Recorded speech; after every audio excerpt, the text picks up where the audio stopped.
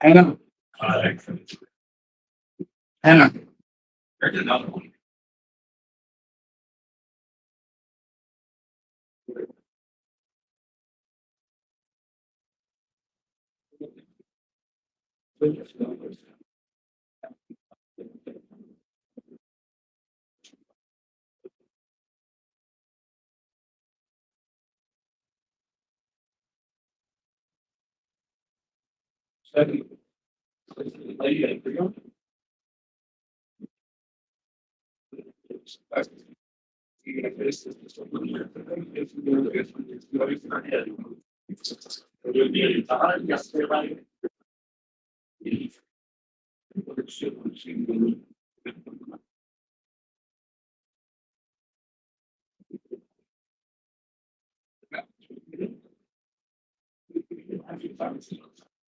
I should better than my phone, bro.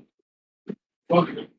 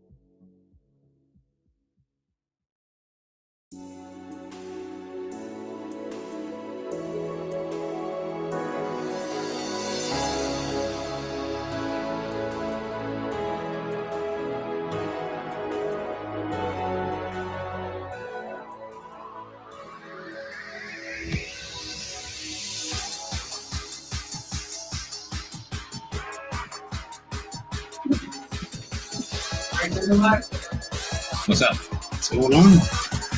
Yeah. Hello, everybody. Nice to be able to host this event. Hell yeah. Happy to be here. I'm James. I'm going to be commentating all day, I think. And Devin is hosting this tournament with SSG. Brought us down here. It's going to be a great event. Crazy prize pool, obviously. So yeah, talk your talk. Why are we doing it? First and foremost, I'll be brief because I know we have to go out there. The tournament's about to start. But for those of you guys who don't know who I am the owner of Southside Gaming. For those of you guys who don't know who Southside Gaming is, we are a local a game store here in South Florida, Margate, Florida to be exact. I say game store, but we're actually more of a brand now. But the reason why we're hosting this event is because we're Edison is what kind of started this whole thing for us, man. For those of you who don't know, it's really big into the Lorcana scene, and we just want to be able to contribute back to the community and host these big events, man. You know, so we're excited. Today's finally here. We got 123 players, right? I think we only started. I think we introduced it about 30 days ago. So No, it's a good turnout for that for sure. So I think it's what, 7 rounds of Swiss? I think they're about to announce it right now. 7 rounds of Swiss. I don't want to confirm that how many they're going to top. I don't know if it's top 8 or top 16. Hopefully it's top 16. I'm a big believer in providing pricing for a larger amount of price. I guess top. So I may have botched that, but yeah, I guess you guys get the point. But we are playing for a beautiful, brand new Black Rose mat, UBS. See all the stream setup reflected that. I know, right? Along with 3, I believe they're near mint ultimate rare Kaises. That's just for first, guys. That's just for first. So Crazy present. I think we have some big name players here, and for those of the big name players that didn't make it, there will be another event. Hopefully. You missed out. You missed out, man. Missed out. But no, well, this is the first time we're hosting a big event for Yu-Gi-Oh! Or I'm sorry, for Edison, I should say. And we just want to show everybody what we're about and how well we can host these events. So I'm excited. We got some not only our sponsored players, but I call them family, man. Our team. We got big names here, bro. I'm excited for you to see the co-hosts coming in.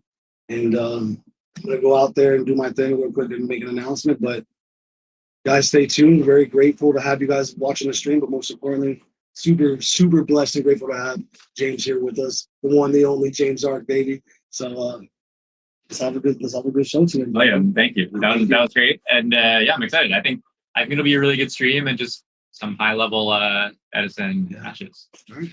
Well, cool. Enjoy, guys, and if you guys need me for anything, I'll be back. Cool. I might scoot over. Yeah. Are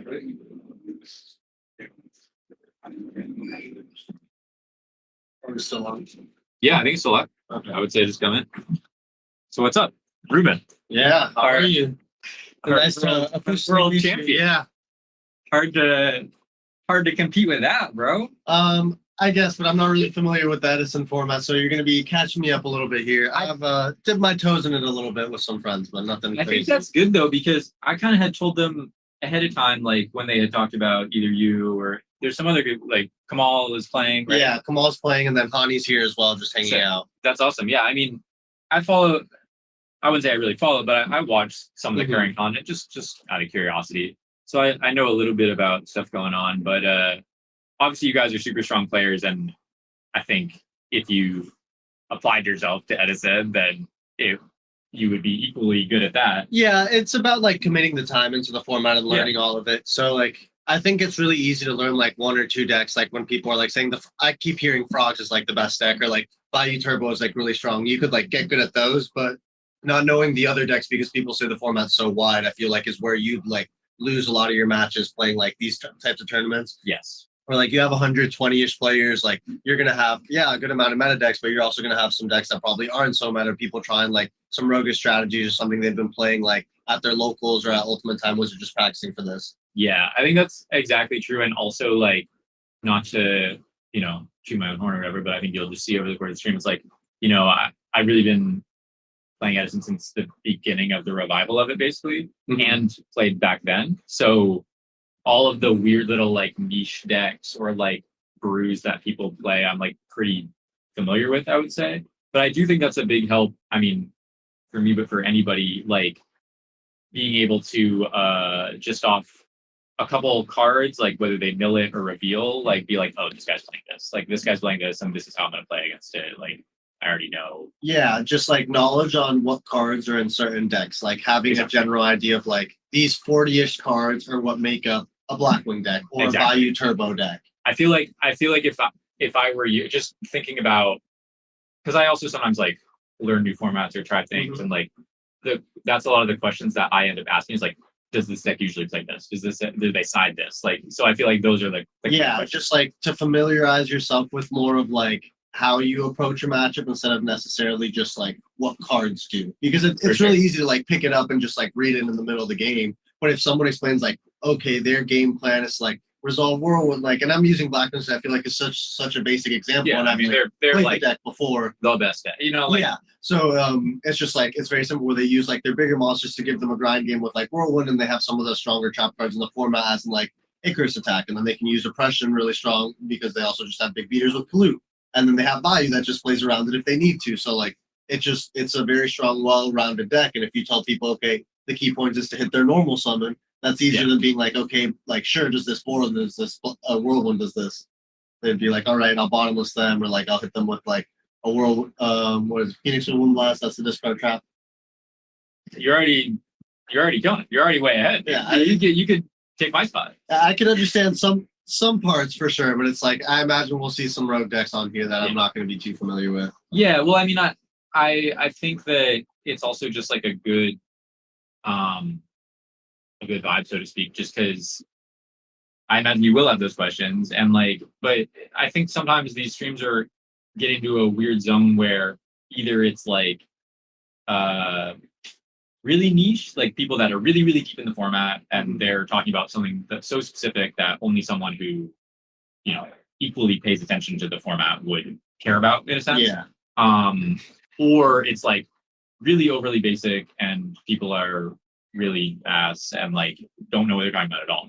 So I think just given that, like, obviously you have a very strong fundamental Yu-Gi-Oh understanding, so it's like having those questions of like, you know, how does this function in this format, like how you would approach this format differently than the one that you often play. Like, I just think it'll be interesting for people to hear, to be honest, like your thoughts on it and then our thoughts on it. Yeah, I feel like there are going to be some things I think I can relate to, like making certain reads. I think the hardest part is knowing the exact card pool available. I think that's the hardest thing for any like modern player coming into a retro format, because you're just used to these cards being around. Yeah. Like other card games have rotation, so they're more used to them being like, okay, chunked off, where like these certain cards are allowed, but not these other ones that you're familiar with, outside of like a ban list that also restricts which like availability you have. So that'll be interesting. I need something under you guys. I need that over there. So that does this sound okay?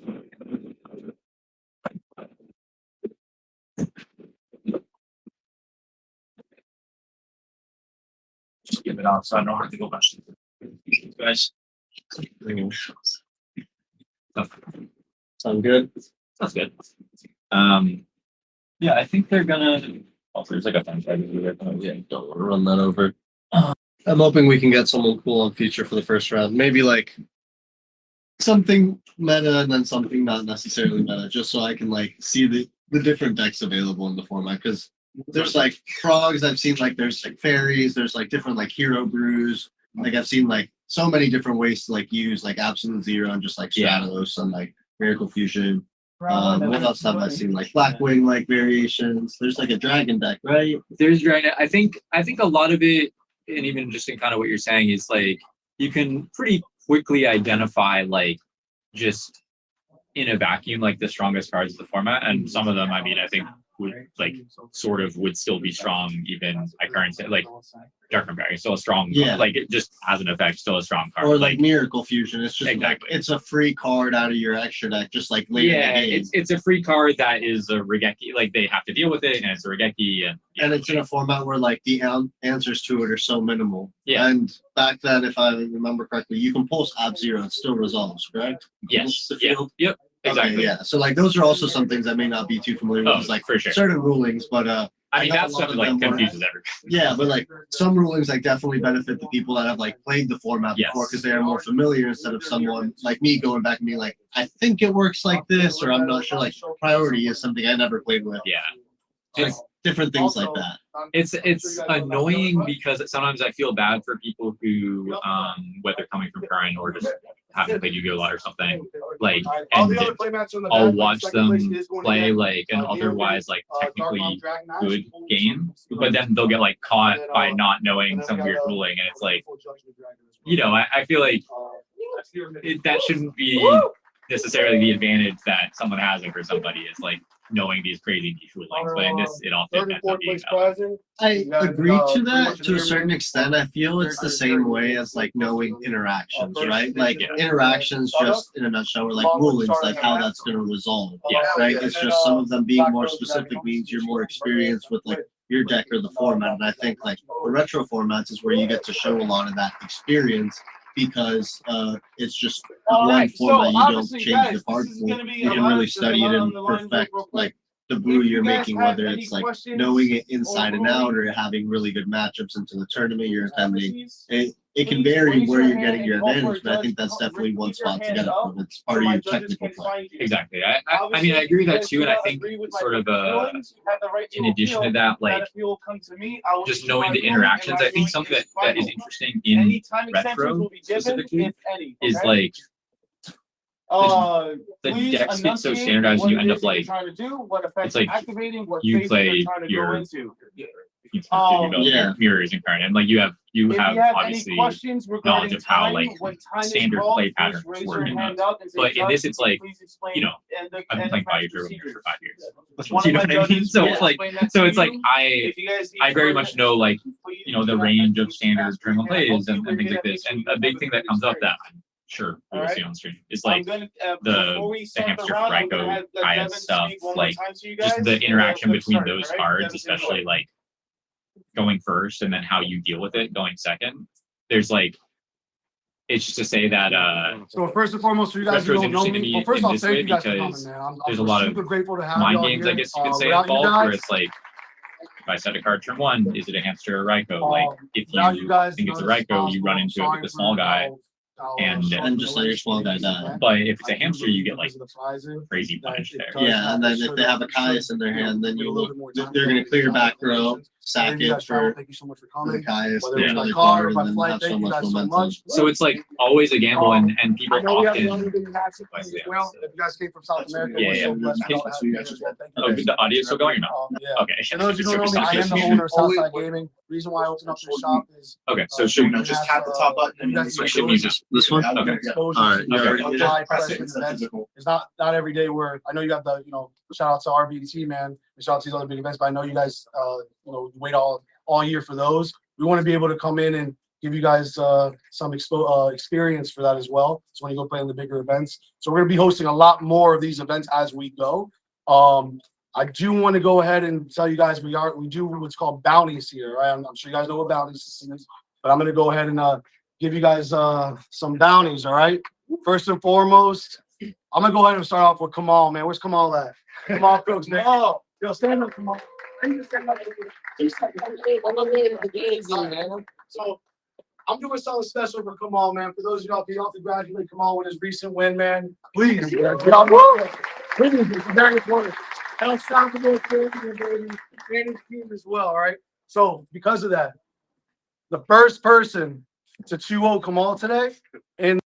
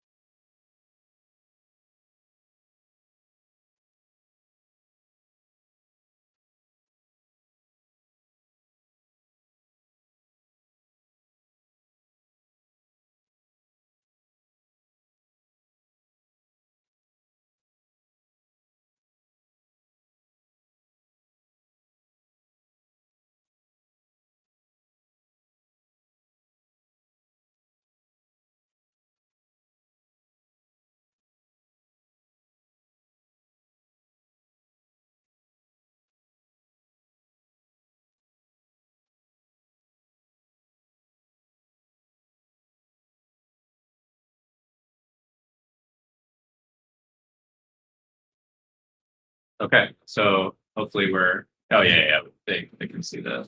Yeah, they can see the stream. So I do know that Isaiah on the right, he normally plays current format. I'm pretty familiar with that, so it's nice seeing him play a little bit of Edison here. A lot of my friends down here in South Florida that normally play the current format are here today, so it's pretty cool.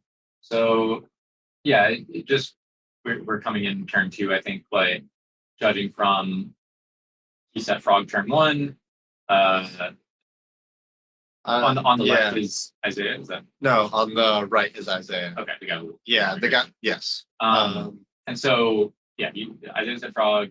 Set Sangan, set bottomless. Exactly. Tribute for Caius. Yeah. So that and now Yeah. he sets back against it. And then we can see some of Isaiah's hand. He just summoned Toad. He has a dandelion in his hand. We saw. Yeah. Since he has a treeborn in the graveyard, I imagine he has a chainable back row. Or Yeah, usually they play like mostly discard traps, like Regeki Break or something. You know, he set the Treeborn turn 1. So because he set the Treeborn turn 1, I might think that it's not a discard trap, because usually you would maybe like pitch. yeah, with so it. I'm thinking it's a chainable. It could be like an MST, but I feel like It could honestly be like a torrential. I think a that's torrential like, wouldn't be a bad read I think either. that's like because they also don't play that many traps. Like it's like torrential, Mirror Force, And then the discards, right? and then sometimes they play like the draw, like Legacy Okay, draw yeah. one. It could be one of that's those pretty, two. That's pretty uncommon, I would say, to play those. Okay. So I think if it were me, more than likely torrential, because even setting Mirror Force there I mean, is like we'll probably find out now. Alright, so it's looking like his opponent also does have a heavy storm in his hand, so that's something to keep in mind for later in the game. It's nice getting to see some of the hand. We'll see if we can get this last camera no. up.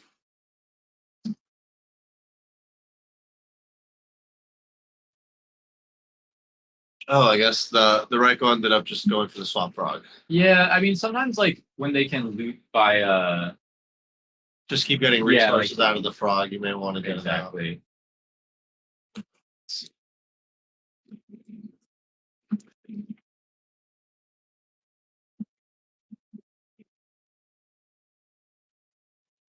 We can get that straight.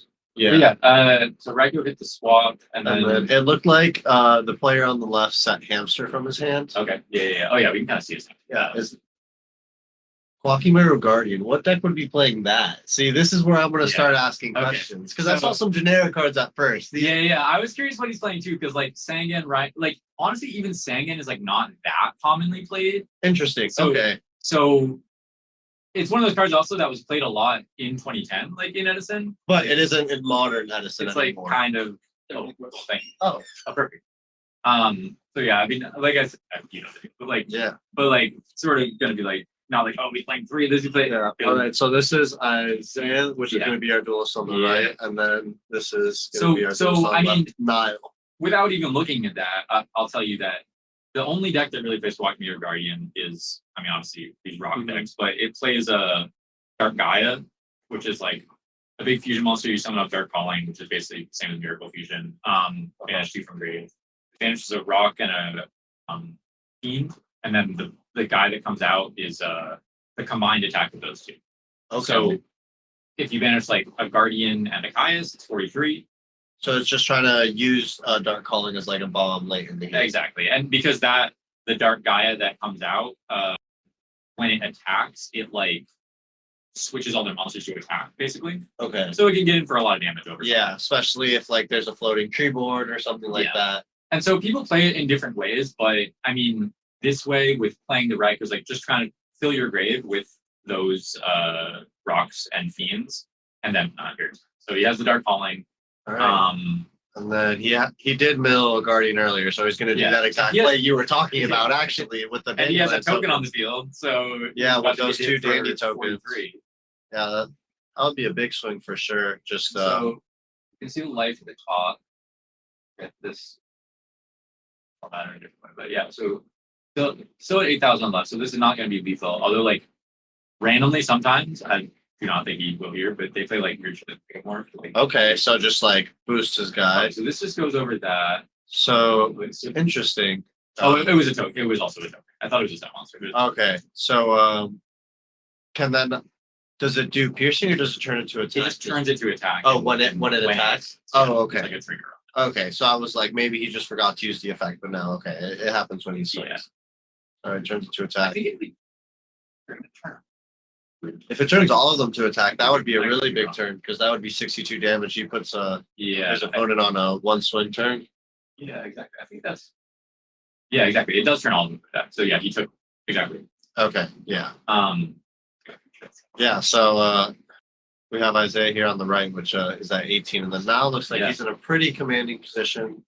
But yeah, I mean, here's the hard thing: is like he kind of used. I mean, the Guardian, which did you reveal for it?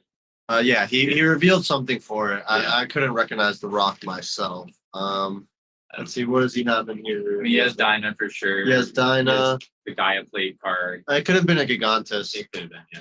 Yeah, or a Gaia plate. But it's a pretty awkward spot. I mean, he's handling that brain and definitely will be using that brain this turn because Yeah. also that's a crazy crackback against the Dark Gaia specifically because it's just like they make this huge monster. And then you take the monster. Um, Is there any world where you take the Guardian and swing? for Caius. Yeah, there's tribute it for Caius. And then that way you can try and banish the Dark Gaia and burn him for 1,000. And then maybe deal with the backdrop. Dark Gaia is actually her. Oh, it's an Earth, First actually. Yeah. Oh, wow. See, I would have definitely thought, with a name like Dark Gaia, for sure. Yeah. To do like that. What was funny, just for stupid niche interactions that if you never enter it as a part of it, we'll never You'll never be aware of. But if he took the Dark Gaia and swung over the Guardian, even though there's no set monsters on or defensive monsters, Gaia will still trigger. He could probably negate it with the Guardian. Oh, yeah. Okay. Niche interaction. For when you load up the Yeah, you give your opponent a chance to misplay in situations like that. Sometimes that's like the win condition. Yeah, if he didn't have the Caius in hand, like that would be the play, right? Like he Yeah. takes it, and if he doesn't know the rule, and then he takes whatever force. So it looks like it was a Gigantus and then his own Caius for the crackback. Yep, and that he's at 1,000 because he paid his Yeah. brain. Oh, and so, yeah, and so and then the that was game. Dark Gaia deck wins. Game. Yeah, just from like being able to swing for so much damage on that like past turn, even though he invested a lot of his cards, he probably had the Caius with the Gigantus in his hand and you. Yep. That should probably be enough to win the game. It definitely I don't know if I would fully say it has like a good matchup against frogs, but I mean, as you can see, you kind of get to main a bunch of cards that are naturally good against it, like Dinah, Guardian. Sometimes they play Doom Cow. I don't think he is, but like he could be siding it. Yeah, maybe. No, I don't see one in the side deck. But yeah, these decks are basically just like good stuff. The Raiko Caius engine, and then kind of like all these weird like stun monsters with a couple of bombs. Rock monsters. You can definitely draw some pretty like awkward hands, but like I was talking about it earlier because I saw someone playing it at the locals last night. I don't know if it was him or someone else, but right now there's a lot of combo decks getting popular. Like I was saying, the Gigaplant deck. Okay. There's like more combo Was frogs. this the Death Frog version? Yeah, exactly. Yeah, I've heard about that deck. So that deck's getting popular too, and so these decks that can naturally main Guardian, Dinah, like sort of well positioned, you could say. It's still like a little bit of an underpowered deck, but like If they If there's go ever a time. first, or they can set up before the other deck and feel like they do have an advantage in those situations. so it's side deck stuff. Yeah. I mean, Anything interesting here? I'm not sure what would be normal. I feel Yeah, like I the would side decks say- are a little different back in the day. oh yeah, the one ofs and there's no like going Strix going like first going cards second, or exactly. going second. And that's like all one- utility. that's like one of the biggest like I don't know pet peeves, but like when people because I was like some like coaching stuff too, and but when Uh-huh. people talk or just current players that come back and I talk to like even friends of mine that play a lot and they're like, well, I'm putting this in because I'm going first or putting this in because I'm going second. It's like that's true to an extent, but the games are often go not so long, but like are just more than the like first opening couple back and forth. So it's like putting in cards that you have cards that can be really good going first, but then like you draw them turn 4 and like they're not very good. And so it's like Dust Shoot, for example. Yeah, That's I mean, a card that, where I that's think just a of, funny like, as example. a- Yeah. going first card in a format like this, but I have seen people keep it in going second because Oh, of the for sure. power of the Yes, card. exactly. That's just almost like the inverse example where you would think it's only good going first, but because of the Card power of it- knowledge, yeah. yeah, and like because decks aren't just like slamming everything on board all at once. Usually, you can still catch people on it turn.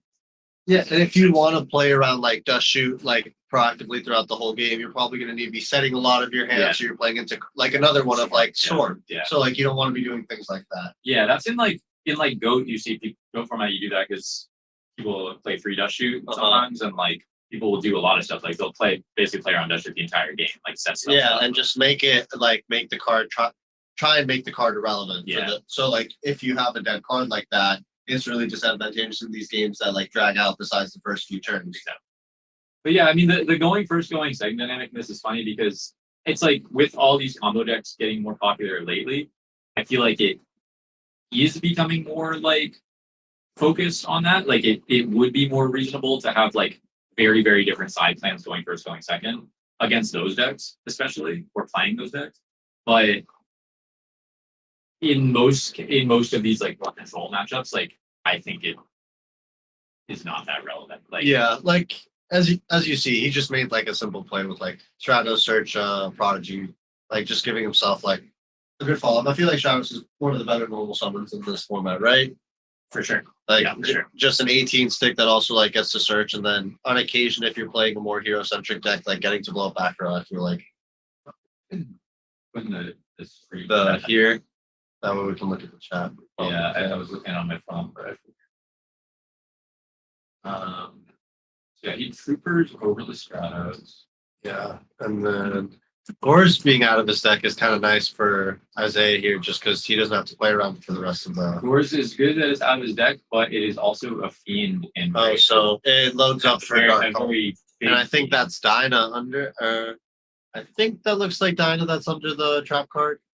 I think you're So that means Dark Calling is at least live whenever he draws it. Yeah. If he wants to make a big push at some point. I'm seeing the chat now. What's up, guys?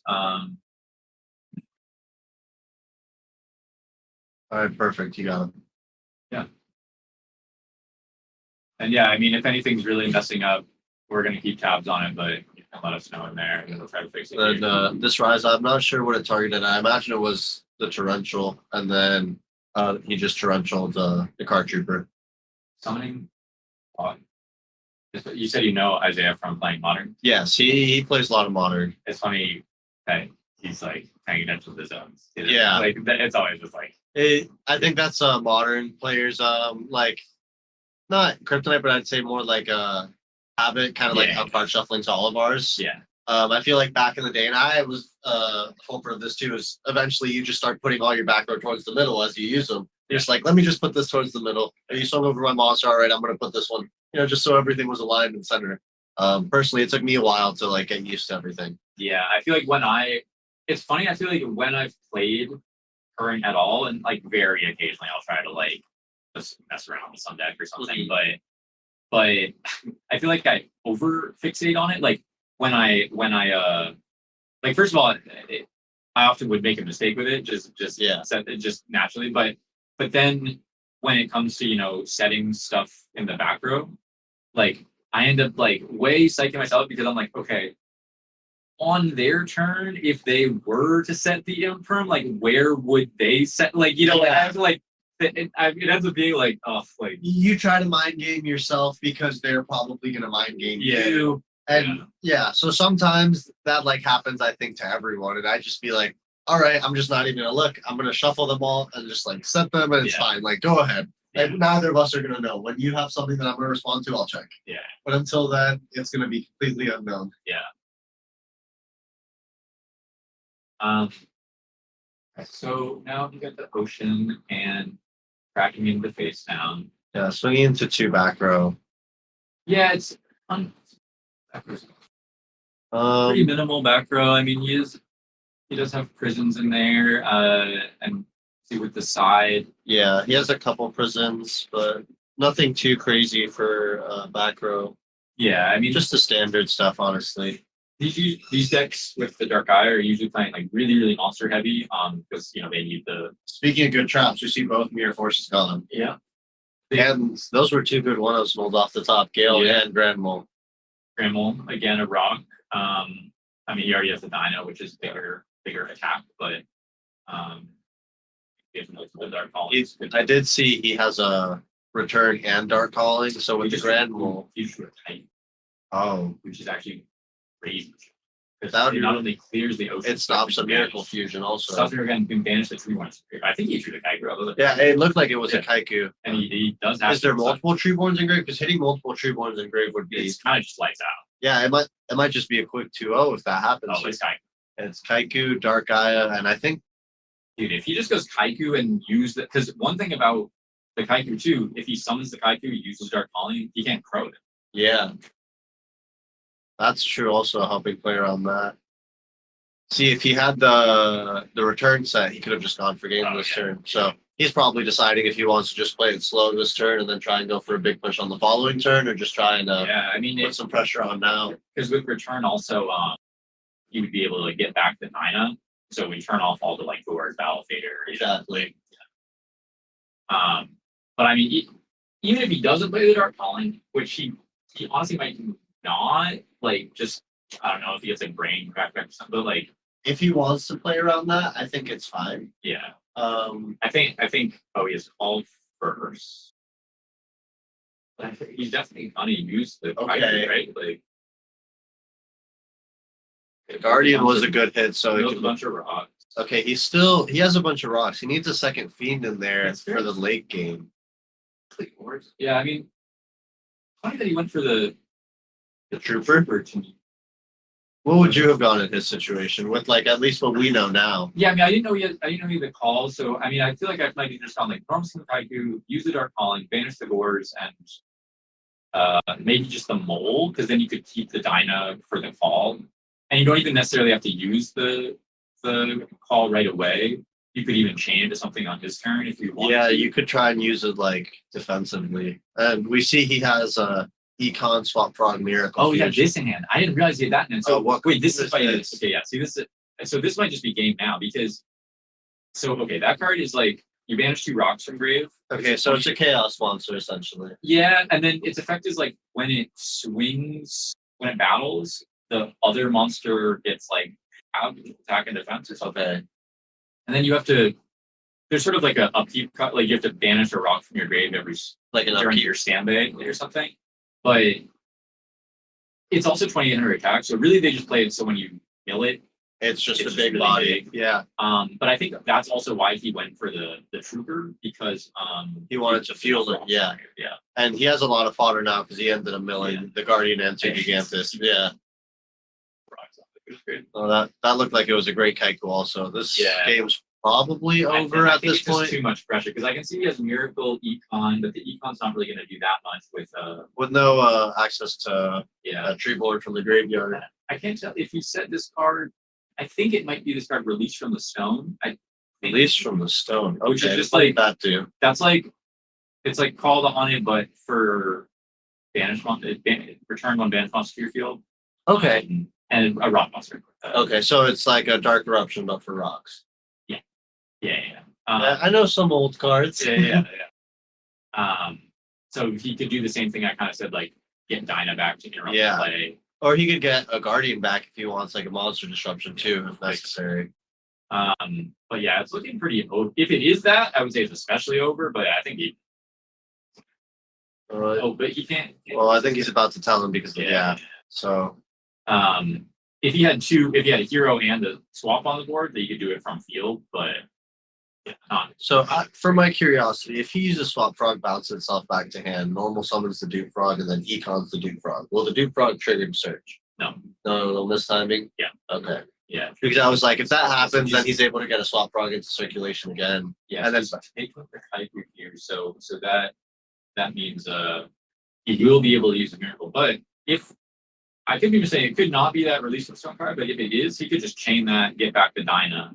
So I think that's kind of why he banished the Dyna in the first place.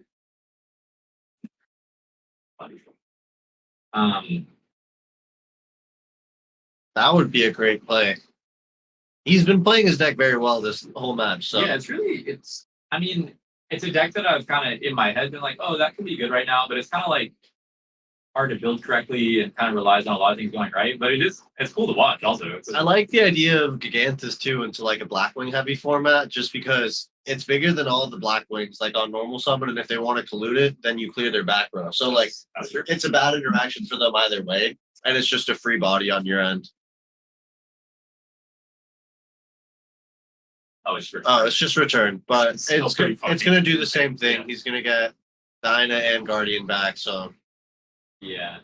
And now, I mean, I don't think the Guardian tribute will be relevant, but like, it shouldn't. But he has his opponent on such little life at this point. We know the last card in his hand. Well, we do as commentators. yeah, Is not going to change the game state.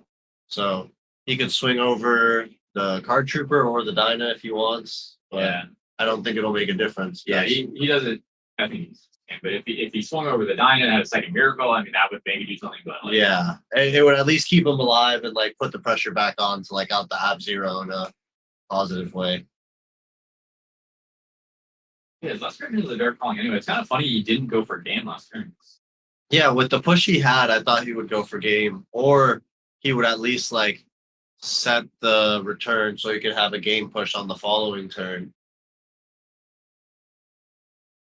Oh, did he negate He the Guardian. Kaiju? Yeah. Okay, I think I think at this point it's over It's just- because yeah, like he's just gonna dark calling. He would have gotten the Kaiju back, so I mean whatever. But it's just game. Yeah. Like the dark calling here with the Gores and the Guardian, what is that? So it's 27-19. So that's gaining 46. And then it has 0 attacks, it just goes to 46. Yeah. Okay, so Yeah, yeah, I think it's like original attack. Yeah. So that would be game because it's looking like Isaiah's at 57. If you just start calling, banishing those two. And there's battle phase. We know there's no battle fader in his hand.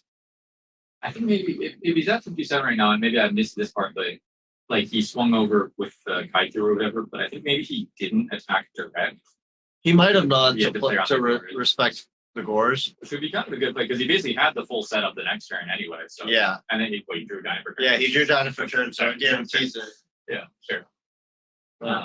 Quick match. Yeah, Dyna shaking his head, but I think that's kind of all you can do with that situation. Yeah. Because it's kind of like I don't know. It's a very tier weird 3 matchup. deck It's a that very kinda, weird counters matchup, you, too. and yeah. It's a funny one. Yeah, it can be frustrating, but as you saw, he was able to maneuver his deck very well in that For matchup. sure.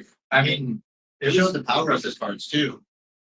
that the interactions, like some of them play, even though in that case it was return, but some of them play 3 of that release from the stone card. Okay, Like kind of for this like weird like reverse toolbox thing where you're like banishing all your rocks and then like you can use them to kind of interrupt their plays. depending on how your opponent starts their turn, you could get Yeah. back a Dino or a Guardian. Yeah, you could like standby phase, get back a guardian if you think they're first out. You like A strong normal summon, like, or if they go Rhoda, you could be like, all right, summon Guardian, because now your Stratos, Greffer, or Armageddon Knight's just not going to resolve. Yeah, so but it's like it's kind of weird because as cool as that sounds, like it's like okay, but you have to like mill it and then banish it and then have the it's like a multi-turn A lot setup. of things have to go right as Yeah. well to get to that point. So like to mill it, I feel like you have your options of like there's the one charge, card trooper, I believe is that one, right? Yeah. And then you have Rykos and hamsters. So like Yeah. you have a good amount, but even the Rykos and hamsters take a couple turns to like get set up. So Yeah. your utility would be coming on turn 3 or 5. Yeah, I think it's like it's a good like late game deck basically, and you have these kind of like strong options with those kind of stun cards. But yeah, I mean, it's a scary deck. So it's yeah, So yeah, like I said, the right hand side will be when you guys right. Yeah, do yeah. you guys want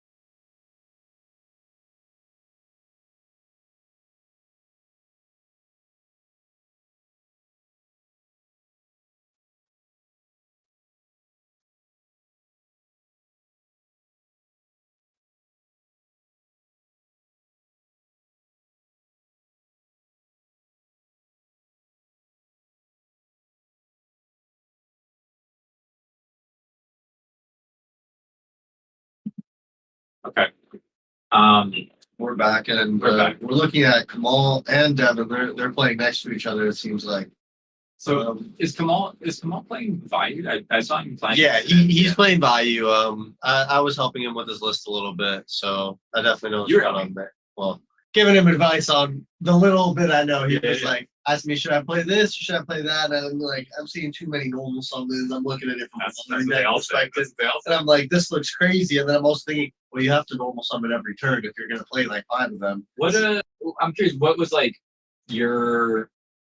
I mean, not just the normal something, or not even anything specific about his deck, but what was like your feedback to him? Like, We were talking like, about this like seems strong. This like yeah, we were talking about like card choices. I feel like mainly in the side deck, like last couple of cards, like oh, what should you put here? I was thinking like spot removal seems like it could be really good. Just like removal in general, or just having cards like that. Like I'll look at like you want removal, you want back row destruction, like as your main things in like your sideboard, and maybe if you have like bad matchups, maybe like side deck for that specifically, or like out to like floodgates if that's like a big issue for your deck, or floodgates yourself. You know, like that's I guess that'd be kind of like the rundown of what I was like running through. I think the floodgates in this format are kind of weird because It's just like oppression, right? yeah, it's really just oppression. Like all the other ones are pretty bad. Like Master Restrict against frogs is like fine, but I think Until they get to yeah, I think synchro play, right? exactly. I think it's also just kind of the pace of it because it's like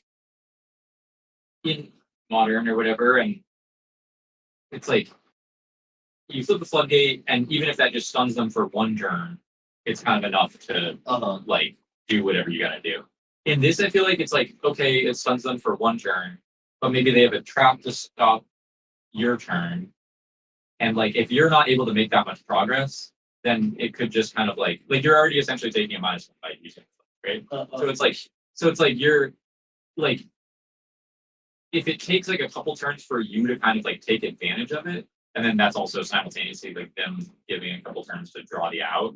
And it's like sometimes it just ends up being like kind of ineffectual. Like you just like flip this card and like stalled the game for a couple turns and they found the out. Now you're kind of playing up for you. Yeah, and that's the like cool thing about playing Edison, and that's something I do and do where it's like the floodgate aspect isn't as prevalent. Where now it's like you go first and you break.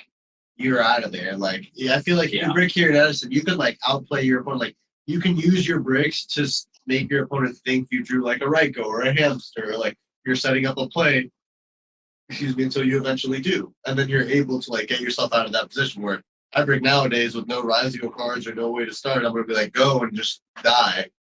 Yeah, I mean that's also even just like bluffing or making them think whatever, but also I feel like one thing interesting about Edison and pretty like core to it too is like yeah, those breaks like even like in a lot of the diva decks you might play Spine Guild and level 3 guys or that. But so you can make synchros. But people hate drawing him, but like if you're going second and they set monsters, you can just like Gilman attack into it. And if it's a Ryko, like that's like as good value as you're gonna get out of that card. You know, I don't know. Of course, like there is some values you can get out of like your quote unquote bricks, but I also feel like decks are built the way we're like a brick isn't a brick. It's like it doesn't do anything. It's just like a card you probably don't want to draw. Well, nowadays, like a brick usually is a card that like makes your engine not function. Yeah, like if you draw it or the card in and of itself in your hand does 0. Yeah. Like so and you don't have like chances to like take advantage of drawing the other cards to work in combination.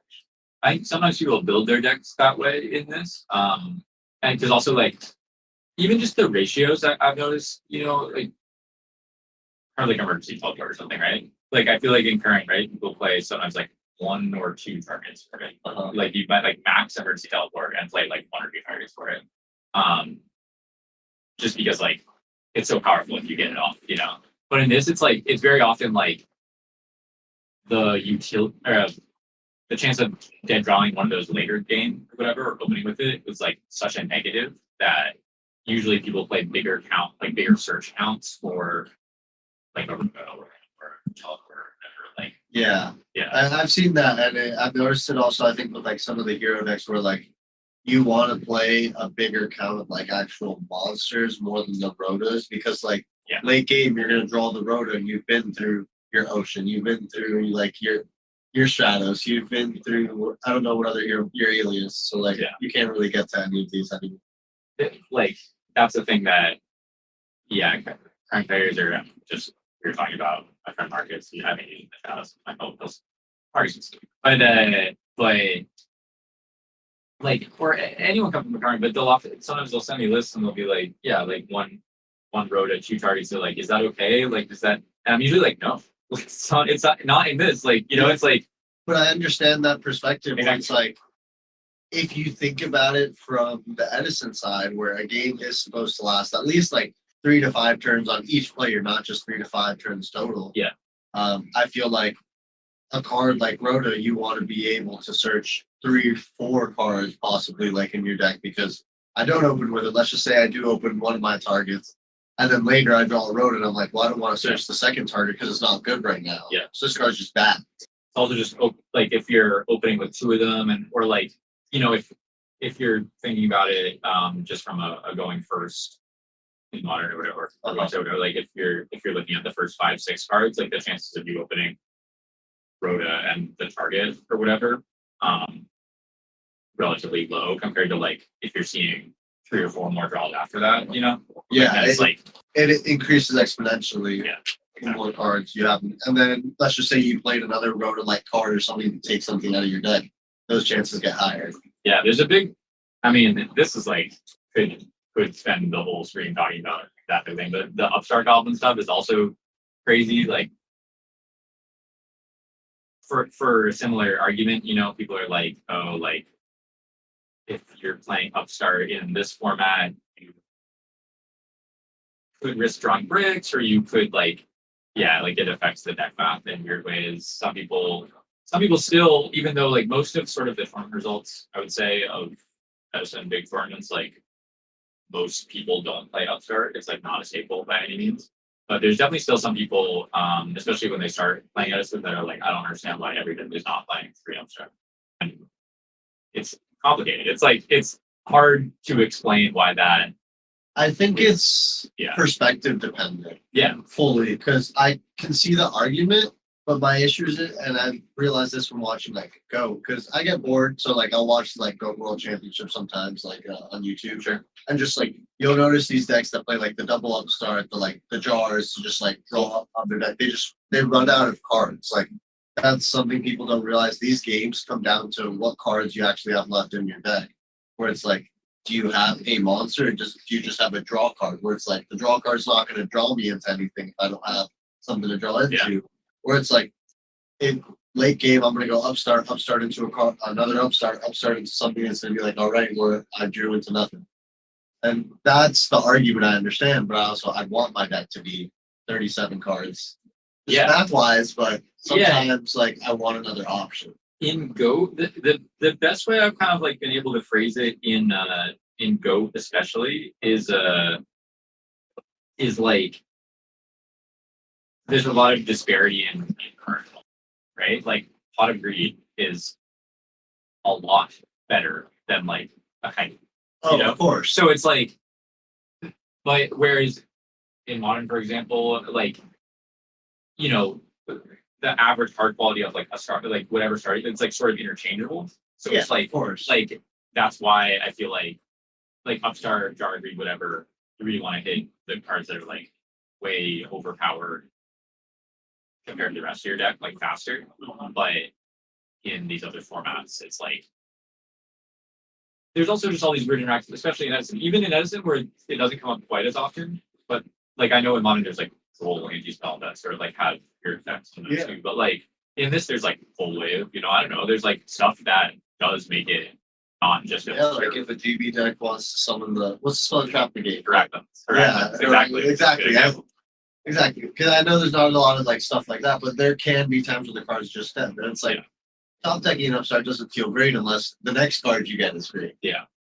People also say, I mean, this is an argument that I feel like is a little like, to me, more wishy-washy because a lot of people don't play Upstart in black, I would say.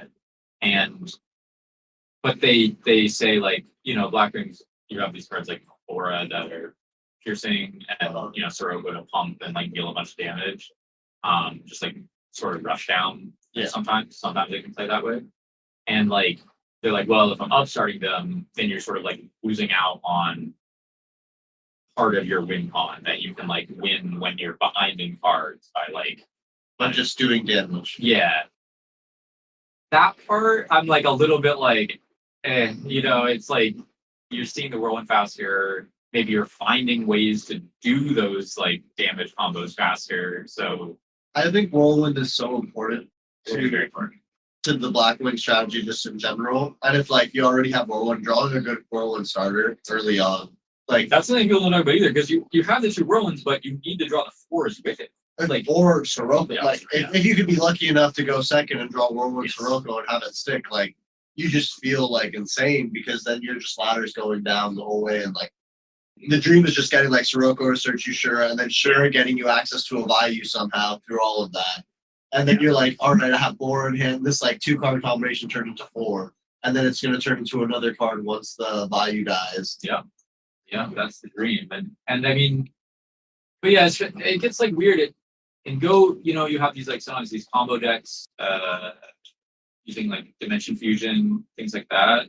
And so I think there's arguments there where it's like if you're getting them below 2K, or if they're playing Cyber Sign below 5K, you can go is like a witch con against those decks. So Upstart, It's putting them out of that counterintuitive. range is like, but it also sometimes could find you, like it could find you a Dushy or a Solemn, right? Do over something to like also. So it's like, it's tricky there too. That I think is a little like more clear where it's like getting them below a very specific life range is like important for specific cards. In Edison, people will talk about like, oh, I don't want to give frogs too much life because then they could stall out or like they could, since they already play stuff like Gores or Battle Fader, like, It makes it hard to beat them. but that's like a little bit more wishy-washy because it's like, well, but it finds you the stuff to beat them I faster. feel the life argument is the weakest argument for Yeah. Upstart. I think the strongest one is just like space inside your deck where it's like the card could have just been a different option that might have been better than like cycling through another card deeper since Yeah. the game lasts long enough where you'll probably see the next card anyway. Yeah. I think it's relevant too in decks that, have searching or something like frogs, for example, like in some ways, I've played some frog decks before, it's like you could play an upstart or something, or you could play a card like flip-flop frog, which is like not a very good card in like a lot of situations, but like really, really good card in certain situations. And so it's like card you can summon from deck to the substitute whenever you're resolving substitute, or if you don't think it'll be good in that matchup, you're just milling it anyway. So it's sort of functioning like an upstart anyway. Yeah, Phase one. It's a card that has a lot of versatility. And as we look over here, this Mirror Force for 3 looked Yeah. crazy. Yeah. I just had to go over that really quickly. Yeah. He just slammed it very powerfully, like with a smile. Yeah.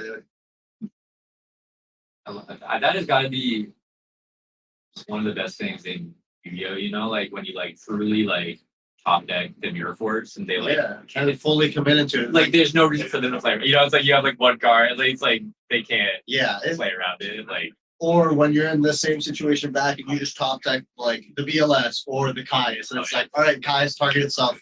That's game. Just like burn you for the last little damage. And that's a cool interaction that like I personally enjoy from this one where it's like you don't have to win by like killing your opponent if you play Kai's. It's like you just chip at them low enough to they're at a K or below. It's like, all right, you're dead to Kaya, so you have to play around the body on the field constantly. you also have to, I mean, sort of back upstart, is that like, you upstart, like anytime you're below 1,000, right? You're like worried about them Kai's. Yeah, So it's super relevant loose if you combo. upstart them above that threshold, then it's like, okay, well, I don't at least have to worry about that. And vice versa, like whenever you're using your traps, like usually something like a Necrogardna, you might, only use when they're trying to attack over an important monster or if they're going to kill you, right? Otherwise, you probably hold it. But if they're going to like not lethal you, but put you below 1,000, it might be good to use it because like next turn they can disguise you. No, yeah, and it's something that is like you were saying not talked about enough, and like life points they don't matter until they do. It's a funny thing where it's like I think it's a more modern way of thinking about Yu-Gi-Oh, where like life points don't matter at all. Yes. And they don't really, but until they do, and I feel like they matter in certain situations, like you're saying, go like those thresholds. Well, they're just like, if you're, it just becomes relevant, right, when you're using your traps. It's like life points don't matter, but if you're suddenly having to keepers into something you otherwise Yeah, if you're then it's forcing wasting a card for Yeah. free, that's when life points matter, and that's why I think like playing older formats like this helps you get better at newer formats versus the slower decks, because you take advantage of like using your life points to trade with back row, because that's what you have to do sometimes when the Yeah. card doesn't have an effect that can be the back, where you're like, well, I hope you have to block this. Yeah, it's also like something that doesn't really get talked about too, like taking hits early and doors. Like if you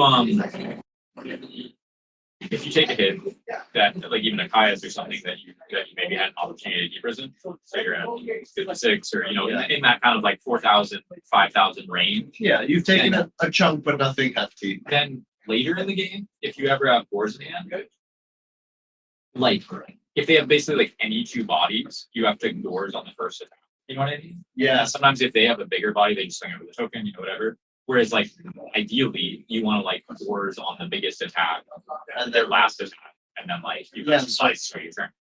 and that's something that like people probably don't fully think about. They think about playing around boards, and they're like, all right, I want to give them the like either the smallest token possible, so attacking smallest, largest, obviously, or they're just like, I'm not going to attack, but they don't think about those interactions, like giving yourself the life points to be able to efficiently board your opponent. Which Exactly. something I didn't even think about like until you said it, but it makes sense. It's just like it's I feel like rare that it would necessarily like change your early game plays. 'Cause, like, people not hearing early wars or whatever, but it's just like I feel like it has come up a lot where it's like, oh, I took too much damage early and now I have to gorge and it's like less play, but I mean, it seems like this round is wrapping up. I don't know if This this might is be the last game that's going So on. we got a lot of people There's a around. pretty big crowd around it. Yeah, cards just being flipped was probably a judgment on the Miracle Fusion. It seemed like there's Gale in defense position and Alias. That Gale was brought back off of Blizzard, I think. So better eyes on that. See. the glare is terrible from this angle, but I'm just assuming from what I saw last turn. So it looked like he went normal summon on the past turn. The player closest to us on the red man looked like he went like Blizzard, summon back Gale, defense, summon out Bora, make Armwing, swing, and then the Armwing got outed. I think it was either by back row or spell, and then some of the alias. Oh, it looked like that was game. There we go. Cyber Dragon. He was probably just really low. Yeah. Yeah. So when you have played Edison, what decks were you mostly using? I'm just like messing around with like Black Wings, Bayou Sort of the Turbo. hybrid list. Yeah, the hybrid list. I think that looks cool. Also, but I think I picked up like I don't know what it's called. Like it had hamsters, right? Goes Hats in it, and like good trap cards. I don't know what you call that, Could be. but could be anything. Yeah. But just one of my friends before he would just come sold with a bunch of like Edison decks, and I'd be like, if I'm not playing in a tournament, I'd just be like, all right, I'll sit down and just like as everyone like comes over, just like hangs out, we'll just be playing Edison. It's like it's enjoyable, and when I play these formats, I always like sit there and just like sometimes I'll open my head and be like, all right, what do you think I should do with this? Yeah, Just 'cause it's like I want to like understand the thought process of seeing like an Edison hand and being like, I want this for this situation. This round got started kind of quickly, and obviously first, so just kind of like getting bearings of what's going on here. But when like for the next round, I'm definitely down to like we're gonna see the guys opening hand and talk about that a bit because I mean I like thinking about that stuff too. Like it's especially I feel like kind of weird in this format. Like if you're playing blind, like it's Playing instant blind, unknown opponent. Like because like I don't know, it's like the stuff that even just like setting a Treeborn or something. If they're playing Shura or Flamebell Fire Dog or Glads or something. Yeah, like that could punish it really bad. Yeah, but if they're just playing like a Raikou deck, then it's probably worth it to have the body on board already. Especially if you have like Monarch or any sort of tribute. sometimes that can feel kind of like RPS-y, you know, like where it's like you made this sort of like higher margin play, but then they happen to be playing the deck that has an answer to it, and you're like, okay, well, I can't really know that. Yeah, But you have to kind of consider these things too, especially. and that can happen in any format. It's just something you have to like consider and be like, all right, these are my outs, these are my losses, and like if they have it, like they have it, I played to my outs in the situation, and Yeah, like it'll happen in anything. true. This looks like another frog deck we're watching on this side. Yeah, I'm curious to see. You mentioned you'd seen the Death Frog, the combo frog. Yeah. Which has a few different kind of like flavors of it, but they're all pretty similar. I'm curious to see how played that is in this tournament because it's a pretty hyped deck right now for sure. This guy just something crazy worse. Oh, You can tell he's happy as yeah. lots of crazy. It looks like he has no cards too, so that. Yeah. Oh wait, Crazy that guy. econ He put it in attack. putting in an attack was crazy. Even you know. Wow, that was. Uh, But the thing is, I wonder how much the token is.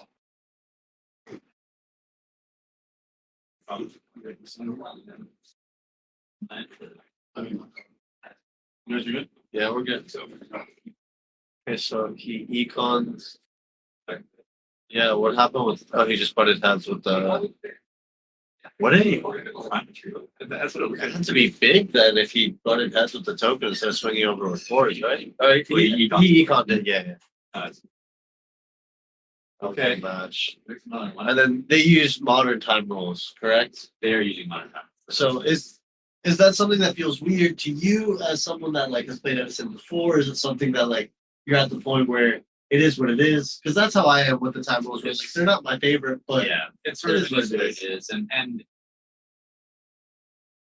yeah, I mean, I would say I greatly prefer a 0, 1, 2, 3 or whatever, but I just it's sort of a favorite battles. Like it's like do you think the outcomes vary that much from what they would have been if the game played out, or if it had turns, or do you think it's roughly the same? Because that's how I feel like it is most of the time. At least in modern, yeah, there's like obviously going to be exceptions. I feel like those are the ones that are more like evident and people think about more often. But a lot of times that I feel like games go to time, they're still won by whoever's in that command. that's a good point. I don't know. I mean, ideally, right? Like in an ideal world, you want the person who was going to win every time, course. right? But and so, what like degree of deviation from that? I don't know. I mean, It's hard to say, obviously, it's but it hard. was just like a question I've had just from like my own personal experience. I feel like time's not as bad as like people that I know play modern say it is. Yeah, That's something that I don't think is vocalized enough. Where it's like you shouldn't get into time if you like yeah. play properly, like to begin with. But if you do, hopefully the game state is in a position where like it shouldn't matter that you're in time. I would say in a lot of the tournaments I play, going time pretty infrequently. I definitely remember. I'm sure you have your stories too, but I remember there was one ultimate time was that I played, and in Swiss, the guy like, and I felt bad too because I was playing the fish deck, but like combo deck. It's a show TK deck. Yeah, and so I was like, I did my turn and I didn't know TK. Like I comboed and did a bunch of damage, ripped the card, but like I didn't kill him. And I don't know if I messed up the line, but I remember I thought for a while of what I was gonna do, and he was kind of like, "Oh, take your time," but I took a little bit, maybe enough that if there was a judge watching, I would have gone and like it was a little bit, and I was gonna apologize, and I made the play, and then like a few turns later, like it wasn't super close, but like time was called, and it was his turn, and he's going like Blizzard, target, bring back guy, like bring back a Bora or something. Obviously, he was about to just like reenact my thing and either lethal me or put me lower. But quite literally, when time was called, it was like Blizzard provided. Yeah. And I was like, well, That's time. Yeah, and But I felt bad. I felt bad about that one because I take a little bit of the other thing. And Like, I think like I understand feeling bad, but I also understand the perspective of like sitting there and like I also do that where I'll tell my opponent a lot of times like I'm gonna take like a little long to think about my whole play because I want to think about my whole turn. I don't want to sit here and tell you I have to stop and think halfway. well, that's crazy to me when people do that. Like, I just don't. I mean, it's inexperience, or whatever. But like when people are like at each part of their play, they're thinking about what they're gonna do, and I'm like, I think it's a lack of experience or lack of confidence. Yeah. And I think more often than not, probably a little bit of both. yeah, And it just comes from, I think the more confidence you get, I feel like the easier it is to get experience with things like that. Yeah. Because a lot of times I feel like the actions you're making is probably what you thought or the actions you should be making is what you thought you should have made. Yeah. And then you just overthought it. Yeah. And then you just stopped and thought at every moment when you didn't have to, and you should have just like been a little more fluid with it. for sure. I mean, the amount of times that if I've ever done that, like if I've made some play, then midway through be like, actually, I'm gonna do this. Like, probably I shouldn't have done that. You know, like the vast majority of the time, if I never did that, probably was not gonna do it. Yeah, unless like something changed where like Yeah. your opponent disrupted you or you got more knowledge in the middle of the plays you were making. I think then it's appropriate to take a moment and think. I had a good example of that. I mean, kind of a funny one, but I was like, and it's just also a funny example of something that like couldn't happen playing DP, for example, like where I had like an arm doing and a stardust in one of the sports. I go like arm doing swing. He had a back row, and so I was like, arm doing swing. He takes it. I was trying to decide if I was going to swing with the stardust because he could have prism. Yeah, you could have. And then, but he's like shuffling his hand. He like bends his hand or whatever, and he has a chaos sword. And so with that, you know, like I just know he's gonna out the board next turn anyway. So like you might as well gonna try and swim with the card. And So, but that was like it was like I was like sort of that was like midway through. Like I'm not sure if I'm gonna attack with the start. I just want to see what he does. But then I saw that. Okay, well I guess this is new information. That's stuff that a lot of people don't realize about like in-person Yu-Gi-Oh, where you can get more tells out of your opponent by things they do outside of the game, like the way they hold their cards, their facial expressions, like just the way they sit in their chair, like the way they talk to you too. Like you can have some opponents, and I can speak on like my past experience. I've done this like when I started playing the game, where it's like you're very talkative and stuff, and like things start going poorly, and you just like shut down. Yeah. And it's like that's a really easy tell for your opponent to be like, all right, well, things aren't going in their favor, so they know that they can take advantage of it. And that's something also you don't want to focus too much on all those things because people can use that to deter you. But something definitely to keep in mind. I'm gonna tell a crazy story at some point during this video. I don't know if I can do it now, but with like IRL play stuff, I'll tell you. I'll start because you have to listen to my spiel here for a second. But this was recently. This was at the time we were in Orlando. Okay. And this dude had. He has a real arm wing, a fake arm wing, like a Bayou arm wing. Okay, and then one that's the game. Yeah, and he summoned the real one second, and he like put the dice on the real one, which I think is kind of like opposite the way most people do. Like most people put to signify it's different. To signify it's negated. Yeah, I would say. Yeah, or just it's different. That's the way I would look at it. But it's like why put it on if it's normal? Exactly, but he put it on that. He put it on the real one. Okay. And I that was something that like I saw him do it, and I was like, oh, that's kind of an odd way to do it, but like whatever. And then he goes like set very sorry. So that's his whole board. He has those two. He has a Raikou hand that I know, and he has like a Necrogardna and a Plague and a Bayou grade or something. So it's like not many cards, but a bunch of stuff for the graveyard. And then I have like a Gorge token, which is like 23, and my own real arm wing, and like a throw in hand, I think. And like I have a Vibe here or something, it doesn't matter. We're both like around 4,000. And so I draw Sirocco. And so I start thinking in my head and I'm like, all right, I'm actually a little bit down bad here because he can like on over the next couple turns, like he's gonna Raikou my Armor Master.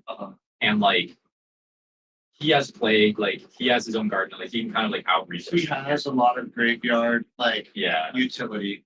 Like and I don't have a way to out his real. Okay. So it's like he can out resource me here. It's gonna like we're both kind of top decking, but like He has a better wall. Yeah. But I do the Sirocco, and I'm like, okay, well, obviously, if I Sirocco pump over his board, then I will, Of course. I tell him. But he has gardening green. So, and I have the crow, and the way crow gardening works, like he can chain it, so I can't use that. But I'm like, all right, so if I ever get into a position where I can end phase crow the garden, and then some my Sirocco pump over his board, like then I would win. And I was like, but in order for that to happen, he needs to keep his fate master and like so I like sit there with it and I'm like, okay, how do I get this to happen? And like the very normal thing to do there would probably be like crash my real armor master with his fate just to clear the body. But I needed to stay. Yeah, because so you don't go for the game So- shot. So I think they were a little bit, and I go, can I go attack with the armor master into one of the armor masters? Into the real one. There we go. And then and he was like, okay, like it gets the counter, from the and I did the whole like slide. I was like, wait, you put the counter on. And I was like, Oh, put the counter on. Like, and I got like fake You're like, mad. I was like fake mad at him. yeah, And you're then- like, oh, I misplayed. And then like he just like took his next turn really quick, like set the rank or whatever. I the thing. See, like those are things that is I was, just I was proud of that one, as part of the game. Like you just have to be able to find a way to like win, and like that's your out. You're like, okay, the only way I can win from being behind in this position is get my opponent to not play into these. So I just don't want him to like Yeah. think too hard about what he did. It's like something that happens to me a lot is like I'll know what cards my opponent has in the graveyard, whether it's follow up or a disruption, but it's not at the top of their graveyard and it's stacked perfectly still. And it's like I know if I ask to look at that graveyard, they're gonna know Oh, it's there. Oh, But yeah. if I play as that Oh, card yeah. does not exist, there's like a 50-50 they may not use it. That's a good one. So like you just have to be like, I don't know It's actually- exactly what it does. I just can't check because then you'll know it's there. It's actually funny when people because sometimes people will move their nectar to the top of their grave, I think just so they remember. Yeah. But it's like I almost like never You're also I don't want yeah, them to remember. but you're also not allowed to do that. yeah, because yeah. It's like Right. Yeah. In this it's a little more like oh no, yeah, of course. Yeah. Yeah, like in any tournament that wouldn't like really be an issue. Right. But Yeah. It's stuff like that is fun. I don't know. It's like it's also I've just like played for so long and so like the sort of like normal lines of like what you're supposed to do in a given situation, like I'm aware of. And so anytime there's like an opportunity to do something kind of funny, I'm like, you're like, ooh, this is I'm yeah. like, okay, so let me scheme here.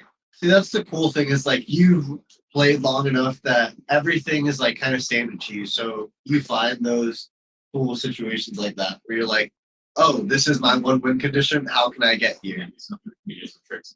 Yeah. I'm gonna take a moment while it looks like they're setting up for round 2 to use the restroom. Yeah, cool. Kidding.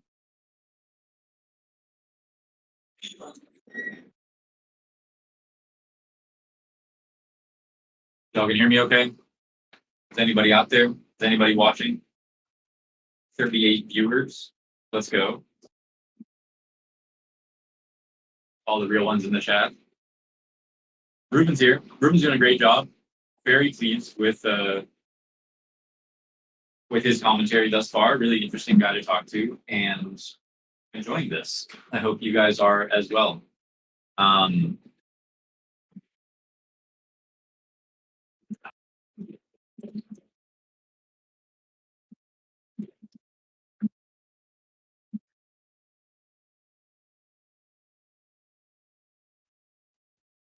So I think they're getting the feature match set up now. I believe I will be picking the feature matches as we go further in the tournament, but right now they are picking themselves. So they're all signing up. Yeah. Do they have the feature match guys out there? Yeah, they actually. Okay. You want me to tell them to? No, it's okay. I'm Sean. They're getting set up. Where's your He's not down. So, yeah. Starting round 2. Let's see, Southside Gaming. We have these great mats, UDS mats, that we are giving out as prizing, I guess specifically the Black Bears ones. But yeah, been a really good experience down here. These guys are taking care of us well. So happy to do the stream. Hello, Hannah. Hello, Harrison. Thank you for weighing in. You know, people are afraid to talk, so sometimes you gotta. I appreciate the courage, you know, to chime in first.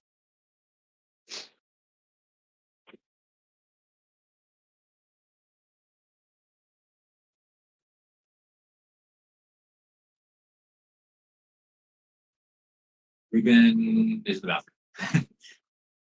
Ruben is using the bathroom, and then we'll be returning. Maybe he's also like getting water or something. I don't know. But he'll be back. He will return. They're just getting set up for the feature in a moment. Hope they're gonna have the life totals a little more visible. Double judge on it. Should you get this? Same time double judge. If you want to communicate with them on how you want to handle play errors and stuff like that, that would be the best time to do it. Communicate with how you want to handle what? Handle play errors and stuff like that. If you guys want. Oh, okay. I'll just let the judge know so they can. Well, let the judge know that so that they might. Okay. Yeah, we were just saying, you know, if we ever see anything ruling issues in the game or whatever, we can contact. You're just gonna run out there or something. Yeah. Okay. That makes sense. I think that's the easiest. We're like right there. So Yeah, exactly. Just the table on now. Okay, perfect. I know some stream setups have like 4. So you gotta Hey communicate guys, with them. they just made the announcement, top 16 plays it out. Yeah, yes, the top 16 play out for this. I think it's 123 total in this tournament. So Yeah, now pretty we have- nice show out too. Yeah, it's awesome. We have Josiah. You know what? Either of these guys, you know what? Yeah, they're we'll both, get to Texas in a minute. Some South Florida locals. I've seen them play Oh, perfect.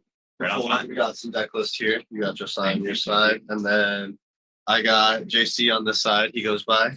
It's like Hero Frog. Like, And yeah, then this is Bayou. looking like Bayou. Yeah. Like classic matchup. Okay. Now, this guy has See anything interesting? Okay, one Icarus in the Bayou Turbo deck, which is interesting, but I've heard people talk about it just to have an Oh, yeah, additional it's- defensive option. I mean, it's not, I would say, common, but it's playing. I wouldn't also, say it's The out Hero of the Frog guy norm. is playing cartridge. Okay. Just gonna throw that out there. Haven't seen that one though. Okay. Interesting. I mean, it gets your frogs into rotation sometimes if you need to get to a tree board. He's on 2 swap frog, 1 cartridge. 2 swap frog is interesting. The card is at 3, right? Got the guaranteed tree board for. So the card is at 3, right? Card is at I 3. just want to make sure. Maybe there was just people not. do play 2, but the card troopers are fine. People do play 2 though. I mean, it's not good to draw too many frogs and like once. But Yeah, but Well, like swap frog gets rid of the other frogs. I like swap.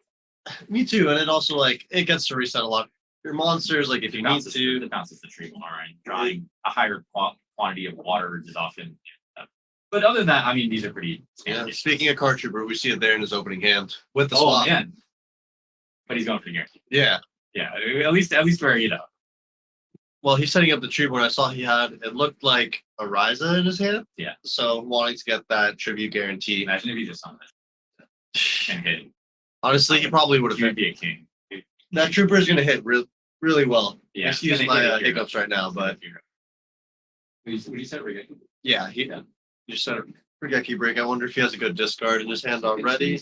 Good value. I see a value. I see A a Gale, see a Rhoda. It just looked like it was all monsters after this Rhoda resolved. Which honestly, in value, often sometimes the best hands just like all gas. Like if he has anything, and I call them like value discards, just Which I see a value. like something with a graveyard effect, it's really strong with the Gruffer. And I mean, this is just like This is a super solid turn one, to be honest with you you. don't always want to, summon thing, do both into a back row. Sometimes if you get bottomless there, but like a lot of times, dude, I'm just going for it, especially against frogs. I mean, they're not playing bottomless, they're not playing deeper. Like, Yeah, the only thing that I feel like would be a little scary is if they have like trap plus like a Gores early. yes, I don't know if these frog decks are playing anything like so he just went Legacy for- or Jar. sometimes they are, and he just went for 17 there, which I think is also pretty smart because okay, 2 things also. So one, I mean, they play the most discard traps. Like a set card is most likely going to be a discard. just on a raw numbers level. And it was But- good he didn't push because not only Yeah. I imagine this is what you were going to bring up. He didn't force the trap, so Treeborn wasn't free, Exactly. and now he didn't lose his value synchro to Kai's either. Yes, like regardless of kind of what the trap was, like there's a if you had brain or soul exchange or like all these things, like a monarch cracks your arm ring and grapher, and it's hard to come back from. But it is also hard to come back from a monarch with a discard trap behind it. So I mean, he can go here. I think he might have a prize. I'm not sure, but The Monarchs being 24 is just so strong in this Yeah. format. so you can summon the armed, and then if he has a Caius, he can summon it. He can also special the Gale. He's just a normal. Okay, so he's holding on to that Bayou. Bayou engrave, which honestly in the frog matchup is pretty useful because sometimes you want to just like build up to one turn where you kind of burst them. But and here kind of the same thing here. Like he's not forcing the discard trap. Although now he has a set back row, so he could end phase. Yeah. It feels weird to try and give the frog deck turns though, because I think it has one of the better inevitabilities in the format. I mean, these are two of the better inevitability decks in the format for sure. But Yeah, it's a tough thing, but I think kind of just like on a basic level, the frog deck, if you're not putting things on board, like there are ways that they can apply pressure, like miracles or junk synchron's a good one. But like if you're just building up a lot of cards in hand, they can't really progress either. And so eventually, you're gonna draw your dark crown or whatever. So a lot of times I think, again, especially playing Bayou, because a lot of the boards that you would make are pretty vulnerable to just getting like monarch load now. So sometimes you kind of end up in these draw packs, right? But I wonder what play Josiah is going to make. He has a couple options with the Brain He has- Common and the Rise Up. yeah, he has Rise and Kai's. Oh, and Kai's. So I was gonna say, like, if it was only one monarch in hand, I might just be interested in like troopering over the Gale. But I mean, maybe I'm still doing that because you don't really want to rise the Gale. I think you definitely don't want to Rise in the Gale. It's not wanting to Kai's the Gale, knowing they have Bayou in the graveyard. Yeah, I think just going for the trooper, honestly. But he's also at 48. Really, yeah, I mean, this puts him super low. This gives him a chance to try and go for lethal next turn, depending This is on a ran. So it's yeah, like, with the combination of the break, I think this is probably a smarter idea because super low. he Yeah, puts him at what 14 after this. 12. Okay, yeah.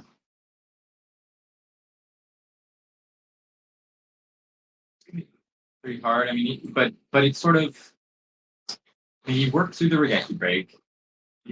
Actually, he baited it a little bit, but like he got him used on the torrential, and now we're probably gonna see a send plague here. The Yeah, thing is, Plague is just going to cost him his whole hand if he wants to use it right. he's 2 in hand right now. Well, he's Yeah. going to stack one for Plague. I guess he can make a Goyo. He doesn't have to make a Brio, which is what I was Well, I thinking. think he has a value. He has double like he has 2 vibe motions. Oh. This is why this is why you save all. Yeah. But this is game. This Yeah. honestly is game because he's gonna banish the thing, This is 28. and Yeah. he can make a Is he at full?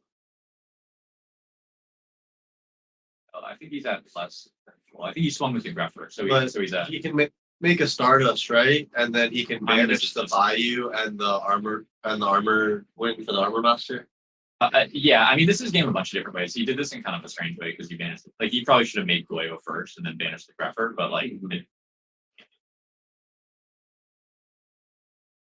Well, that I wonder which card was off the top. Probably the dad, but you It never might know. be the second grab. Yeah, I mean, I could. It could have been the A lot second. of times grapher. when they don't go for the the early banish early, I'm like Yeah. it's like they're controlling their darks.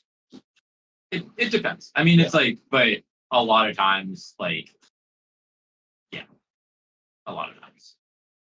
I mean, just like you were saying, they just hold their resources just to try and have one big question in turn. He didn't even have to use his value until the Yeah. last turn. Like he set it up turn one and you just applied pressure with different cards. I think like knowing how to kind of play through the discard trap is really important because a lot of times like I think like it kind of worked out this way for different reasons, but a lot of times, like what you don't want to let them do is like end phase, Regeki break, pop your back row, get back frog, Kaiser monster. Yeah. Like that, it just like ruinous. So a lot of times, like if you just have one back row, then it's like they're not getting the value off the monarch. Like if you just have one monster, then they're in an awkward spot because they either have to get great monster, then they have nothing for Kai's. Like so a lot of times, like I feel like you kind of play it that way, but I mean I don't know. I don't know how much he did or didn't set it up, but it's like I think setting the TT so that he Regeki breaked it and then he kind of didn't have any back row for the next turn. Yeah, well, Yeah. He was able to at least realize that he probably wouldn't need the TT if he had that in his hand and just had to set up a push. so now the Monarch player's side is pretty optimized, I would say. A lot of like 2Os, 3Os. You got triple GD Crow, so I think that'll always be good. Dust Tornado is also pretty good. Yeah, DD Crows on this side, I think that'll be good. I see Dynas. I don't know. I think those would be okay. That is good. DD Crow is kind of a weird one. I mean, it depends on like kind of your ins and outs, but it's a weird one. I mean, because like if they ever have multiple waters and heroes, then Yeah. Crow, and like sometimes just throwing one Treeborn. I mean, they have future ones, so it's like, It may not be enough. but it's complicated because it also hits the jump synchron, and then oftentimes like sometimes if you, I'd say maybe even more so if you're, I mean he's going second year, so it's like if he just goes swap send, and then he starts his turn with and he has like monarchs to set or sorry flips to set hamster right or whatever. Just being able to crow the first Treeborn so they can't monarch you is Yeah. like kind of important. So It depends. And then I also see Soul Release. So like he does have a good amount of like graveyard hate and one pulling the rug, which he definitely signed. are they still is he still signing? It's fine. Yeah, I think they started playing. Oh, there we go. Yeah, they don't have it. Good start. Future Fusion Fusion. Fusion's a great card. He also didn't send Treeborn, which is kind of interesting. I mean, Anyway, he has some sort of a reborn like card right now. I guess because he has substitute in his hand, but yeah, if you're gonna do it anyway. interesting and not. I mean, you can't get it back with Fusion, but like, if Yeah. you're gonna die, We'll see. We'll see. Grapher's a good start. Always a card you want to open with, kind of an argument whether you want to play 2 or 3. But What, Grapher? usually, What do you think? I think 2. I mean, please. Yeah. You think 2 Grapher and 2 Armonite, 1 Rhoda? Yeah. Yeah, and I mean, yeah, the Dyna's looks like he's coming in. He's got a rug. With the Crow and the Soul Release, it's also funny because sometimes you if you send all your Treeborns, and they Soul Release you, Yeah. but if you only send the one, The Soul And Release they- isn't as good. but also if they Crow you, then you don't have Treeborn. Yeah. So it's kind of a funny 50-50 where it's like, which are you expecting? Which is going to be more damaging to you? Etc. What is What is a also- good start? with the we saw it change. Yeah. What? So he opened that Future Fusion, but I know in game 1, or I'm not sure if he had AMD line in that. I don't know. I think I did see Dan. I thought so, right? Or I mean, yes, there's Yeah. his first card. But I think he must have sided it out because usually, like, he had this upstone in hand. Usually, you would just go like send Dandelion, then you have 2, And then you're able to combo turn 1, right? yeah, 2 sacks with the you get the stand lot. I think he must have sided it out and like, I don't know if he forgot his other video, but like it's still a decent card regardless. But like, he's also going first. But yeah, sometimes I could see siding out the Dandelion because if it's hit by aggression and And stuff then too. this is the point where like every draw in your deck just becomes so strong because you took all the frogs out. And you have all your side cards in, like Yeah, like I see he has Ryza and a fiend in his a vanity's fiend in his Fusion hand. Fusion's gonna resolve summoning 0. Yeah, like if this future fusion resolves summoning 0 next turn, this game is looking People often side out like MST Storm too. like yeah, this game's probably over. I was gonna say if that was like a torrential, it could have resolved, but it wasn't torrential. Yeah, summon up 0. Would you summon the vanity's fiend here and just try and Does he up have- Yeah, yes. Oh, This is just. Oh, he has a. What hero? Oh, he sent off the. He's at Ocean. yeah. I think that's the only area. So it's Chronos, and he did have the Crow. So, I mean, pretty Yeah. great value of Crow in that situation. Yeah. So like he has Regeki Break, Vanity's Fiend. I'm sure. Yeah. It's just pressure. Having a trap card to protect him, like Pretty lights out. yeah, it's looking like we'd be going He into like, game he like 3 only real showed soon. the Deepers in the set. Like he's not shot. He very well might have had the He might have had word or that something. or Dab, Yeah. and maybe that's why he didn't want to Crow because I the see his Rhoda. I don't see Horus doing. Oh, Blinding. this is actually that's actually so crazy. I was gonna say like the only reason why you might not do this is like some random shit, like yeah. which is like not. It's pretty commonly cited, but whether it's cited in the mirror is Or into this match. This is something I was gonna ask. I saw like Lightning Vortex and Mind Control. Like, do you think Mind Control would have seen any play into this matchup? I feel like it's a little weird, unless you're maybe trying to go for game or.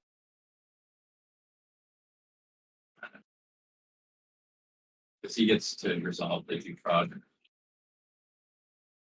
It's Did he not get to resolve the deep front? but it's an optional. I just didn't know if Because it goes ab 1, dupe 2, right? Did they tell him that he fit it? I would ask.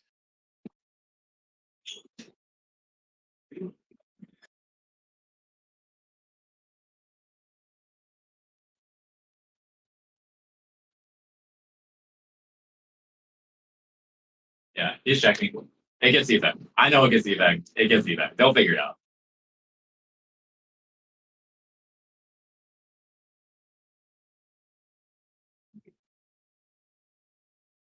I think some of the table judges here are more modern players.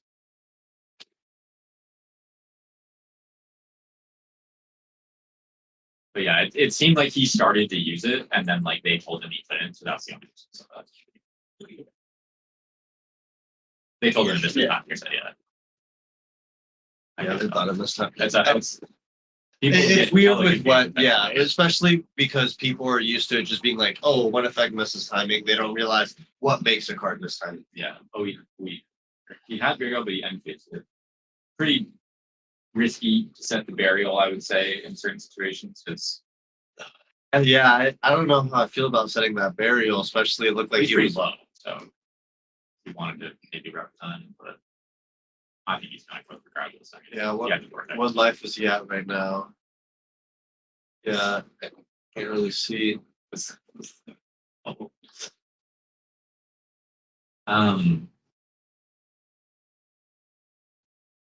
Yeah, he's at This is 800. yeah. Let's see. Yeah, I don't know what you have left unless it's like a dad. Yeah. He has that trap card for a couple turns. It's one of those things like with something like Vortex though, where it's like, I mean, it answered the board and like got him back in the game, but he didn't still have got the dupe cards. ad bag, and he used 2 cards to do it, and so it's like you're kind of just back to where he's like. Like, look at this. I mean, to be honest, after that opening, and he didn't open that strong. Yeah. I mean, that's one of the sort of reasons I Future Fusion substitute with the Soul Exchange was. I just don't love Vortex, even in the Hero Frogs. It's like best case, it's doing something like that, and sometimes it still feels like not enough. Yeah. And this just feels like a desperation play right here, trying to stay alive. Yeah, Sirocco.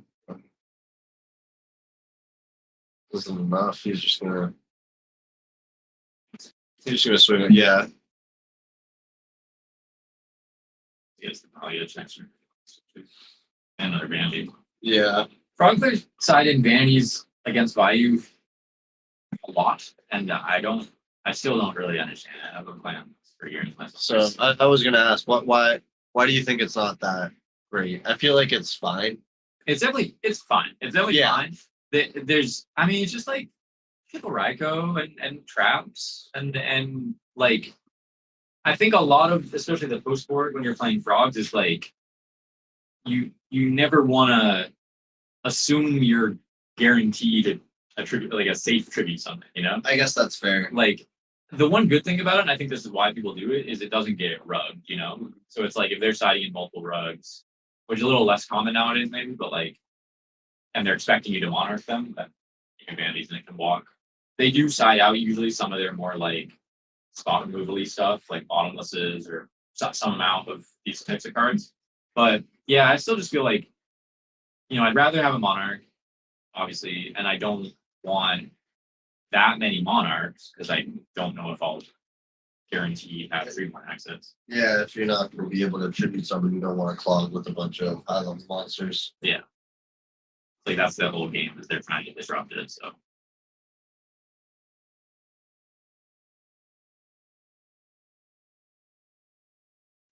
Forty 44 people. We have, let me list up some. I think of compulsory versus Bayou. I think compulsory is good. I think Compulsory is a good card. I think it's a card like Book of Moon where it's one of the better neck ones the game has seen. It's like balanced, but it also can win you a lot of games. Against Bayou especially, I mean, it just like cuts off their flow of Like upgrading. upscaling. Oh, how did Miracle Fizzle when you had ads with your? I missed that. So the Ab Zero was on the field because of the Future Fusion, and then he It would've- DD froze. He DD the ocean, but Yeah. I mean, it would have just banished the one on the field. Oh. But I guess actually, wait, that's just ends up the It's same. the same- That's the same scenario. It's the same Yeah. situation, and there's no way he doesn't play multiple Ab Zeros Yeah. if he's activating Yeah. it right there. So So I mean, actually, ends up being the same. yeah, But good catch. Should have got that one. But yeah, compulsory is also kind of weird though, because I feel like there was a period of time, at least, you know, it's all Edison meta stuff, but like people were really like, oh yeah, just put in like multiple compulsories against Bayou. But I think there's a lot of times that like you don't. I mean, in game one, it was kind of for weird reasons, but like he didn't go for his Bayou synchros early. But in general, I mean, that's kind of how you want to play the deck. You want to Ryko their back row and Caius them, and then like eventually start summoning your string of synchros. And like, once they run out of good cards. yeah, and so compulsory doesn't do like anything. In fact, is like pretty bad against the Ryko stuff. Yeah, of and the deck. you're never gonna compulse a Caius. You're gonna like Yeah. compulse your monster at best. Exactly, and like they're just like forcing stuff with their Armageddon Knights, and so I like compulsory as like a good defensive option, but it's like at the end of the day, also still just like a 1-for-1 against like against an Arguing. So it's like Should we tell him to switch to view? he, It's like one card I do like in Josiah's hand. He has Soul Taker. I feel like that's a good card into Dupe Frog blocks for sure.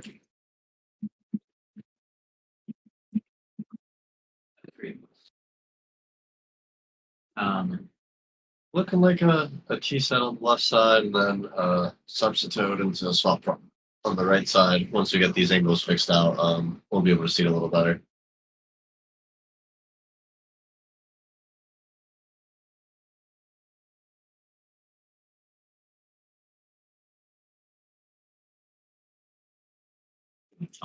Can you recognize what trap card that is? Oh, there we go. that's water art, I'm pretty sure. Yeah. Oh, is that the one that takes a card out of there? Why didn't you realize he's main? He's main deck. He's maining. Three. Oh, so he's playing like a hand control version almost. Yeah, I mean it's a pretty good card. It's it's one of these cards that like that's honestly one of the biggest examples I think in this format of like a card that's like really, really good when you go first and like pretty bad when you go second. Yeah. I I was about to ask, would you have set it in this situation? Your opponent set a Ryko, like you'd be sacrificing your Swamp Frog for it. Like, early game, I think it's pretty valuable. wow. So that bet basically went like as poorly as possible because not only does he have Oh, like not only game did he might have be over. not only did he have the MST, which is not always kept in against such a snipe the water art, and so he left the swap frog on the board sort of for no reason. yeah. But then he just gets crazy punished because obviously the swap frog gets cleared, and he's probably gonna die. Yeah, Probably like dead. this looks like it's game right here. Especially with the plague in the graveyard. Yeah, he Launch has got 2 votes, so Oh, this man's going damn. for somebody. wow. That was a bounty. Yeah, Wait, tell them that. Hold on. I got you. I'll show you. Yeah. Let chat know. Yeah. So There's a we bounty. just found out that Kamal had a bounty on his head, and He unfortunately got he got 2-0'd this round. So his They're giving person away that 2-0'd him will be getting this beautiful UDS. UDS playmat. Pretty penny. Oh yeah. So yeah, this has got it. If it's not game on, I mean, Does he have Bayou access? Yeah, this is game right here. Because what is that? 25, 14, 49. Yeah, that's Yeah. game. he had a soul taker in hand. I saw. I mean, that's a. Yeah. It doesn't help you at all here. Like Near 45. Pro Yeah, helps his it. hand was really custom, honestly. Like his hand was really strong. well, I mean the. Oh, the mills were insane, but just like having Caius also like as a follow up and having one of your stronger chaps. It's a dark round. Being able to slam the dark arm so early was just killer. I mean, but kind of ironic. I mean, he was still pretty down bad, but like, if he had water arted taken the dark arm, then Yeah. like, No, then that would have been the a difference. bunch more Yeah. turns and like. So yeah, I mean, water art's a weird card because it's so strong and like it's basically like against any deck if you had it going first, it would be pretty good. Like, Yeah. but because I've even used it against like Blackwing going first and stuff where it's like shouldn't be good. But yeah, especially going second when the problem with frogs also it's like if your turn one is often like suffer swap or summon swap, send thing, and then you're monarching them or trying to play on your turn two, then like if you're and you really want to be tributing the Trueborn for water art, ideally. And so it's like It's a You're turn already- two play. you're already kind of like backfooting yourself. Like they already have like potentially 2 bodies on board, and then you're gonna water art your thing, like just to rip a card from their hand. Like Yeah. it's really good against the combo decks. That's the thing. It's like against Lightsworn 2, I really like it. Dragon Turbo. I want to switch your audio really quick. I'm gonna be right back. Okay. Yeah, sure. We're gonna be right back. I'm gonna use the bathroom actually, but they're gonna switch our audio and I think make it a little cleaner or whatever. So well, I'm gonna mute this real quick. But thanks guys. Stay tuned.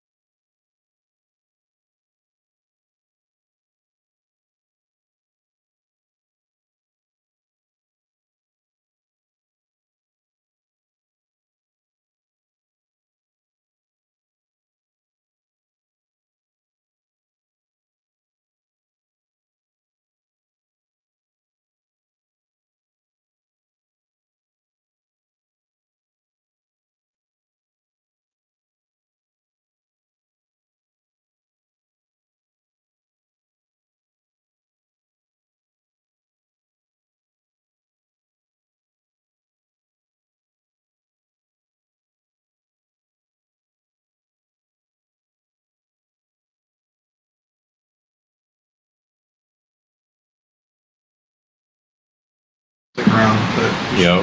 Do you see green? Where would I? Would it be on this or? Yeah, let me see. And also, actually, we don't need to talk in Discord anymore. Right here is perfect. Oh, okay, cool. Yeah, So sure. you can Gotcha. clear that one up, but let's see. Default Yeti. I'll make sure. See if I can Yeah. hear you. If you guys can hear us, we're just getting stuff still set up. A good first 2 rounds, though. I believe I'll be able to pick the features going forward. But yeah, thanks guys for tuning in, and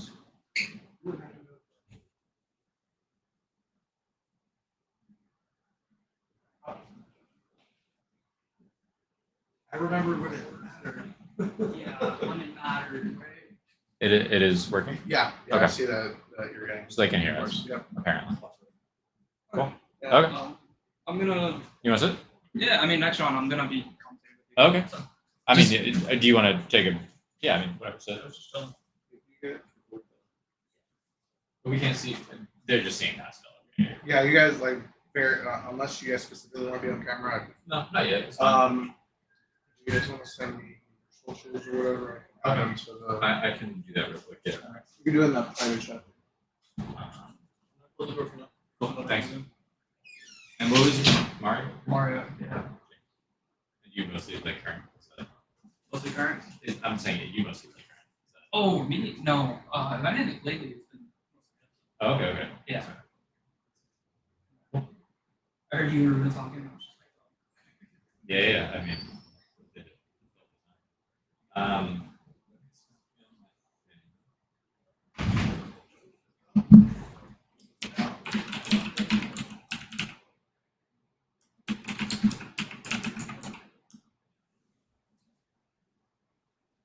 Yeah.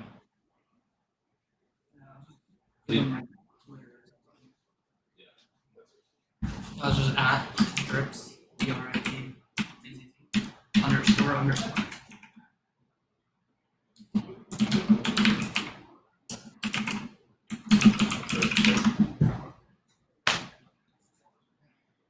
So you weren't playing it. No. Yeah.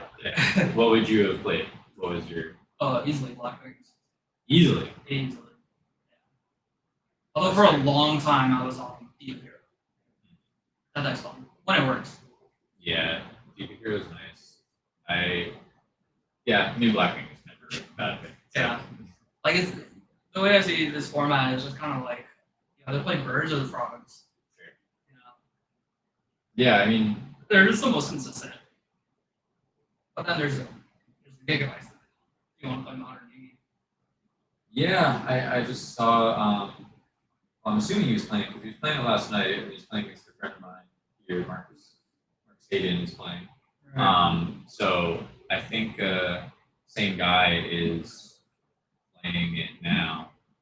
I don't know the results of their match, but that deck's super scary. I know it beat Adam last night, AGT. Took him. So I'm curious to see how well those types of decks do, the combo, the gigabytes and the orbs and all these types of things. Yeah. They're really hype decks. Yeah. That is really cool. I think and I want to see like a chart of like the spread. Because I can guarantee it's like mostly Black Wings. You think so? Yeah. A lot of people around here. Yeah, like every table has a Blackwing. If it's not Blackwing, then it's just Bayou. So. And then every other player is just playing frogs. It's really weird. I did see someone on like there's some control decks. Well, we had a Dark Gaia deck round 1 that was kind of cooking. I saw that game.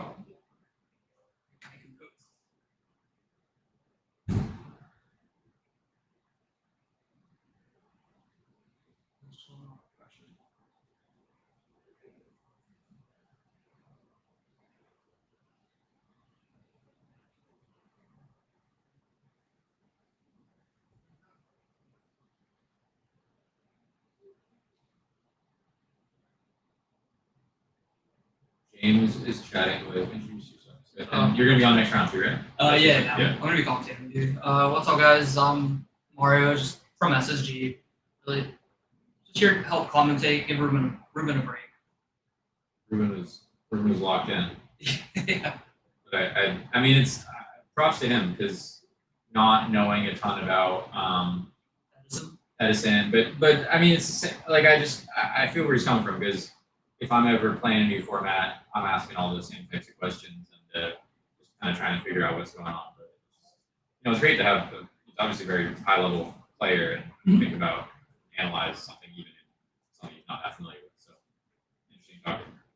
Yeah, I always enjoy like having conversations with Ruben. Yeah.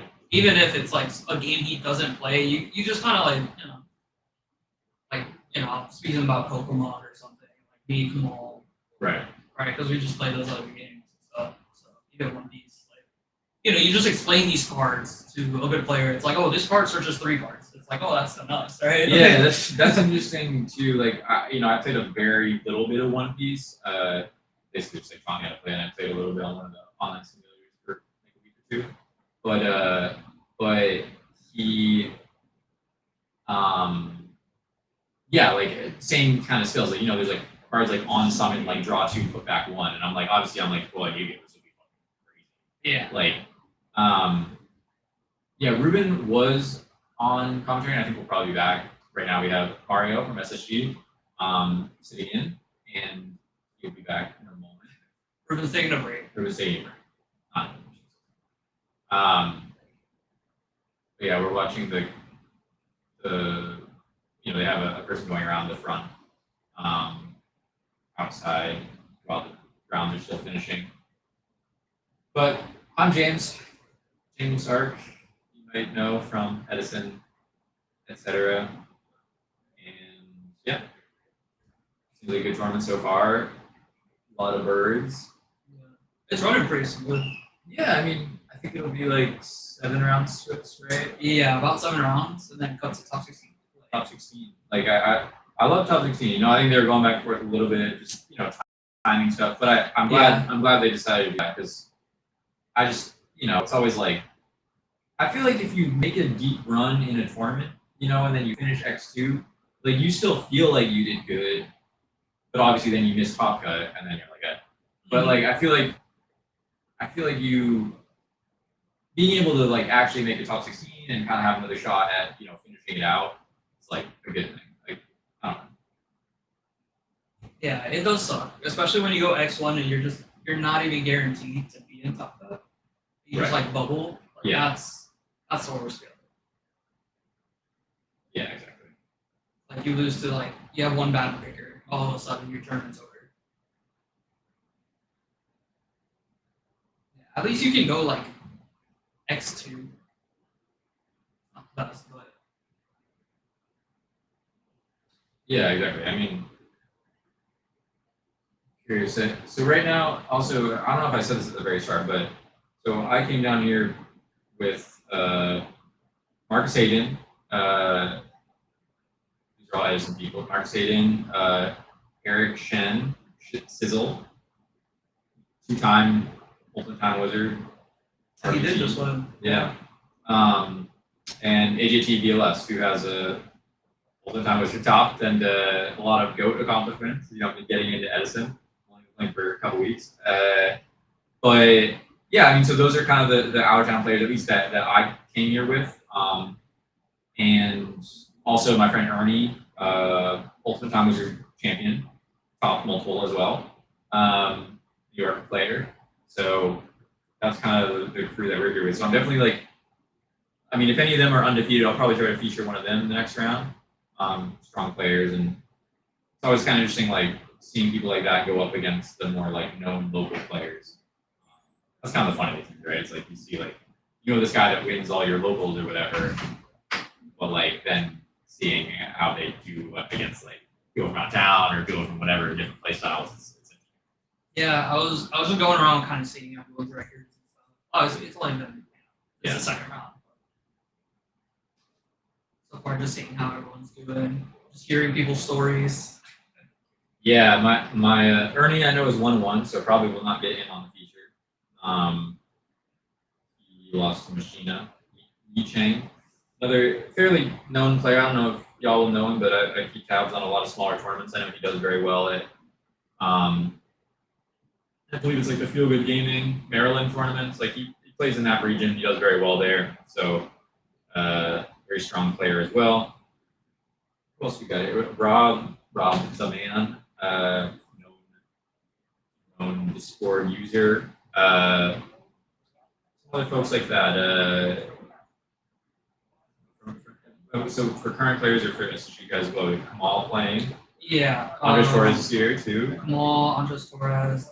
There's a couple like really good players that even played back then. Yeah. You know, like they just showed up. Like who are that? I'm curious. Like who you got in mind for that? One of them would be like Ed Brownson. Like, Okay. You know, he's a part of SSG. He's Right, a pretty right, good yeah. player. Like he played back. Okay. Yeah. Bottom right hand side. Oh, for your. Yeah. Both. Yeah. Yeah. All right. Cool. Cool. Thank you. Yeah. Even a person like on stream right now, Aton. Yeah. I think in Maryland, he's 16. Okay. Rose. Yeah. I remember him playing there. I don't remember how he did, but. Yeah. I know he did pretty good, and then I'm not sure how everyone did. What was the RDT that just passed? LA. LA. Okay, yeah. I'm not sure how they did in LA. But I think actually Ed was like undefeated until the last 2 rounds. Yeah, I mean, it may be tough to see. That was like the one where they didn't do the top cut. So, yeah, exactly. Yeah. Were you out there as well? I wasn't. No, I didn't go to that one. The last one I went to was New York. Okay. Yeah, I was in. New York was an interesting event. Yeah, I did really bad though. I did really good at the Maryland one, and then I was like, oh great, Yeah. I'm on a good run. And Oh, then I did horrible. terrible. I did Yeah. horrendous in New York. Round 1, I played against. I just played against a stun deck. Like it was literally just summoning artists, Yado, sit on background. It was pretty bad, and I was playing Diva Hero. Yeah, I mean, I played frogs and I lost to 2 Christia decks. So, yeah. Arthur's Like spot- I kind of Arthur. I just went X2 draw. Like my second round, I played against Black Waves, and in both games they opened up Whirlwind. Yeah. It was like Whirlwind and then summoned that. Yeah. I was just kind of like, all right. Yeah. It's cool. Black Wings. That's tough. Let's see. Yeah, I know. Oh, even Justin Rios. I know he's 1-1, I believe. That's a local. Okay. Yeah, he's a local, very good card game players overall. I think he has like multiple tops in Magic and stuff. Oh, okay. Nice. A lot of really good competition. Back on this. Oh. Shout out Mario. I played him round 2 at RVT. It's a Black Wing guy. Oh, it's the guy. Saxville. Yeah, Nice. not a really cool guy. That was a real sleeper in Dimensional Iato. Oh, was that what he was playing on as they were walking by? I actually didn't clock. I think they were talking about like, yeah, just the Iatos. Oh yeah, It's a very good control deck. that deck is scary. Yeah. Like I took a game off of them just because like I was just poking them with like Swine Gilman. It was like brain on the Iatos. He's definitely talking to the camera as if he thought we could hear the audio. I think they can just hear our audio. So Oh. these Yeah. guys, look, they're all talking. Yo. Yeah. I guess good just. Everyone's just it's like, oh, get some words. Oh, he was talking about losing the Iatos. Oh. Yeah, that's something you wouldn't want to play against, you know, just like dimensional Iatos. Yeah, These guys are playing with black cards. They're playing some XYZ format. what format is this? I think they were playing Hat earlier with like. Is this Inferno. Tengu? I can't see all the Earlier, I think they were playing Hat, but I love it that could be format. Tengu. Actually, it could be Tengu but I think one of them was playing Inferni, and that's what surprised me. But you can play Inferni in Tengu, I guess. I can't remember.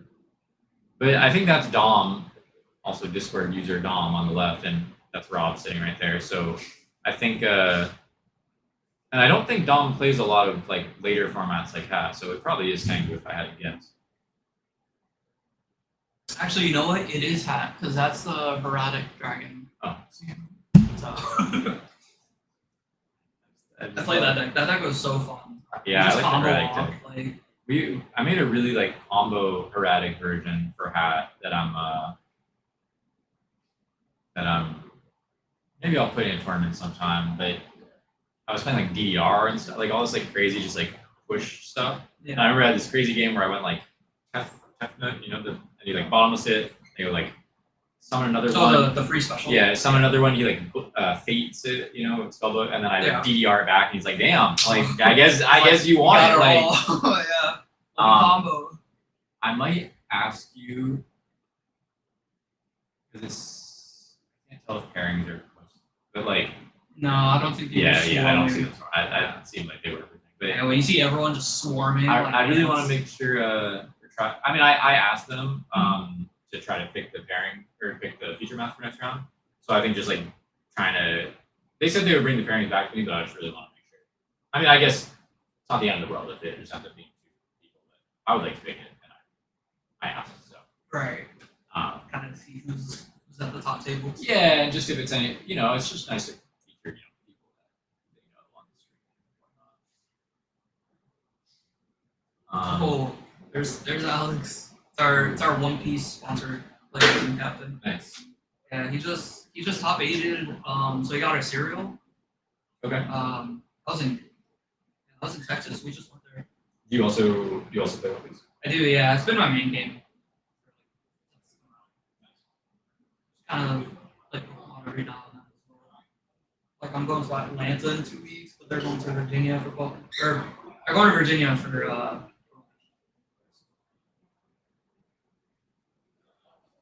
Is it sort of like one big one a month for One Piece? Is that kind of still the Uh, no, actually, they're like pumping them out because it is very seasonal. So like in June, there's gonna be like every week, like there's rhythm? usually Oh, wow. like in person events and stuff. At the end of next month, we're gonna be going to Montreal. Oh, okay. Yeah. You ever been before? No, never. Especially when it's like warm out. Like, I mean, it'll be warmer. Like, I went there in like March 1 year, and I thought it was gonna have a nice time. But still, so cold. It's just So cold. it's so much fun.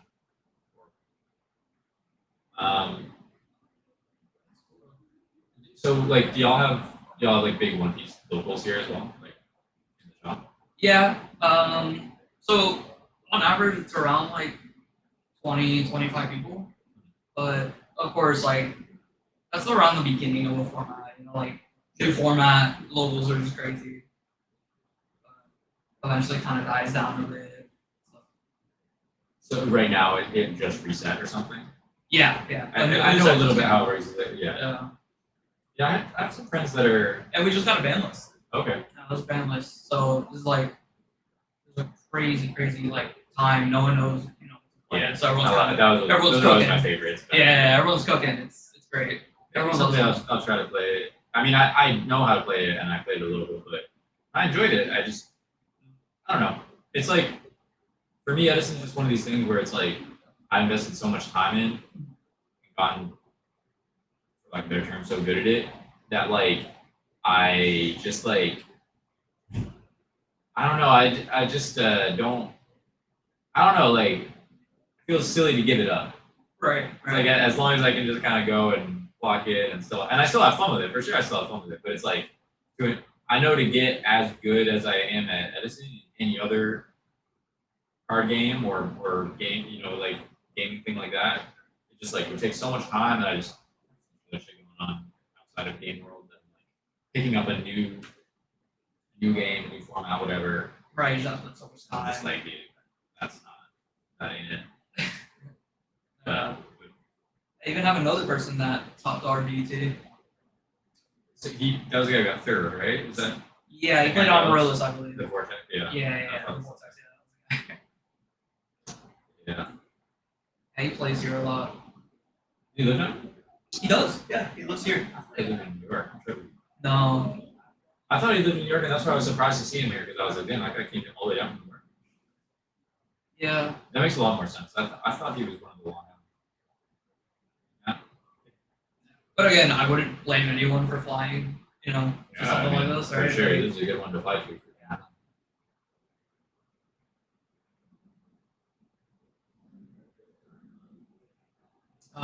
looks like round is up. Yeah. You want to go see if I can pair? I would, but they did say they would bring it back to me, so I'm happy to Sorry, features always late. Yeah, I like it. No, they're definitely up. Yeah.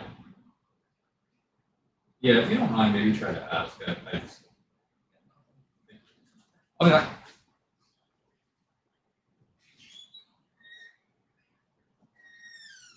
And Mario's on it. I do need that though. I want to be able to pick the pairing from. I want to see what I want. Although I will say these first two rounds actually, as far as random features go, have been pretty fire. Like that Dark Gaia deck was cool, and the guy played it well. And the second round, it's not like there were any real obvious misplays. I mean, we caught the deep frog thing, the pro, whatever. But it seemed like the Bayou player played pretty well, to be honest. So I don't know. I mean, usually I feel like the risk is especially these early rounds, and you're getting these kind of random features, and it's just ooh. I see these guys sitting down, Andre Torres and Adam. I would love to feature that. If they're both 2-0, I would love to feature that.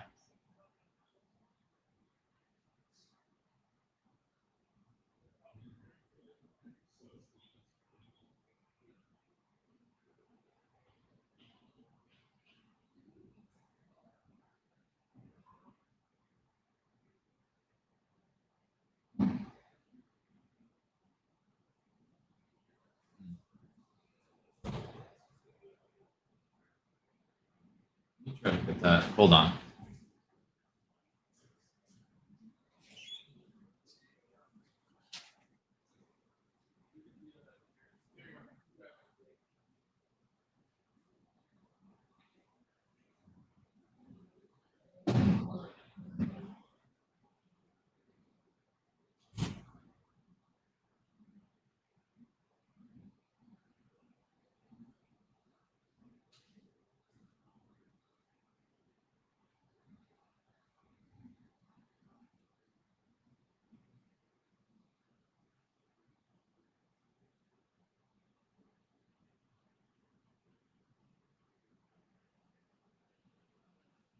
I got it. Yeah.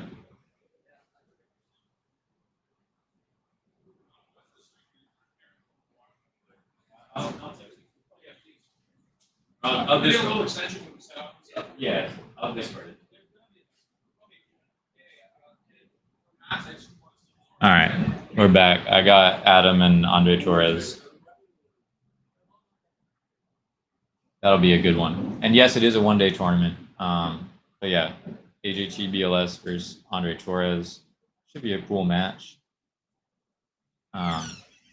Yeah, I saw them setting up right after you walked out, and I was like, oh, that'd be a good one. Yeah. And I was like, let me just go do it. I'm like, I don't. No, you're good. They only printed out one sheet. It was on the wall, so I was Yeah, like, that's oh, this is Yeah, I mean, I'll just grab it in the future. But I mean, it's not that. right. Yep.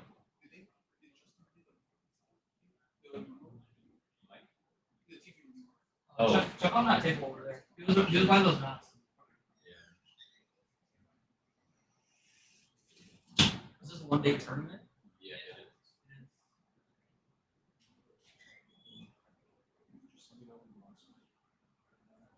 I'm gonna be watching the matches. All right. Yeah, it's a one-day tournament. There was a total of 122 players, I believe so. And then it's gonna cut to top 16. It's gonna be 7 rounds. There you go.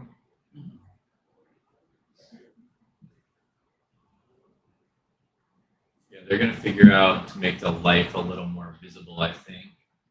But yeah, these are obviously two fantastic players. It's Andre Torres, multiple YCS champ. Also been playing a lot of retro because I think he played the 3v3 via. The YCS. Did he play the retro one or did he play the main event? He played the retro one, I think.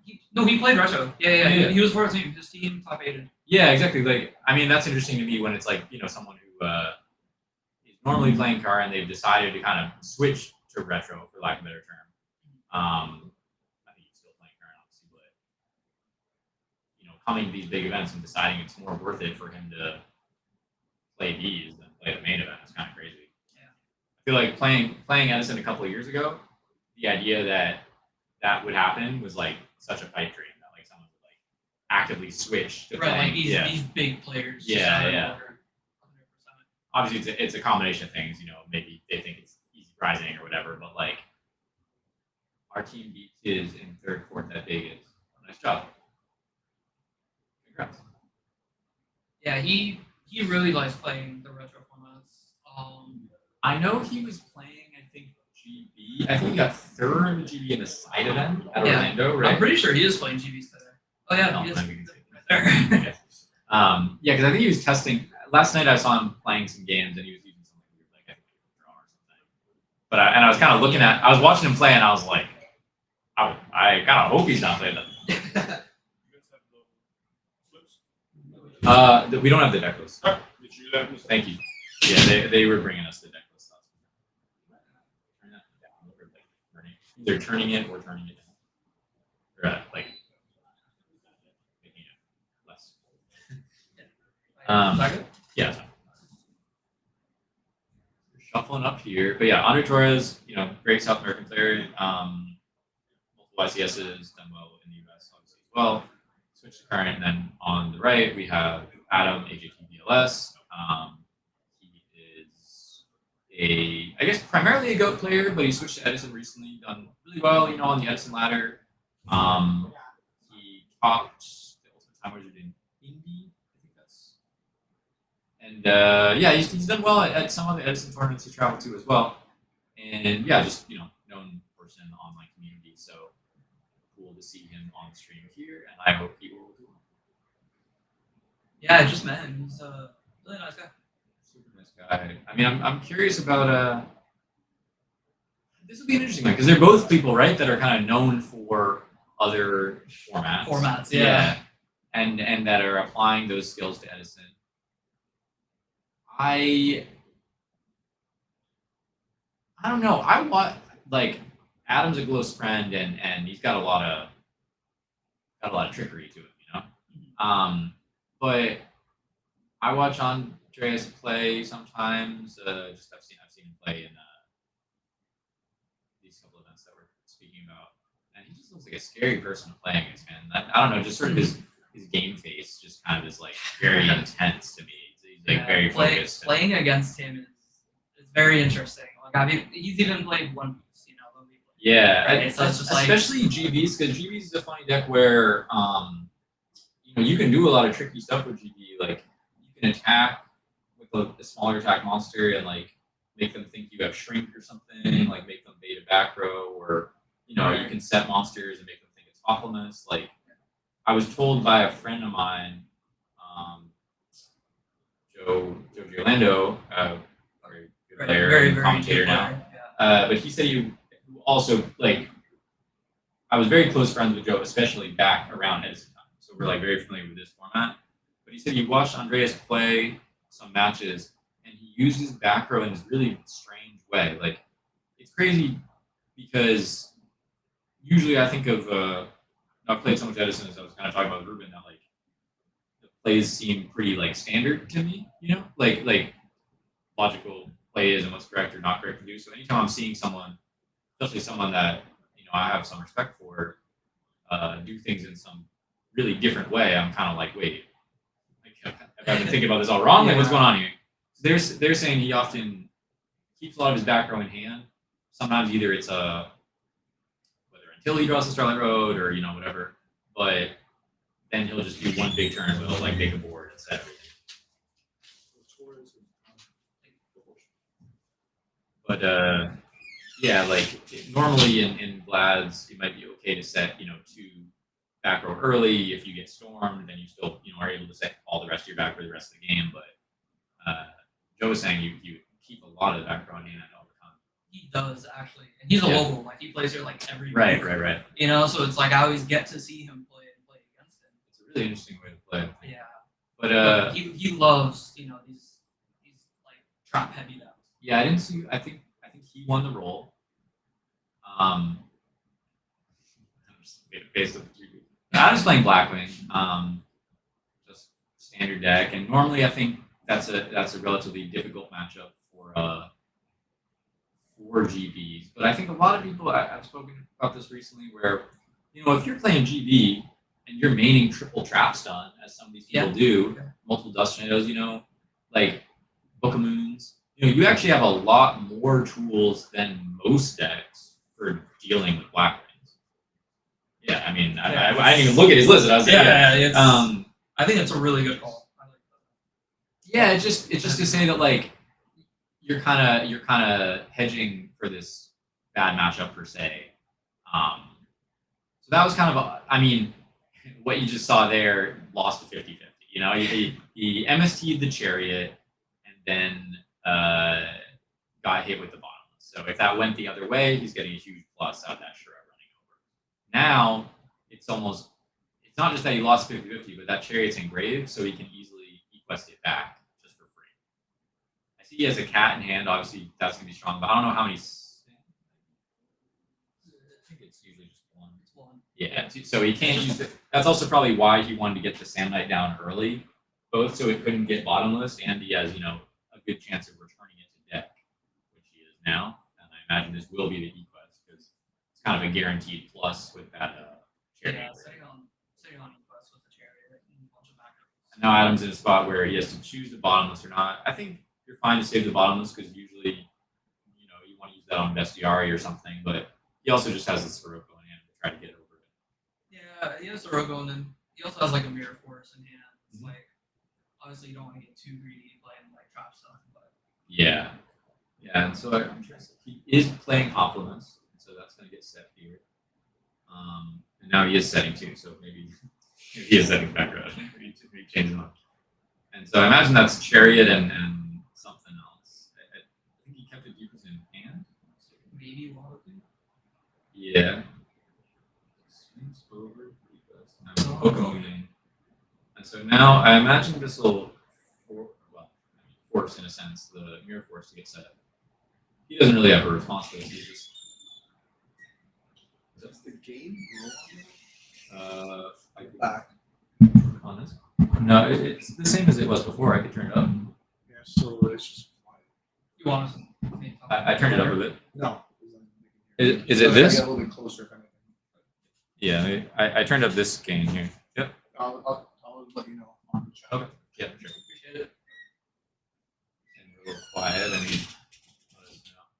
So now we set the Mirror Force, and Andreas has to decide, if he just attacks the Equest, he's losing out to 1 Deepers, and he could flip up the Sirocco. He also drew a Prisma. Yeah, Prisma's Yeah, so I good. just noticed the I draw. love Prisma. So the bottomless will protect, will stop it from going into Destiny. Just Mirror Force. Okay. So yeah, I was gonna say it would be pretty reasonable to take a risk there and summon a second guy so you don't lose out to Deep Prison, but you would have lost out to Mirror Force. One thing I have noticed about Andres, he really likes to just hook a 1 card at a time. Just bait out a lot of resources. Yeah, the thing is too, if you think about a lot of decks, like his Blackwing deck, for example, or really any deck, but like a couple of bottomlesses, a couple of Deep Prisons, Mirror Force, Torrential, and then I guess this deck is playing Icarus stack, but if you think about just a general deck, they only have so many cards to stop your monsters. Yeah. So, and they're only going to draw so many of those. So it's they just by doing your little plays, if you're forcing a back row every time, at some point they are going to run out of back row. Yeah, 100%. But I would say it's still fairly even. I mean, that mirror force did work out in his favor. I think he's realizing that this set could be the Hawklomas, but he also has the Collude in hand. Yeah. But that This feels if bad. that Chariot is set, which it is, then and he knows. Okay. If Adam attacked That's there, good, yeah. I would have been A little upset. yeah, I would have lost faith in him. You know, I've tried to teach him as much as I could. So we're gonna go for Cat. I didn't see what Adam said here as a second. I think Justin. Yes, he said yes. So Cat priority is getting attributed. So now you can go Sam Knight Tiger. Imagine that'll do that. And I'm not sure what. See, I think if I were him, I probably wouldn't bottomless here. Like you can go into Mermill, but if he thinks the set is bottomless, then he's getting Mermill anyway. Right. So I think I probably.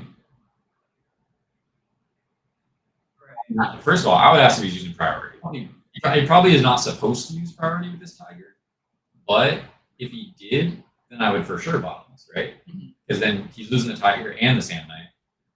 The problem is if he just bottomlesses and he gets to keep the Tiger on board, then he can flip the Hawklomas or Millowit anyway or something. But usually when you summon Tiger, you don't want to use priority. There's not usually much reason to. Some asterisk on that. I think he's still thinking on the summon, which maybe is giving Andreas reason to believe that That's some good information. bottomless, yeah. What's that? Is it Andreas? Andres? Andres, yeah. Andres. So is he? So I think that's just summon is resolved and he's just using the effect. I don't know if he's gonna go for Marilla or Pesty here though. It's just Marilla. He's playing around the bottoms. Playing around the bottoms makes sense. Is he keeping the Hawklomas set? It's kind of interesting because Mirror Force was used. Yeah. He might just be playing around. I mean, if I mean, that's the case, we got at this these point, there, right? It would like- have been used. Yeah, he's there. No. I mean, like I said, he really likes playing, this format very slow, just one card at a time. Yeah, I can see it. I mean, I don't hate it. It also kind of if part of the goal is because he has that Prisma in hand, like, and he wants to resolve that next turn to make a geysers. So keeping the Diploma set, like it wasn't like there was another good card to tag for, like you didn't have another thing engraved to give Equus, whatever. So it's like I think keeping it set with that high defense more likely to stick on board so that he could geysers the next turn. I was also kind of curious about this match because I'm curious to see how I guess Adam handles it because GBs are also one of these decks where Adam's played a lot of ladder round. He's played against GBs for sure, but like, he knows the card rules, etc. But I think it's a world of difference playing against someone who really knows what they're doing with GB and someone who just is kind of playing cards. Yeah, I agree. And this is, Andres' main deck in this format. He's super comfortable with I was it. curious if he was going to swing there. If he was thinking it was a bottomless, but I guess you're getting a lot of value out of this. Like at this point, you're kind of pretty far ahead, and I think you're kind of not that stressed. Right. Because you're going to Equest here, you could, get back to Darius. Like you're in it. He's still up so many cards. Yeah, and I mean just the fact that Adam didn't have a summon last turn, you can kind of conclude if you're Andreas that it seems pretty weak. And just, obviously he didn't have anything to contest the board. He didn't have a Bora, sure, or something like this. Blackwing problems. He could be sitting on. I can't even really see his hand that well. He could be sitting on Whirlwind without guys to trigger it, or We know he has a clue. yeah, exactly. That's true. So he doesn't have Whirlwind. We did forget it. But yeah, I mean, this is one of those games where Sure. if GB's run away with it, then for any deck it's pretty difficult to deal with. I mean, he did set his Deep Prison now, and the Deep Prison that he's had in it. I guess he sets on attack. I guess he waited to set on attack. this seems like that's the game. And that was sort of the turn that I feel like something needed to happen Yeah. because now it's That attack had to go. yeah, like now it's just too much. We still know that old set's the chariot.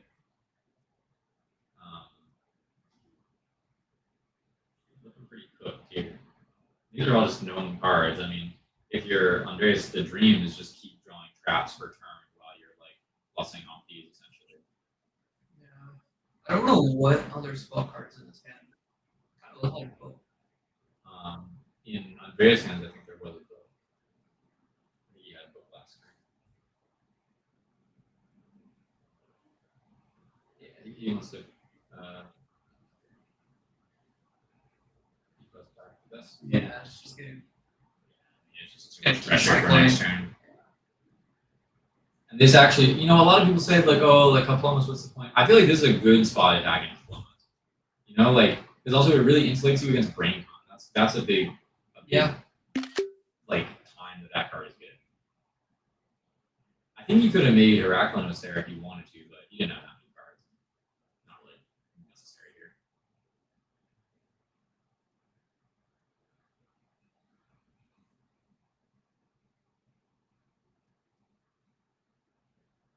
He drew a Raiko, which he's Plays named right. Yeah, Just yeah. waiting for like the mind control. Yeah, exactly. With my Yeah, package, cute little- I told him that was a bad idea, but he did it anyway. When I was playing hybrid, you know, I liked it, but not in pure. Not a big fan of like the mind control. No. As you should do. Yeah. Summon Aquari, and he still has that chariot set. So I think he's thinking, I don't even have to risk this road, and the mirror force is gone, so I'm just going to attack through with everything. He's at 1200, so That should just be the game. yeah, he knows there's chariot. Maybe he's thinking he doesn't want to reveal this. Yeah, exactly. Yeah, I mean that's a worthwhile scoop, I think, because you know you're cooked there, and Yeah, no point to give that information. yeah, why? What's up, James Dark? Hello. Hello, John. Hello, John. Yeah, they're siding now and locked in on the players. So we got Fissure in there. We got Nobleman.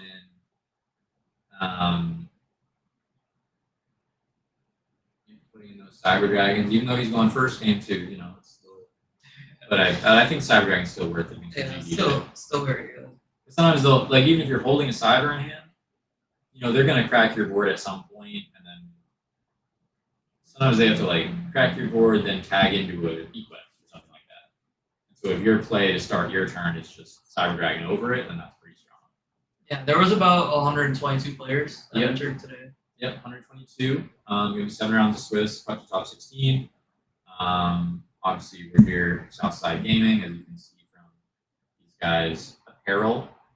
And yeah, I'm James and this is Mario, and we're just on James' runner. Yeah, Ruben will be back to commentate. I guess we're just gonna be swapping every now and then. Yeah. Of course, if you want to swap as well. Probably take like a lunch break at some point, but other than that, I you know, hey, this is what I came here to do. I kind of was like, I told them beforehand, you know, I was like, you know, I'm gonna sit there for like 12 hours, like Snowman Eater. Oh man, all the Yeah, you know, a lot of cards. All- You know, a lot of all the cards. cards. Snowman Eater. That's the thing too, man. Like these GB players, I think they got so tired of losing to Blackwing that now they go crazy overboard. Yeah. There was a situation in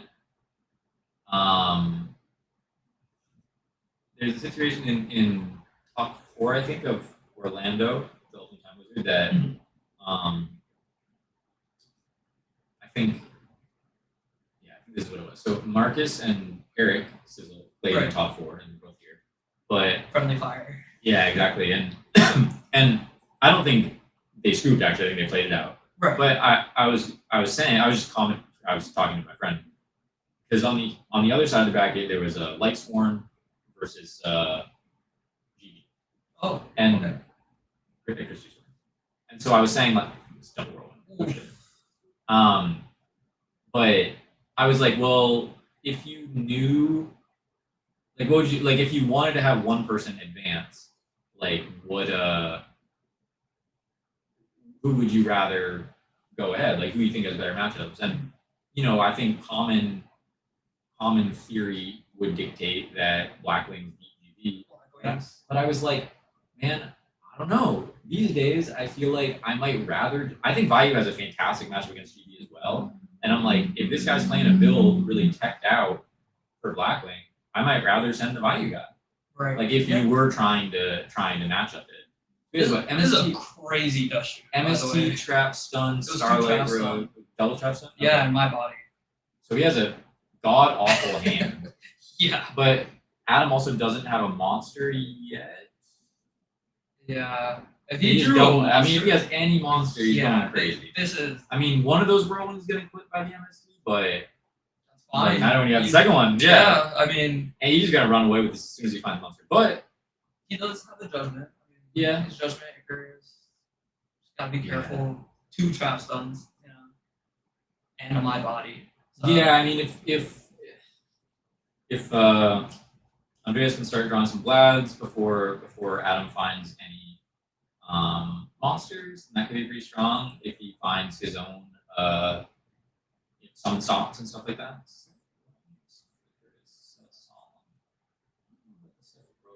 Like he's never end phasing the MST.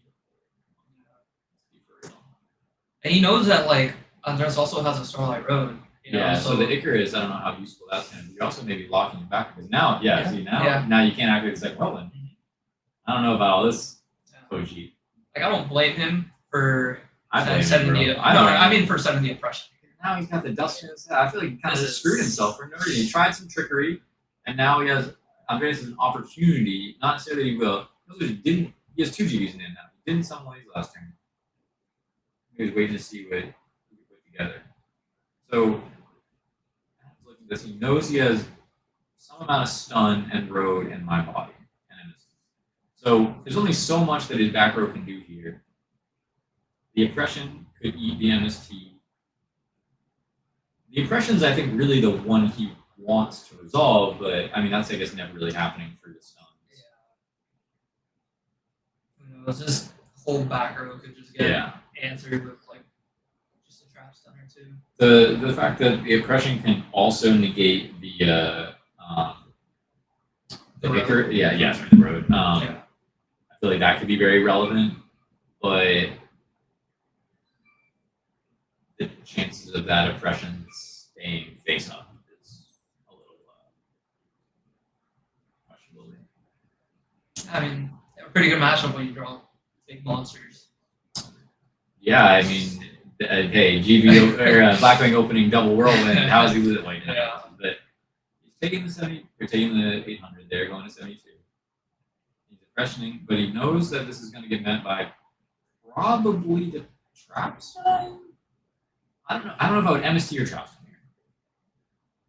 You can't my body it. Maybe that's what he's reading. Yeah. This is trap stun. It's an MST. Yeah, I mean, using the MST here, that might be kind of what Adam was hoping for, but I'm kind of surprised he did it because like MST can be used on the whirlwind, obviously. So at the same time, Trapstone, can kind of eat through multiple back rows. Yeah, I think he wants 2 really good turns, which is trap stun Sure. playing. Yeah, exactly. It's like that might be all you need to win this. Definitely. I mean, if he can use those trap stuns, maybe trap stun chain to hit 1 back row, and then trap stun solid. We already paid, so he's at 32. He does not want this 32. GB coming out. But that's also, I mean, now that ends the chain and stun can't be used. So, but it's going to be kind of dicey because if he doesn't, I mean, yeah, now the oppression can be used on the road, like we said. Not a good catch here. But if he doesn't hit a monster, then it's a fissure. Oh no. Does he have mirror force? I didn't see a mirror force. What's that? What's the one closest to the oppression? No, I didn't. I know he has Icarus. Oh, it is mirror force. Okay, right next to the oppression. Yeah, I think that was what he said turn 1. So I mean that's gonna get Yeah. or my body. And he's at 32. So I'm a big fan of my body. I'm a body hater. Really? Yeah. I think it never performs the way I want You it like to. road better? Yeah. You just I mean, yeah, they're both fine. They're both fine in different situations. they are just situations.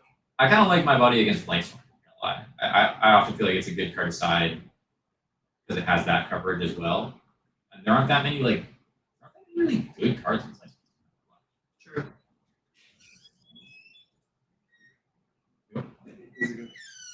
Um, but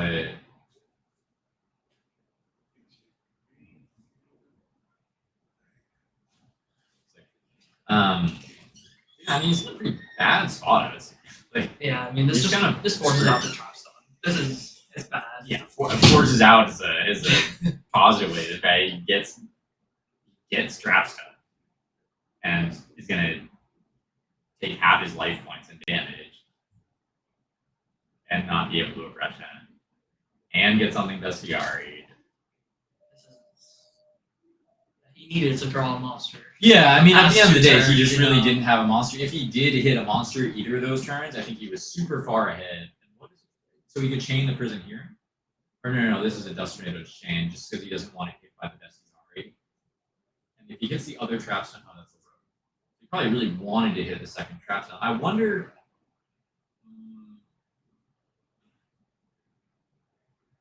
I guess he drew. Did he draw and set the Dust Tornado that turn?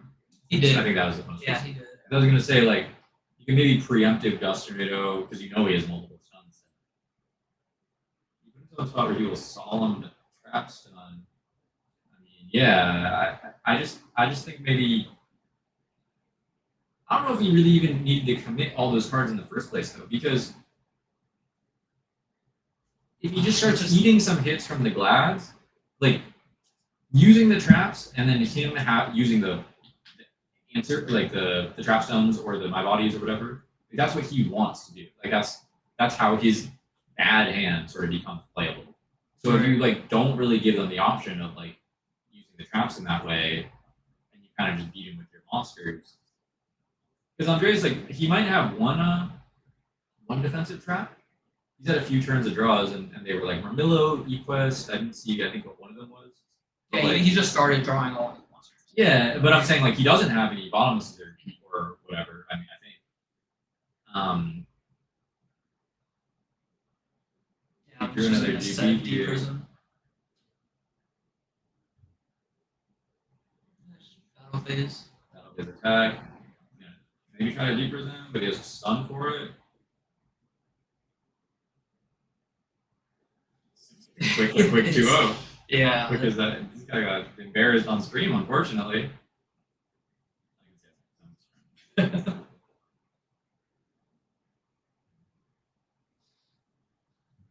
It was like last round because there was a bounty on Kamal. Yeah. You know, so like Who played Kamal? I actually don't know, but this is crazy what he told me. Oh, just how the game went. Yeah. Like Kamal deck devied him and then the opponent activated a lure under the deck devi. It was already kind of wild, and he Yeah. just drew like MST bottomless and just like started playing the game. Like Yeah. just kind of had all the answers. Well, finally drew a monster.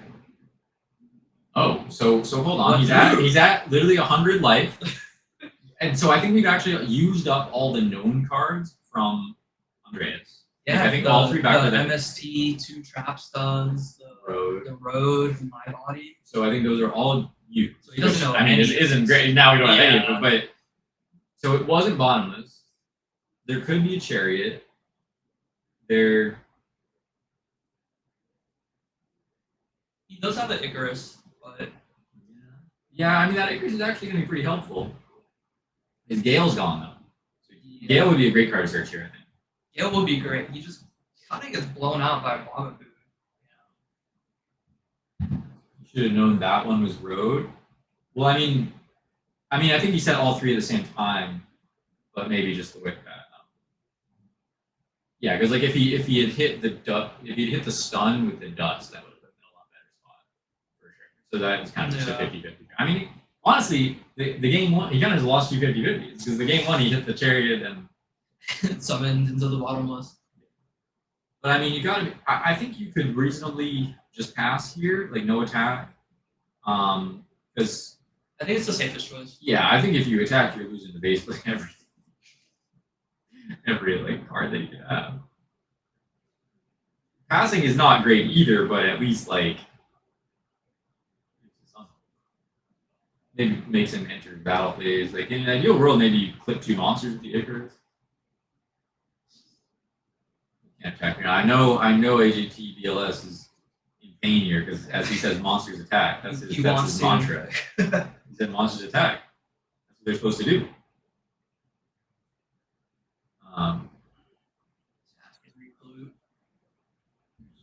What step it can be used in or something like that. When he can Wabaku or when he can chariot it or can't chariot it.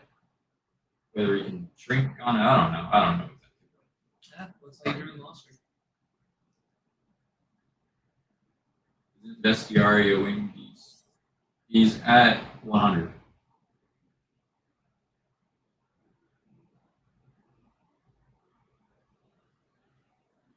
But the turn, well, actually, wait. I mean, was that the turn before he? Because he fissured and then he my body. Yeah. And then did he? Then a turn passed, right? Like that was he fissured and he just passed. Yeah. So he could have, I think, Bestiaria. Yeah. Yeah, because he drew the Fisher He and could have brained that turn. I think that's what he's saying. He's at 100 now, but yeah, that turn he could have brained. But that was when he still had the. Because then didn't he attack with the Bestiaria? He prisoned it.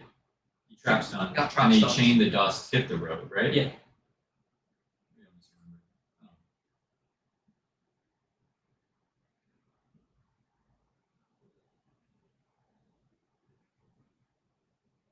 We'll have to watch that.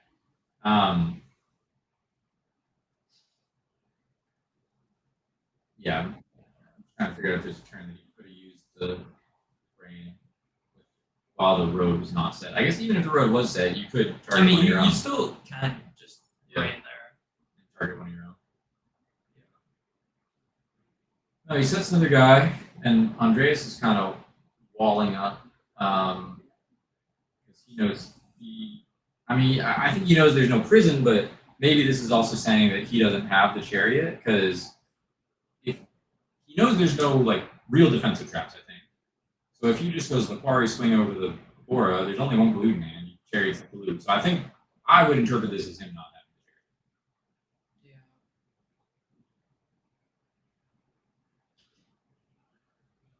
Yeah. Could be another road too. Think he's scared of the second road?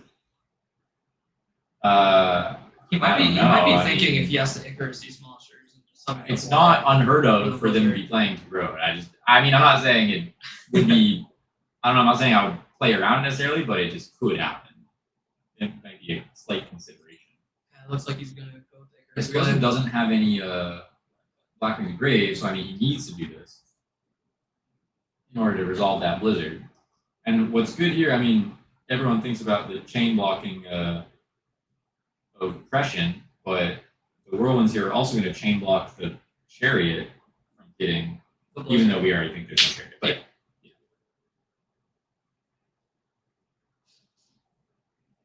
And just kind of shaking his head.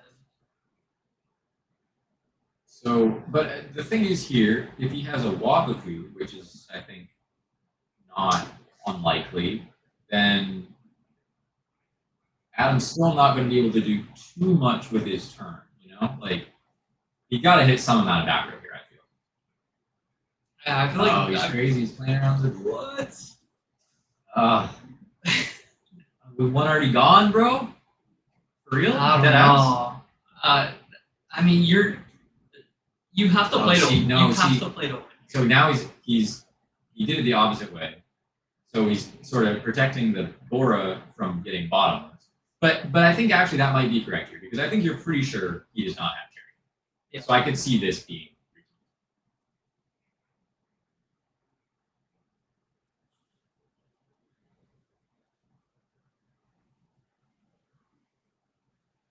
I feel like I have to Icarus for two. Yeah. It's just gonna be too hard to grind through. Like it's one of those like you're so far behind.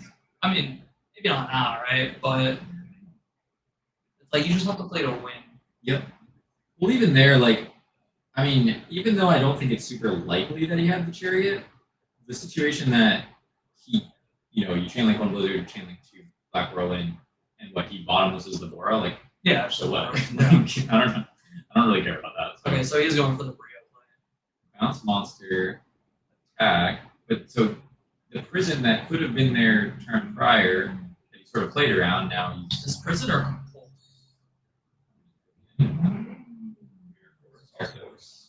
So yeah, this is sort of a strange monstrous attack moment as well. And now any monster attacking him will in fact be game.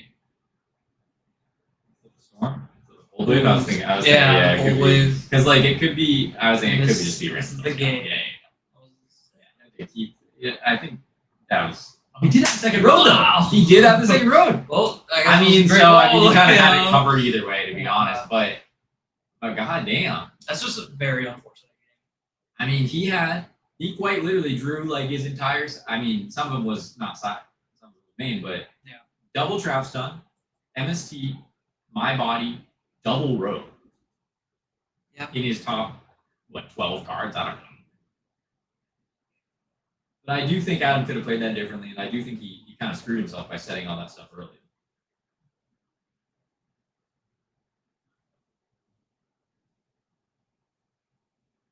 Yeah, it's those games always do feel really good, right? It's just like, oh, I just needed like one monster, like one of this. That's what people complain about Glads, man. I mean, I don't I'm not really in that boat, but those games, those types of games where they just kind of run away with it and counter your every play, so to speak, like those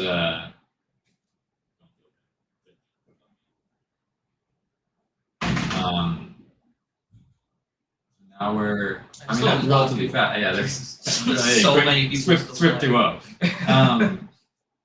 This is actually a good match too. These two players. Who are these guys? Tell me a little about these guys. Yeah, so both these players really, really good. Very Okay. like known in South Florida. Yeah. The person on the left, really, he mainly plays modern actually. Okay. And he's been like an up and coming player. He just won a regionals not too long ago. Okay. Like multiple times. So it's very good. And then Jose on the right, just a older player, with multiple tops. Again, just a very good player. Yeah, I feel like he looks familiar somehow.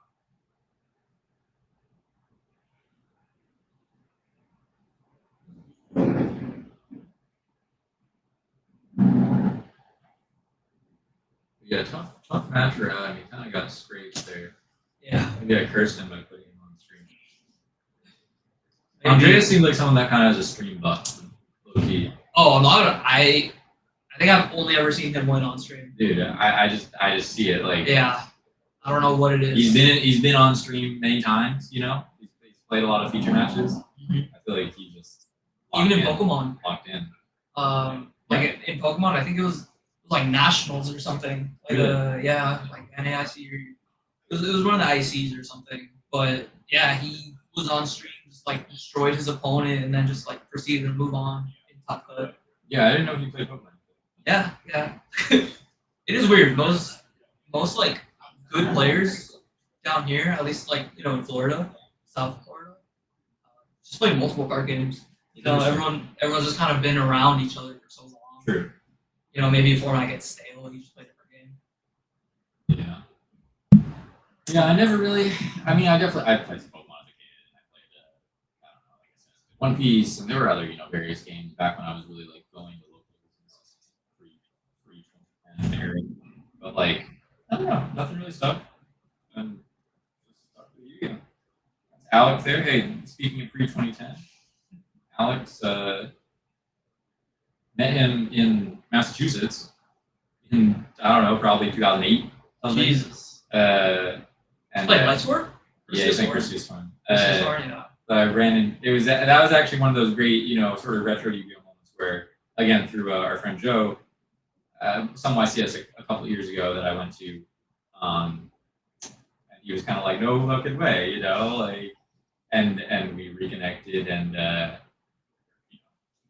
to 15 Right, years yeah. older now, but yeah, because he's a couple years younger than me, and I remember, I was having good experience talking to him back in the day, and he also similarly had good nostalgia for those times. So got into playing Edison. Now he lives down here. Right. Yeah, Comes down with these storms. I see him every now and then. So it's pretty cool. Even right next to him, is a really good player. Like he moved away from Florida, Yeah, but in the hoodie. yeah. But in the red mat. Yeah, the guy he's playing against, I think, is the Gigaplant guy that was tearing things up last night. I think he beat Adam last night. Everyone beat him. Oh, yeah. Adam can't catch a break. From Edison, right? But no, I mean Hassan, the red mat, like he's a very, very good card game player as well. Like multiple tops and like One Piece, used to play Yu-Gi-Oh. We gotta do some research into this. Why is this Florida secret gamer heaven? Why is that? I don't know. Florida, something in the water. It's retirees, Something in the water. retirees and gamers. Yeah. Miami crypto. It's the norm.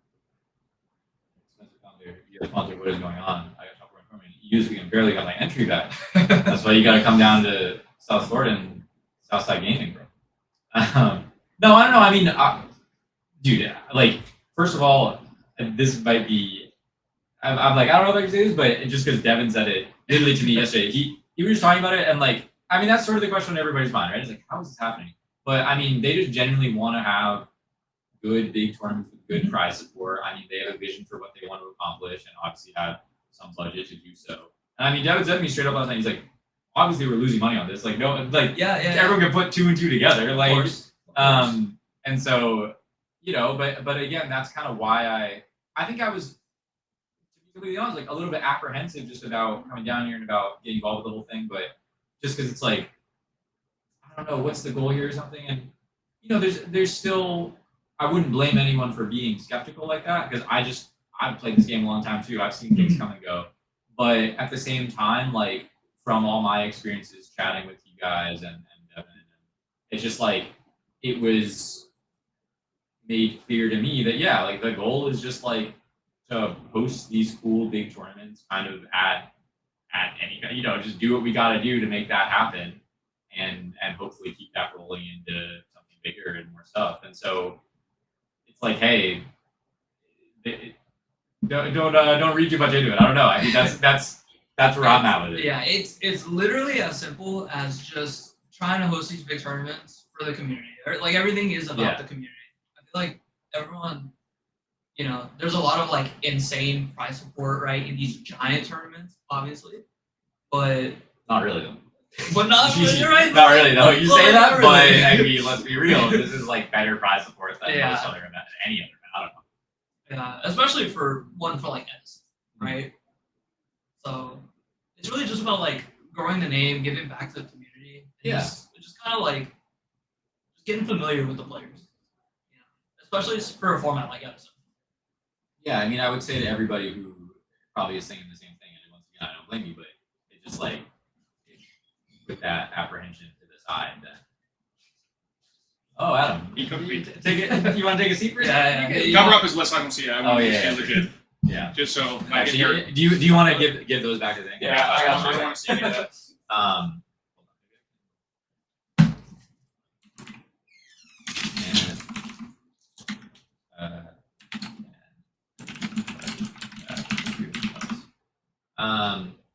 Adam is here. Oh, okay. Yeah, I was reading good questions about Post game. post game about the not using Yeah, you the have brain questions from control. Sean Bush. Yeah, so the problem is like, okay, I have brain control. I'm at 1600. Yeah. I have to return this monster to. Yeah, so I would Icarus what? I'd have to. Sure. But he had the second road. Though. Yeah, I'd have to, It's crazy that I'd you have played to around take it, my to be honest. own. I'd have to take my own whirlwind. I could have. Yeah, that's probably the better play. I think so, but ultimately, I mean, you just got screwed by not drawing a monster early. If you hit a monster on like almost any of those turns, then it was going crazy. Yeah, he played really well. I don't know. Yeah. I'm trying to think. Like, I think using the Fisher was correct. Bait out to my body, and then do the brain control on Bessie. That was my best line. Probably, but it just we were saying, me and Mario, who was just here, were saying like, I mean, when at the very end, after you had already popped the one road, like when you still played around it, I was like, I think you just have to go right here. And like, It just felt like he had it because he kept setting cards. I'm like, okay, well, like, he just loses if I hit You Storm though. already had like five. I mean, yeah, like I mean, I hear you. I just feel like it's one of those like give yourself the best chances to win type thing. But I mean, He had it, but I don't know. Yeah. Maybe you're right. Just play into it. I don't know. yeah, I mean, in that case, you would If have I lost had more harder. life, like I think the problem was I was just taking beats. Well, I think the early term where you went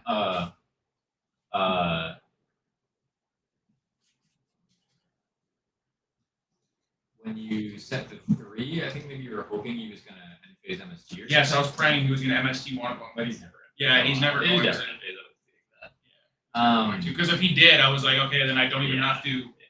I can solve him the stun, which is what the grand prize Exactly. was, right? It was just it was an awkward situation for sure, but it was just like that also kind of like made your zones awkward. Yeah, and it was like, all bad. I needed a monster. I mean, at the end of the day, you need a monster, and I'm not sure if any of these things would have made it significantly different. But yeah, I felt like How about game 1? I think I win if I hit that 50-50 MST, like straight up win. I know. I Because mean, but well, even at the end there, if you hit the 50-50 dust on the stun, you're in a much better spot. yeah, I hit road and I was like, oh I man. know, yeah. Because I mean, yeah, I said the same thing. I was like, I lost you, but yeah, I mean, It's okay. Yeah, Hey, he played really well. He deserved it. Yeah, he deserved it. yeah. I had dust shoot too, and I had dust shoot and double whirlwind, but with no guy until I was dead. But Yes. he won through a lot. In Yeah. his position, so good for him. It's like when you lost with full trinity. Oh, that was a long time ago. Stay here for 2 seconds. Okay, Good enough. What else do you play against round 1 and 2? played against your deck. ABC BLS on the mic. I played against your cat deck. The Oh. cat guy, name's Luis. He's quite good. You play against who? Pardon? You play against who? I didn't see Oh, it. okay. You might run it. I just didn't see it. Yeah. And then I played against a guy named Caleb. He was on Bayou Turbo. And you won both. I won both those, and now 3-1. Hey, happy. That was wrong. Yeah, sorry. Now I'm 2-1. I'm happy that it's top 16, which is good. Huh? Yeah, what's up? You guys want Chick-fil-A pizza? Chick-fil-A, please. Sounds good, bro. That's right. Oh, you're. I'm 2-1. I'm just Yeah, we're we're still just on. talking. Okay, okay. You're the man. Yeah, we had him Shout on, out to owner of Southside Gaming right now. I appreciate we had him you. on feature, and he I got smoked. by your two Andreas. by Andreas. He's a Yeah, dog, you man. know, you guys know who I'm this is. Yeah. Yeah, he hooked, man. He got me good. I should be 3-0 right now. Oh yeah. I'm X1, but I should be 3-0 right now. Who did you lose to? I don't know. Cody. Someone named Cody. No, I What's just. his name? Cody Moreland? No, the guy from. You said this up to him. The guy from Atlanta. He was in Atlanta. Yeah, I don't- super nice guy. He's wearing like a Miami looking like. I know who you're talking. Yeah. I played him Anyways, before. I deserve to lose because game 1 I had game on this play, but I deserve to loss. So that's why I agree. Is he out there? Can you see if he cuts back to us? Oh yeah. Look at these monitors. Like, look at this setup. That's I know, insane. It's insane. All right, enjoy yourself over Oh, here. you're out? Way to go. Yeah, I gotta go to the restroom. Okay. So, Next round starting soon. So never mind. He doesn't have to cut back to us. Tell him never mind. Tell him. Who? Wait, someone The trying to guy talk to who was me? streaming. No. hold Oh. on. Never mind. Then. It's all good because he's leaving.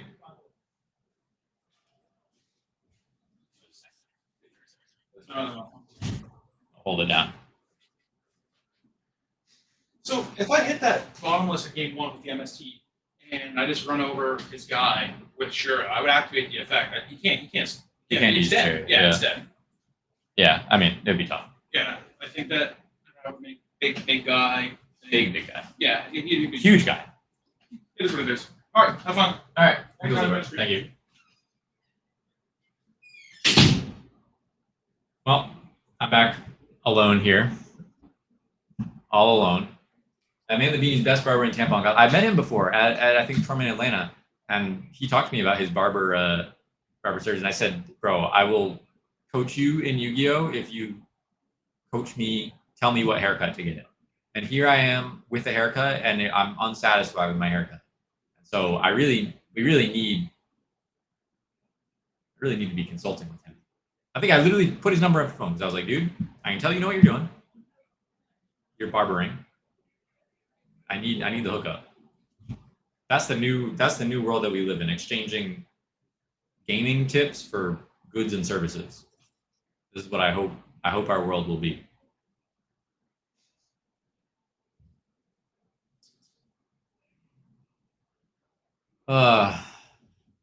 Thank you guys for tuning in as always, you know. Big tournament. Great prizing. You know the vibes. We're giving away a damn Black Rose mat and triple ulti Caius. Like, are you dumb? You should have come down to this. You all should have come. Big L if you did not come. This is the shop. You know, you can see it's very spacious, very chill. Eric, I'm sure telling everybody is bad beat. Let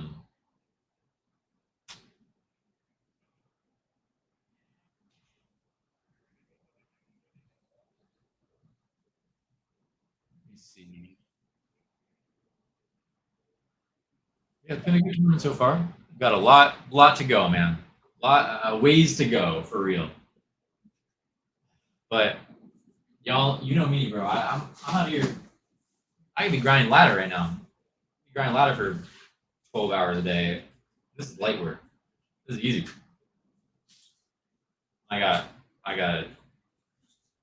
interaction with the fam.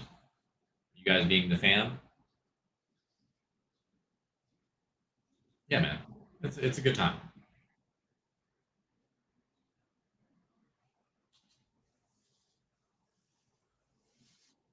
Maybe Icarus has to be left post side. I mean, yeah, if they're boarding in those damn multiple Starlight Roads, then that's a real concern.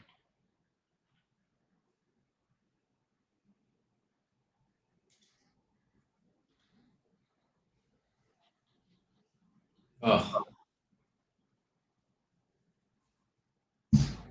holding it down though. I like that. I like that Adam came on. I might try to get some more little player interviews or other characters on.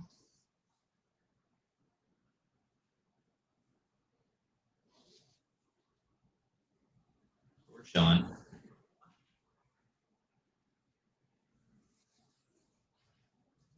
Coming up next month. I think that's what he's saying. Cat Synchro live stream, bro. Listen, y'all gotta stop leaking the goo. There will be. We'll be doing that at some point, bro. I promise you. I promise you I will. Bro, you think I'm gonna build this deck and never do any content around it? That's great. Obviously, we're gonna use content. Snack setup here. Need that.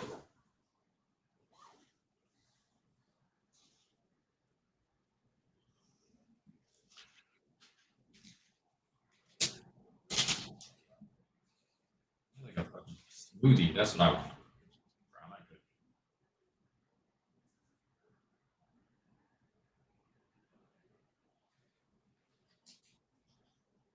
Need like a green juice in this bit.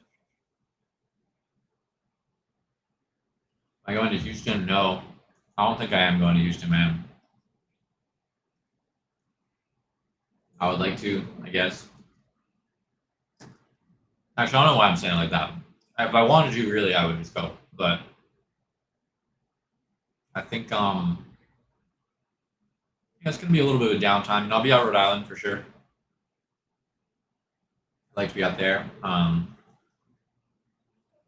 Guys got a binder full of mid-ass cards. But the longer flights, tournaments might be a pause for me.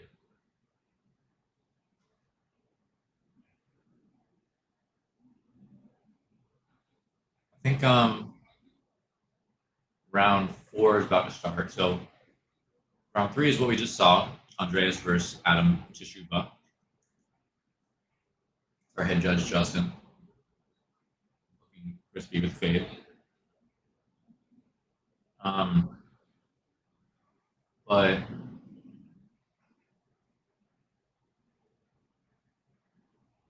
they're moving right along. I think the tournament's making pretty good pace, to be honest.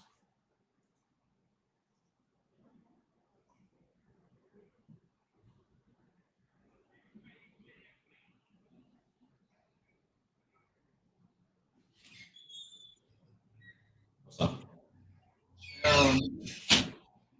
A lot of people are 2-1. A lot of really good players. Feels like everyone is actually. I'll ask. No other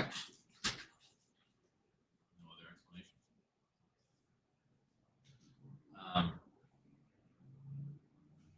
Yeah. What's in here? Chat. Chat.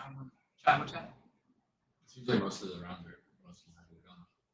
Yeah, I think I saw there was like around 11 minutes left.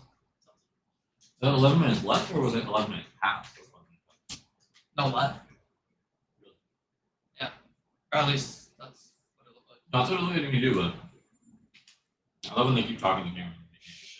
I wanted to tell them, but I think it's funny. It's kind of a funny vibe. I kind of like it. Yeah.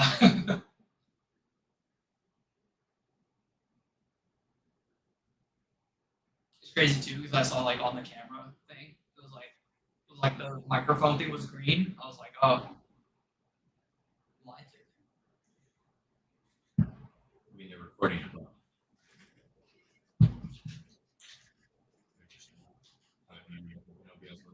Yeah. Like Sizzle, Yeah. he's X1. Marcus, he's X1. Very same thing.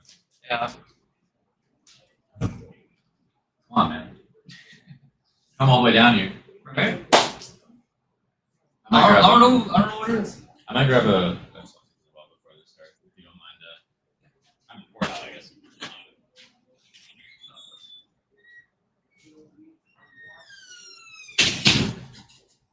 Sizzle, yeah, Sizzle's here. He is 2-1. I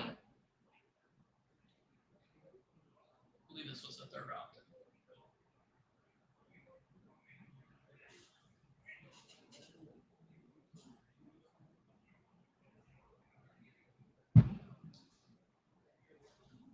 So if you guys play any other card games like Lorcana, One Piece, I mean, we just Yu-Gi-Oh, we're always hosting these giant tournaments. I mean, not to this caliber, but we're hosting like, you know, like 4 cases tournaments, 10 case tournaments. The other day for One Piece, we had a quad case tournament. For Lorcana, I think it was like 10 cases or something. So, check us out. Southside Gaming.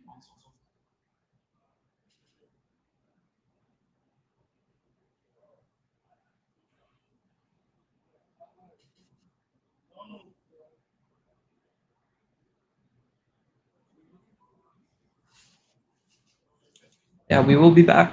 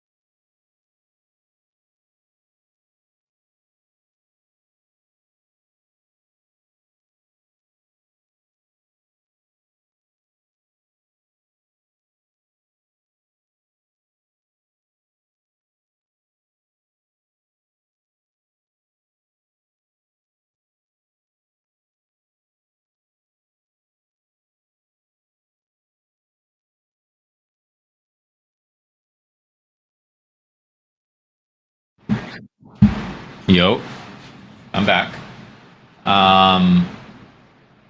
We have the feature match sitting down. Old friend of mine. Very curious to see what he's cooking on here. He showed me the list, but I'm curious, or I guess I'm excited for y'all to see. I guess that's a better way to describe it.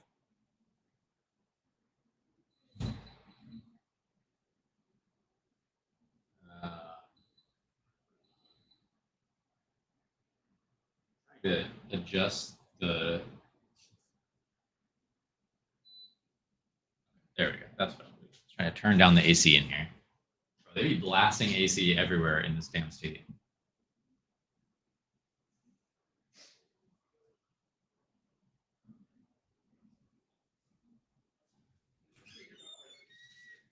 Let's go. Oh, thank you. Carlos and Christine. If you see Mario or Ruben, you want to tell them to come. Mario's, okay. right here. Yeah. Cool. Thank you. We got some decks. This is going to be Chris Kraus, CJ Kraus, against Carlos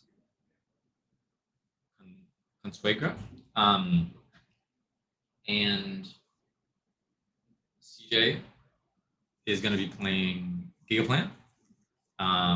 And Carlos is playing Hero Frog. So pretty classic matchup. CJ's list is kind of standard, but has a couple You're gonna put him in. I don't want to say right now. If we don't see them, maybe I'll talk about them. But seemed like a pretty good list of Gigaplant. And then Carlos is, yeah, again, this looks somewhat standard.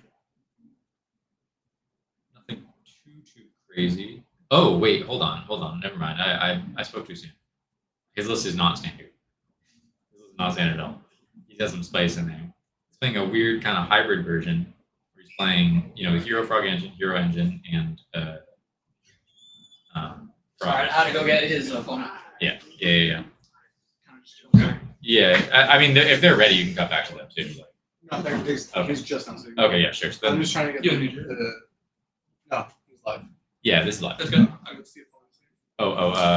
We got it's Carlos? Carlos. Yeah, Carlos. Yeah, I was just going over. So,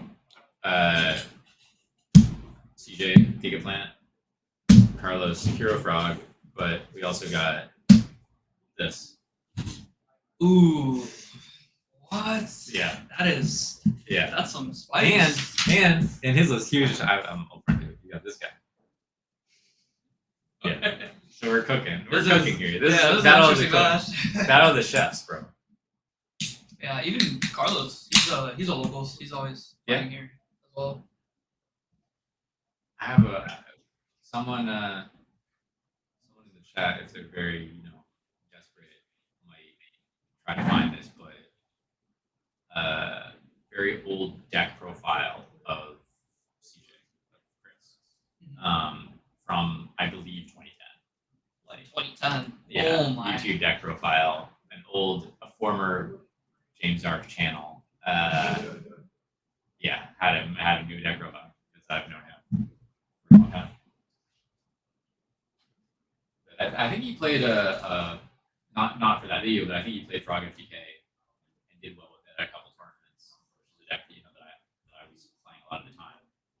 And so I think he always liked combo decks, and so he's pulling up the Gig Plan this time. Pretty cool deck. Expect some cooking. I think he's a person also.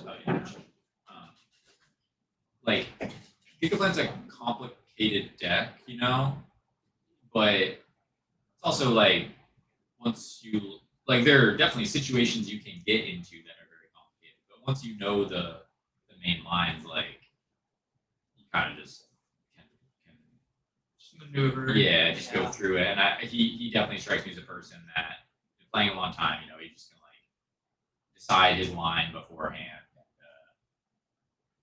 Just have a good amount of anticipation of okay, if they stop me here, then I'm going to go for this instead.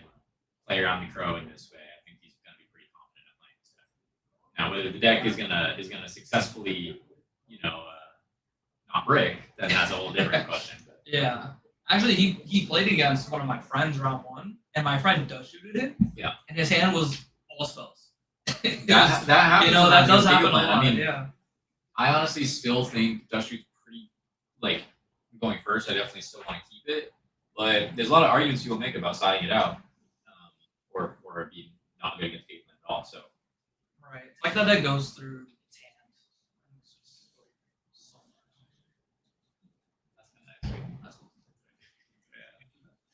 So he's opening with Lone Fire. Hey, we're comboing. We're finding Giga Plan.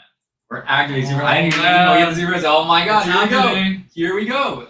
No plan around the Crow game 1. Didn't even look at his hand. That's how you knew he didn't have the It Crow. just doesn't matter. That's how you knew he doesn't play Crow. If they start looking at their hand, I might think about it a little more. Power tool. We're getting into attack or defense, brother. It's Defense. Sometimes it's class. That's for the master class. Are we gonna hit the supervise? Or are we gonna? He's already picking up the dice. He knows. Are you feeling lucky? Are you feeling lucky, Carlos? Shuffle him Oh, up. he's getting ready. Shuffle him up. I need to see it. Yeah. This is an exciting deck to watch. It They're is. just like holding your breath whether they're gonna combo or not.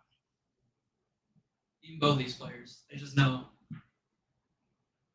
The last Six. one. Did he hit it? He got it! Oh, he got it! Oh no! Oh, you hate to see it, or you love to see it, depending who you are. Yep. Depending who you're rooting for here. Still going. Supervise. The worst part is they just showed you 2 of them, and he just got he just Yeah. 2/3 did. It's not like he set it up. So you go Titanial here, or Stardust. That's the usually game 1. I would say Titanial. Yeah. Black Rose is the it, thing. It looks like. But also, if you have a trap, which I think he had 1 or 2 traps. now. I did see at least one. Yeah, so I think it makes a lot of sense to go Stardust. Yeah. That's one of my favorite things with Diva Hero. It was you make a Stardust Stardust, plus back turn row. 1 plus back row, and you just Yeah. get so good. Yep. It's I don't So really what do we want got to here? play. He's playing a Hero Frog variant, let's say. Stratos. Oh, there's. Oh, Dude, that's the is that tech in the his tech? hand. He's got a The Gemini tech. Spark. So this guy's playing 2 Gemini Spark. Now that will not help at all outing this board, Yeah. but it is an additional interrupt, a very good interrupt if he is able to get it before CJ combos. So if he can get to a point where he can use the Spark, and there's no Stardust on field, maybe that's strong, but you're gonna have to fight through a pretty solid board here. Yeah. And And he has no back row, and so he's gonna do it all again. Does he have 4? Yeah. he is playing 3 alias. That is true. You're probably 3 alias and 2 Spark. And he probably just came to this tournament saying, "I'm just gonna play all the black things." I mean, this is just unwinnable. If you're starting your is- turn, resolve it. Because you gotta clear 1. You gotta clear at least 1. The power tool or the Giga Plan. If you're not clearing either, then there's +2. Did you see what he got? I didn't do it. I don't even know if he got it. If you got supervised, that's insane. But it doesn't matter. Might be Mark. It looks like Mark. He also has a threatening roar in hand, which is a card he's playing as a 1-of. Kind of buys you another turn. Obviously, if you set it up with your Giga Plan board, you can protect it.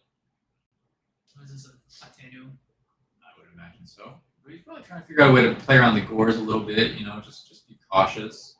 Because anytime you're not setting back row, especially if they search alias, he probably doesn't know what this guy's playing. He might be thinking it's hero beat without back row. Yeah. That's my logic here. But he's saying this. I at least would have said. You're just saying, no, maybe you don't one have. or something. Does he have it? I can't actually tell. He has it in his deck. I'll tell you that much. There's Oh, a it's track. Right. That was another card he is playing. He's playing Trag and Gores. And Yeah. Trag, surprisingly, This, Oh, and looks this like is actually just game though, Yep, because it's game. okay, so he had that covered. I think he had the Gores covered too. I think it was game through Gores because he could get over and then Oh man, is this gonna be another quick match? that was a very fast duo. I don't even know if some of these guys have started their games out there yet, not gonna lie. There legitimately might be still people shuffling up. Yeah, Pile shuffling their opponents. there definitely could be. What a first game. Yeah. That was crazy.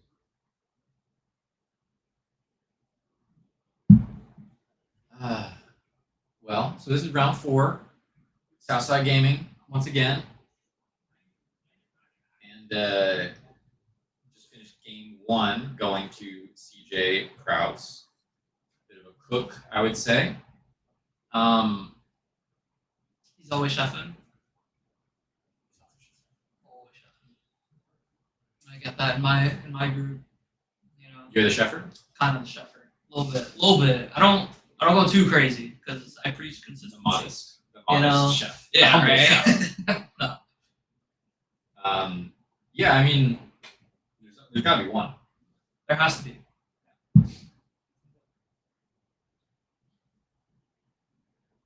Everyone, you were saying, I think you were saying everybody was 2-1. Yeah. And yeah, I there's- confirmed that there's some 2-0-1s as well, people that got draws. Yeah. But yeah, when I was looking over who to feature for this round, I mean, first of all, there aren't that many undefeateds left. Also, Honestly, no, there aren't too many. I think it was like 14 or something. Like Yeah, table- it's table really 7 or it's 8. really just like the top table. Like, Table 7 or 8. I think we're still undefeated, Yeah.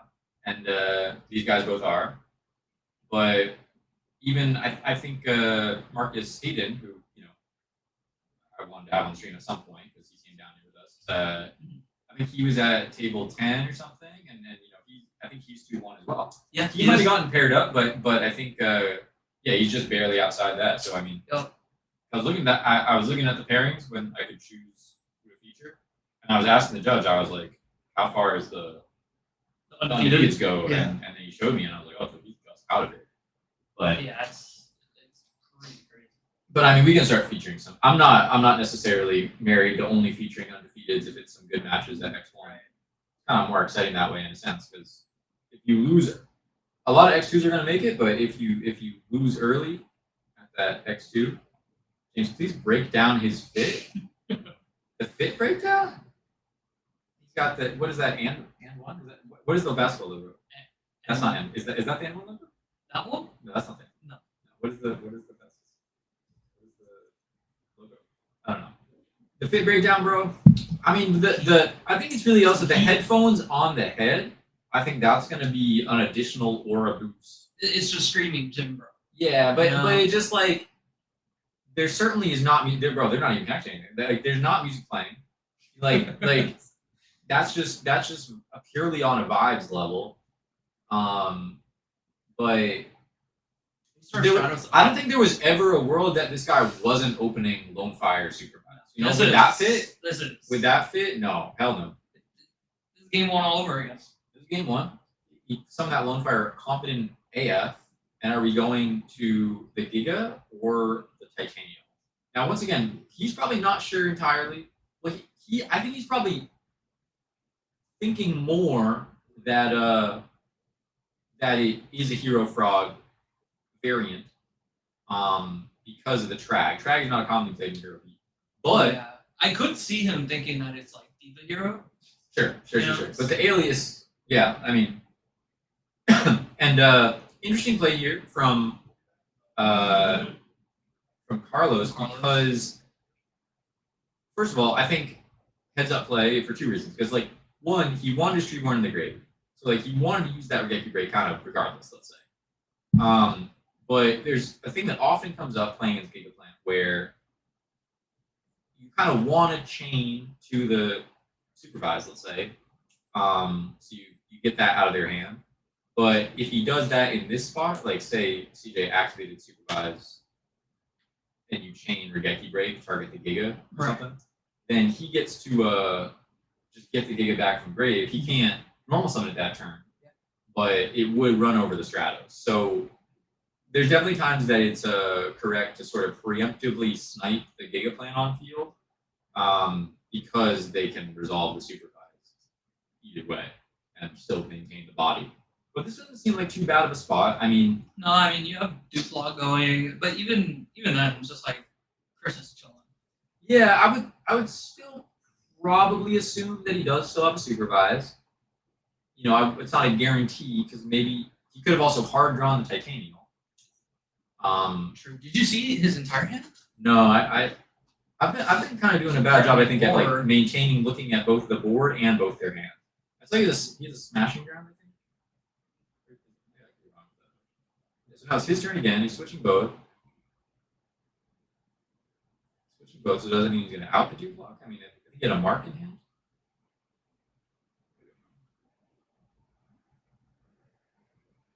Tribute for Giga. Smashing. Oh, smashing ground. I was right. Yeah. Add swap back. So, I mean, we're losing value on that, but we're getting in some big damage. We're getting back double swap, but honestly, that doesn't really matter almost at all. No. What does that swap do? But he also didn't supervise here. So, Miracle is live. but I believe he does have a supervising hand, right? Maybe I'm wrong about that. I thought I saw it. I'm not too sure. Chris is holding his hand. He's holding his hand back. Trying to figure this out. He doesn't even want us to know. He's got he's got the storm. Some people would side that out against Gigaplant, especially going first, but Bro kept it in and got roared for it. So I don't know. It's tricky though, because sometimes like if you clear a miracle and a miracle fertilizer and a back row, then that's pretty nice. But a card that I haven't seen come out a lot, but the hero decks against Gigaplant that's pretty strong is Super Poly. Oh yeah. Dark Gaia, or sorry, Gaia, Euro Gaia, answer the board. Just gets through Stardust and whatever too. But one kind of annoying thing about that, I'm literally just yapping up here, but like if you supervise and take their Gigaplant, if you super poly, they have a Gigaplant and supervise, then you won't be able to Gaia half the Gigaplant that comes back, Like it'll still be resolving on chain. Okay. So you have to target something else. So then the guy is only 22. So yeah, so it doesn't get. Yeah, it's like they'd have to already have a guy on board. You are still kind of breaking the board. Yeah. Right? It's So definitely it's just probably a good card to break the board. Is that the professor? Yeah. Yes, bro. You're here with Southside Gaming, James Ark, watching round 4. Big prizing. We're here with Mario. Huge prize. We got Mario. And we're watching this Gigaplant versus Hero Frog competition.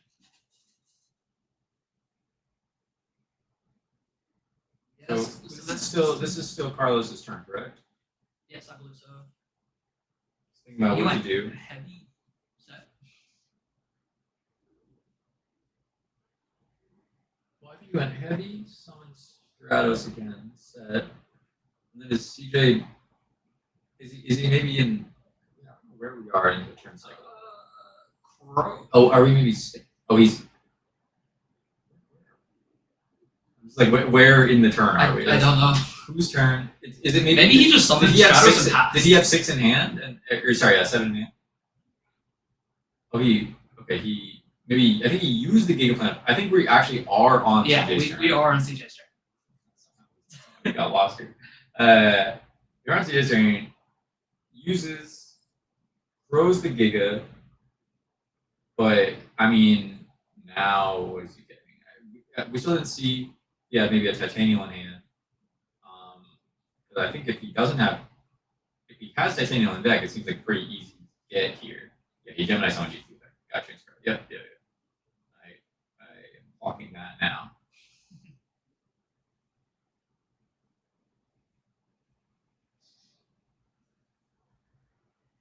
I mean, maybe like it depends what traps he has too, but I could see like a get titanium in defense even. I think you do just go for the titanium here.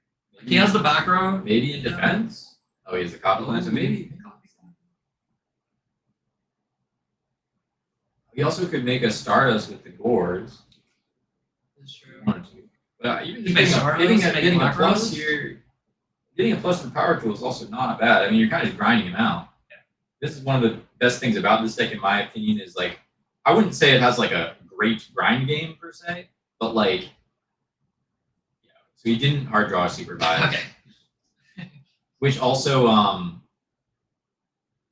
maybe a bit of a punish, you could say, like, because he lone fired into Giga turn 1 and he shotgunned the break on it. But if he had waited, even for battle, then okay, MSTs. Those MST and Dust Tornadoes are good cards here. But yeah, he really played around the possibility of him having supervised. Probably thinking kind of like I did, like, oh, if he didn't have the supervising hand, he's just always going Titanial there. But I think he might have hard drawn the Titanial, and yeah, maybe he could have gotten some extra value. Maybe he could have gotten some extra value off the break, but I don't blame him. But No, I think the break there was correct. it just is revealed now that He did just draw a Kai's. did he? Yeah, he That's gonna be a big Kai's. Banish the Gores, swing over the power tool and attack there. Yeah. Maybe not even needed because Taking you weren't 1,000. you weren't well. I mean, he thought he was gonna get the DDR off and swing through, but now since it was just a Treeborn left on field, no point in attacking, and it gets attacked over for free. So. Right. Do you think putting in attack was just too greedy? I mean, he was trying to get the DDR off, but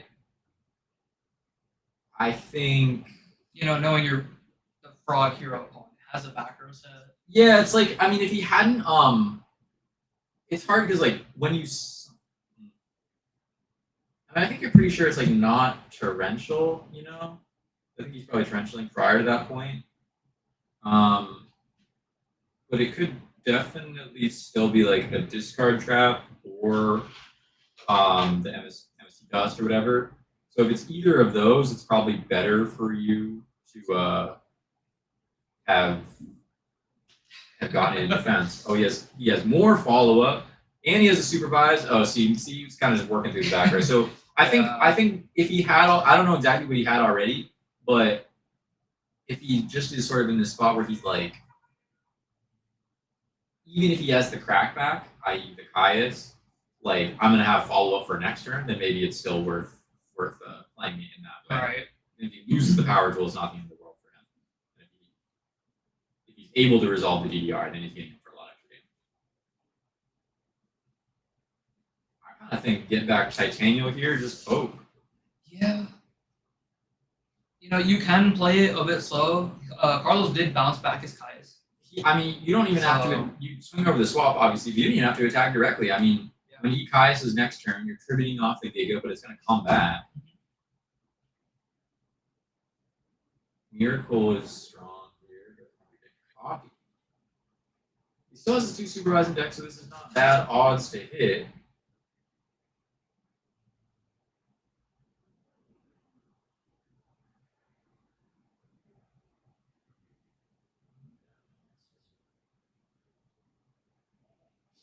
Also, I understand why he crowed that. Ooh, the Black Rose. When this is just game. Oh, bro. Yeah. He's doing a little bit of tricks on it. Yeah, Because he hadn't normal summoned yet either. Oh. Oh. Oh, this is just game. Battle fader? Where is it, bro? Oh man. I was saying right at the start, man, this is a guy that knows his combo decks and is gonna execute, and I think he did exactly that. Yeah. Are you proud? Yes, I'm proud. Absolutely. That was Yes.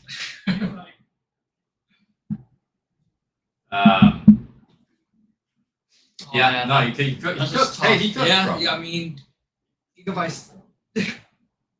Yeah, I hate that deck, man.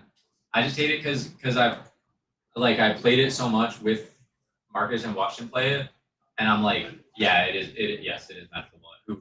Like I said a little bit earlier, I mean, I clocked this a little bit ago actually because that guy, he's on the Discord and stuff, and he said at one point, just like in some off. I'd be watching. I take notes of things. And he said like really offhanded in some like other random Edison Discord channel. He's like, well, I topped this event in 2010, or like, oh, I topped with this deck or something.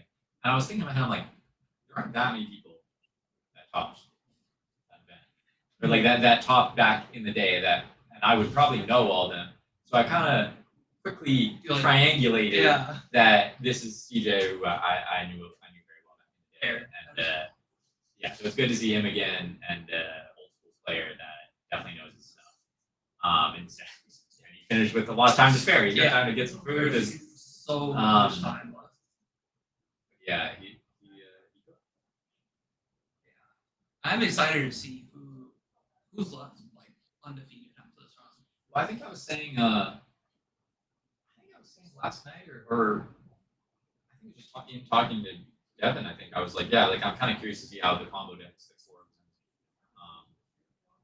and Giga do at this tournament. I mean, I just made a whole video on it. I'll do. I haven't done really any plugs for my own thing, so I'm gonna do a brief one. Yeah, go for it. James Arc Yu-Gi-Oh. You know, it's on the thing, but go subscribe to the channel if you like what we're doing here. But I did make a video recently, kind of saying Giga flopped. Like I wasn't saying it, but I was low key being like, it hasn't really put up the results. Right. It's like, where's all the, But- there was a lot of hype, but I don't know the even results. in saying that, I was like, I know it's a strong deck. Like I do know if you play it perfectly, it's strong. And so it's a combination of like certain people not showing up at the tournaments, or when they do, things just don't go their way. That's just variance. It's all these things. But like I think you kind of seen it before, even with the other guy that talked with Giga, not the other guy, but not Marcus at Orlando. But like that was a guy who he said in his deck profile, he's like, I don't really play Yu-Gi-Oh that much. I played Magic or something, but like I just like do this is sort of my pet deck, and I've been labbing it, and I really like these ratios and like blah blah blah. So Forgs and Giga, like those are kind of two decks that like you could just have these random people that maybe even don't play Edison that much, or like haven't had a lot of success with other decks. But if you really sat there and grinded it and learned all your combo lines and learned how to play through various scenarios, and you had some good fundamentals with it, then you could really come in and crush a tournament as basically an unknown. And I kind of love to see that, to be honest. Like just some guy who has really put in the time, and like even though he doesn't have like some name rep, just being able to do this thing. So I was very curious to see if we were gonna have kind of a hidden boss combo player. Just kind of maybe go crazy. Maybe CJ is the not so hidden boss that we needed. But yeah, there's 122 participants. Yeah, over 120. We are mid round 4 right now. A lot of folks are 2-1. So halfway. Yeah, halfway. I mean, over. A lot of folks are 2-1. AGT, we just had on stream a moment ago. Marcus Hayden's 2-1, I believe. Ernie. Sizzle. Rob is 2-1. Yeah, a lot of 2-1 folks, and there weren't too many. Because I looked at the pairings to pick the feature, and there weren't too many people that I recognized that were still undefeated. But I mean, that's kind of how it goes. Yep. Yeah. You want next one? I mean, just let me know. I'm just walking around. I just want to make sure I'm not muted back. No, you're good. You're good. Yeah, I mean, this finished anyway. I feel like this is kind of the opportunity, maybe for next time or for some other stream thing. I got to figure out like what to do with this block of time. The match is finished. Like it finishes so early. Yeah, you're like, because you could have the guy come in here and talk about, yo, I cooked him, whatever. But like, is that even like, but yeah, some way to add some additional content or have it be a little more structured. I don't know. That one's, I kind of wish we had like 2 stream setups. So one finishes really early, we could just pan to the other one, just like swap it. yeah. That's it's like a good idea. Like they did that for One Piece Day in Dallas. Oh, okay. They had 3 streams because it was like they separated it into like 3 different regions. So it was like pods. So it was just like, oh, this one ended, we'll go to the next one. This one ended, we'll go to the last one. Yeah, I mean, because at the end of the day, like, not that this is like the primary concern, but it's like the entire setup is like, you know, costs some money to set up and to sort of like produce. But just once you already have the whole structure of it, just adding another setup is like not that Yeah. crazy. So Yeah. it's possible. Absolutely. Yeah, I don't. No, I was thinking about it a lot beforehand, and I feel bad that I kind of didn't come to a conclusion because like people do like the bingo card. I don't know if you watched other Yu-Gi-Oh streams. Like that's like I think Oh. Keegan kind of started it. Yeah, maybe yeah, maybe yeah. he got the idea. But like Keegan the bingo cards, and I think Fraser's done a similar thing. Like like see someone kill through gores, and they'll Mhm. mark off on the. That's okay. I don't love that. But I feel like there needs to be some little gamified. I was thinking about something while you run this by you. I'm still working out the idea. Okay. But I want to I was thinking about some sort of lifeline thing, like in Jeopardy or not Jeopardy, Who Wants to Be a Millionaire? Like phone a friend, ask the audience, whatever. Something with that. Because I was having the idea okay, what if I know all the boys, all the Discord boys are watching the stream. I know they are. Sound off in the chat. So all the homies are there. Yeah, I mean the general Discord, but the bongo boys chat is probably all watching and having it on the background, and so I like being able to hop in our VC or whatever and be like, yo, did you see that guy throw and then have one of these random internet users be like, yo, that guy's ass. Fuck you, didn't even come. What I mean? Right. So having some call in feature I think would be interesting. And then I don't know, that's kind of all I got. That was the one idea I had, Right, and I didn't think about hard enough how to execute. What other people do? What are streams that you watch? I think that is pretty hard because it's like you can even do To it fill- with- to fill you that know space, yeah, yeah. to fill in that type of space. I think my favorite thing is just swapping between matches or Yeah. even just Honestly, bringing up. this is not bad. Seeing just sort of as sort of ambient background visual of Yeah. here's what's going on here. Yeah, also just showing people how the locals looks Yeah. this locals it started out It as fits. and it started out as one small kind of hallway, right? And then it expanded to a second area, and now we just got the third one, which is where you Oh, yeah. mainly enter. Yeah. So I didn't know that. I thought this space was all just one. yeah, no, we just tore the wall down. Awesome. Yeah. Yeah, the store is less than a year old. That's awesome. I mean, guys, come check us out. Southside Gaming in Margate, Florida. Show up. What, 30, 40 minutes from Miami? No, it's 45. a bit farther. Hour from Miami. I went down there last night. It was 30. It was 40 minutes. Yeah, it depends on traffic. Yeah. That's the Yeah, main it was thing. late. That is So, the main thing. yeah. If there's no traffic, it's It's like 40. it's And I was easy in North cruising. Miami. Yeah, 40. Yeah. But if there's traffic, it can be 2 hours. Actually, it's funny you say that because when I was still up in New York and I was just plotting out my plans for the day for the trip and stuff. Right. I was looking up these different addresses, and yeah, at one point I think I looked up from here down to Miami and it was an hour and a half, and I was like, oh damn. Yeah. I'm definitely not doing that. And then I looked up way later and it was 35, 40 minutes. And I was like, oh okay. That is one thing. Yeah. Florida is just specifically Miami. Yeah. Right? It's the traffic. Traffic's crazy. Yeah. So, Too much time down here overall. I went down. I mean, I have family in Florida, but not really in Miami area, so I wasn't going there a lot. But right before COVID, 2019, I worked on some stuff in Miami, so I was down here just for 3 or 4 days. Lonnie Ruben cracking packs. Big reveal. No, it's a bunch of tokens. Yeah, go for it. Pull it down. I will. How many participants? There was about 122. So that's pretty good.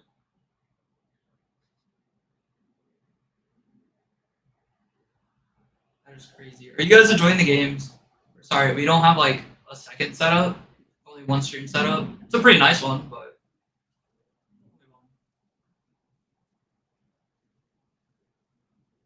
So, yeah, it's about 13 minutes left. There's still so many games. You guys can ask any questions. Go for it.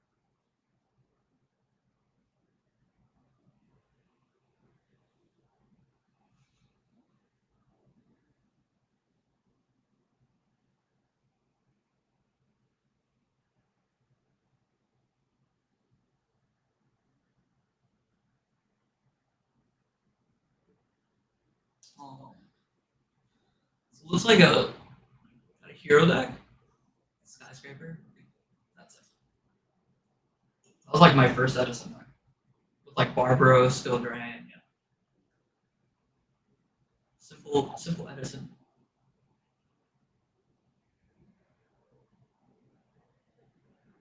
I do want to see everyone's records after this. A lot of close games. But then there are others, like the Gigabytes game we just watched. So the last two matches have just been 2-0s.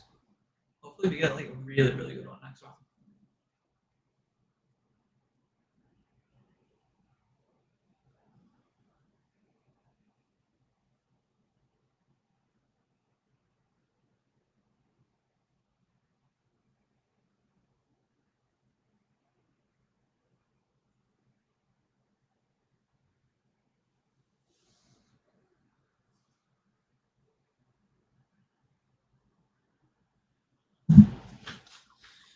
Oh man.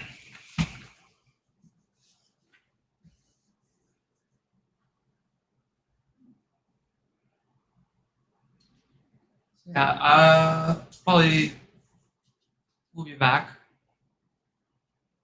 Break for lunch, straight on. I don't know. I'll eat eventually. What is it, 3:40? That's 3:40 already. I'm not that hungry even.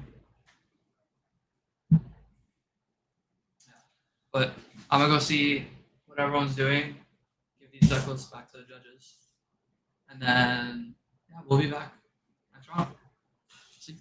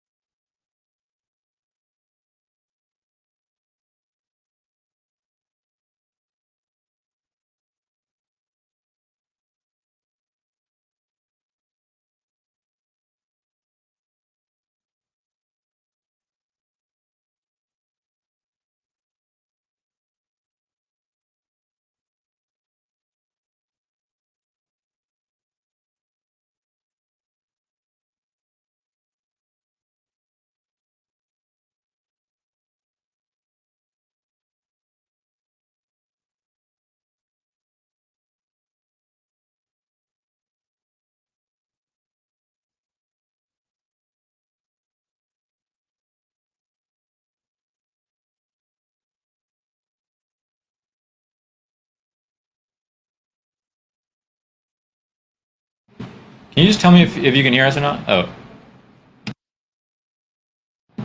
Yo? Yeah, okay, it's on now. Okay, cool. Yes, it is.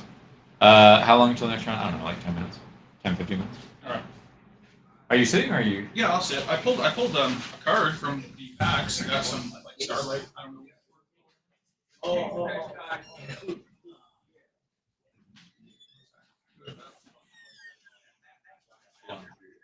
Uh,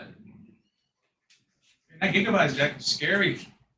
from, he's a He's a monster. he's an OG. He's an OG. That's good. Always He good to have literally is an OG. Like, You had two OGs back to back, and the Torres guy. I'm sure he's an OG.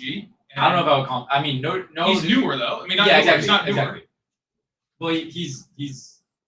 I just only say that for him because he played back when I was like. Oh, okay. Andres, I mean, maybe he played at the time that I didn't. But you I won, yeah. I won. It was a Blackling mirror. My opponent was not too fond of me, I don't think. He was reluctant to sign the slip. play slow. No, we finished with like 25 minutes left. Oh yeah, I mean it's not. Yeah, exactly. It's done now. Yeah. It was a good match. I don't know. I got him real good in the second game. He summoned Thunder King, set 3 back row. I opened Solemn Storm. Thunder. Oh yeah, Thunder King. I opened Solemn Storm, Sirocco, Whirlwind. I was like, set Solemn pass. Back for 19, sets another back row. I'm like, yeah, Storm, Road, Solemn, send everything. Just beat her. Start sending. Yeah, just start sending it to the grade. So I think this might be. I believe his name is Gabe on the right. Who I think- wait, is this another game right now? Yeah, but they're just wandering around us. Like. With the that's what they the haven't. ones do with They the haven't camera. really been doing. They haven't been like focusing on one. Like usually they'll like watch maybe like until the end of this game. Then they'll start walking around. Okay, cool. Yeah, let's focus on this. I thought this was just like No, I mean I find it hard to like. I mean not no, but like I don't know. Sometimes just. But you know there's like pills for that, right? no, just like it's a smaller screen and but yeah, I think this guy there is Gabe, if I'm not mistaken, who's current pro, like won multiple YCS. Okay. So he's playing boards, I assume. If you have Death Frog, right? That's a fair assumption. Yeah, I mean sometimes it's either fours or like Dream Frog. Oh yeah, you invented that, didn't you? Yeah. I think I might need to do a video sometime like maybe like ranking next time. Oh, that's like people are gonna Just think like- you're even just more like arrogant full- than you are. Full self blaze. What's that card he has on the board? Is that Giga? Is that? It looks like Giga. Yeah. I mean, he had Mark. I think he went Mark tribute. Oh, it's Okay, Vanity it's Speed. Vanity. Okay. That's Vanity. Oh, cool. Yeah. Right. Well, I mean, Avarice is coming. He has no back row. This one's probably over.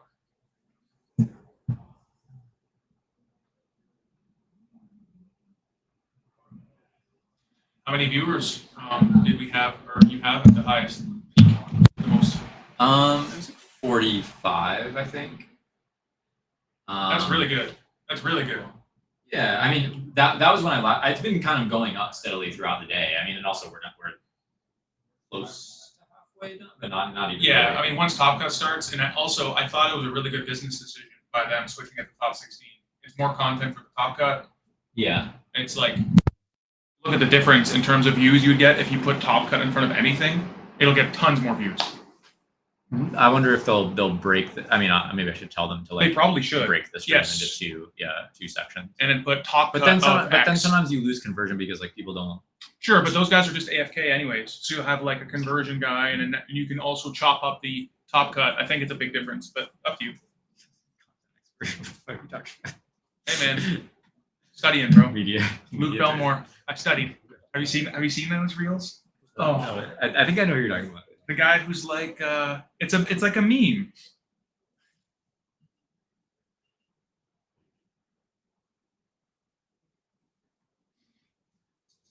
What are you watching? Every guy that I want to get into the room with, I know as much as I can about. Oh, I Like have- I'll go up and yeah, be yeah. like, yo, Yeah. bro, how did the? And I'll drop something that he did last week. How was it? Oh shit, this guy's paying attention. Example, Tristan pulled up a video. His favorite whiskey, Johnny Walker. What do I do at duty free? Fucking Johnny Walker. That night, sipping the fucking Johnny Walker in the war room by myself with him chilling. Why? I studied, bro. I knew what he liked. So cringe, Every bro. guy that I want to get into the room with, as much as I can. If I did that, what if I did that with like here? Like found out like fucking like bro, Bro, how did Johnny Walker go, bro? that'd be so funny. Actually, it'd be even funnier if he knew the joke. Yeah. Who is that? Hi, AJT. Harrison, Jean. Hello, sir. All right, I'm abandoning you. Tired of being here. Later. Enjoy. Find the food. Yeah, I'll let you know. Find the food. Got me starving back here. Okay. Call the police. Don't call the police.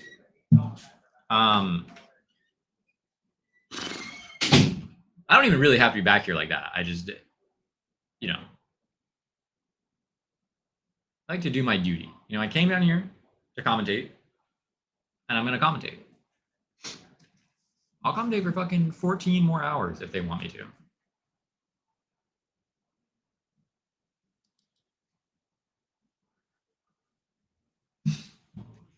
It's been a good time in Florida, though. We had a nice time last night.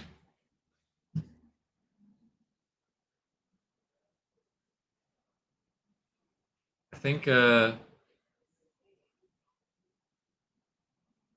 don't know. Like I said, I'm just curious what's going to end up doing well, because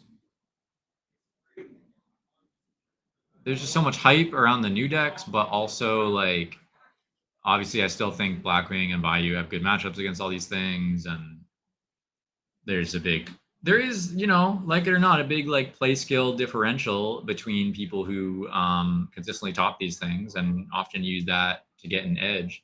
So especially true with those combo decks and playing against those combo decks, because sometimes you have to play in kind of unconventional ways to play around. How many rounds today? It's all finishing today, first of all. There's 7 rounds of Swiss, cut to top 16. So we just finished round 4, 3 more rounds of Swiss, cut to top 16. But yeah, I mean, what is it, 4 p.m. now?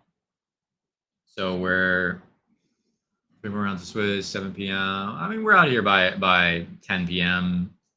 or 11 p.m. around then, I would say. Long day, for sure, long day. That's tournament started at 11. If you're in the finals, you're finishing around 11. But, you know, any notable players undefeated now. Someone, they just told me that the guy that we watched round 1, who was playing Dark Gaia stun stuff, he's undefeated, funnily enough. But aside from that, no, I'm not sure if Andreas won his last round. If he did, then he would also be undefeated. But a lot of the people that I came down with, AJT, Marcus Hayden, Sizzle, and Ernie, they are all X1, I believe. If they've still all won, they were X1 as of last round. So I hope they're still X1 for their sake. But CJ, I mean, he's undefeated, but I don't know. I'm trying to keep an eye on everybody, but I'm also still learning everybody's names, just as far as, you know, players I don't know that are more local. But yeah, I mean, we're cooking. Yo.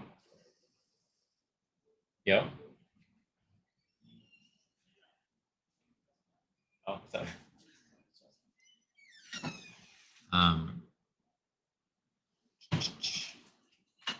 Any other cool decks we could feature?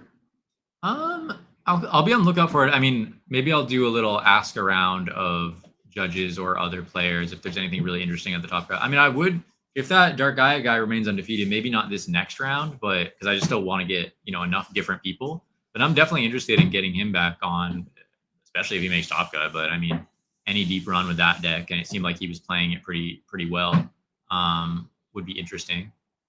But I haven't, I don't know about cool deck. I mean, I'm sure there's some like decks with interesting tech cards and stuff like that, but obviously I'm not out there on the floor, so not really sure.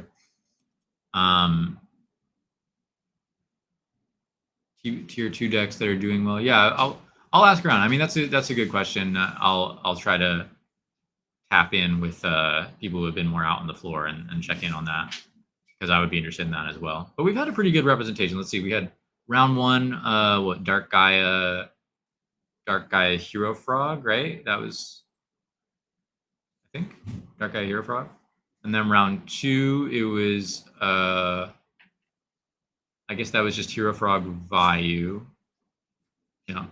And then round three, it was GB Blackwing. And then round four just now is Giga Hero Frog. So a lot of Hero Frog. Maybe I'll try to avoid featuring Hero Frog as much as I can. I don't know.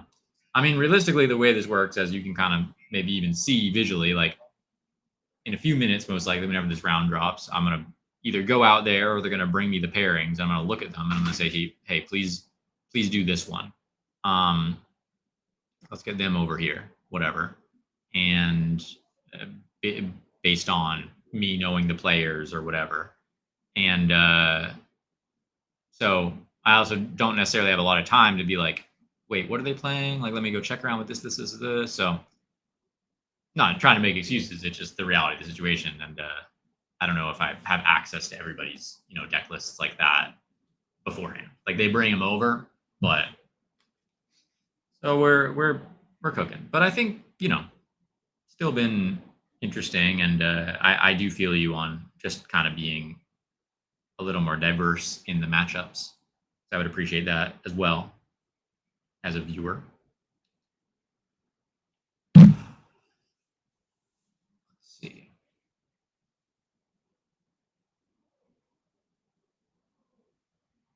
I think they're getting something going out here.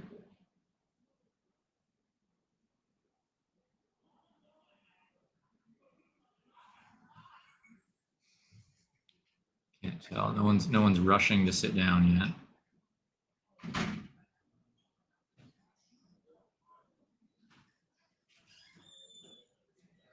Yep.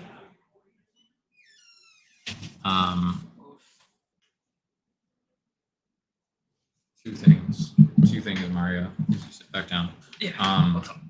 One, I want to figure out, when pairings are up, a good feature match to pick. Mhm. I do have my eyes on something. Yeah, I was gonna say, you want to pick? You pick. How about that? Yeah. You pick. Just hopefully they don't play against CJ. I ideally someone who's undefeated or someone that we haven't seen before, but I'm down to have you pick. Sure. Yeah. Actually, it's Hassan. Okay. Yeah, he's playing Bayou. He's pretty good. Sure. But there's also another GB player who's doing pretty good as well. Yeah, maybe at this point, it doesn't have to be undefeated. So we could dip in a little bit to the X1s. And then my other question to you, I mean, maybe when you go out there to look at the pairings, they're ordering food and they said it was about to be here. I would love the food. I'm hungry. Yeah. I I think they're still like.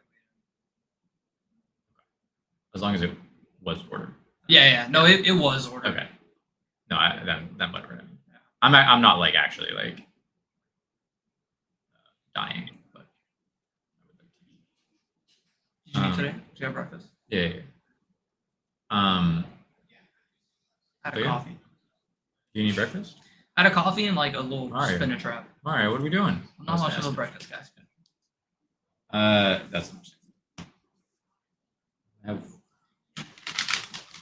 4 minutes. So we've had a Blackwing, a GB. I actually just did that. Frog here. Just Did right you? before you came in, I just went. through all of Actually? them. I just did all. What are we missing? Well, we've had a lot of Hero Frog. That's the thing. I mean, not that it's been in 3 out of the 4 rounds. Okay. Yeah, Yeah, because I didn't commentate the first. yeah. And I wouldn't say I'm really trying to avoid Hero Frog from here on out or anything like that. But I mean, if I could help it, if I could choose, then I think yeah, we had a Blackwing, but other than that, it's just been one of Blackwing, Dark Gaia, Bayou. Oh, that's what I wanted to say. That the Dark Gaia. Yeah, guy? you said he was still undefeated. Yeah, he's undefeated. Yeah, I guess. I would be down to get him back on for sure a little later. I Yeah. just would rather still get some new people. Oh in. no, of course. But no, I'm very curious about what he has going on. He played pretty well in the Mhm. one that we saw. Yeah, it seems like he definitely like pilots that deck. Yeah. He knows what's going Yeah, on. it just goes back to what I was saying before. It's like these random people who lab out their decks and just like find Just a way come to out of cook. nowhere and cook. Yeah, that's like I would say that's like my biggest fear. It's like entering any tournament is just Right. like encountering. It's like that type shit. Like you know, the man that's practiced one punch 1,000 times type thing. Right. Like it's like Like they've truly mastered. I don't want to play the guy that's been locked in his basement learning Gigaplant combos Oh my God. for 10 years. You know who that is? No, it's that- That is Mr. Miguel Garcia, I think. But he won like a SJC back then. I know who you're talking Or about. That's yeah. crazy. I know who you're talking about. Yeah, like I you think know, he got second at national. I think he went to Worlds. yeah, he did. It's all up there. Yeah, That's crazy. Very, very good player. Yeah, Or that's crazy. always shows up every now and then. Just like says what's up. I got him confused. I remember, and this is slightly racist. We're getting into the racist part of the stream, but with Mark Garcia, who is a known Edison player. He's done well at some of the RBTs, and he he goes Zabo 91. He's done well at a bunch of stuff online. But he also doesn't play that much, and I will fully like full glaze admit to like I'm obsessed with this dude because he just like comes out of nowhere, does really well, rarely plays. I've spoken about this many times, and I also talk to him on occasion. But then I just keep finding out new things about him. The Zabo lore, bro. This guy also, he got second at nationals as well. Okay. It's a good feat. To Austin Coleman. I think this is like 2006. So he went to Worlds too, and he also like he has all these like random like either deck profiles or like feature matches or something from random ass show and jumps. I think he's also a West Coast person, so it's like maybe just someone I was a little less aware of. Yeah, he got second at 2 Ultimate Time Wizards. So he's like he's cooking the Ultimate Time Wizards, he's cooking the RBTs. He like played at Edison, I think either at Edison or tournaments around then with like gadgets and like he had all these deck profiles and stuff. And then he also like he got second at another Shonen Jump in like 2011. I think he was playing Blackwing. And he was maining deck dev. He was on the deck dev wave. Like, right. bro, he's been cooking for fucking decades. He's the locked away. He's the locked in his basement guy, and that's why I don't want to play him. But shout out to Zabo 91. Man's a god at retro before. Yeah, dude, he is very good. I lost to him at one of the RBTs. I'm still salty, but like you know, what are you gonna do? Was it at least close? Sorry, Was it at least close? I don't remember. Probably not, dude. I wish it was. I wish I could say yes, but he's the goat. That guy's drip is great. Actually, when someone's asked about the drip, I don't know. Oh yeah, the best drip in the tourney. I mean, I don't know if I can co-sign that drip. Not to be a hater, but like that's some fucking It's Renaissance out fair drip. it's out there. Like, you know what I mean? Like that's some wacky wild guy drip. Like, and I Yeah. respect it. That's your vibe. Do your thing. But like, you know, like I'm not trying to go through like the prop, like, you know, the prop costumes at the Playhouse. Yeah. Like, but no disrespect. We need some dripped out motherfuckers in here though. We need some more drip. I think the Yu-Gi-Oh drip needs to be studied a little bit. I've been interested in this a while. Like, what is like gamer esports like style? What is like? I mean, it's all hoodie. Everybody's It's gotta, got yeah. hoodies. You need to have the hoodie, right? It's a lot of like comfy. You know, people have like the kind of like tapered sweatpants stuff. Yeah. You know, there was for a while, less so now, but there was a lot of like Yeezys. I feel like that There the was, yeah, like there's definitely a period of just like everyone wearing Yeezys. 'Cause it's like kinda Yeezys, comfort. sweatpants, hoodie. it's definitely about comfort. You want to Yeah. be able to grind while being in comfort, whether you're sitting on your couch or like, you know, or you're locked into your stream setup. Like, I think it's got to be about that, but it's also sort of like you're moving through. It's also sort of like active wear in a weird way. I don't know. I've been trying to figure out what locked in with the Yu-Gi-Oh player drift, and I'll also say, I know I'm just talking at you, but I appreciate you listening. Is because I've talked to a few folks about this, and like I had someone ask me like, are you gonna wear an outfit? You know, not for this, but like in general, like when, and I was basically like, no, Wait, not like to a tournament? and I was like, not really. Like, I'm not really in my head being like, oh, I'm gonna wear this, I'm gonna kill him with this, you know? right, like- right. But I think for a lot of people, it's like first day of school vibes. Like, yo, let me get the Right, fit right. yeah, You know, yeah, yeah. like, and I find that to be a very funny phenomenon. Yeah. But there I think is totally an element of that where everyone's trying to like, You guys pick who you want. can Yeah, we get the pair? I'm, Or you want it? Yeah. Yeah, Yeah. I'll go see. Because depending on who this is. They're about to pick the pairings for our round 5 feature. Lock in, bro. You can see me. I'm just heating up. Bro, I grind DB for 12 hours a day for 3 years straight. You think I can't do this? You think I can't focus on some random people playing IRL? Don't doubt me. I know none of you are doubting me, but just, you know, like I have to create some like fake opposition to compete against. And I see that guy at Chick-fil-A, so I think I'm about to eat soon. And then I'll get even more powerful. Dude, it's a lock. Thank you for rocking with me, by the way, and Southside Gaming. They appreciate it. I appreciate it. I'm chilling. I'm big chilling. We got Mario in this bitch.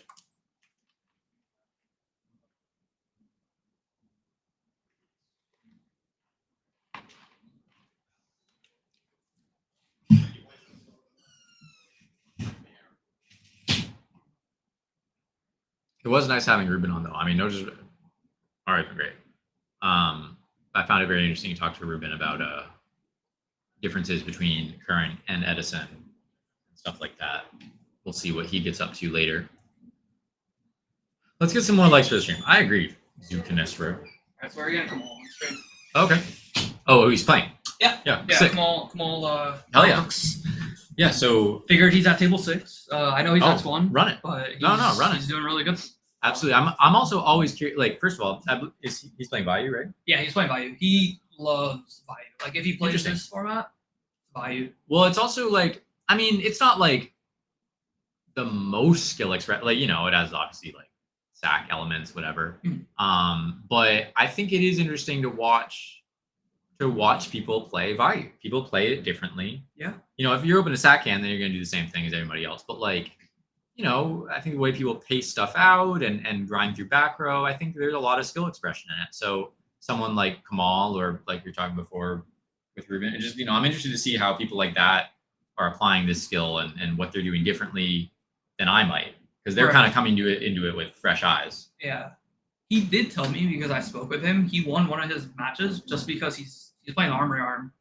Yeah. Like you know, you just had like an Armory Arm OTK. It's just Nice. like Yeah, a lot of it. I mean, the OTK, like Colossal OTK, comes up occasionally, but definitely Armory Arm, like itself, either to play through a Gores or I think sometimes something that people overlook for sure is even without Colossal, you know, equipping Armory to their guy and crashing stuff into it comes up quite a bit. And in that deck, because you could have maybe Armed Wing and Armor, you know, you could have a couple Value synchros.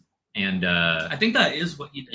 Yeah, you don't always need Colossal to do it. A lot of people kind of tunnel vision that they gotta have Colossal. Like I know a lot of the guys in this area, you know, everyone kind of like they'll look at their deck list and stuff and just like even ask for opinions. Like, like even asking like people like Andres Torres and you know just good players, right? And it's just like a lot of the discussions, like some of these people don't believe in like, oh, you don't need Armory Arm or you know stuff like that. But like, you know, it's maybe when it comes up, it's a good one. I don't really know what else you play.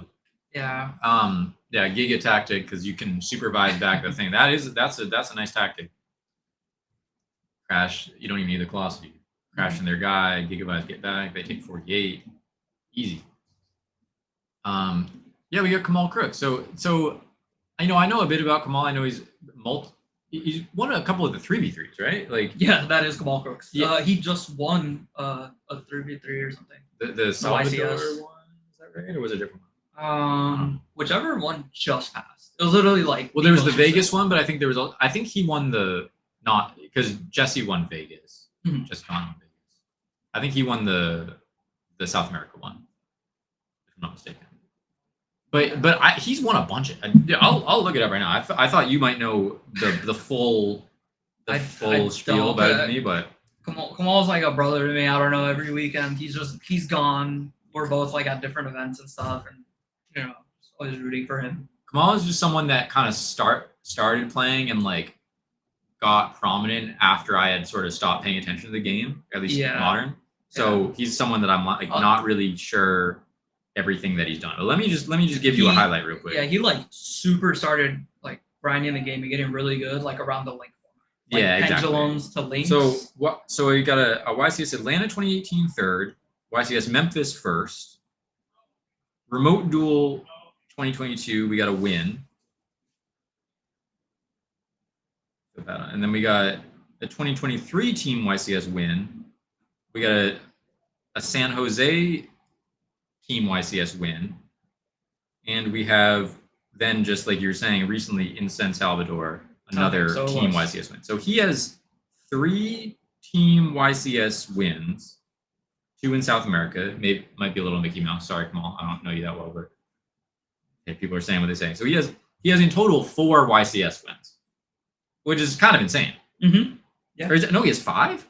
He has Memphis 2018, and then he has a remote one. I know he has 4. I think he has 2 remote, 1 on his. He has 1 or 2. I think he has a remote YCS here, and then YCS Memphis 2018. I think he has 5, dude. He just got his 5th. Yeah, I think so. Yeah. Also, which is crazy. Back in the day, dude, that was just so unheard of. I mean, there were less events, obviously, but just like, dude, 5? Also, he does play different card games, right? Like Crazy. Pokemon, look at this. Bro's cooking. He's getting 20, like in Pokemon, it's pretty good. Pokemon, he got 20th before. Yeah, those are different, right? Like they pay out further down. They pay out, yeah. Got 7th place, so he's even top 8 at like these Pokemon regionals. Good for him, bro. Yeah. Also, shout out to Bowen in the stream. I didn't respond to you. Ernie is X1, I think. I'd have to double check, but he lost round 2, so he's been kind of down on the stream. But I'm down to get Ernie. I mean, I was playing with Ernie last night, and he was doing some cooking. He was playing against my Synchrocat deck, and he did lose a couple of them. He lost a couple of games, but Ernie was cooking. Ernie was cooking that fuck out of AJT, to be honest. They're waiting to start. Yeah. Make sure everything's good. Oh, yeah, let's first. Okay. We'll get you guys come on. Okay. So this is Joel. Yeah, more here from. More frogs. But I mean, hey, if you haven't learned the matchup by the end of Edison. this, if you haven't learned the matchup by the end of this, then you will. Yeah. I actually thought he was on Birds. I didn't get to see like his game, but I know he was doing pretty well until last round. Triple threatening roar, which that crazy. That's like one of those things that if they like a lot of froglets don't play threatening roar, obviously, but like if you're unaware of it, then like it could really catch you off guard. Yeah. Like if you're just expecting the back row to be a discard trap or whatever, like you get super blown out. Other than that, list looks pretty normal. Yeah, maybe Kamal just plays around stuff like Raigeki Break. It's just like exactly. It's not there. Because I mean that's kind of the thing too. Like you put down multiple. Thank you. Multiple attackers maybe or bodies on board to play around the Raigeki Break, and that kind of plays right into Roar and getting your board cracked. Yeah, just play into Roar and just like you just respond their board with the absolute 0. Like, or even like if you didn't have anything on board, you start your turn, you storm them, you think you're gonna just dark arm or whatever, like they roar you there, like stunted another turn. So this is Kamal's Blackwing list. Sorry, Bayou list. It's super standard. Literally, he's playing a Foolish Burial. That's a modern player card. That's a modern player. It is. Bro, I gotta search my deck card. 1 DDV. I need to play the game. Yeah. But other than that, it's pretty normal. But we are on 40 cards. I could think about it a little more and figure it out. But I mean, it's only one DDB, so probably that. There's no mind control There's no main deck.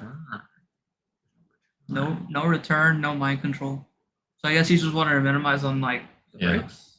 Yeah, I mean they often aren't maining mind, but the return is interesting because people forget. I mean, people think return is the defining. You know what? What? He's citing MST as well. Oh no, MST. See, that's another modern player thing. That is That's some modern definitely a player thing. shit. Yeah. So we're just setting.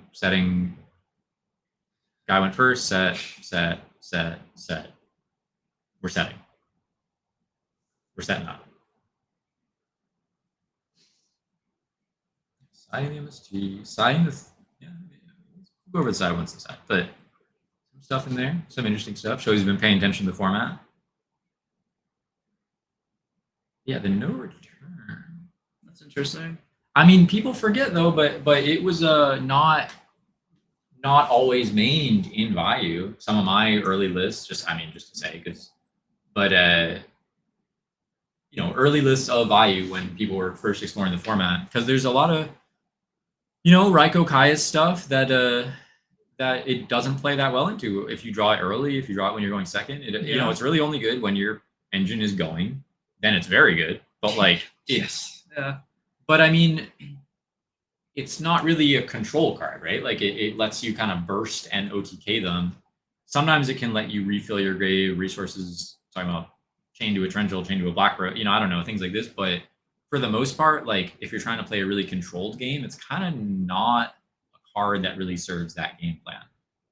Not great mills, really very poor mills. Pretty I would bad argue. mills, yeah. Yeah, those are basically all not a lore, but like You don't want to see those cards. but also milling the torrential. When your torrential's gone, the frog player can go a lot more crazy. So that's tough. And these guys are both X1. three. Yeah, I three. believe they're X1, yeah. I know Kamal definitely is X1, unless he got up there.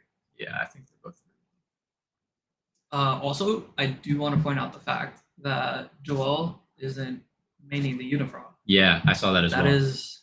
For a second, I saw it in the side, and I was like, I don't know if he's maining. Yeah, I had to check, right? I was like, oh, does he play two? Because it's also with the threatening roar. You might think Unifrog kind of a good card. Yeah, but good pick there. Sorry, could you turn that down again? I asked you this before. Well, I think they're both on. Maybe you just turn one off. I don't know. I'm kind of tripping about it.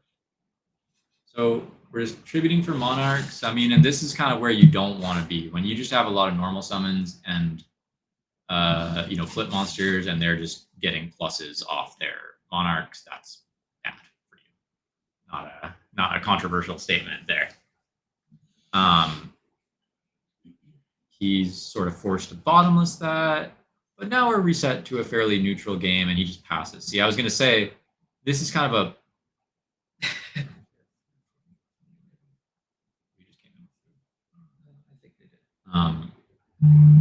But I was going to say, this is like one of these neutral game states that,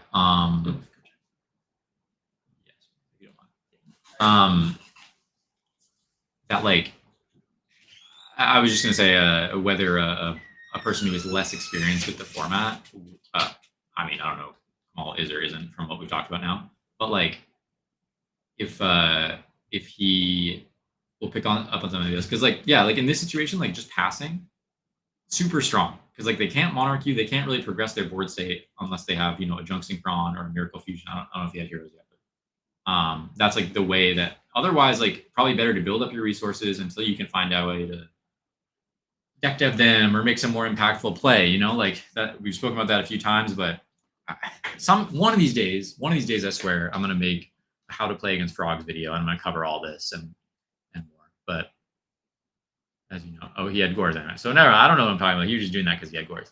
Either way, even if he didn't have Gores, it was a good play. Because they also have to respect Gores whether you have it or not. So, and I mean, maybe I was counting Kamal out too soon, because even though he got monarched, I think he's still in this. I mean, that guy still has, not that guy, Joel. Oh, and exactly what I said. This guy storms, and thinking that you might chain a Regeki break worst case scenario and he got roared.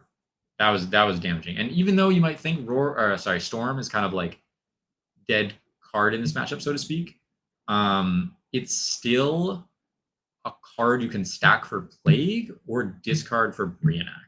So a lot of times that's also an advantage to not committing all your cards on the board. Like, not just that they're going to get Caiused or you know, something like that, but a lot of times, you know, your late games against frogs, whether you're resolving burial or return or whatever, you could end up plaguing multiple times. You're going to need those cards, or for Brionac as well. So I think I think that's kind of an underappreciated part of the format where, or I guess, yeah, of the format, whatever you want to say, is like they keeping that stuff in hand, enabling the plague later. Something you set on a way earlier turn could impact heavily that if you don't have that in hand. And he does have a burial. He has Sirocco Greffer, but I mean, a monarch coming down here, banishing the Gores. That token's only 18. Loading up the banished, and he's at 42 now. So he's taking not here. I'll figure it out.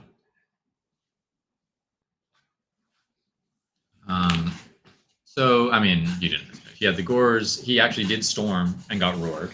Okay. Like, So literally, it did happen. literally exactly like I said. And then he Caiused the Gores and attacked, and now Kamal's at 24.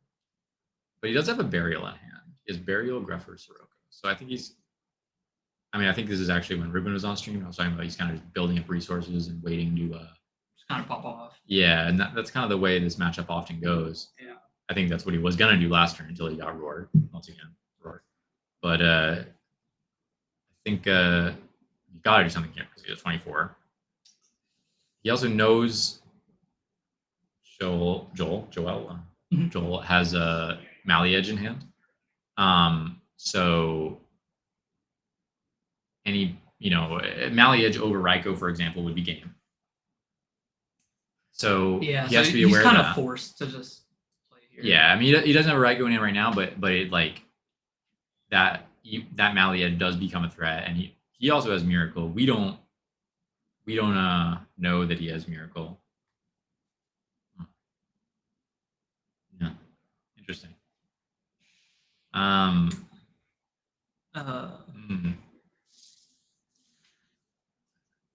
you want to handle that? That's maybe a you thing. That's maybe a you thing. Just call it. Yeah, I don't know. We both noticed it. Yeah, for sure. Yep. Yeah, I'm just streaming, bro. I'm just here streaming. I'm just here looking at things. I'm just here pointing things out. I'm just here trying to get my damn food. Let bro cook, you know? No comment. No comment on that, you know. Things are thinging, you know? I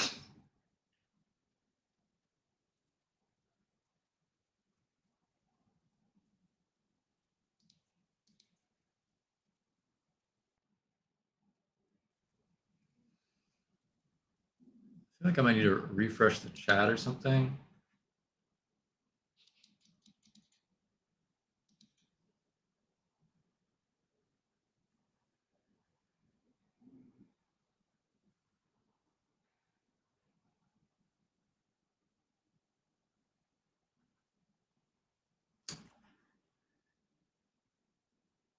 Well, either way, it still seems like Kamal's not really in a great spot. I mean, he's kind of desperation Goyoing. I don't really know. Oh, he took the Stratos because he didn't want to get Miracled back. But I mean, Miracle can. First of all, he could still Evil Edge and then Miracle if he really, really wanted to. But I mean, also just by attacking over the Stratos, he has his Miracle up. And this is just going to be game, I think, because you can get back. You can make a Brio here. You can bounce the Stratos. I mean, he just has so much juice here, unless he gets like Oppression. But I don't think he had Oppression, unless I'm unless I'm mistaken.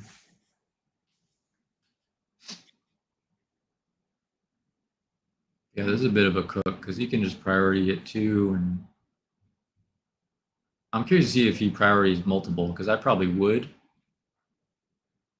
Yeah, I think you got it right. Priority Goyo Stratos, easy. Yep. Yep. Okay, I like what I'm seeing, to be honest. I mean, yeah, it's just game anyway. I mean, that was game one. So all I'll say.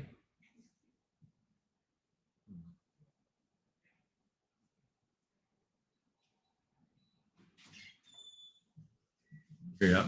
I mean, the thing is, we caught it during game one, so it probably should have been a game loss for game one, Yeah. if anything. And game one just finished in the interim time, so I kind of don't feel like it should be a additional. I did discuss it, and it would have technically have been that game. Okay. So, I mean, Okay. I guess. I mean, they need to do something about it. I don't think they should get an additional penalty, but Yeah. Or if anything, right now it would be like a warning. yeah. And, Yeah. Okay. As long as it's like yeah. being addressed.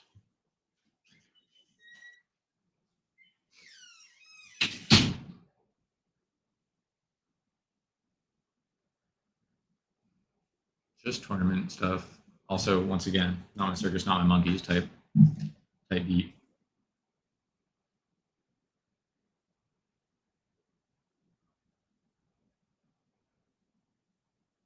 Um,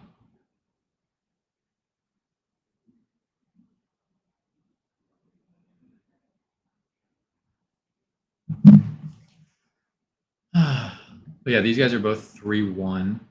This is round 5 of 7. Southside Gaming.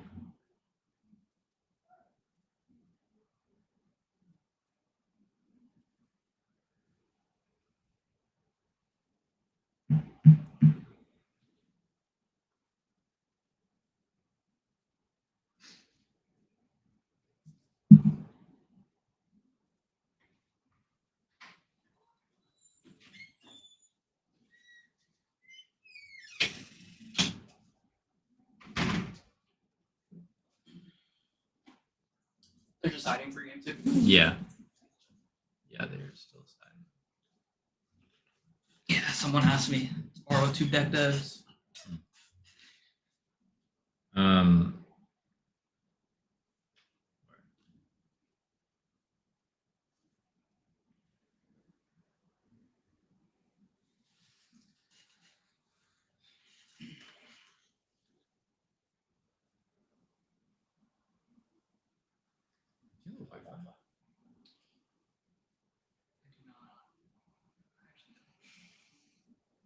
I might ask them.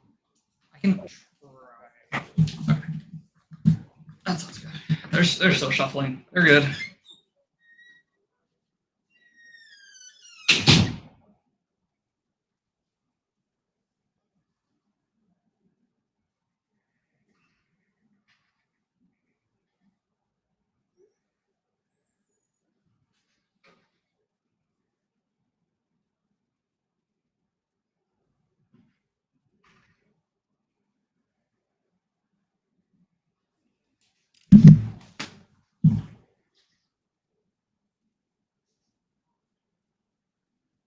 Ooh.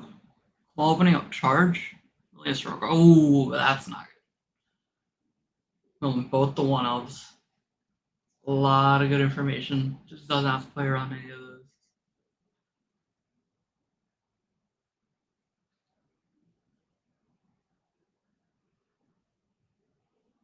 This guy has Armageddon 9.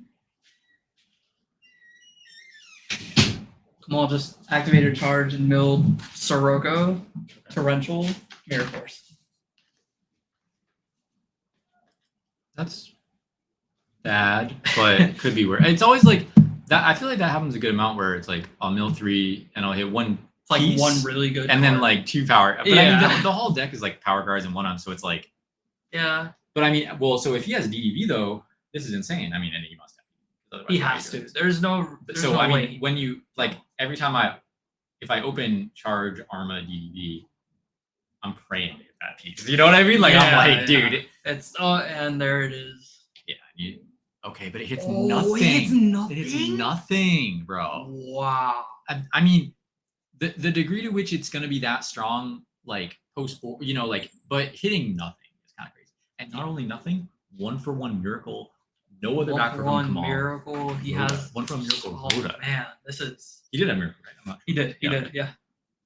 That was like one of the best hands you could have. I mean, I guess whether you get DDV or not, but especially in the DDV. Oh, this happened to me before too, where you shotgun the deck dev. I almost feel like, I mean, it's hard to say. Deck dev against Hero Frogs, not near, especially post board nowadays, not nearly as good as it is against other frog variants. Mhm. And something that I feel with deck dev is honestly one of the best uses of deck dev is outing a duplock. Yeah. And because it can answer, you know, a duplock before or after it getting activated, basically. Sometimes I think it can be worth it to like not shot, especially if you don't have any other defense. I think that's the big thing. Like if you have other stuff to back it up, then like you're deck deving to cut off the early substitute, and then your other traps or rest of your engine are going to clean it up. But if you don't have anything, then like sometimes it's kind of a lot of resources to just go deck dev standby phase. And Is that double Greffer in Kamal's hand? Double Greffer, double Raiko? I mean, you searched one Raiko. So. Yeah, Oh man, it's not looking great here. no, and he has to play through Gores, Miracles, just. But a lot of times, like, you know, if the way you would have played this matchup or like this game with this hand or this matchup anyway, like had you not drawn deck dev, you know, you're playing a lot slower and grinding it out, not committing to the board the same way we've been talking about, not letting them monarch you easily. And so I kind of feel like if just playing it that way and then still having the deck dev kind of as a trump card when you finally go for something, Right. like that might have been more effective. But it's really hard to know that. At the end of the day, it is just kind of a gamble. Like It's always a gamble. how many cards it's going to hit and what kind of hand they're going to have. But I mean, But yeah, you open that hand with DDV, you're just gonna. Phil. You're gonna use it. Yeah, well, the thing is too, bro. Even if he doesn't DDV it, that hand is going That hand's crazy. Like, that is. and he doesn't have any exactly other what back row, you so want. he doesn't really have an option. You know, it's like if he had other back row and he could wait on the DDV maybe, but like if he just had gone whatever armor send, set no back row there, then like it's almost still just as bad. Yeah. Have I changed my mind on DDV versus Hero Frogs? I mean, I am still putting in some amount of DDV against Hero Frogs, keeping in whatever you want to say. He just drew a third Greffer. He sizes a third Greffer. He's on that technology and put it in going first, probably to try to make the DDV live. And lo and behold, the DDV was live, but not it kind of live in a way that hand looped himself. Yeah. This is hard, right? Because it's just like. Yeah. He knows he has the miracle. Oh, he's under deck dev stuff. Yeah. But That was the second miracle turn. what? Second I don't. Oh, he showed. Was it a second, or maybe he didn't already have a miracle? No, he had a miracle. I think it's a second miracle. Or he only had 2 spells in hand. He had Solex. No, he has 2 miracles. He just drew 1 for turn. Yeah. He's playing it slow. I mean, So Kamal knows like he has to go through Gore's Soul Exchange and 2 miracles. He's I mean he's screwed. But like, but it's also a little bit. I mean, in this exact case, like,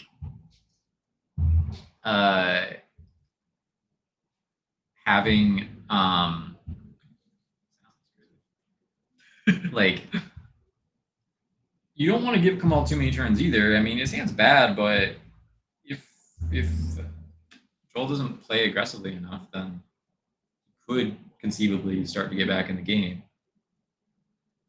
I don't think that's gonna happen. Yeah, I think he's just gonna try and push his advantage. I can't tell where we're at right now. Is this main 2 of Joel's turn? Or is this the turn past? I don't know. Yeah, I think it's main 2. Yeah. Draw Solemn. That's just. I think he maybe just wanted to get this down. I mean, it's funny he plays around the song too, but maybe just like in case he had the oppression next turn or risk getting, I don't know how many darks Kamal had engraved, but maybe just being a little worried about Dark Arm getting OTK. Like he's in such a good spot here that it And it's crazy. He's just not drawing frogs. yeah, Nothing small. I mean, he milled all the stuff when he subbed, but yeah, literally DDB hitting 0 cards. 0 cards. And just Against frogs, he has crazy. everything. He has everything. Like Yeah. he has the Regeki right now as a piece of defense. Like Miracle on the 1-for-1 turn. I mean, he swung over the Arma, but yeah, I mean, you could have gotten more damage. I think he just wanted to play it slow and not commit the Miracle, like just grind out. But I kind of agree with you that, I mean, it was just so over from the moment he saw the hand. You know, it's like not to say that excuses whatever, but like Does mill a value. does mill value, so he has a lot. He has Armor Master now, like he has value Yeah. and Armed Weight. And you know what? Sometimes value can just kind of outgrind you. But like, it's just so hard. Draws a deep prison, definitely. Just, I think it just goes to show. I mean, I don't have a like I don't think deep prison's a bad card or something, but Does he send Necro here? I feel like Unless he sends another I value to mean, make he Armor go Master. plague, Brio bounce, but But he he's using knows all his resources. Yeah. I mean, he knows he drew a Regeki.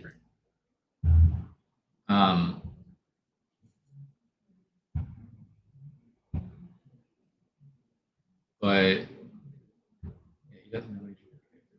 It's true. I'm not sure why he got this deck. I mean, he knows the hand. He knows Miracle will just go over it. Yeah, I'm not sure. I mean, but it's like, yeah, it just really goes to show. I mean, I don't know if you want to say the power of the Hero Frog deck or like, I don't know, the card disparity, because it's like they're resolving things like miracles and 1-for-1 and Stratos, and meanwhile you have like a deep person to Right. give a sacrifice. Yeah. You know, it's like they're just gaining way more value than you, of course.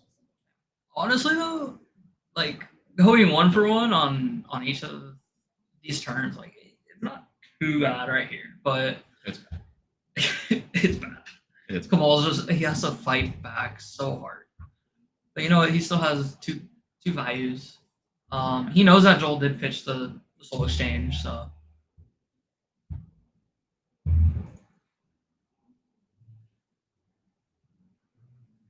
yeah, I mean, the Soul Exchange was definitely a fine card to pitch, so I don't think he's going to really need that. yeah. He does maybe need to start drawing some Monarchs or something. But I mean, he just has the mirror. I mean, doesn't need it, but Yeah, but I feel like he drew a Monarch like any point right here. He just auto yeah, exactly. wins, you know. And he has a lot of. I mean, he thinned his deck of the frogs. So. Yeah.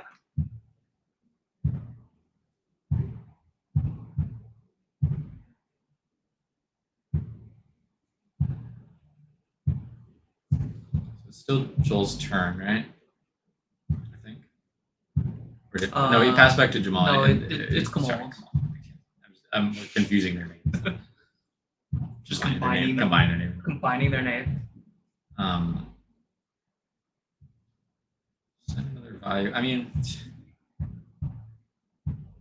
hard because, like, yeah, you're loading the grave, but it's like for what? You know, it's like you're gonna need to out the dupe block.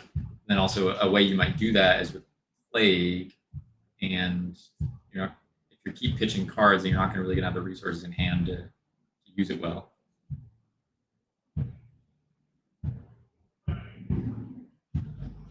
All right, yeah, he's just gonna pass back to Joel. Oh, you draw a Caius? Is that what it is? Can't tell. Or is Miracle? He has chords, kind of anything. You know, Okay. it's just Pitch course. chords.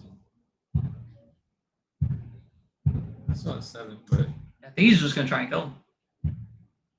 it's- is it if he vanishes one thing? Yeah, it's a Caius. Yeah.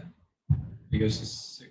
Is he at 7,000 or 76? He hasn't taken very much. I think he only took 400 from Stratos over Arma.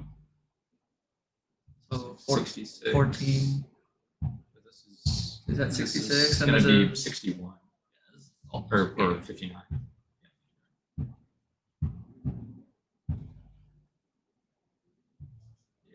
Yeah. So it takes on a brain range as well.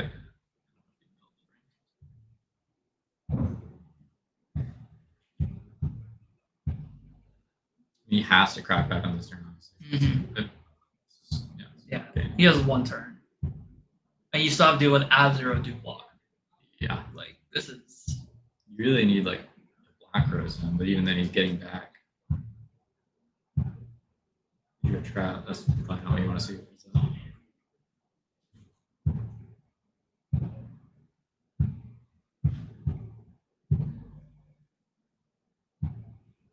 Do you have a way to Bria? That's just.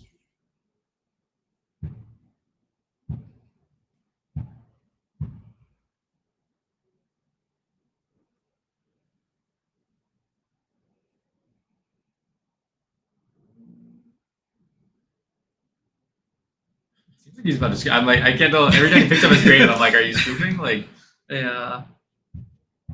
I mean, you're not streaming. You can't want to play it out, I guess. Mhm. Oh, he does have a syrup. I didn't. Yeah, he milled it earlier. He's had like he's been able to summon something. It's just he has to fight through like this was when he had Soul Exchange and Miracle, right? True. And even the back row. So Yeah, you knew he had the double miracle too. yeah. I mean, I don't think there's anything that really gets you there here. I mean, you could go. It's only if he has like Yeah, exactly. I was gonna say Colossal. That's exactly yeah. it. But he has Gores. I mean, Kamal doesn't know this, but he contributed 0 for Gores. Yep. I mean he pitched the Gores. Oh, he pitched the Gores. He pitched the Oh, his Gores. last card's. He has no cards His in last hand. card's Miracle. Oh, so he could. No, he has no cards in hand. Oh, he used them. Oh, yeah. Yeah. I don't know what I'm talking about yet. Okay. He's making Armor Master here, but he can't swing over. And it gets boosted. Armor Master defense. He's just gonna block and set a monster. What's going on? Where's Gale? Oh, Gale in defense that we can hack. I'm gonna say this too, like. Okay, well, if he has this.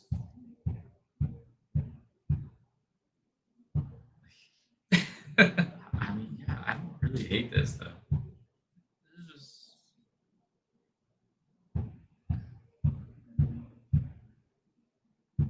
Guy like me would be swinging with those Duke frogs on the side. just probably gonna swing in. Getting that tree worn deck.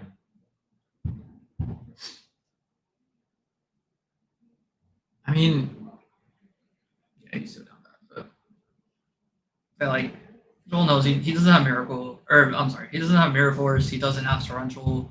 He's down a deep prison. He has no return.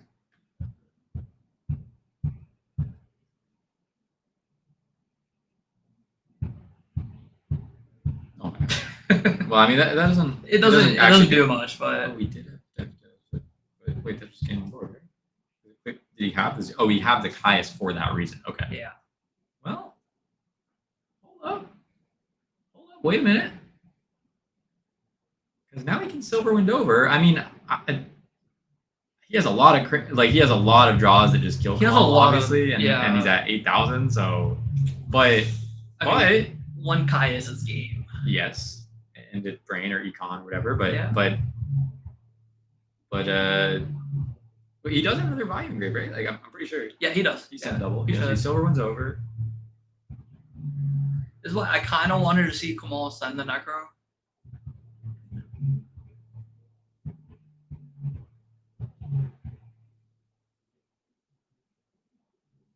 Yeah. I was gonna He's say that over. earlier. Like one of the ways I feel like when he had the dupe up, I was like, he needs a second DEV, but I didn't think he'd actually draw it.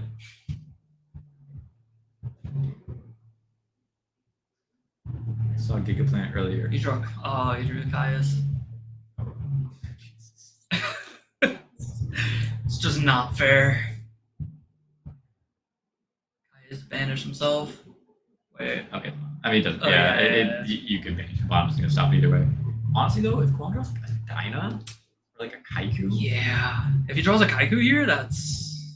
I mean, it's so bad. He's in a bad spot. He's in a terrible spot. But like then he would only lose to like a brain control, right? Yeah. And like the Stratos is gone. Yeah. Chaos Sorcerer. Oh, yeah, he does play It's Chaos damage. It's damage. I mean, You have he's still to- under the deck, Dev. Oh my god. I mean, oh no. it's not game.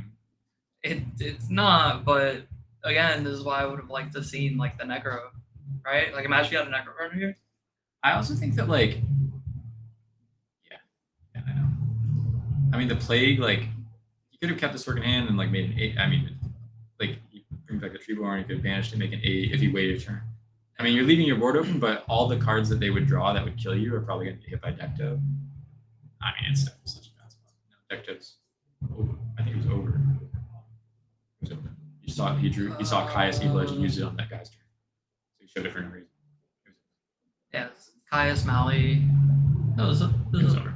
I guarantee it was over. Oh, it was over. Yeah. You're right. It's okay. That'll happen. But and it's also just an Omega game. Yeah. I'm all looking frustrated. I mean, Can't blame him. yeah, it's you're pretty bad, and it's just like these games when you deck dev and you know it's like the expected value of it is like supposed to be, I mean, higher than what happened. At least 2 cards. Yeah, you he has know? an alias or ocean, whatever. He's something into TT's. He knows he doesn't have torrential war metaphors. oh. So this is just Return over. to block, like Yeah. I think he will return too.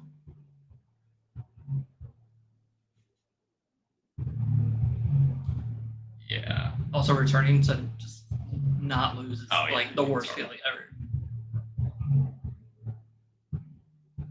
Yeah. Yeah. So that's a match. Unfortunately, Kamal's X2 now. Yeah. That was That was that was tough.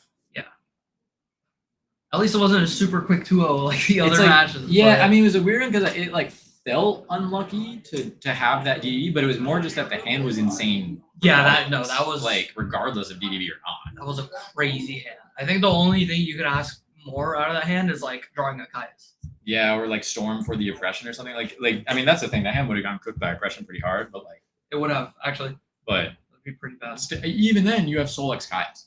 You do, yeah. And it's hard because you have to see Kumo like constantly just like not committing to the board, even though like the game is slow. He just has to play around the even then, like miracles. when he even couldn't Soul swing exactly, he had the Exchange. miracle to crack back. Yeah, that's just so tough. It's a hard match. It's also one of those things. I see a lot of people talk about this, and like, I don't necessarily feel this way, but I understand why people say it. It's like sometimes like you dust shoot them or in older formats, whatever, like you see their hand, and like especially when they have cards like control spells or like sometimes it almost makes you play worse. Like you're doing all this weird shit to try to play around it. Whereas if you had just not Right, known like you're about not it, playing off the. yeah, you would like Right. if you had not known about it and you just played normal, like yeah, you would have taken the hit the turn they used it, but it might have put you in a better spot long term. So that's a hard thing to like, I don't know, figure Yeah. out. I feel like, but I feel like I've seen a lot of people complain about that. Like, it almost makes you play worse knowing that they have X, Y, and Z. Like a dark arm, you dust shoot them, you leave them with dark arm for whatever reason because you're crazy. But like, and then like you're gonna spend the whole rest of the game like tiptoeing around getting them to 3 darks engraved. Yeah. It's like when you dust shoot and you just get like a dark arm and dad and then like their only playable monster. You're just like, I mean. Yeah, exactly. But This it's is- so hard because then you know like the second they draw a Raiko, you're like, Yeah, it's like I now have to deal with all of this. So it's even an just- it's Armada so is too tough. engraved. Why he didn't send the Gardener? I mean, I don't know. That was a weird one. Like, I'd have to watch that back and see because Yeah. it was. I feel like I'm less concerned about what he sent when. You know what it could be? He could have sided out his card. It's possible. It's Listen, possible. it's very possible. But yeah, let's consider about like what he sent when and like more like when the Greffer was getting committed and all things like that. I don't know. But yeah, I mean, I think that one was kind of honestly from the Yeah. from the get go. But yeah, thanks for tuning in, guys. That was a round 5 in the books. So 2 more rounds after this. Pretty good. What's good, James? It's Paul. Hope you are well. Keep lots of religions. Yes, I mean, yeah. No. I mean, I understand that for sure. That like, yes, by the end point of the game, but at the point he sent the plague, I mean, he didn't have the sword yet, and like it did seem possible. Like he at that point he was worried about outing the Duplock, so I think he was like thinking about how he's like, going to get to like maybe I have Brio a or a forward Dark End Brio or play. something. Yeah. Like, I mean, I'm not disagreeing with you at all. I'm like, I feel like it's hard for me to say it would have definitively been better to send Gardner at the point he sent it. I think since he had 2 activation cycles of Greffer at least, like maybe Greffer. Gardner should have been sent on one of those. So and yeah, it would have changed the game a lot. Yeah. But also at the same time, he just died to Kai's at the end. So like actually, like it would have just Yeah, it's just like I feel like once you have a footing in that matchup, right? And especially like at that point, you kind of do just want to like just send the Necro Gardner.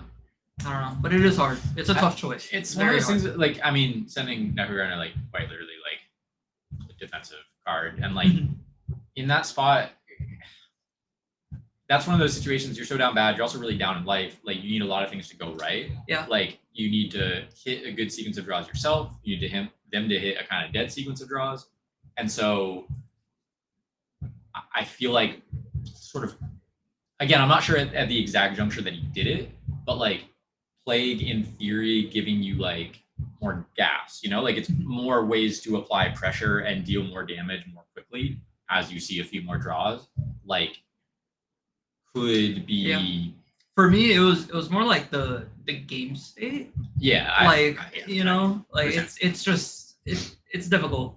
Like I don't blame anyone for sending Gardner or Plague. Right? It's just like the way I saw the game kind of going. Like if Kamal was able to kind of claw back a bit, maybe you want the Necro Gardner, but maybe he just thought like I need this Plague so I can really just play the game. Yeah. It's like with so few cards, like even if you are Necro Gardening what would be a lethal attack, but then if you're still top decking, you just need to out that monster on board, right? Like in order to not die the next turn. So yeah. But if you're top decking, right? Like it's just the worst. It literally just the worst. Like you're in a terrible spot, and then if you have to plague back like whatever you draw, it's bad. Yeah. You need 2 cards really to do anything. I'm gonna be honest. I'm gonna go figure out what's with this food. I'm hungry as well. So. Yeah. Yeah. Hold it down. I'll be back. Oh, do you want to give? Oh yeah. Yeah, just the table on the left. What you say? The table on the left. The far left table. Oh, the food are here. Oh, okay.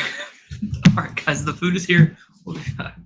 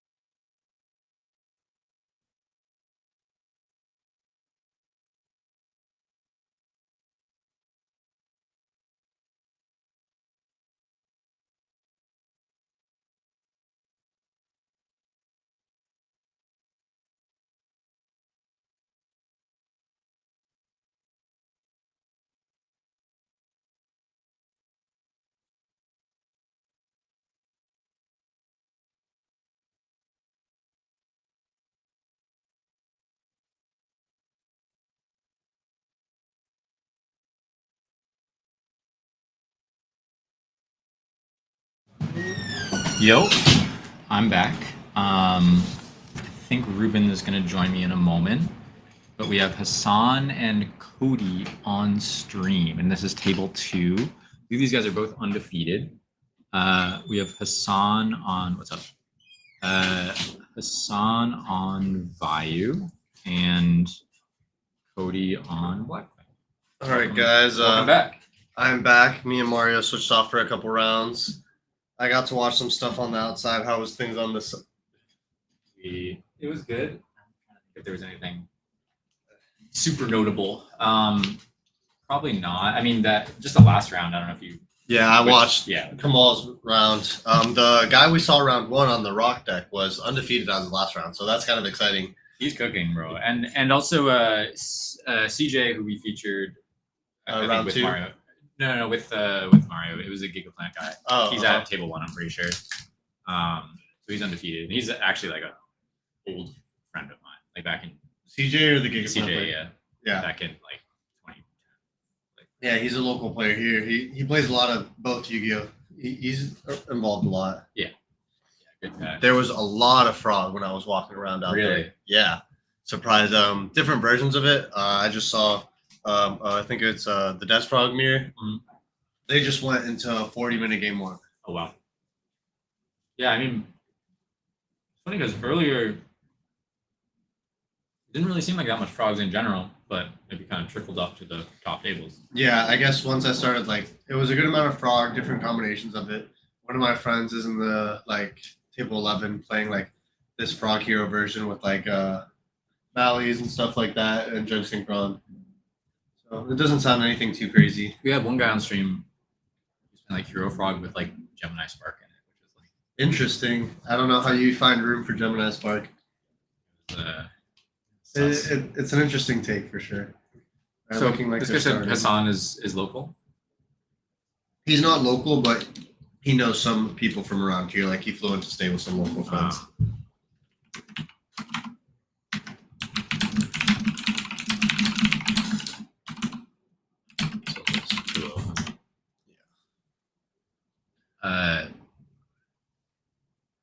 It's looking like Cody is going to be going first, right? Won the roll.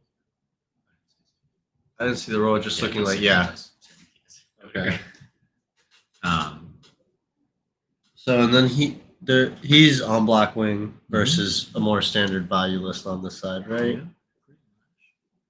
Right. Does shoot, so we all get to see some information. He's here. on 41. Hassan is on 41.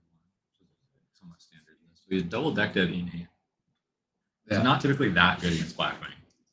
And he's Especially gonna not take going second. Especially not going second. And he's going to take the dart for the allure. Yeah, most so this is probably just going to be looking like maybe a set Raiko, maybe set up Iris and have your opponent play the mind game of if it's TT or not. Oh yeah, like I'm But imagining a Sirocco in his opponent's hand that's going to be coming down next turn, and it's going to be really strong. But you never know. I mean, if you didn't have a summon turn 1, I mean, oftentimes you wouldn't necessarily do that in Blackwing anyway, but like, Yeah, unless he had like a whirlwind or something. Yeah. But it's like basically like any monster goes very hard here. Yeah, they have a lot of good cards to give you initiative, like in game states like this with all the information owned. At the same time, if he draws any dark, then that allure is converting. Yeah, it's just allowing you to see at least 2 new cards, cycling like knowledge from your opponent out of your hand as well. We love allure, bro. Me and Marcus and other players that we talk about that a lot. Like allure is like the most like underrated like power card in this I think format. it's like, a very specifically timed power card because a lot of people just like kind of slam it when they see like a dark paired with it, and I think you kind of have to think necessarily what do I want it to do.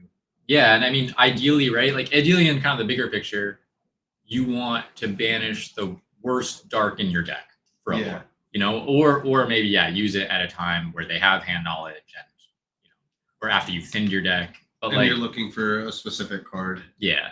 So he doesn't mill any darks. He mills Roto, which would have been good to see. That would have been a good draw. Those were all pretty bad mills. And he top decked a D prison, it looked like. That's not gonna be great. Yeah, but also not the worst, right? I mean if it stops a body from being on the field. But like if he I mean I was gonna say Blizzard back with the TT kind of catches that. Yeah. So I mean, it could buy himself a couple turns. I mean, that is the thing about Blackwing is they're kind of just like limited by the normal Yeah, summons. and it looks like he set virus this turn, so he Makes has sense. virus TT. And even if he wants to get not exactly greedy, but like if he wants to like burn an Icarus, which I Yeah, don't think this guy's ever doing, but like at least it's only trading for the TT. might as well set it. You know, Yeah. it's like if you draw this Roko next turn, at least you get to like play through a trap.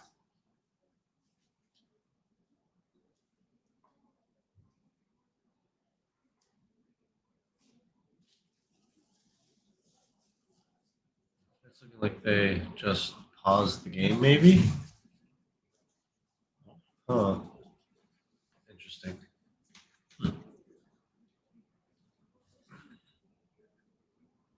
Well, Yeah, the judge stepped out for a moment too. I think he might just be taking a picture for social or something. I saw the judge leave the stream room, so Okay. just with hearing all the like talking outside, I don't want to Oh. think that's what's happening, but it could be a repair, which would be unfortunate. Like already going into like the middle of the game. Yeah, just from like the laughing, it's what I would assume. I'm not 100% sure if that's what's happening, but It's funny you said just given the talking outside. yeah, like I don't expect people to be that loud in the middle of the rounds. Good observation. It's one of my favorite feelings, like when a tournament starts and then they say like you can begin, and it just goes from like all the chatter in the room, and it just goes like dead silent for at least the first 5-10 minutes of the round. Yeah, or like just sort of like the energy, like when pairings get posted or whatever, and like even if you don't see a big crowd of people moving, it's like I feel like the energy shifts. You Oh, know, like you yeah, can like everyone- tell that everyone's like You could, restless. yeah, like the way people move, you're like, all right, the tournament's starting, time to like just get Yeah. ready. They told you it's a repair. All right, so we have confirmation that You're it is a insane. repair. You're insane, Yeah. I figured once they stopped the match. bro. The reads. See, making reads and everything. No, I figured it was either that or like some crazy like, deck list error or something. Yeah. Yes, they are repairing. I guess now we get to choose a new feature. But I mean, also with these, like there aren't that many undefeateds left. So I mean, there's a decent chance they might play each other again. They could. Were they undefeated, both of them? I think so. Okay, because last round, table 4 was X1. So Yeah, I think there's last only- round there would have been only 6, maybe 7. Yeah, I think it might have just been table 1 and them, 2. which are table 2. Yeah. So yeah, it'd just be like a flip flop between if they play against each other, maybe one of the other two. Now the question is, I mean, I think I know the policy answer, but like, if they play each other again, I mean, they obviously packed up their stuff. Yeah. If they play each other again, it's just Just it do it restarts again, again, yeah. which is Kinda unfortunate. funny. Like yeah, kind of funny, right? Like, it's unfortunate to the But people yeah, what are that you like gonna are in a good position, but it also I understand the point of like resetting the game state. yeah, you ever been in the spot when you like, you know, you play a couple opening turns, or even you just draw your opening hand, they repair it, and you're like, oh, I know what I was gonna do. Oh yeah, or Dude, when love like, that feeling. they show up and they're like deck check, and you look at your top 5 and you're like, perfect, I was gonna brick. Yeah. Hand them. I stopped doing that because anytime I check my hand, I feel like I did poorly on the next game. Yeah. So I was like, all right, cool, deck check. Yeah. Just wait for my deck to come back. It's fine.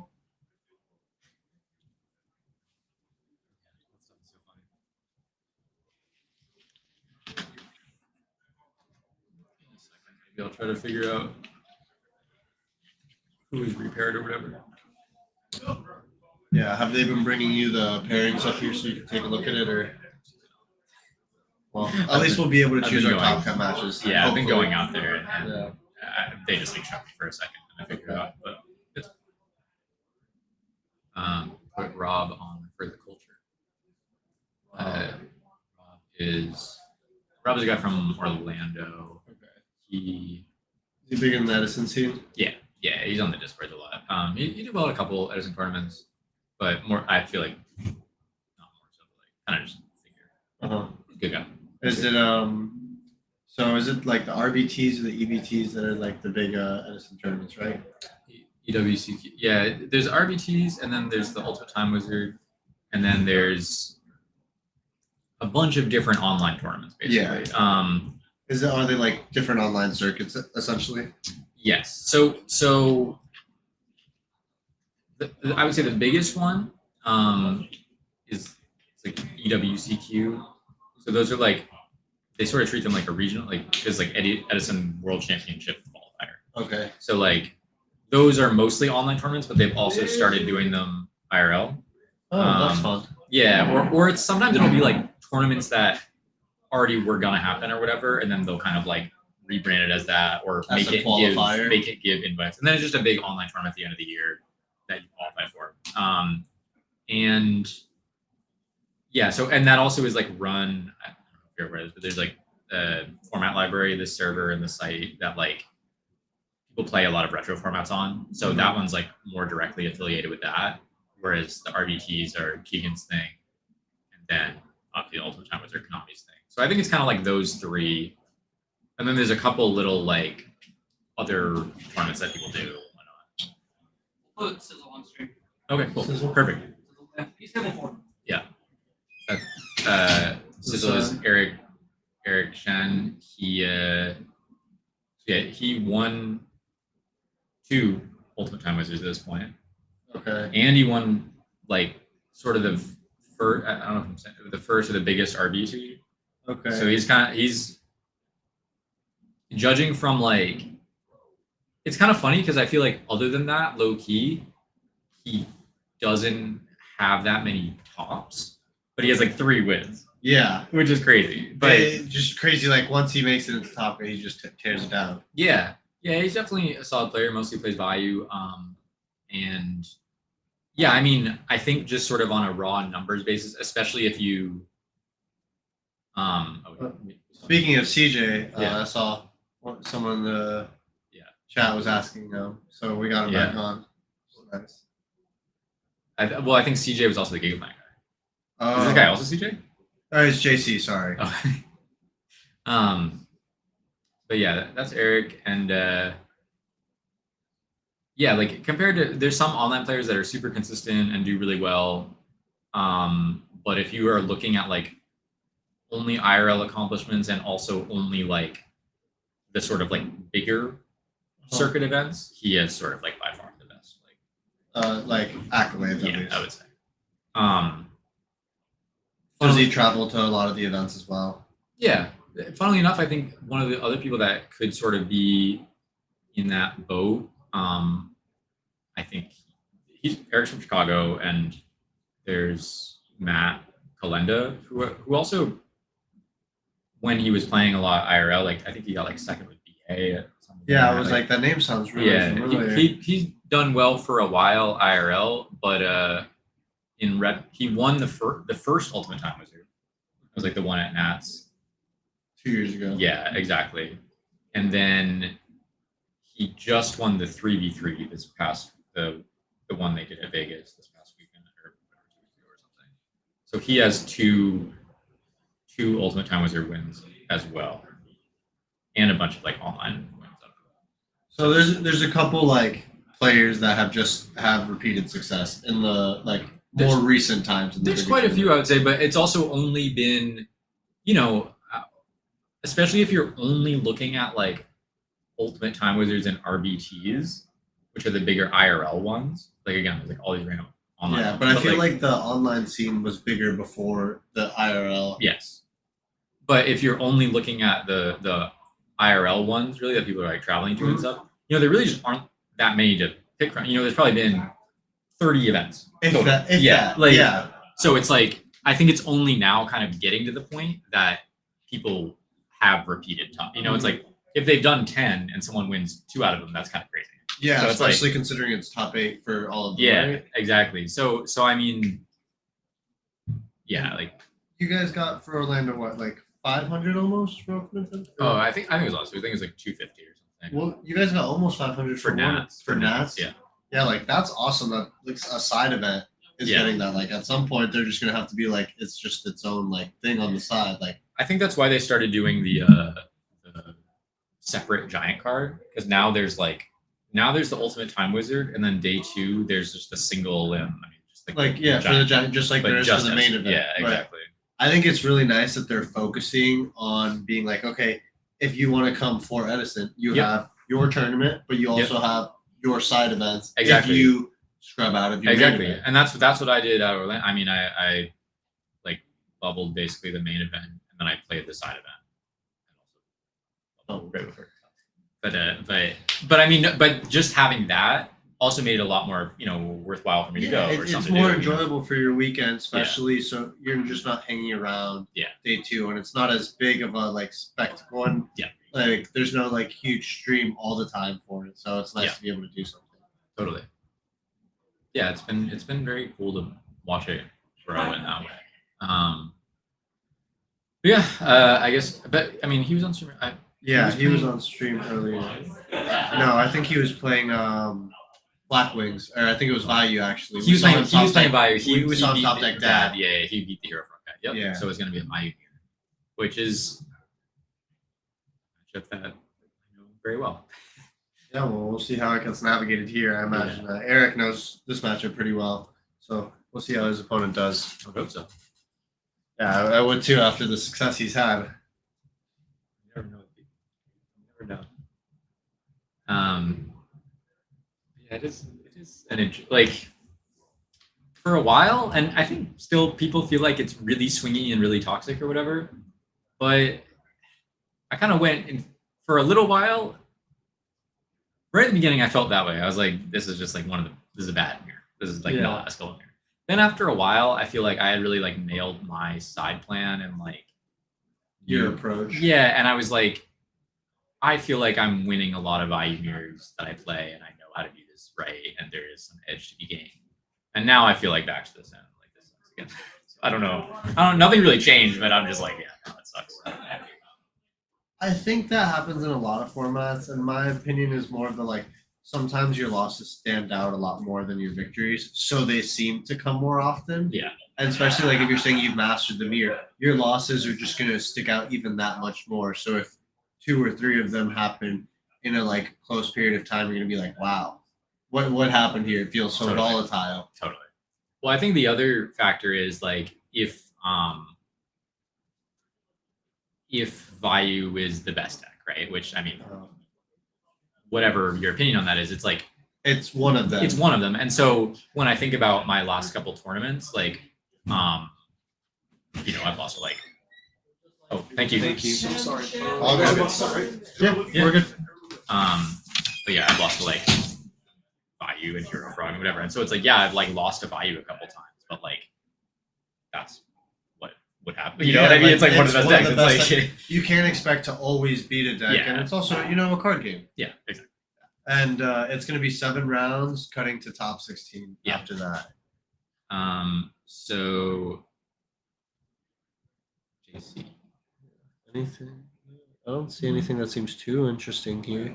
I mean, it's Oppressions have been mainly in the side deck as of recent, right? yeah, mostly, but it's kind of people have gone back and forth because those decks like Giga and Frog combo decks are getting really popular. But still, I feel like most of the people we've seen do not have it in the main. Yeah, this feels like a very, very standard list. I mean, in a lot of ways, I will, because like he's won those 2 things, and like I think a lot of people just hate his list. Yeah, so it's like I imagine that yeah. he standardized it. Yeah. I do have a question: is 2 Kaya standard in a Bayou Yeah, deck? I would instead say of it's 3? pretty standard. I would say it's much more common 2 to 3. Okay. Much. Like people use 3, but yeah, it's 2 is the standard. Okay. You just don't want to like clog on it for sure, because I know it's definitely like a very monster heavy deck as opposed to Yeah. other ones in the format. Coming second, it's like can be kind of rough and against the faster decks. And, Yeah. But I use 3. Like I was on like a double hamster, triple Kaias. Obviously, if you're going first with that, So this is double hamster, triple Ryko. So Yeah. like he's also, I mean, if I'm not mistaken, he's double hamster and charge. That's usually what he plays. yeah, he plays charge. So He's got Ryko majority of his games. yeah, I would say. I mean, this has been more popular lately, so it's like sort of like 6, Mhm. 3, right? But I would say still probably the majority are on 5. Like 5 with 1 hamster or no charge. that, I feel like is pretty split, but majority charge, like 1 charge, 1 hamster. there's some people that are 2 hamster. Yeah. No But- charge. Yeah, but this has been getting more popular, the 6, and I don't know. I think the 6 could work. It's just you will eventually see those hands where you have double access to Ryko, and if like you're right going 2 turns in a row, I feel like you're not advancing your game state unless you get lucky off your like mills. It's also just like if you get your mills and then you draw a hamster late, it's better than drawing the charge late if you don't have targets. But like, Yeah, but like you're saying, there's definitely points where like you never want to be setting the hamster after a certain amount of turns. Yeah. It's like I either want to drop a Caius or a Sirocco or one of the dumpers like Armageddon and Greffer. so I mean, this is a great argument to hamster because if you're ever going first and opening with hamster, it's probably like the best thing you can be doing. Maybe eating them or something. So he has the MST. High value MST there. On Yeah, the exactly. Force. Well, getting to that and then potentially summoning his own Sirocco or armed winging over. Like if he has like I'm not sure exactly what Armus.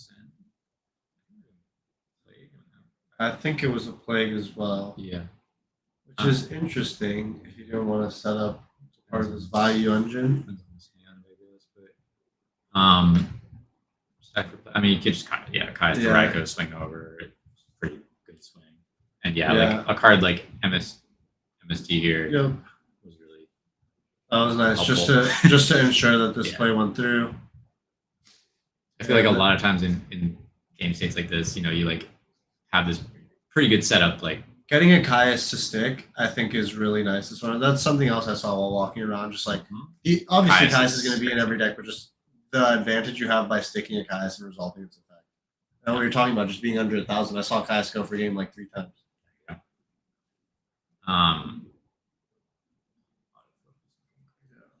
Let's see. He has, I think it's Torrential, Sirocco, Caius, and 2 unknowns for Eric.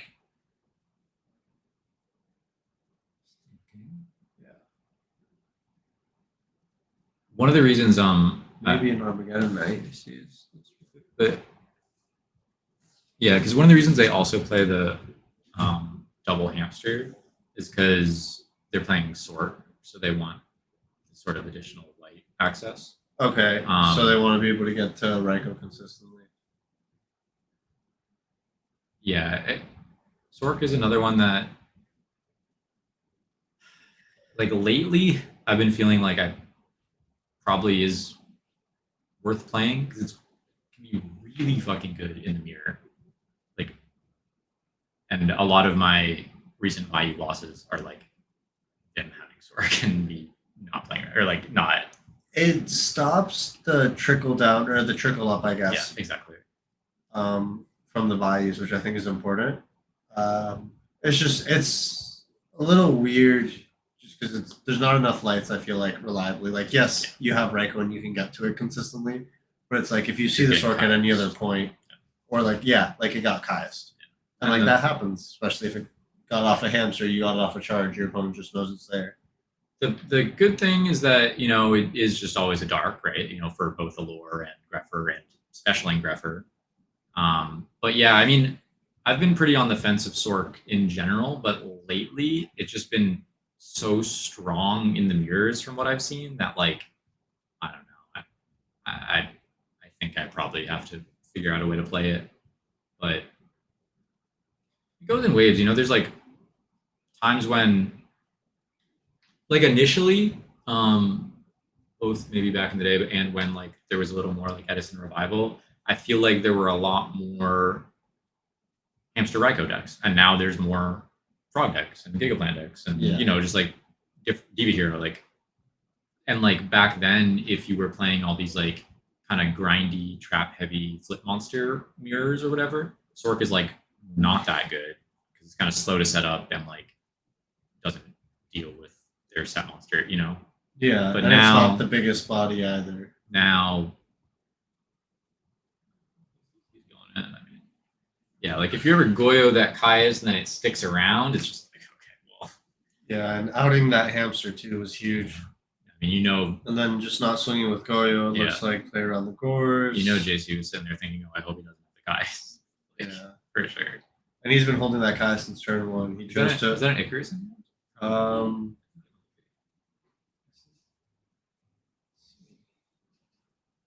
Heavy Storm, Necro, Greffer, Greffer, Storm. Yeah, I think it is. we'll see once he discards this. Yeah, it is. Icarus attack, yeah. Does he have an? He doesn't have another piece. Yeah, so he actually can't get that. Yeah, no, this is looking like it's going to be the end of the game after. It low key feels like, and I mean, hard to say with hindsight, but like sending that plague turn 1. Yeah, it got just, him off behind on his engine. You know, like he wasn't able to set himself up to have any like good late game pushes or just like good top decks into another push. yeah, like if he had another piece already graved, then this turn gets a lot. Like at least he could answer the board. You know. Yeah, I think he got too blindsided by wanting to turn on his Caius. Yeah, that's it. I mean, I guess if he didn't have to play, he would have nailed the Caius. He would have gotten more behind. But I think it definitely was like maybe he focused too much on it, and like the whole game game Bayou would have been different. This game's over because even if he has the answer to this board, like let's see, he's choosing, I guess, the way to respect Mirror Force. basically, because like trenchling on the trooper, I think. Yeah, that's what I'm saying.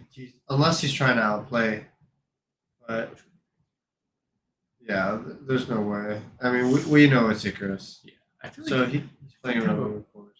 this is threatening. It should be. 'Cause Yeah, it looks he's like a he's guard. at 42. Oh, he just needed two. Well, he needed 2 bigger bodies because he had the guard. Yeah. Like he needed that to clear. And then he sort of playing through a prison by doing that because if he had, Yeah, he's playing through Gardner Prison by doing it this way, I think this makes sense. and then also playing through Mirror Force. At first, I was like, "What?" Yeah, but I think I can invest the card already. Cardinal plus. Yeah. Yeah, like in this position, I don't know what card can be drawn to. Yeah, I don't think there's one like pot of greed into 2 pot of greeds, maybe. Yeah, heavy maybe storm burial gales. health. Oh well, the Icarus. Well, actually, I mean, half either the Caius or the. He's just at 17 is the only issue. Oh yeah. Exactly. If you're Eric, you're like, okay, sure, kill him, go ahead, whatever. Yeah, battle phase. Doesn't matter. That's fine. Yeah, doesn't matter at all. Wasn't Mirror Force last turn. Oh, he has burial in his hand too. Yeah, he just has follow up as well. And he gets his burial puts back his plague too, so he gets access to a tuner after that. Oh yeah, then it's super Right. game because also like he's probably just thinking about like if JC says like return or his own burial. Yeah, it's just great. It's just game. It's just Omega game. Like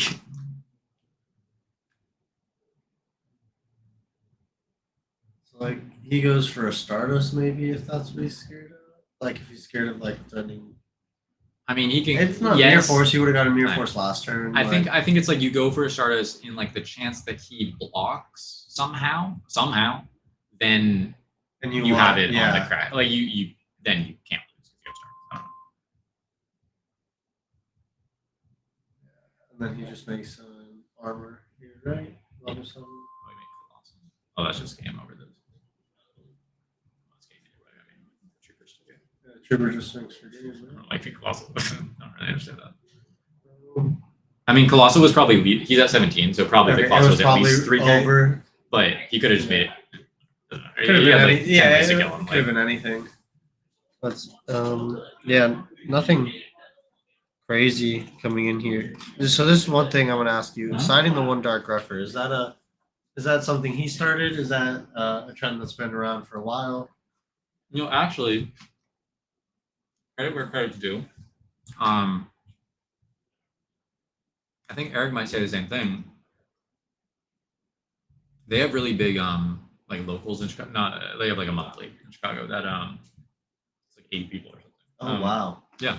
So as far as like that's also been interesting, like outside of the Ultimate Time Wizards or the RBDs or whatever. I mean, now there's like this sort of like middle point.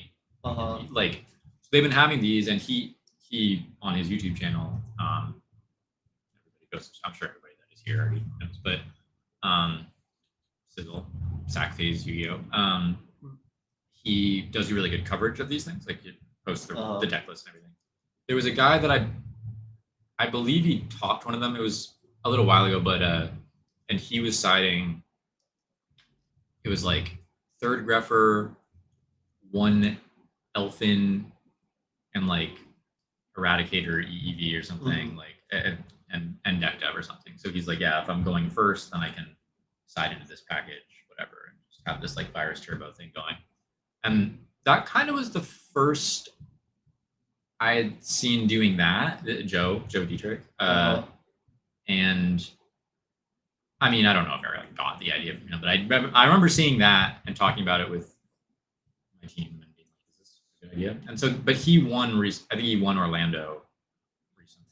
Eric did with signing the third grapher. So yeah, I mean, I think he popularized it.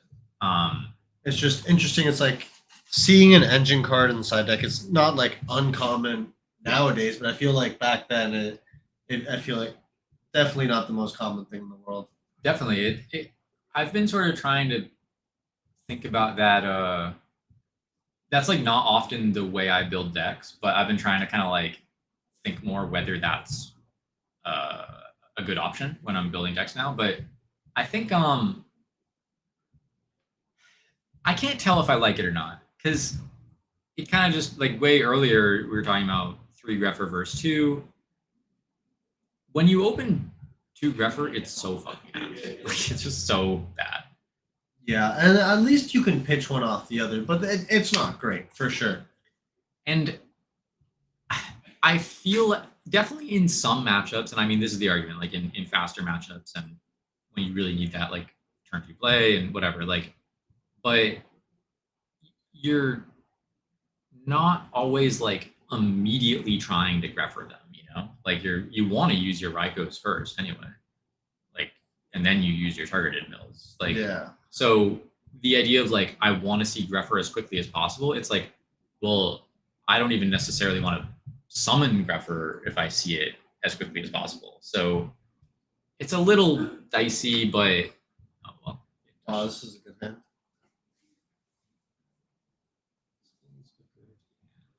Send Caius, so he's letting himself get decked if he wants to. That is interesting. Yeah. Yeah, Sirocco Plague, Rhoda, and then what was the spell? Sirocco, Armageddon Knight, Rhoda. Sirocco, Armageddon. And then the spell was Rhoda, and then what was the other spell? I feel like it was Storm? Storm, yeah, heavy, and then virus. That is a good hand to get dust shooted with, I would say. But also, like, it would scare me if he didn't take Sirocco. You know what I mean? Like, yeah, like look at the way he's just looking up at him. It's a little menacing at times. And it's also tough here because it's like, this is especially tough when they know you have the deck dev, and so you probably just have to shotgun it because. Oh, wait, he hits 5. He has a Lila. Okay. He keeps the oppression in also. Interesting. So his hand's kind of dead. He has the bottom, yeah, because he has the storm. I mean, his hand wasn't that good in the first place, but I do kind of wonder. I mean, I forgot he had. Yeah. He had a graveyard. He had 2 Sirocco. Yeah. This is dealing 4, but he can crack this. Yeah, like this isn't game ending at all. No, it's in fact kind of because he can just storm. This is kind of an open game right now because all cards are known. Yeah, but I mean, from Eric's perspective, like he just storms the back row and then can go either Brio or his own armed way. Like, I think it was a Bora. It wasn't. He didn't play Bora. A Bayou would be kind of nice. Combo with the Greffer. Yeah, exactly. That would be great. I mean, he has a couple ways to crack here. I mean, Just absolute depends how he worst wants to case use his too. cards, right? Yeah, absolute worst case too. He could Armor for Plague, stack, make Brio, bounce the Armed Wing, attack over the Lila. But if he drew the value 2, which I think he did, then he can go a little harder and go like, yeah, he drew value. Yeah, okay. So yeah, it's like grab for pitch value, send Plague, or you could send Plague, then you. He's underdecked too. Yeah, so like all the cards are gonna be. Yeah. It's looking like this game's gonna be over just as quickly as the first one. I mean, And sometimes like you just look at the difference in the power of those hands. It's yeah. Yeah, I mean, I'm trying to think if he didn't send the Sirocco, then what does Eric do? like if you Sorry, if he did send the Sirocco, didn't send the Kaias, like then he's just like summon Arma, send a Gardner or something. You know what I mean? Like yeah, send graveyard card, hope to draw a value card next turn, keep Arma, maybe tribute for Caius. and he doesn't really have a good way to like deny that Caius. He can't stop the Caius unless he swings over, and if he just sends Gardner like he was going to.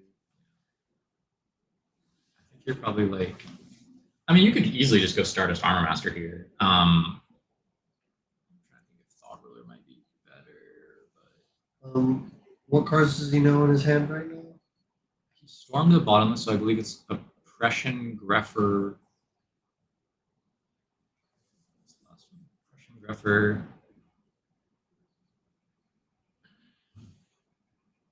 Oppression, Greffer. Yeah, like I You don't know for sure has a Oppression, Greffer. but I don't know what else like would matter. Okay. Make another Yeah, 6. But then if he's like taking Lila, then he's milling the arm off the top, and you really want Arma. I think the Arma's the best card for his follow-up to send another I value. know. Oh well, he doesn't have another value engraved, so I was actually showing. I was thinking that he could still make another synchro. So maybe you could also make Dark End. Yeah, hold on. You could make Dark End. Well, it was in attack. The play was in attack, but he's gonna synchro it off anyway, doesn't it? I think I might be telling him he has to. Yeah, I imagine he's gonna synchro some, but he's just gonna have to. Oh, I'm choose just one. saying. I think they might have been telling him he had to synchro. but he yeah. couldn't. I think it's part of It's been ruled. Yeah. I don't know. I think it's head judge dependent on which way they want to rule it when like cards go to the graveyard. So I think actually you wouldn't take the Lila. I think you would just swing over and keep the body. Yeah, I think you just swing over both of them and then pass, right? Because also if he draws a dark and he tries to do like Greffers and Plague, stack one, he'll only have one more card in hand to pitch for Brio. So then you would use all his cards and you're still drawing. And he's not able to go bring this back, right? Right, Because exactly. it wasn't successfully summoned. That's why like it's tempting to take the Lila because you can't, but But there's no better. reason yeah, to. it's not worth it here. Especially because he knows his Armageddon Knight's there, and that's a card he's It's like the to best have. card you can draw here. Yeah, like once he outs your field, the Armageddon Knight becomes so much stronger too. Yeah, I think what he might have been thinking about too is like or what might have been better in my mind, I guess, is like Looks like they're having a small life point dispute, so making sure everything goes. maybe this is fine actually. Like he could have Dark End, swing over the Armed Wing, and then main 2 pop the Lila. But 53 to 4,000. that gets hit. And so now it's just kind of curtains because you have a dark pitch on the thing. What's the spell name? I don't remember. Was it MST? Yeah, I want to say. I'm unsure. Yeah, I'm remembering it as too. Sure. let's say it was that one.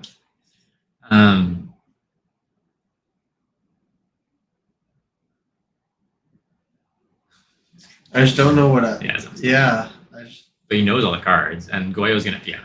It's just Like every card is known right now.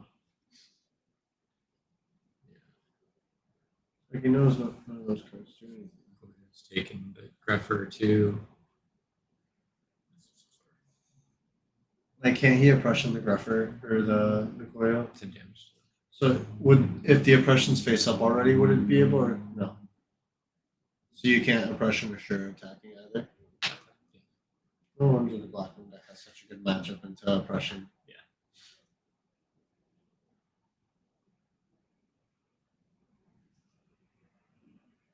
it's pretty cool. Yeah, So that's that won't do it. That's not necessarily.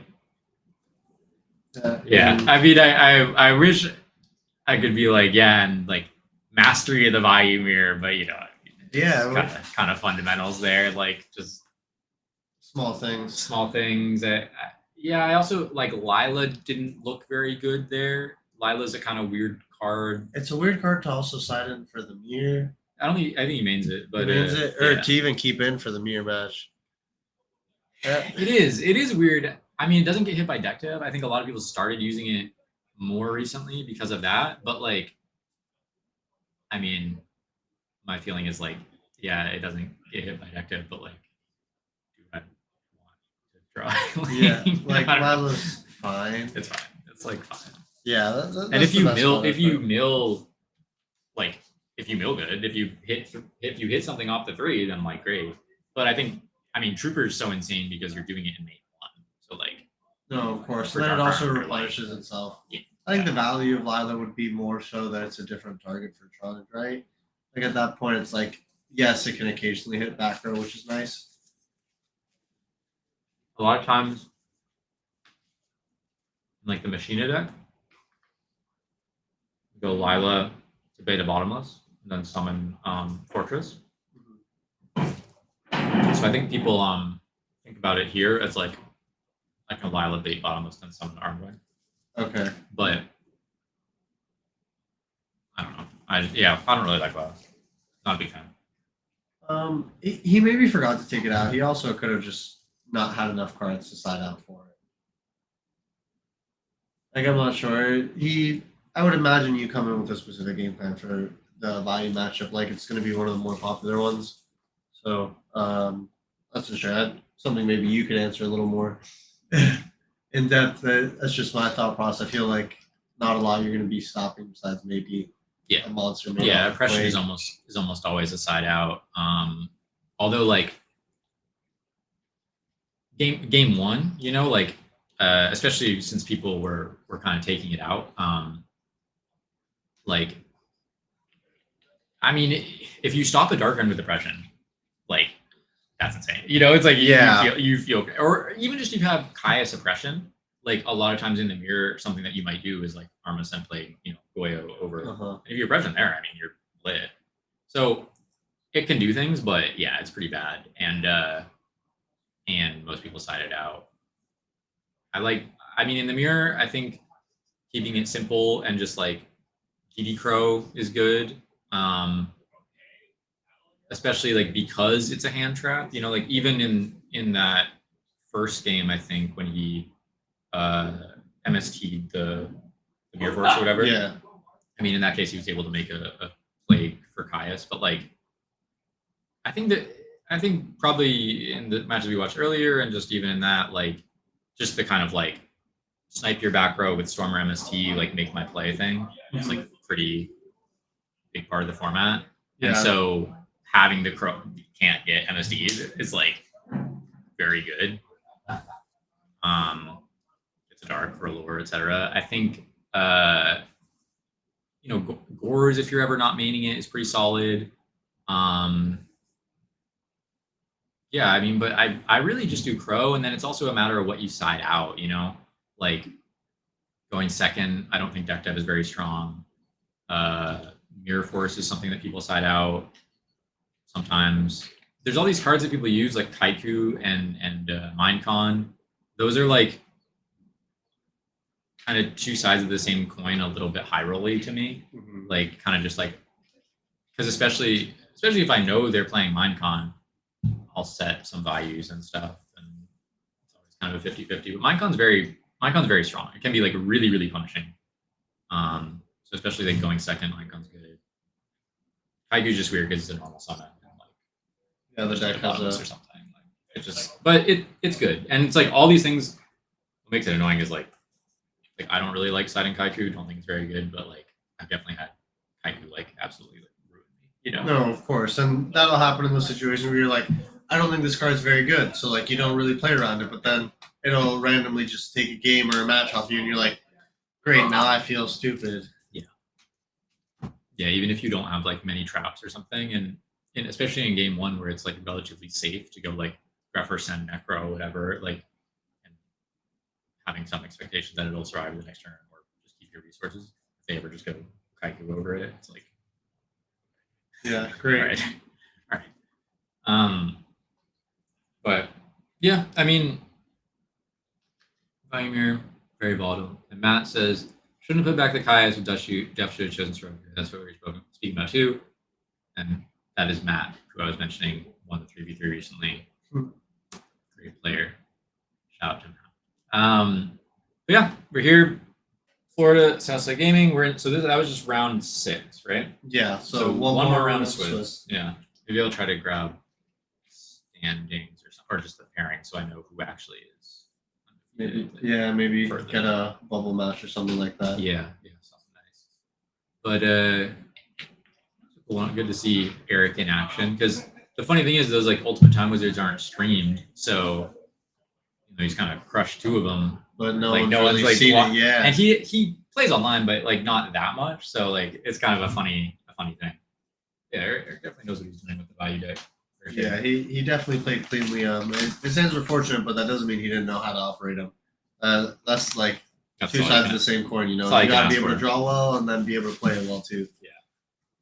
I'm gonna throw this at Yeah, go ahead. Wish I could see. All I see is a torrential in the graveyard. Oh, and the match just ended.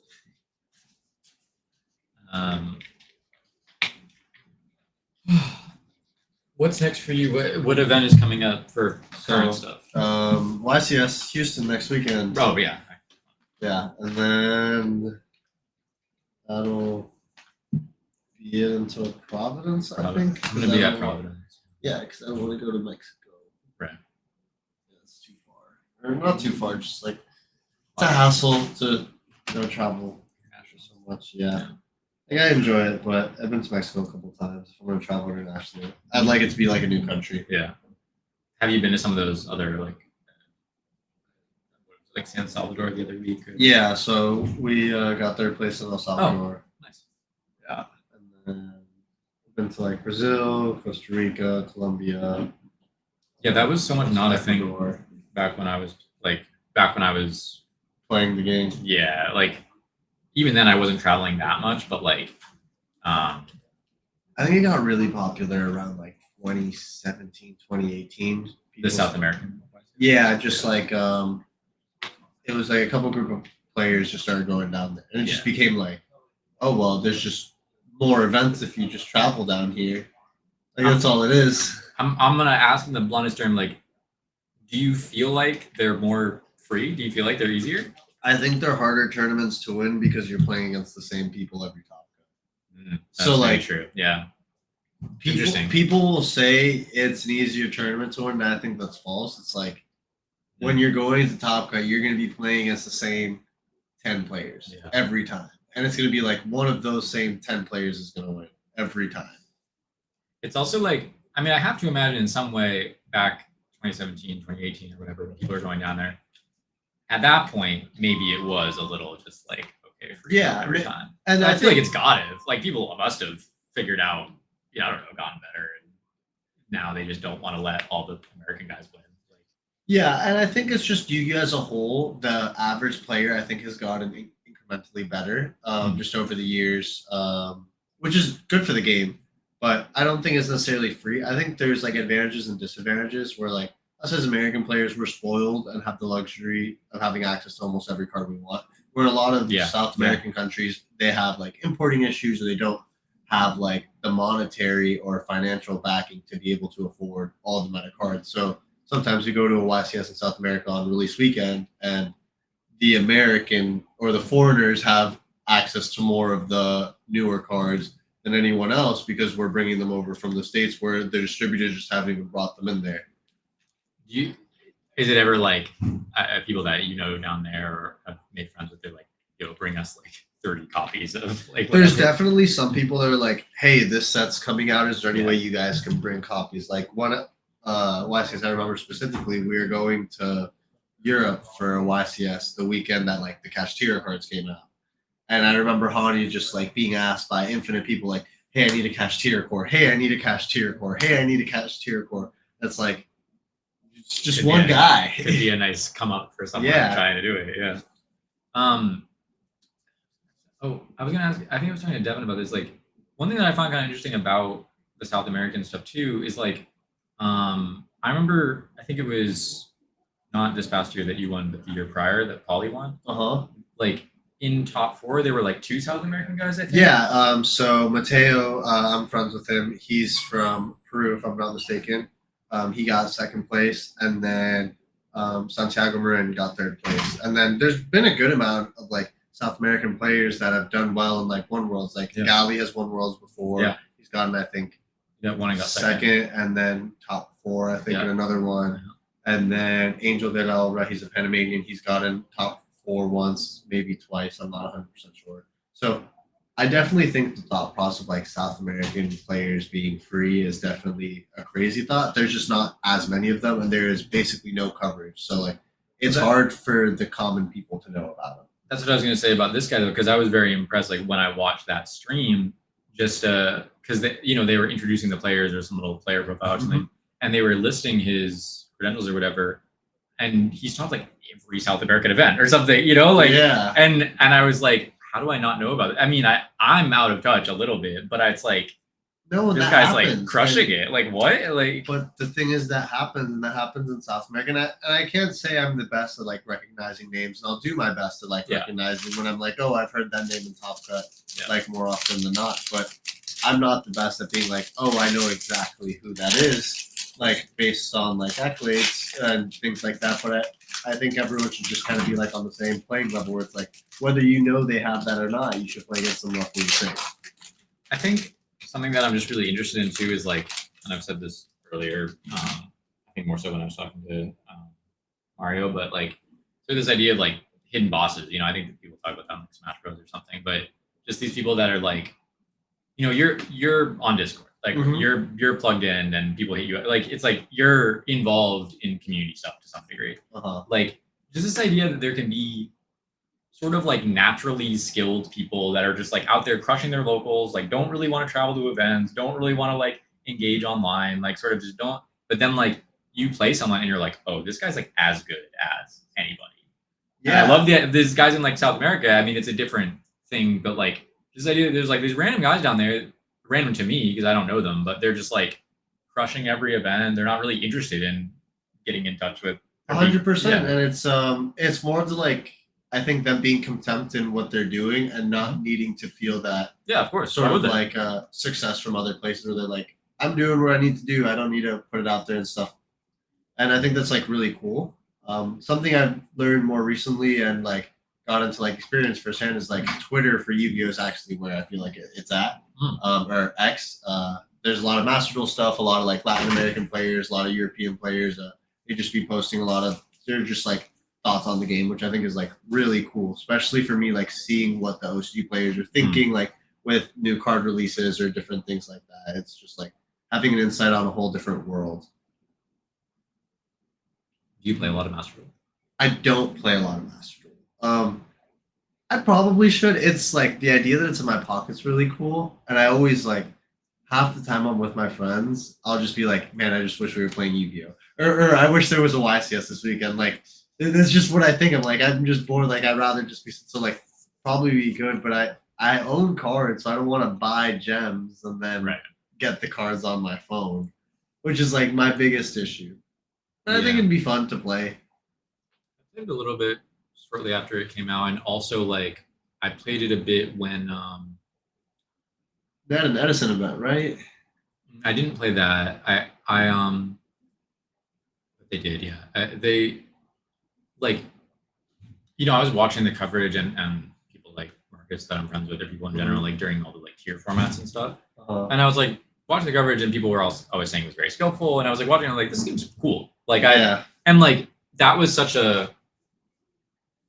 sometimes if I'm watching current stuff or I'm thinking about trying it, it's like having to learn all these like niche interactions of cards that have released in the past like 6 years that Yeah. I have to read every single one of them. That feels overwhelming.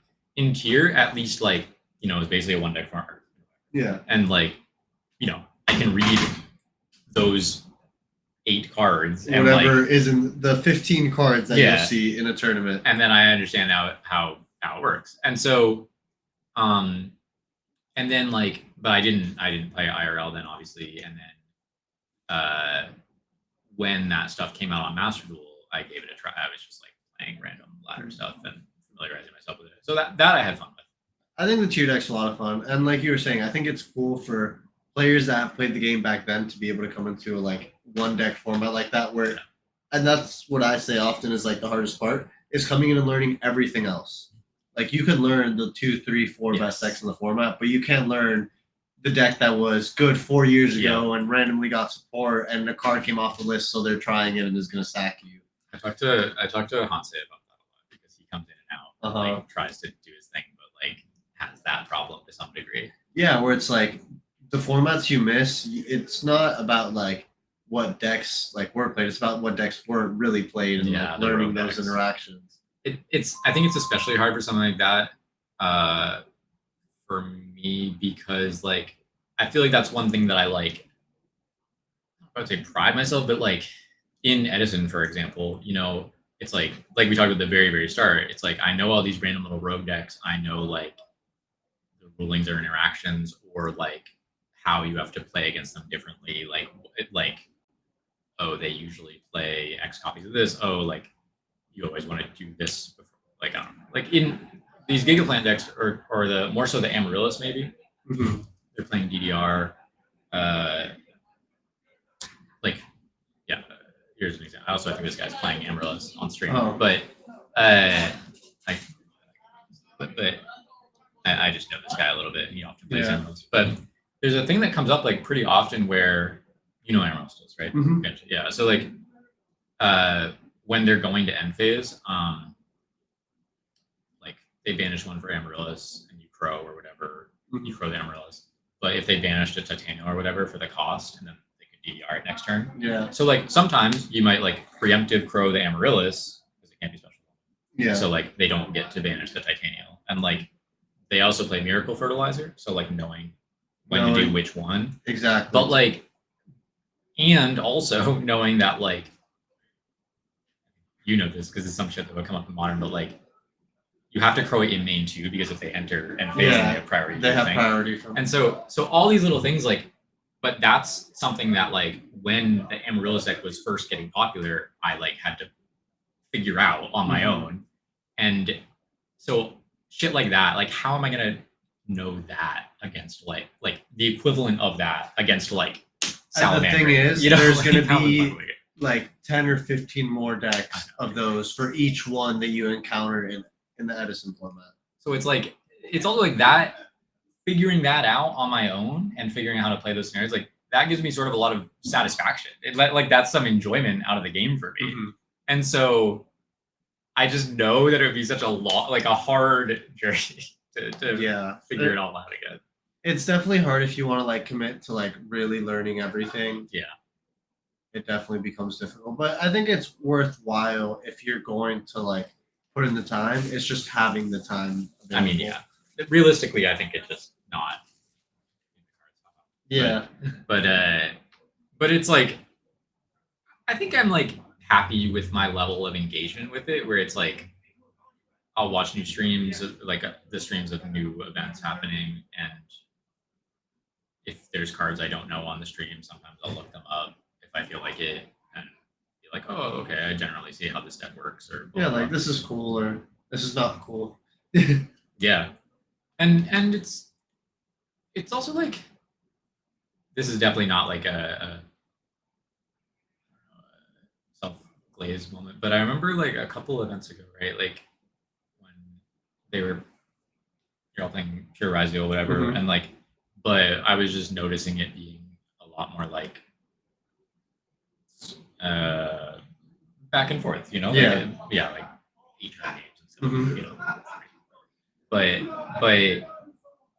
and just like the trading the hand traps and talking about like much more value based game, like less like the turn skips and more like trading for value. And so I remember thinking to myself, like, I mean, what, like, why aren't people just like maining right? Or, you know what I like? Yeah. Like even when you're going second, like, you know, it's just like a value card that hits the hand traps too. And then like Santoli, who actually used to play a lot of Edison and I've spoken with quite a bit, like he taught me did that well. triple strike list. And I remember talking to him about it, I was like, bro, yes, like. I mean, not that I knew anything he did, But it was just but it was like the thought. You're like, yeah. I knew that. Like, Exactly. I think there's a lot of stuff like that that can happen in the game, and it's finding the specific tournament. Because I believe that like there could be a best deck of the format, but that doesn't mean it's the best deck of a tournament. Sure. So like I think there's a lot of reads like that can happen in Modern, where it's like people are dedicating all of these slots for X, and the deck is doing Y, so I can put Z in my deck. What is the spice for Houston? Not you haven't give away anything, but like Spice for Houston. What is it's probably Rizio cards. I don't know. Like they seem strong. They seem strong. If you look at every past tournament, I'm pretty sure they've won every single one, or at least like a Rizio deck has been on the team, like every time they win. That shark, the thing Dom's doing. Yeah, Dom's deck was really good. Seemed really nice. Yeah, like the way I explain it's just their zoo monsters. Yeah, see what tables? Yeah, table 2. So there you go. He was undefeated still. So I can't tell if that was the end of them. It must have just been finished. It looks like the round is almost over. Yeah, with most of the people being up. So hopefully that means we'll be giving you guys round 7 shortly, and then after that, top 16. Actually, I am gonna try to get the standings or whatever. All right, just see if you can. And while you're out, Yeah, let me take those back. Of course.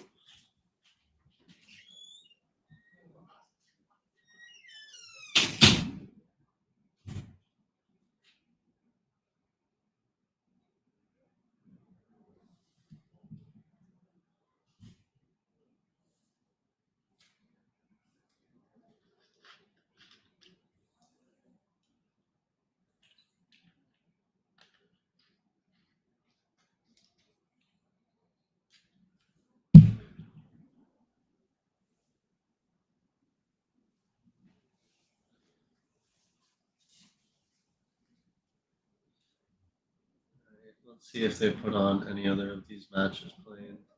Looks like that's still the Amaryllis match. Or doesn't look like they're playing anymore though. So probably just waiting for the next round to be posted, which would be great.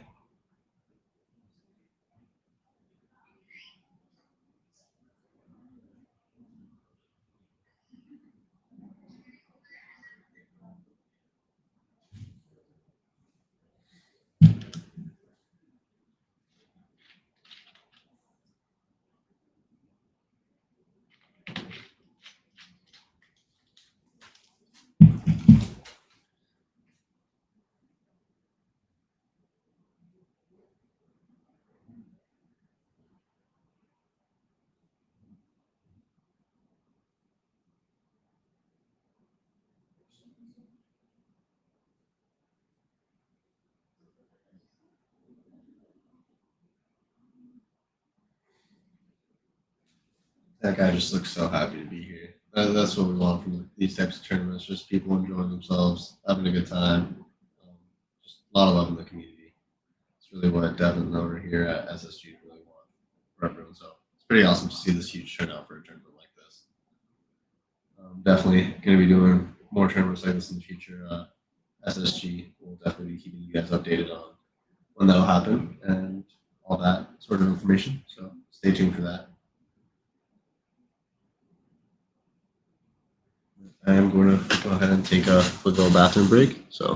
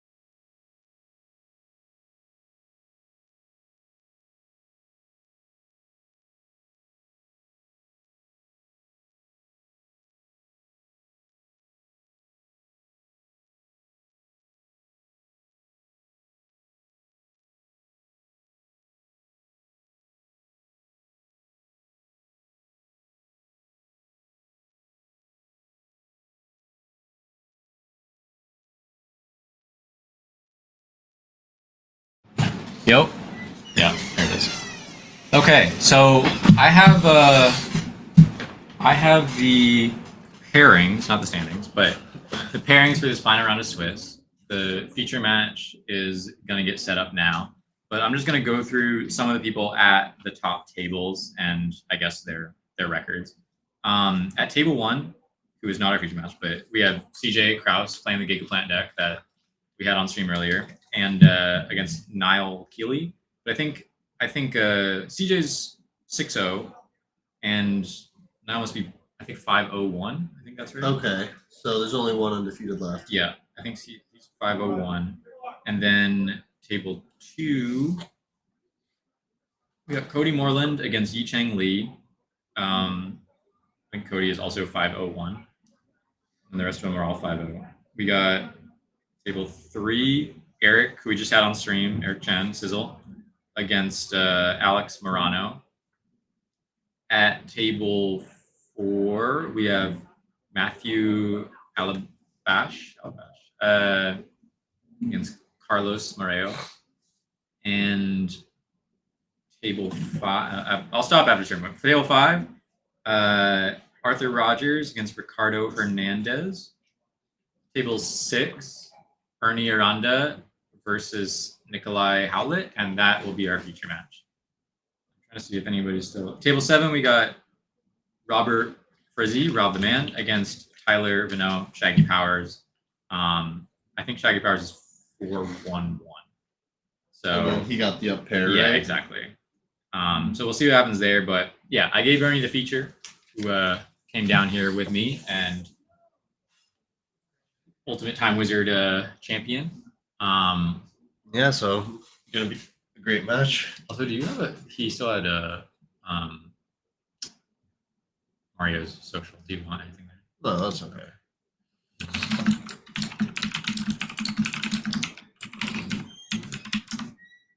Yeah, it's Yep. different crew. What does it say? Ready? Thank you guys. Of course. They're getting set up for the feature. Feature the last round of Swiss. Yeah. Oh, thank you. Awesome. Appreciate it. Thank Of you. course. I got you. Locked in back here. I actually feel fine. I thought I was gonna feel much more like cracked out. Yeah, it's not too bad. For me, a big thing is just being able to like go out and get fresh air. Yeah, like sure. during any type of event, YCS, regional, like commentating, I need to go outside. I guess I'm saying this now, and we still have, or I still have Yeah, but I imagine vodka to go. we'll have some time to at least step out. Thank you. So we got Nikolai and then Ernie right here. I imagine you're familiar with Ernie's deck. If you guys came Yeah, down yeah. together. He was asking me for some advice on it, and yeah, Ernie's playing Bayou, which is the main deck he plays, and Nikolai is playing Blackman. So Okay. complimented that, but I don't think actually we saw this matchup on stream. No, I don't think we did. One thing I am going to ask you is this stood out to me immediately. Morphing jar number 2. Yeah, he's sliding where we go number 2. It's one of the only cards that like is good against Gigaplant. I mean, there's other cards that are good against it, but it's it outs the board. It can't out the board, Yeah. and you could also set it before they have a board, and like It could be preempted. Yeah. Yeah. so it's good in that way. A lot of people, I would say, most people don't side it because also Gigaplant is not really that popular. Mhm. And it is only good against that deck, maybe Amaryllis. And I'll also say, I mean, it's kind of like a cute idea, but I literally just explained this to Ernie right before the tournament because I told him to change it. But it's like if they do actually combo you turn 1 with the supervised view stuff, a lot of times turn 2 they can find a way to Brianac you or Mistorm you. So It won't matter that you were able to set it. what's interesting sometimes is like before it was really popular, it might be a lot more common just to like if they know you're playing Bayou to like Stardust over your sets. But now that some people play Jar, I don't think they'll do that. Okay, and they'll just play around it. Depends. I mean, It can catch them off guard, I imagine. Yeah, and they can't always brio you, or sometimes it makes them use more resources. Then maybe you have like traps or gores on top. I don't know. It can be good. It's just a one. But Yeah, but like that was is the just purpose something of it. that definitely caught my eye. Yeah. I mean, it's like one of those like niche card that is good for like exactly that specific. purpose. Yeah, Of course. but it's cool. Yeah, Ernie on stream, big Ernie, came down here from New York. Bottomless. Yeah, I imagine. See fully what he opened with, but so I don't know if Ernie knows if this guy is playing Blackwing or It not. looks like Ernie might have. Did he draw a card for Jim? Okay. Yeah, he does have 4 cards in it. For a second, I thought he only had 3. It was like, this is not modern. Rhoda is the spell, I think. I think so. Weird angle. So he has a Bayou, it looks like, at the top of his hand. I think Armageddon Knight. I thought it was One of different. them. It could be both. Looks like, Yeah, all monsters in one spell. So that much we know. yeah. So he has, for sure, a Bayou and something that dump I think starts. Bayou, Greffer, Rhoda. He passes here. Sometimes, Okay. like, I feel like this sometimes happens. I mean, I don't know if it's a Raiko set. I didn't see actually what he set turn 1. But if they're ever setting cards against your set and they're halfway decent, then, like, oftentimes you wouldn't flip the Raiko into it because a lot of people play They'll just be chainable. Legacy, Aviata, the draw traps, or Dust Shoot, or and they'll also against Blackwing, maybe even if you hit a real card, then they could sure over your Raiko. Whereas Of if you course. keep it set, so I feel like that comes up for me a lot, especially playing online, where like I'll set turn 1, and then they'll set a back row and pass, and I'm like. Yeah, you must think I'm bad. I'm You just must gonna think I'm flip new it. here. Like- And then we see that exact situation here. Yeah, and I mean it's not bad to flip it. It's like it's just a matter of what you can do with the momentum. I think here probably a better situation trying to play around I think an he- Icarus attack. I think he also just maybe didn't know if he was on Blackwing or Bayou yet, Okay. so that also factors in. Yeah, and I think it's okay to at least wait 1 turn before you flip it. There's nothing wrong with it. It's kind of the same thing like with like torrential, like if you like waiting with it set for another turn, like they kind of can't progress their game. So like they get a little stuck too, or they're stuck with multiple sets. You could draw storm, obviously. But I think if I had to guess, I mean maybe he did know a little bit that. But I think that's probably why he wanted to hit the set there if he thought it was a Bayou mirror. And honestly, from his perspective, it could still be, which is the funny part. Yeah. He hasn't seen anything that wouldn't tell him it's not the Bayou mirror. But he could have looked over during rounds, I feel like, and For sure. I don't know for sure. Go.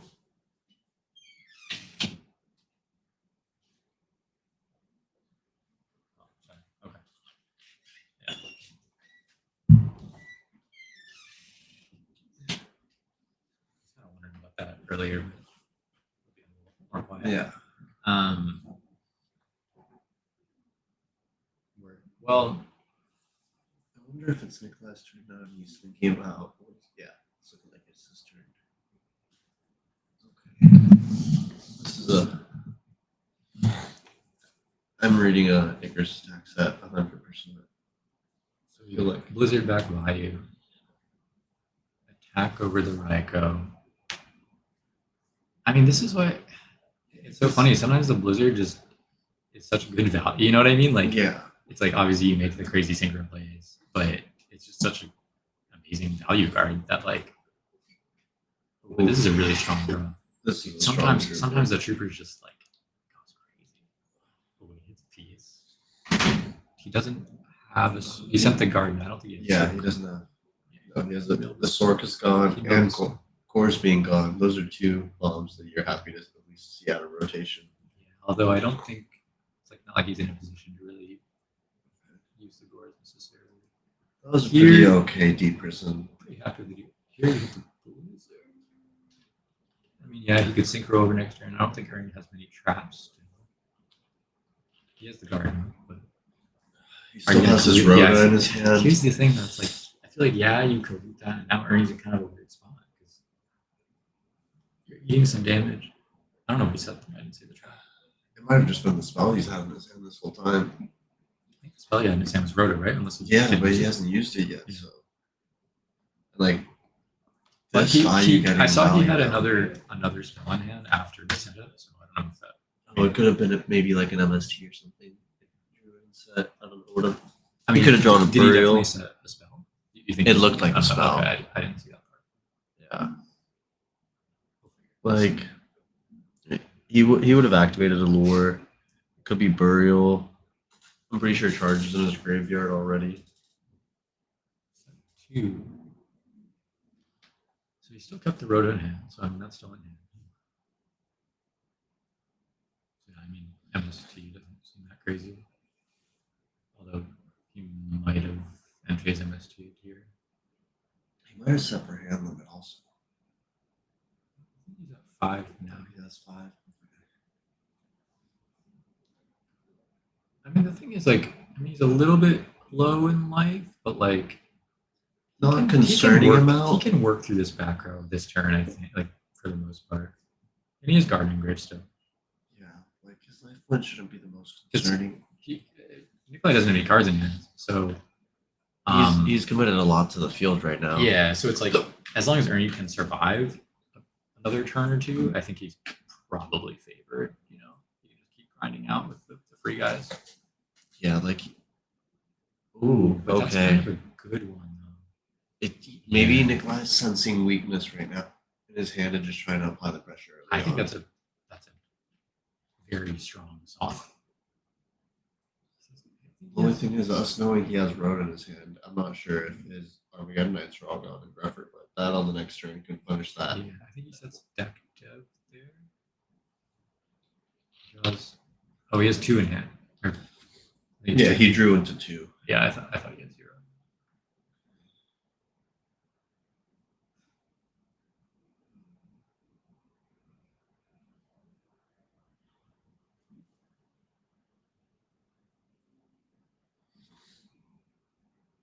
Okay, so I mean, this is the funny spot where he goes like attack with Blizzard, and yeah, you might have to glue because if he drew the, or sorry, you might have to garden because if you drew the glue. this it's the exact game, yeah.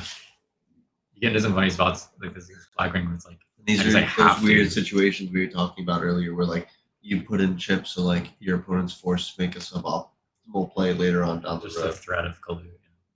Yeah, like the glue could just not be in his hand, but Because also literally it was just what I'm saying, like, you know, flipping the Raiko, he seemed fine when he did it, but like the Blizzard got in for 11 over it, Yeah. you know, so it's like, even though it's like, so and if like that 11 didn't happen, maybe you would have taken this and then that the Necro Gardener gives him just a full another turn. like, even though the, it's so tempting to just like start Raikoing all their shit. I mean, it's a +1, you don't really care if it gets attacked over, but like that damage adds up. Okay, so this resolving is big. Yeah. He's gonna load up his first Sirocco, so he gets to scale nicely. He has 2 values in there. If he does have the collusion army, which is obviously what Bruno is trying to play around, then he's going to be able to protect the Blizzard. A bottomless here could be really strong Yes, as well. I mean, We've only seen one of traps bottomless are out really of strong. Nikolai. I don't think it's Icarus, so I mean, yeah, there's a lot of traps here. that Yeah, I really feel are- like Icarus would have been used a while ago, I think or he last would turn on have. the 2 pack row. But I'm pretty sure the new one he said last turn. Oh, so I if this goes through, it could be a really, really strong One push. thing I'm also like, I don't know, but like one card that I feel like, oh, okay, I was gonna say like if he prisoned or something, it's like prison. Yeah. I was gonna say Starlight Road would have been line against the Blizzard. Yeah, so now he just does this. Yeah, he probably did this to play around the Starlight Road as well. Well, it just also you swing with the first, Yeah. he takes the damage now, he gets to do it after, and this plays around Kalute, you know, Greffer swinging over. You could have maybe Greffer attack and then Battle Step done this, but oh, he just scooped. Oh, he was at 17. Oh, Oh, I missed. I don't know how I didn't missed even that. realize he was so low. Okay, Yeah. see, that's Yeah. Huh. That's crazy. I feel like Yeah. we were low-key like misreading that the entire time, that like we thought Ernie was getting pressured. It's like Yeah, all he no, needed was like he- one thing to go through. Yeah, I didn't realize Nikolai was the one on the back foot in that game state. I mean, that's also just kind of an example of like chip, because he took the 15 over that. And now he's suddenly in kill range with that combination. Yeah. Um, That's important, knowing exactly when to pressure, when to swim with two monsters, when to swim with one. And it's like, it sounds very simple now. And like, also, when you look at like hindsight, depending on what traps they have. But I'm curious what. Oh, he saw him. Yeah, I mean that's why he was so low. Because he's yeah, but he would have been at 34. Like 34 isn't like a hefty amount. Like a brain con turn could definitely bring you from 34 to 0 really easily. I'm just surprised both of his back row weren't live. I wonder what they were. yeah. That's exactly. I mean that's exactly what I was thinking of. Yeah, it's like probably a dead virus if he plays it. Yeah. Yep. I don't know if he. I can't remember if he set them before. One was set the before same after turn this. he set the judgment, This was and all. one had been set since the beginning of. The Yeah, game. because I was gonna say sometimes. I mean, sometimes they have dead whirlwinds, but I think it was. I mean, it could still be because if he hard drew the value, sometimes they play one. I mean, Yeah. Not here. yeah, it's one value. So honestly, it could have been a set whirlwind. If he didn't have another monster. Could have. But I mean, yeah, obviously, what does he play rogue? Is this Black World one? Yeah. So is the card at 2 or at 3? Good question. I hope it's that too. It's that. It's at 2. All right, I hope that's a 2. I think. If this person's playing any of that. Yeah. Yeah. Yeah. But yeah, like deck dev, it could have been in trap dust shoot, or no. I mean, that would have gotten used. Yeah, trap to shoot. Oppression. Yeah. Yeah, probably just one of some combination of DDV oppression. Yeah, like he is playing Jar Greed. So good cook by Ernie. Worked through the back row, even though we got Solemn to stop that one turn. Yeah, holding that Rhoda from turn 1 really ended up working out for him. Yeah, I mean, it really depends on the game state. I'd have to look back at it, but the one good thing about doing that, it's like you could hard draw a Greffer and still search one, which I think he already had the Greffer in hand, but like that is the advantage here. The thing is, like, I gotta say, like post board, it gets a lot harder for Black because they have 3 Dust Tornado. Yeah. 3 Dust Tornado. Starlight Road's also really good. Yeah, I don't know if Nikolai. Sometimes they said like Nobleman or Mindcon or something that can kind of help even. I'm gonna be honest with you, some of this handwriting is really hard to read. So like, if he told me that's the card it was, I'd believe it. Yeah. Arm. This looks like Soul Release, Soul Release. maybe Fissure, Go Light Swarm. Cyber Dragon. Yeah, I'm seeing it. Which one's this? Something. Ryko Light Swarm. This one up here. DD Pro. Oh, DD Crow. Ah, there we go. Anyway, but yeah, I was gonna say Nobleman is like A card that is sided in. yeah, and a card you have to kind of like be aware of, but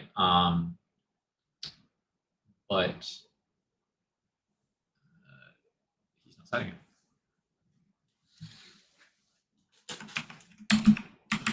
All right, let's see. This Ryko being set could apply. Good amount of pressure. Yeah. Just like you were saying earlier. Not a bunch of good mills. Honestly, you'd rather any of those spells to be in your hand. Storm is tough. Like just no fear that. Look at that. Straight up set 3 once Yeah. the storm is gone. Yeah. It looks like he does have Dad in his hand though. I mean, there are, other cards that punish you for setting multiple. Oh, there's a lot of cards. Normal that Summon can- Plague, make Black Rose. Normal Summon Plague is going to force any type of interaction with 3 sets. Cyber is pretty strong here. Is there any main decking one Cyber Dragon and siding one? Yeah, Yep, that's yeah. what it looks like. Yeah, Ernie was maining Cyber this time. Classic stuff.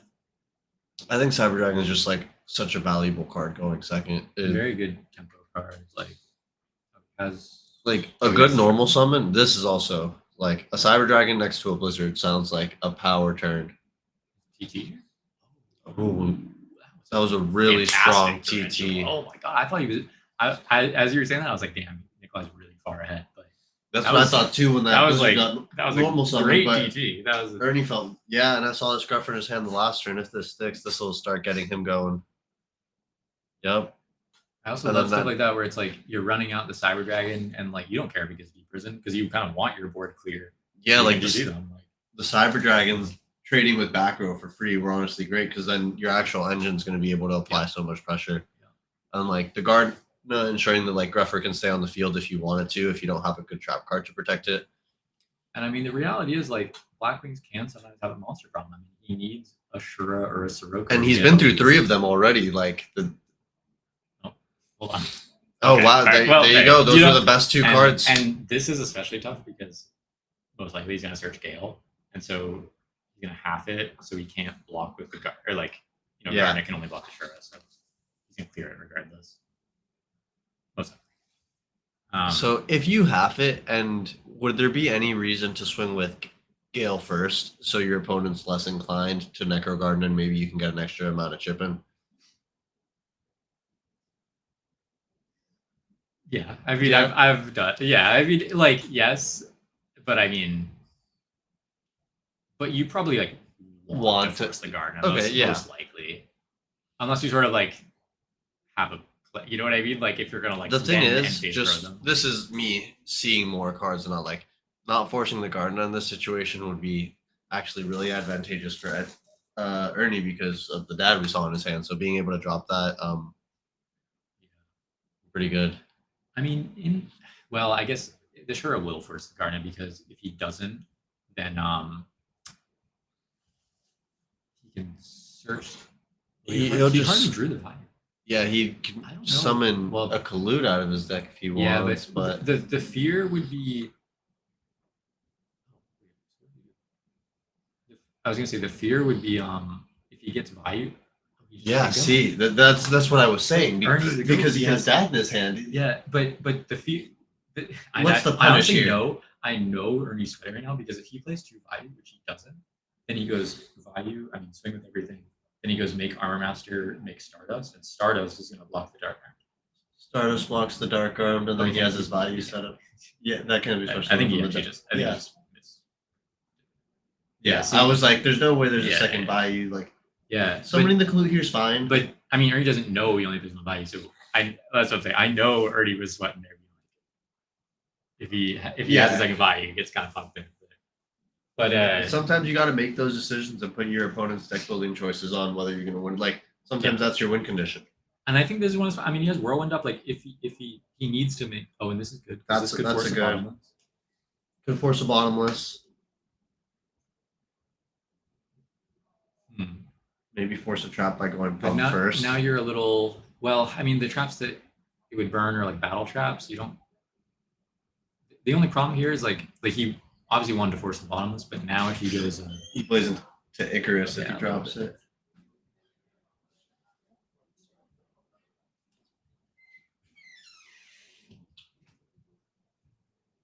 Just gonna try Black Rose in first. Ooh, this is pretty strong, and we know he didn't have the road at least. 'cause He didn't have road. Road. He didn't have Judgment. So is this gonna force Icarus? Okay, so Okay. this forces Icarus now. And then he gets to drop dad now. If If he he was- wants to, because, like, If he was truly, how much life? Yeah, there we go. Oppression. Wow. he kept it. Yeah, like that's basically. yeah, no, that's the face you make when you don't expect it. And I'm not gonna lie, Ernie, I've made that face a lot of times myself when you just play a card expecting that card to just never be in your opponent's deck after game one.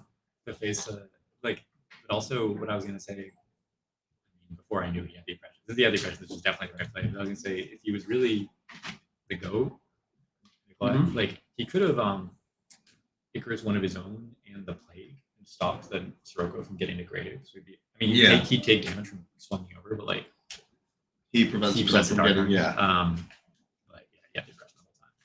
Bro, this has been back to back, people keeping impression Yeah. against Bayou. I don't know. Maybe they know something you don't, or the other way around. Yeah. This does look like a very commanding position for Nikolai, though.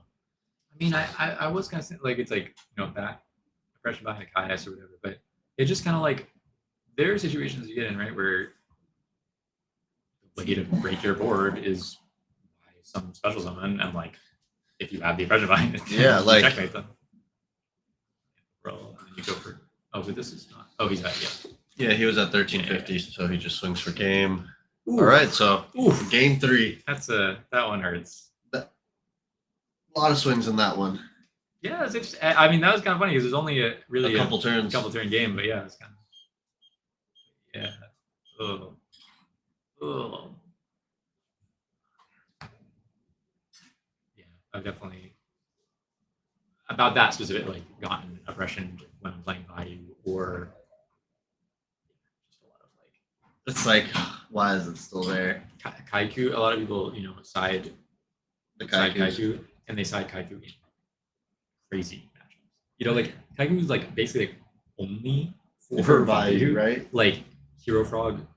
You Hero can Frog. do it. Hero Frog is pretty good against Hero Frog, but like people have sided against me in a lot of decks, and sometimes It'll just it works. randomly beat you. Yeah, it happens. I Oh, think that happens a lot. yeah. I can recall a game we were playtesting him. I don't know how much you know about the new card, but Kamal was playing the Smurmel deck. Okay, That's- yeah, a little bit. Yeah, so it has one of the cards that you discarded into water to look at your opponent's hand and banish Yeah, card. yep.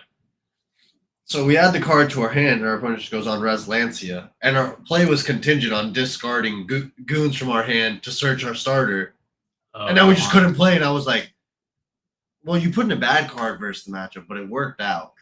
So I'm like, "Pass, like, go ahead, you kill me, like it worked out." Yeah, I think that's gonna happen in every era of Yu-Gi-Oh. There was a game I played the other day where I had like a back row and I went like Instant Fusion Kaias or Tribute Sengen for Kaias or something like that. And he had like set monster 2 back row. I didn't know. I think it was game 1. I go like target your monster. He lets it go. It was a Bora. It was set Bora that you did turn 1, and I was like, okay, like Interesting. that was weird. Like I would normally think he has Icarus, but this was like a perfect time to Icarus, and he didn't do it. So I was like, okay. And like a couple turns later, I eventually this player I set a couple back row. He flips Icarus. And I literally said out of the game, I was like, why did you? I was salty, whatever. I was like, why did you do that? And he's like, to trick you. And I was like, Yeah, like it worked. And Yeah. yeah, like those are sometimes some of the most frustrating losses. It's like I played around. Yeah. And so it looked like he milled the Raiko, bottomless, and I think a Greffer for. yeah. And I guess, in my opinion, this is where the mind games start. Yep, You show your opponent a Raiko, So and is he then on 2? We just on 1 hamster, right? I think so. Yep. So I think this is definitely the fun part. So your opponent has to think like it could be a hamster, it could be anything. Like it's the box, you know. Especially when, I mean, and he doesn't know this, but if you suspect they might be playing the Nobleman. Mind Cons or Noblemans, like I've definitely done this and set values, Yeah, and I think this is an okay trade for both of them. Yeah. I don't think. Oh, that was actually a really Never good mind, trade never for her. mind, Yeah, never mind. that was Thank you, actually Jen. just I mean, plus this 2. is at the end of the day, it's like like that charge just put in so much work. it's just this is the problem, but like when Bayou isn't milling crazy, it's like a It's good manageable. deck that like can go to toe with most decks of the format, and then when it is milling crazy, like Yeah. it's like No, of course, and it's the like realization of the deck has the ability to make other decks stand no chance, or it can make it like it's a back and forth, but there is no worsening of that.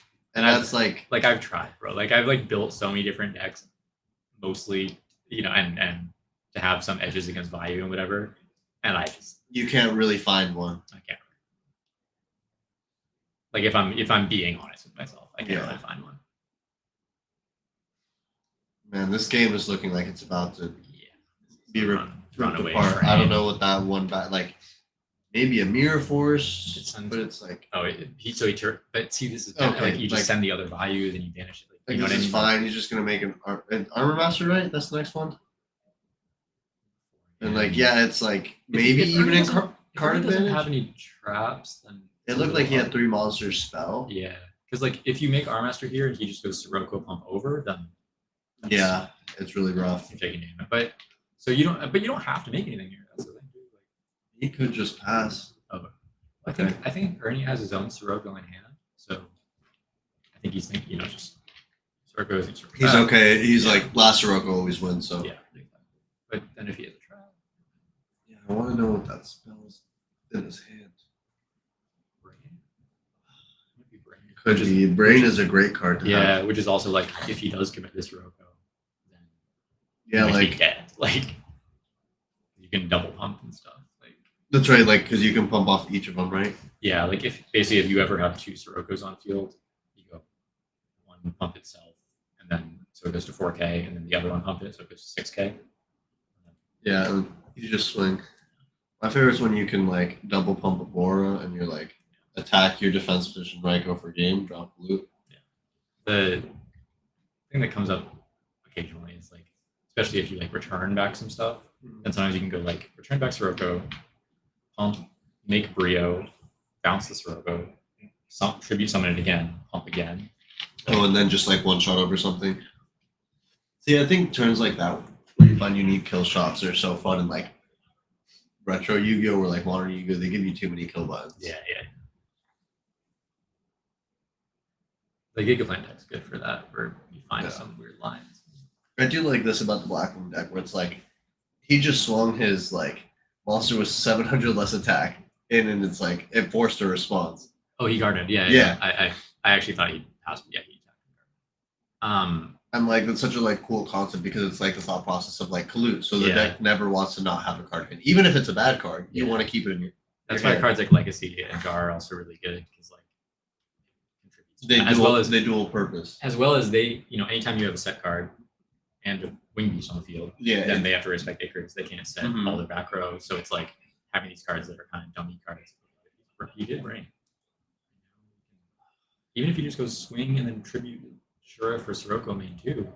No, that still He also seems has- fine. he also He's has at Gores in- He has 55. Gores in- He has 55. If he takes both of these, he's going to be low. Yeah, he has Gores in- He takes both of these, he goes down to 12. 12? Yeah.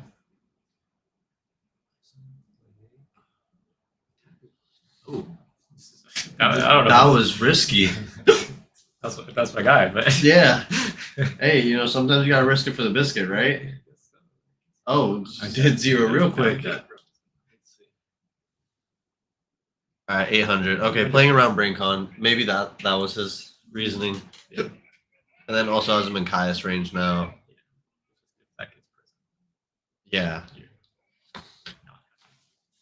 Prisoned or mirror forced.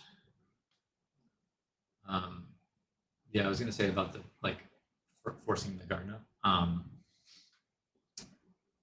Yeah. MST. Well, I guess Icarus would have gotten changed Mhm. if that was too late first action. Could have gotten changed. But yeah, like I had this replay on my channel. A friend of mine won a tournament with GBs, which are like, a tier 2 shot. Like they're a little underpowered. But he had this game where he opened like 5 monsters. The guy goes like Greffer, Pitch. I think he didn't make Arm Ring. But the guy goes like summon Sam Knight, the 1600 one, like attack Mhm. into the Greffer. And the guy has to like prison it or something. Just like no shrink, no Book of Moon in sight. Yeah. And he ends up winning that game because he forced the back row that turn and then was able to like do Play the more. following Yeah. turn. And I was like, that was a Yeah, great play. there. Oh. You had the read on the Sirocco. Sirocco there. pump. Yeah, and that was let's it. go. Just knowing when to hold that Sirocco. He probably, like you were saying, had the Sirocco in hand, knew exactly when he had to drop it, just bringing him down low enough He to. was just getting rid of all the back row too. Yeah. But No, but he seemed in control the whole time, like had card advantage. Nikolai looked like he was had playing Gores, in too. response. He had Gores too. Yeah. So it's like, especially like cards like that, like Gores, Brain, Sirocco. It's like those are almost like it's like guaranteed damage. It's like you're Mhm. gonna crack them back and deal some amount. You of just damage. want to take cards away from them Yeah. with minimal investment on your end. Yeah. And if like you're able to clear 2 or 3 back with like 1 or 2 cards. Yeah. So if you get them low enough and you're holding those cards, then it's like you're either 2 for 1-ing or you're. Yeah, and which is great. I'm gonna say good job. Yeah. I can do it. I'm gonna go just check on some friends real quick, see how they're doing before.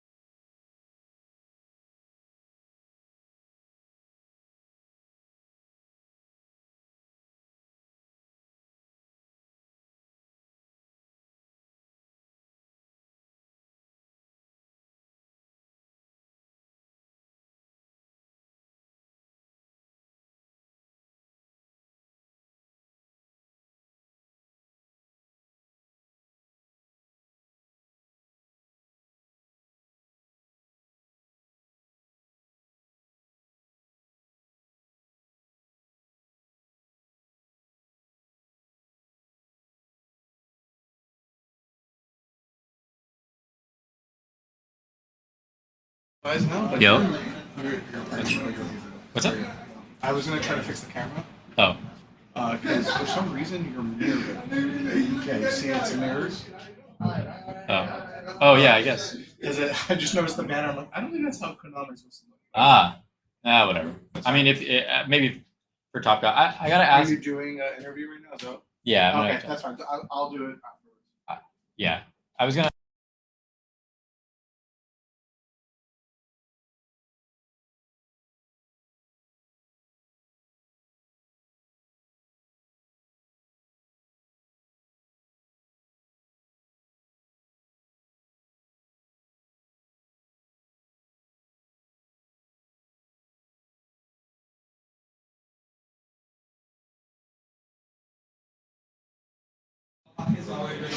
Yep.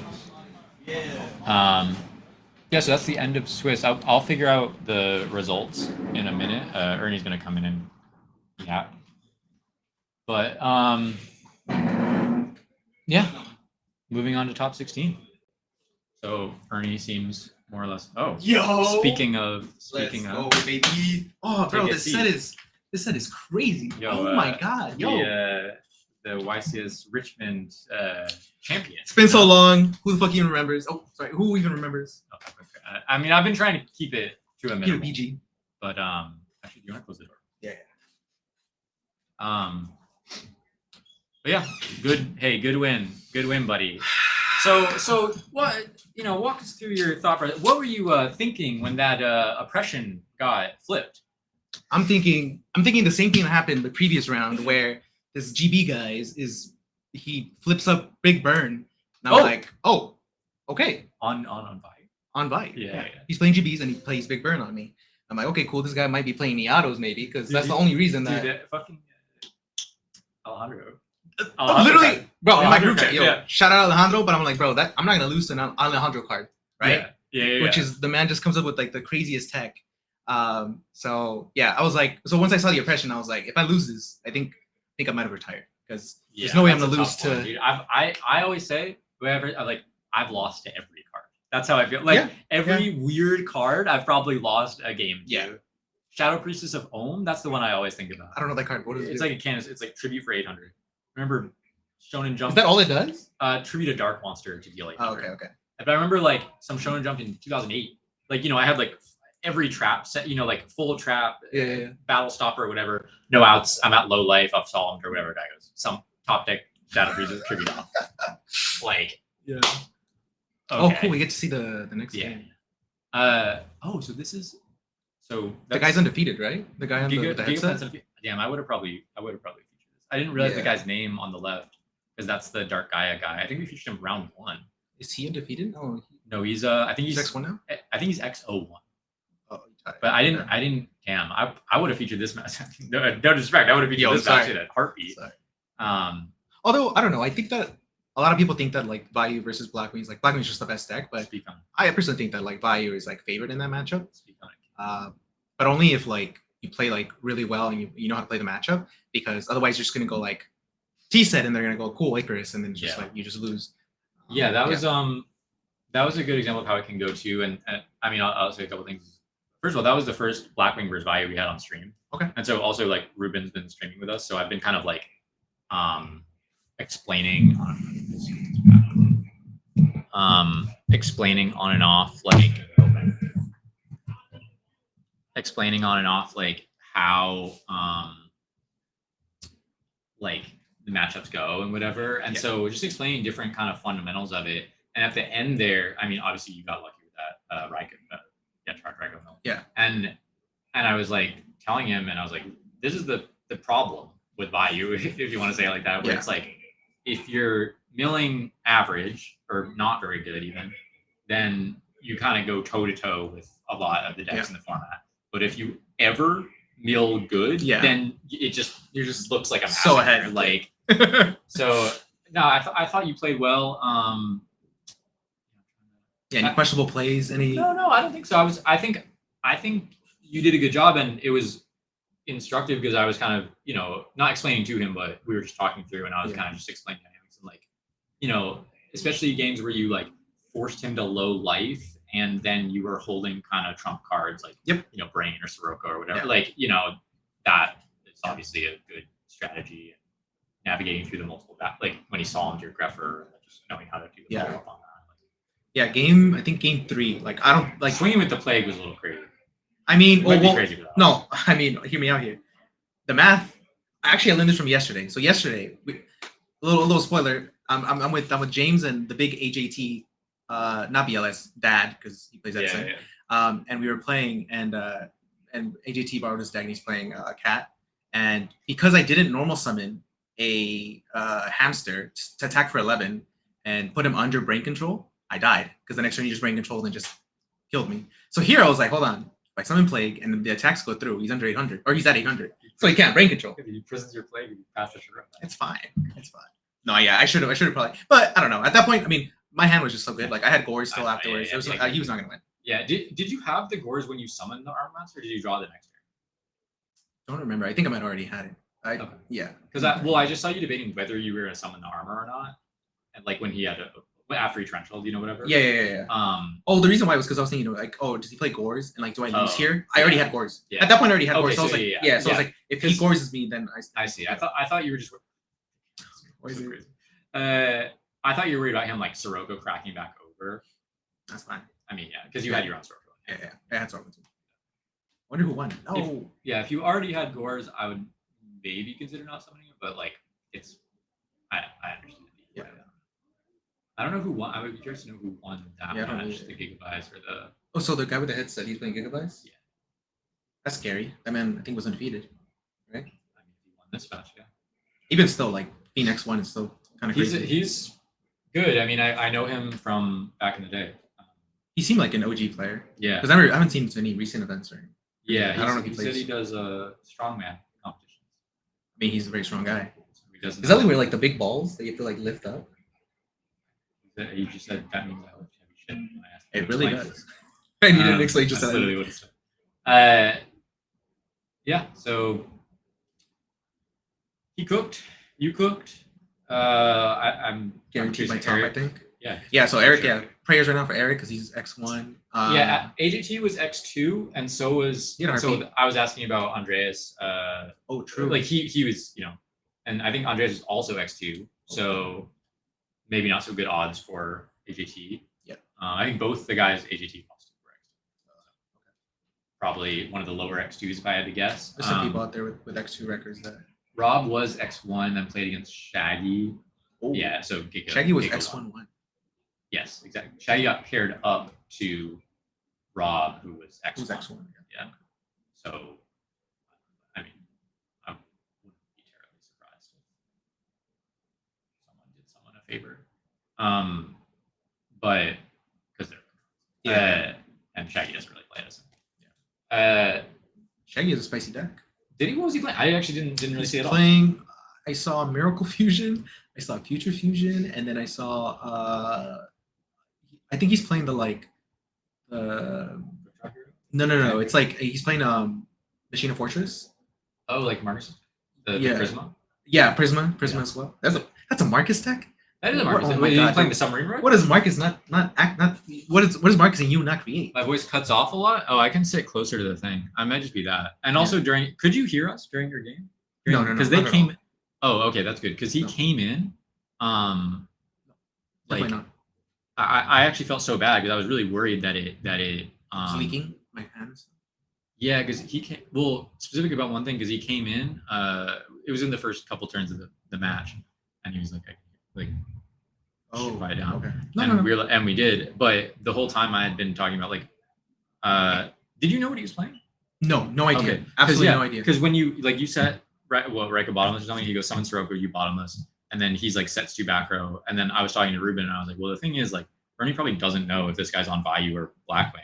Yeah. And then like when he set a monster and you Raiko'd it, I was like, I bet he was hoping or like sort of was hoping it was Bayou and you hit a Raiko or something. Oh, you know what? But then the thing is, you didn't even what you hit a Bayou. Yeah, I hit a and so then you still didn't even really know which. Yeah, it was. I didn't. But yeah, I think the reason why I did that was because I think I had seen a Blackwing player that was playing Morphine Jar. So that's actually why I did it. And then when it wasn't, I was like, oh, I actually have no play here. But yeah, I think I won that game.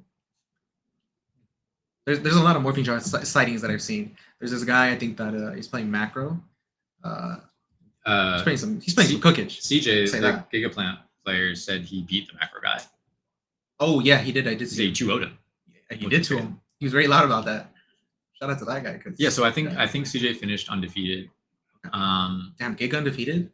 Undefeated curse though. The format is ruined. Oh, hopefully. I mean, I don't want to play anybody's downfall. That's I'm curious though because, I mean, that is kind of a classic like do well in Swiss, die in Top Cut deck. Yeah. There's some proven history. Eric went undefeated when he won his UTW. I just mean, well, I Giga in particular. But yeah. Oh, okay. Oh, really? Well, I just mean, well, I guess that's like the vibe of it. If you finish at the top or the bottom, because the people that finished top 8 at the Orlando one, they were at the bottom of top 8 and they both lost in top 8. Facts. Yeah, I mean, so there's at least a couple. I mean, curious. Ernie the goat. They love you, bro. Should have had you on the whole time. You should have commented. I'm down. I mean, you got your top. The plan was that like if anybody scrubbed out, then we would have came here and commentated, and I was like, and then hopefully it doesn't come to that. I mean, I think Marcus Hayden went X3. So, but no disrespect. It was because of last night. Yeah, he was here till like 4 a.m. last night playing and got top 4 in their little like pre-tournament. But it may have unluckiest. Yeah, it may have been a unwise decision. I don't know. Yeah, I mean, luck is. Well, if he would have won, I'm not. then, I'm not. Yeah. It's unfortunate. I think they're both on like their second Celsius, and they're probably gonna crack open another one because it's been. I think they had like probably 4 or 5 hours, if that, sleep. There was a couple of people though. I think that there was a guy that I faced. I think round 4 or something. That was also playing last night, and I think his friend won. So what did you play against? Oh, I can show you the matchups if you really want me to show you. I wrote it down. Just or anything else notable. I played like 2 GBs. Those were really tough. I played who else? The GBs were tough. Actually, the guy previous to last round, I think I'm winning like all game 1s, which obviously really helps. But the first GB guy, like I just lost game 1, and that was really tough to come back from. But game 2, and this is a guy with the big burn. Oh, he's big burn GBs. Big burn GBs. And then game 3, I actually sniped one of the big burns, so that kind of helped. There were multiple? Oh, I don't know. I just sniped one. Let's see. What did I face?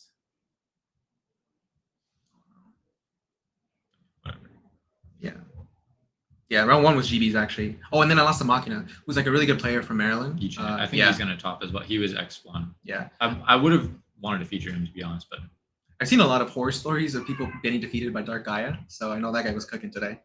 I think. Well, I mean, even if he lost that round, he's X1-1. He's gonna top. He's showing. Then Monarch Frogs. That was kind of scary. Then Forgs. Actually went against Forgs. Nice. That was a 2-0. That's because just like I opened up really good. Like I opened up, I think like you decked him. I decked him in game 1, and in game 2 I opened up Dust Shoe Torrential. And, yeah, it's like, but it's like I said this the other day on Discord one time. And it's like you know, it's so funny. People talk about Bayou. I mean, that what you just said. You could like any deck. Yeah. But people will be like, man, I only lose to Bayou when they like mill crazy, or when they go first and open hamster, or when they have burial or return, or when they have oppression, or when they have deck dev, or when they have dark. And I'm like, bro, you are naming half of the deck. Like, Yeah. what do you think I'm gonna draw? Yeah. Like, The forest guy was actually really nice, and he was like, "Oh, do you think that this is the best deck?" And I was like, "Yeah, 100%. I believe about that. Bayou. I believe Oh, Bayou's the best deck." No, I just And didn't know then- if he meant about. Yeah, this. yeah. But then he asked me like, "Oh, do you think that which deck do you think is better between the Forgs and the Hero Frogs?" And I said that Hero Frogs I think is like overall like probably like More resilient. yeah We more saw that on resilient. stream. Yeah, more resilient. But I think that if you're speaking like the highest level, I'm talking about people put in 1,000 hours, they're like at the top of the ladder, and then also going to like a bunch of in-person events. Shout out to Alistair. Forgs. Shout out to Alistair. If you're playing, if you can play Forgs, you're just gonna be at a much higher I advantage. really still haven't given Fords a shot. I gotta. People ask me about that deck all the time. Like, oh, have you? I'm surprised you haven't, actually. Why? It's pretty close to Dream Frogs. Yeah, Oh, yeah. there's their shed. Yeah. Obviously those decks, like after Synchro Cat, they're probably like some of the best ones. Like, Yeah. because that's gonna take the top slot for sure once people catch on. Right, yeah, we gotta keep spreading this propaganda that everybody. Yeah. I think Rescue Cat's a little too cheap. The $40? The story that I always tell about the guy who pulled out the 10K or whatever. my that was how the whole argument started, is because he's like, Synchro Cat best deck. Like, y'all are all playing it wrong. And and I hated on him, and look at me now. I'm like, actually, bro, Maybe you're right. he was right. Got you eating your own words. I got one 10K. Rescue Cat was good though. We played it yesterday. Oh. It was cooking. I thought it was really good. I don't know if it's like Pilot the pilot best. skill. Yeah. The pilot kind of carried him, I'm not gonna lie. Though sometimes I was just scared of him, his back row, the cards that he could have. But we switched pilot. AJT played it. AJT He was played so- it. I mean, that man was just slamming though. I love it. It's like Don Zalou, bro. That's all he knows. He loves any Go related stuff. I was gonna say about the deck dev thing. I mean, I think honestly one of the gnarliest moments on stream. Well, nothing. So highlights of the stream so far for me, having CJ on to play Giga and just destroy this guy. Honestly, I mean, like game one, open load for one supervise, hit the supervise off the thing. Okay. In game two, it was a little bit more back and forth, but he was just like dominating the whole time, like making these little pushes, forcing out everything. Smart. He went Giga effect, and then he had like double lone Giga engrave. It was game two. The guy crowed the Giga, and then like ended up outing the board or whatever. And then, but then like the next turn, it's like DDR back the Giga. Yeah. Continued coverage. Like it actually helped him. So I'd say that was a good match to watch. And then Kamal's match. Did he get 2-0'd? Yo, Kamal somebody did get 2-0'd. Somebody come up on a mat on a UDS. Well, mat? I think someone already had it because he was X1, Oh. and then I don't know if they got another one, but That's crazy. but he I mean, it's really unlikely, but I'll explain this to you because you will feel the pain. Oh no. Because he goes, Oh no. he's playing by yes, game two, charge, mill, Sirocco or something. Like he built like Mirror Force Torrential Sirocco, and we're commentating. We're like, that hurts. Yeah, we were like, man, the traps. But he hit the Sirocco, and I literally am like, well, if he has like Arma, DDV, I'm like talking about. Yeah. And start so over. he goes because he summons Arma and sends the Vine. I'm like, well, if he has DDV here, then it was really good that he hit Yep. the thing. It was worth it. He was banished, set DDV, standby phase it. Okay. Yes, yeah. No. Yes. Oh no. Rhoda 1-for-1 Miracle Caius Soul Exchange, like hit 0 cards over the next 2 turns too, Oh. and it was just like It's the draws too. It hurts when you What? see the draw. It's like a spell or trap, and it's like, what did I do this? Yeah. What did I do this for? it was just like, I mean, the thing I kept saying is like, the thing is, I mean, he sort of like hand looped himself using the DDV, like he used 2 cards like for nothing, Yeah. but even if he had all 6 cards, Yeah, it was. Yeah, that's a big uphill battle. yeah, I don't know. That was like, I was just like, because that's happened to me before too. When I decked them and they just have like all gas, no little guys, and especially if they decided to like Kaiku. Yeah.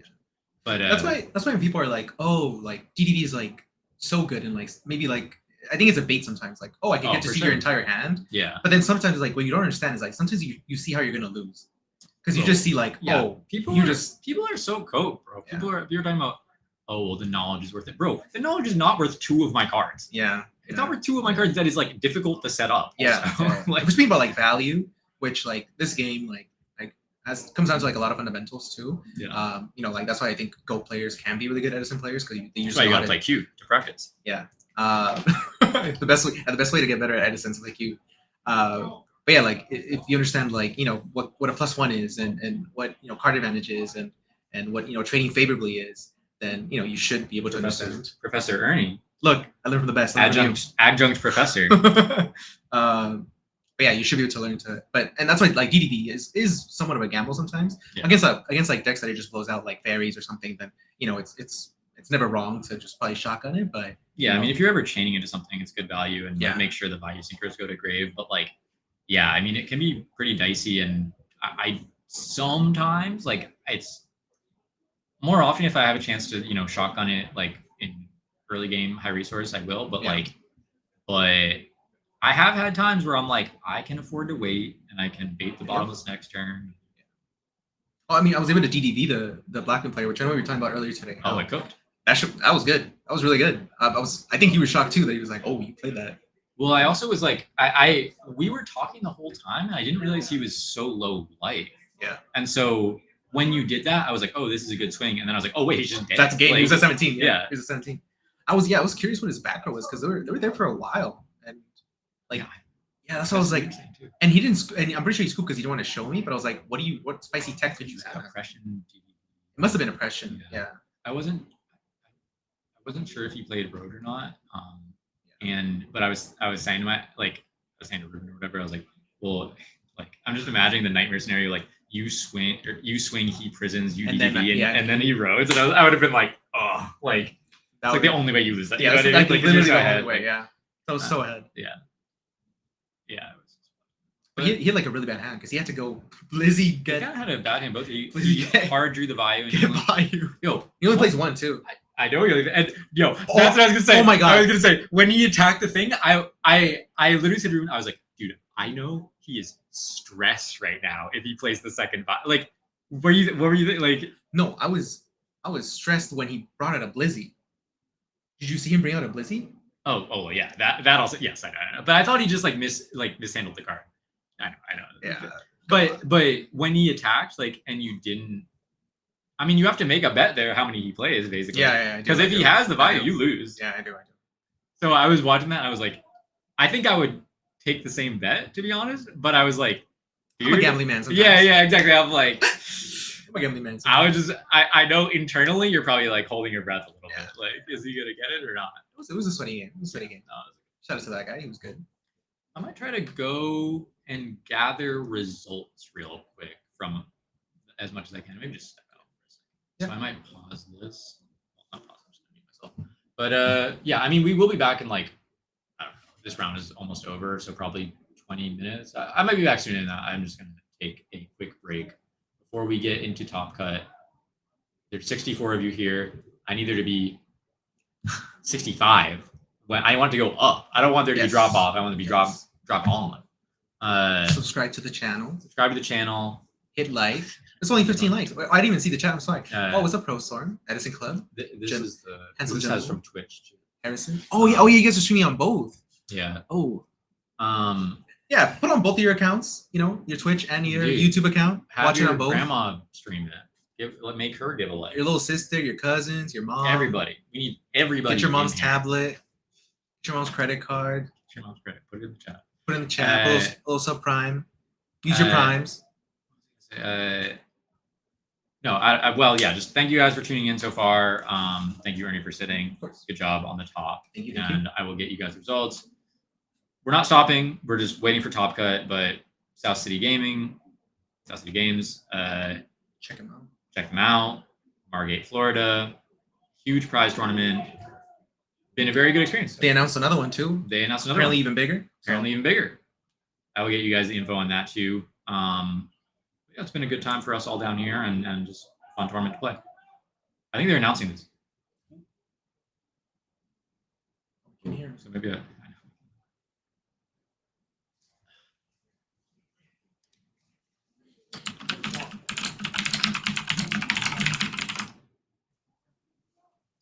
Represents Tampa. Let's go. Oh, Frozen Soul. That's a good dude right there. I think he funded yeah. one of Frazier's tournaments. That was a thing of success. So cool guy. Yeah. Stay here. Yeah, we'll chill.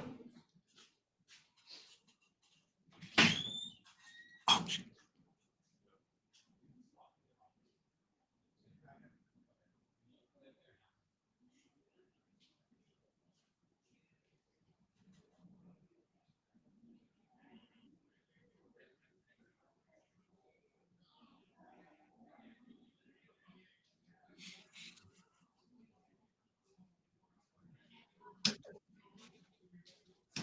Yeah. Unfortunate.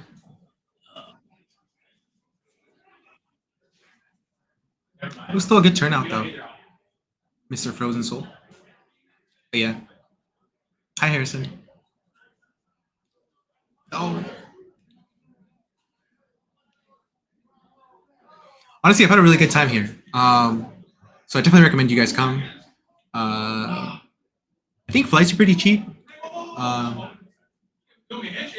We landed in Fort Lauderdale.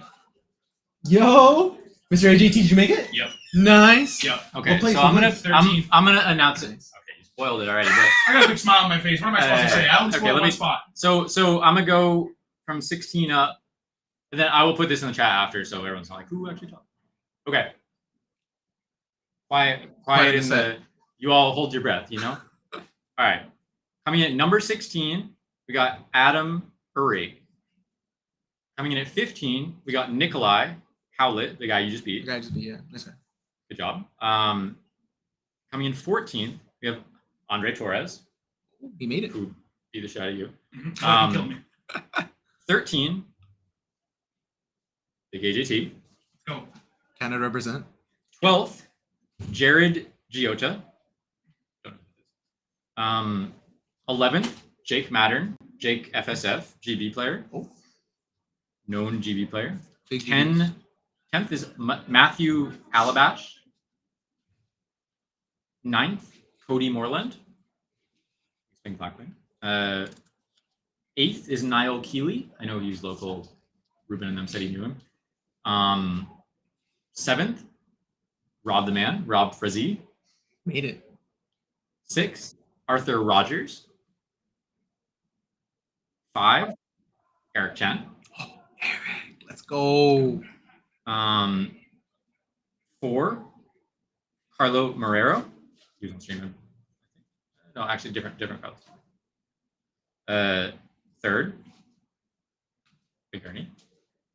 Let's go. 2nd, Yichang Li, Hidden Boss. My only loss. Yeah, My your only only loss. loss. That man is crazy. That man is And good. first, CJ Kraus with the Giga. The big Giga. He's Giga. jacked, bro. He's jacked playing. He's a the strong games, man. too. Yeah, I know he is. Yeah. And he's got the headphones. He's locked in. All right, so I'm gonna write this in the chat. Bing bong on top, baby.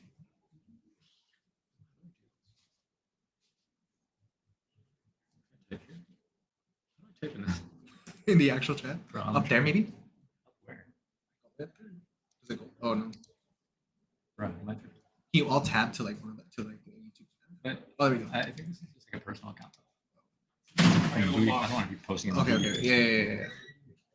I'll just type in it. I'll honestly go in it on my own account. Oh, nice. Um, Everybody follow James. Yeah, then The professor. then you all can follow me. You know. The big Rob. Yes, Pana. The big Rob. Yeah, I'll put this so you can all. Sizzle actually topped yesterday the Ulti Kai's, the place at Ulti Kai's tournament. Yeah, they had a last minute playset of Ulti Kai's tournament. That's how crazy these guys are. Bro, Super. you guys need to come. Make sure you like make a vacation of it too, because it's like Florida. It's a great place to be. It's warm. Okay. Yeah, so Friday, I think first got a play set of Kais's, and then second got Wait, I'm gonna do this in such a crazy way. Can you Yeah. take a picture of this on your phone and then I Text can it. no, just keep it open so I can write it in chat. I'm sure there's a better way to do this.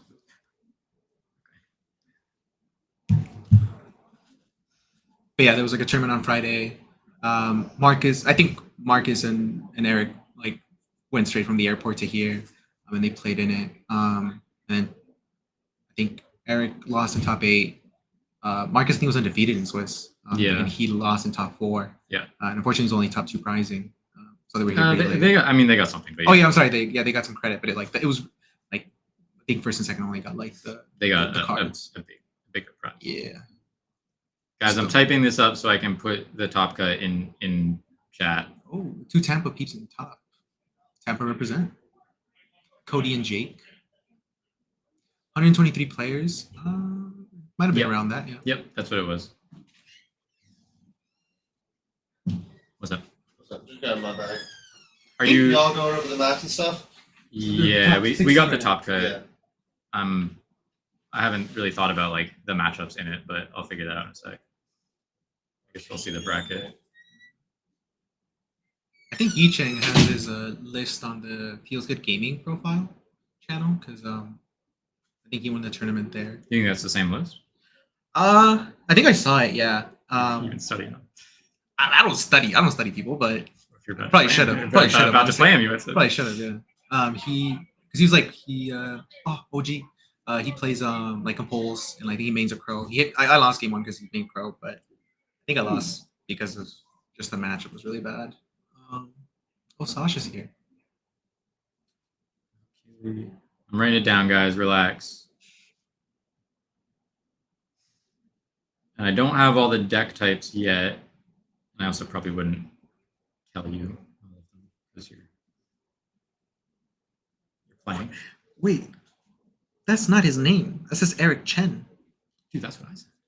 What? And it was Yo, funny. that's a little racist. Dude, well, we were in. I'm saying that because Eric always says that. We were in VC the other day, and not with Eric, with some other people who will not be named. And someone called him Eric Chen, and I'm like, That's not his that's name, crazy. bro. Like that's crazy. And I think they genuinely didn't know, but I was roasting him so hard. I was like, dude, that's crazy.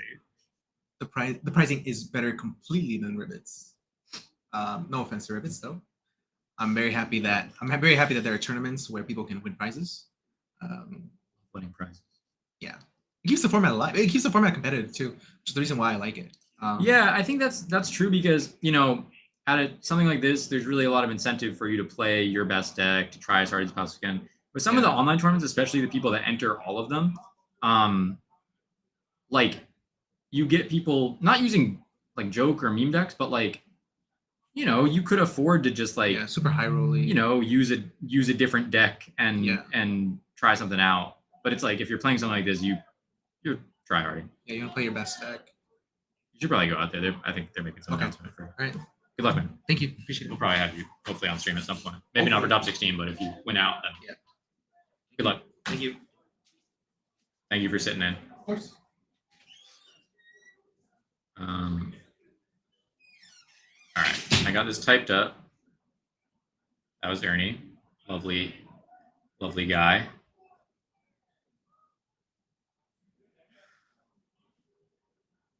All right. Here is the top 16. Oh, I can't even do it. Hold on. I'm getting there.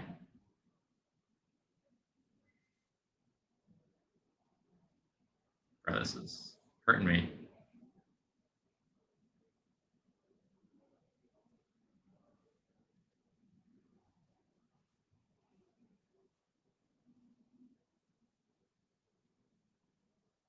I have to do it in 2 parts because there's a character limit on YouTube comments. This is so stressful. All right. All right.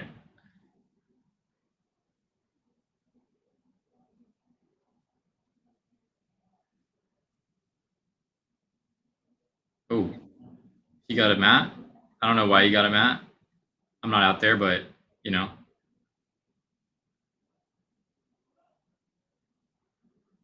Oh, this messed it all up, but at least now when people ask in chat, it'll be right there. So unfortunately, deal with it.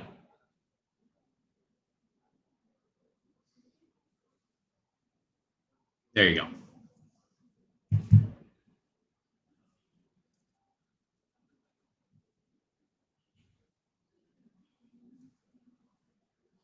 Oh, Yo, what's up? we on right now? Yeah, it's live. Yo. Don't say, Steph, don't say Carlo anything Herrera. crazy. I'm not going to. You know how you get. No, not yet. Damn. What's the flowers? Oh, I'm feeling it a little bit. I'll be here for Yeah, I mean, you're putting in a lot of work, bro. Putting in a lot of work. putting that work. Can anyone topple Chris Kraus? He's Gonna arm wrestle you. he'll snap my whole arm off. I mean, I don't know. He'll definitely beat me, but I think I won't get injured. That's the threshold. Yeah, I think I'll lose, but I won't get hurt. Yeah. He'll be gentle. I can't believe I don't. Insane. Yeah, I mean, I got the list, bro. I got cards. That's on King's Stab. I wish I had kings in there. If you win, you gotta give some. I'll Shout out shut to him the- out. shout out Shut to him the out. goat, I'll say yeah. that's on king's time. That's on King's Time.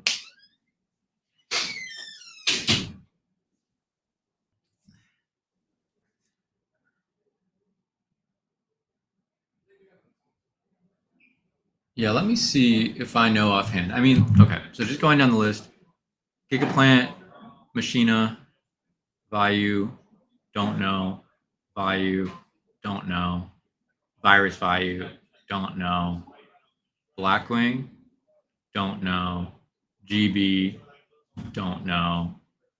Blackwing, GB, Blackwing, don't know. So a lot of GB, Bayou, and Blackwing. But we yeah,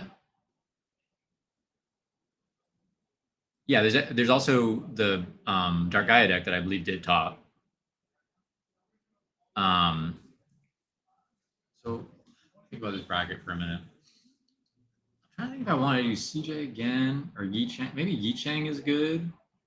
No, but that's against Nikolai. Who do you guys want to see? I mean, I saw the message, Andreas, stream please, but Andreas versus Ernie, that would be kind of nice. That'd be a heavy hitter.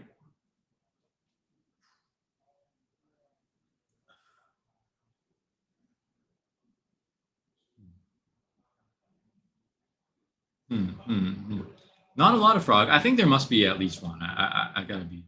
I might have Rob the Man on stream. You know what? I'm gonna give it to Rob. I'm gonna try to give it to Rob. That should be 7 versus 9. Cody Moreland. Let's.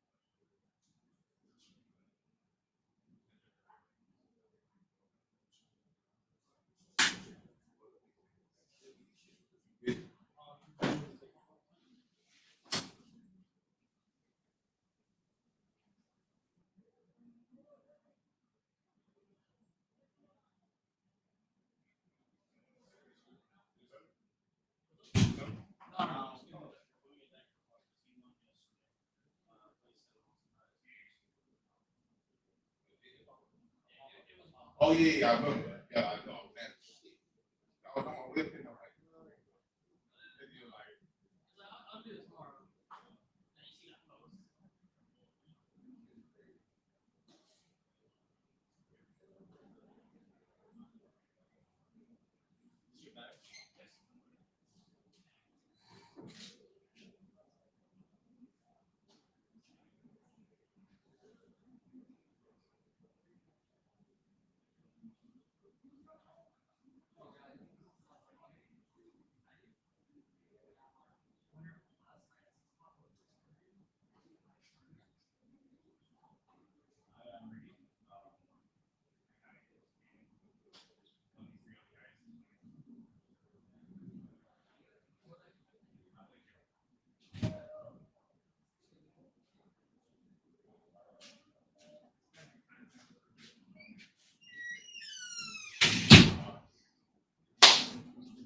All right, guys.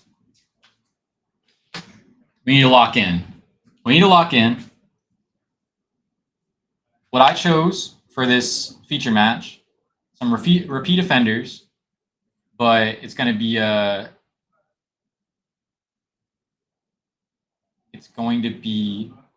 Andre Torres against Ernie, who we just saw. I think that's a good match, bro. That's going to be a tight match. GB against Bayou. It's a difficult match to play correctly. I think it'll be good. Those are two heavy hitters. You know, there are a lot of good players in this top cut. But that's by far the like two known people versus each other. So, you know, don't worry, I'll give the Gig Plan guys some love. You know, I'll see all this, but that's a gimme, you know. Those are two champs.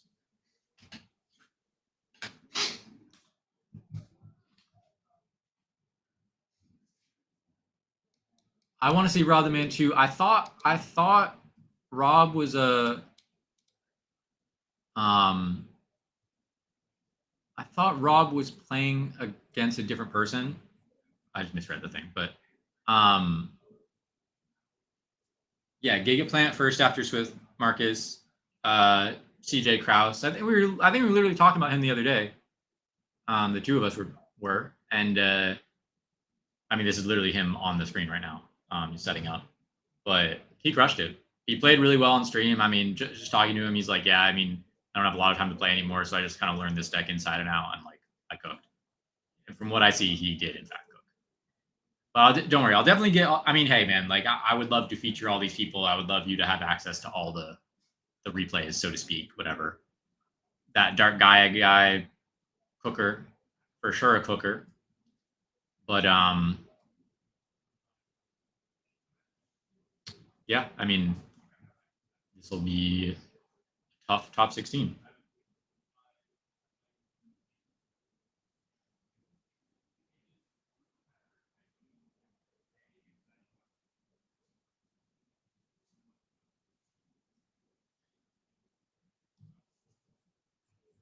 I want to see all the matches, bro. You know, like, I mean, I'm just saying, like, we got to pick one. And it's going to be what it is. Yi Chang, I mean, he's right there. He's been crushing it. But we have Nikolai, who we just saw. I guess we have Ernie, who we just saw too. I don't know. But Ernie's my homie. So he gets nepotism tax.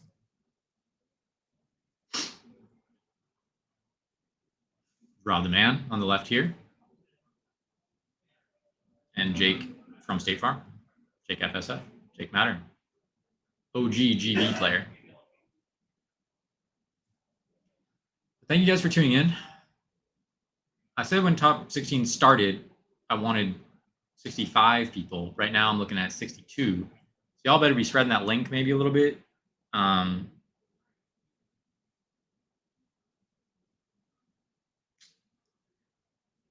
But thank everyone for tuning in. You know, it's been a fun little jaunt.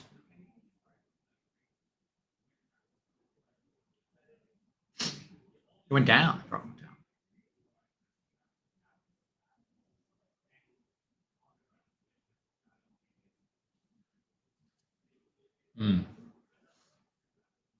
AGT snuck in. Yep, AGT topped.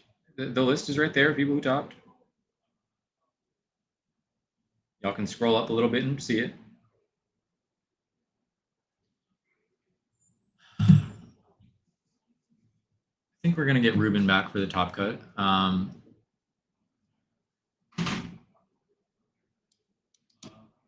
Marcus was on Black Wings. Marcus wasn't even here, bro.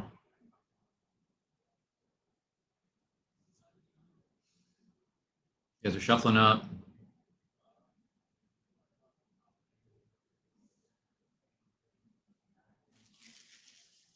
Ah.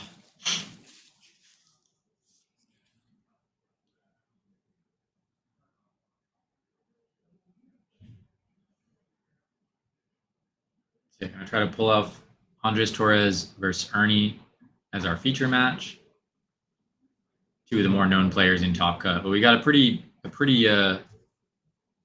star-studded Top Cuts.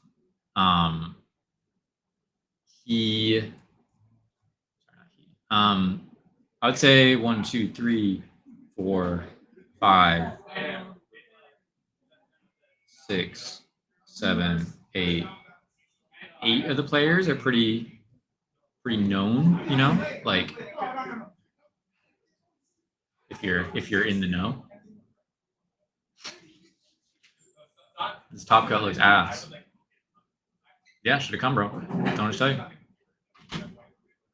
Don't know what to tell you.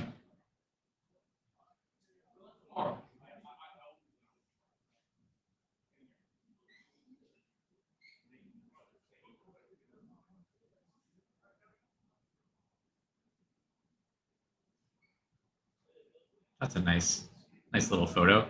Missing Ernie and Andres, but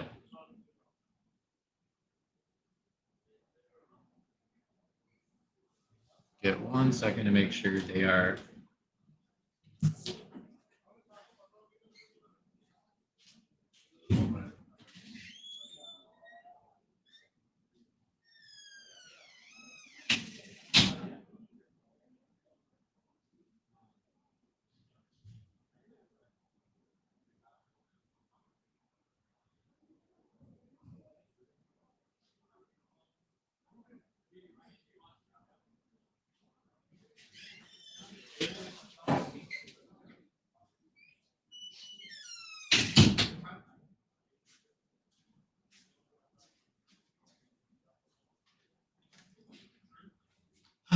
All right.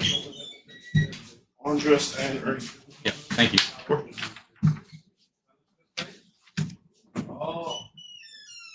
So we got Andres and Ernie. I've already looked at these deck lists before, but you know, I think I don't know. I think the GB against Bayou matchup can be kind of interesting if you. I think it's intricate. I think there's some intricacies to it, and it's my opinion, if you play Bayou correctly, that it's really free for Bayou, like very, very free. But that's also where kind of play skill comes into question, and you know, can Ernie pilot it perfectly? Does he know this matchup as well as he should? Or does Andreas have some tricks up his sleeves? That's how I would approach this. Now, I'll just say right now, one thing that I'm noticing that I guess I didn't notice before when I was going over the match, Andreas is meaning only 1 chariot. 1 chariot. Just a little sprinkle on top. He's meaning 1 chariot, 1 respite. Interesting. And he's on 42 cards. Yeah. Double ready Ari.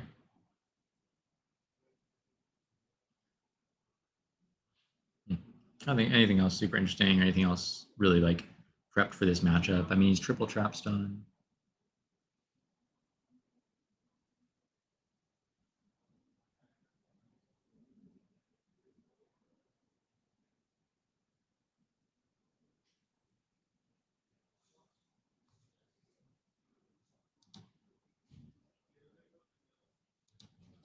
Marcus, I like the way you're thinking on that. Oh, thank you.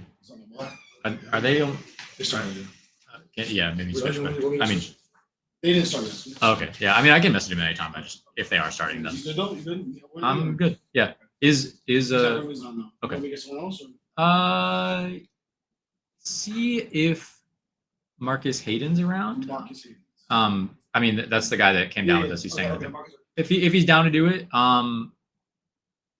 yeah. I would say ask him first. Okay. He doesn't have to, but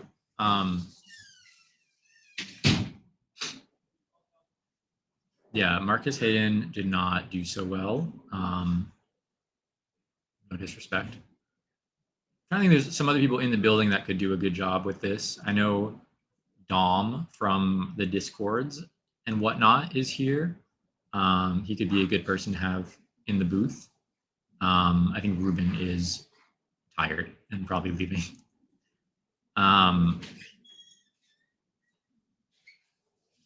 but we have switched back over to Ernie, Big Ernie, and Andreas Torres, who it seems have shuffled up, or mostly shuffled up, and are now getting ready to play.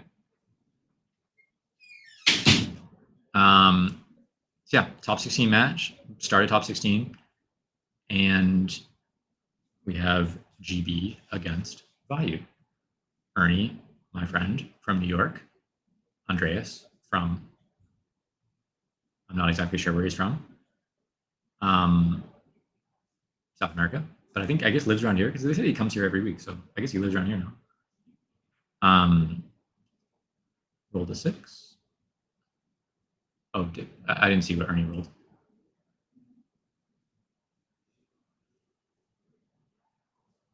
No, that's not just putting on my homies. Also, aren't you literally the guy that like tops only with Dark Gaia? No disrespect to you, Wolf, but like you've topped with Dark Gaia. Like, aren't you just like trying to see Dark Gaia on stream? But no, I'm not putting on Ernie because he's my homie. He's an Ultimate Time Wizard champion, and this is a YCS champion multi-time. So I just think it's cool to see good players play. But I get the appeal of seeing good decks. I mean, of seeing interesting decks. We had him on round 1, and if he wins, I definitely will be trying to feature him again. Can't feature everybody. So Ernie Sedoraico pops the Ready Ari. Mills Addictive, Allure, Dushu. Honestly, those are cards that you didn't necessarily want to hard draw, so not so bad to mill. Obviously, you want to mill a piece, but now he has Storm in hand. Does he respect the Starlight Road? I'm a slammer.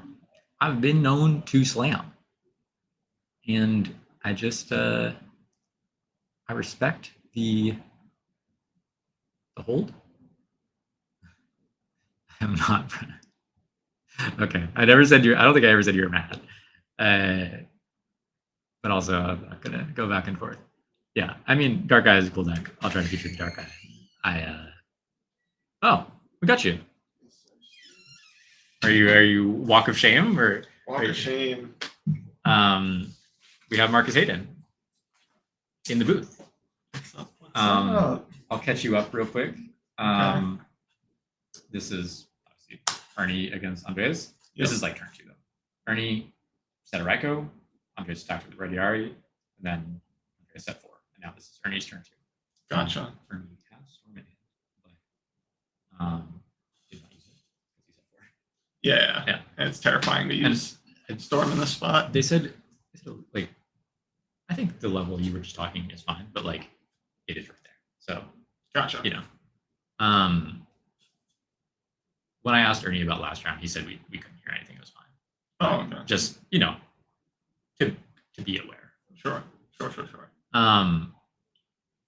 So my reduo. Huh? He's in my reduo.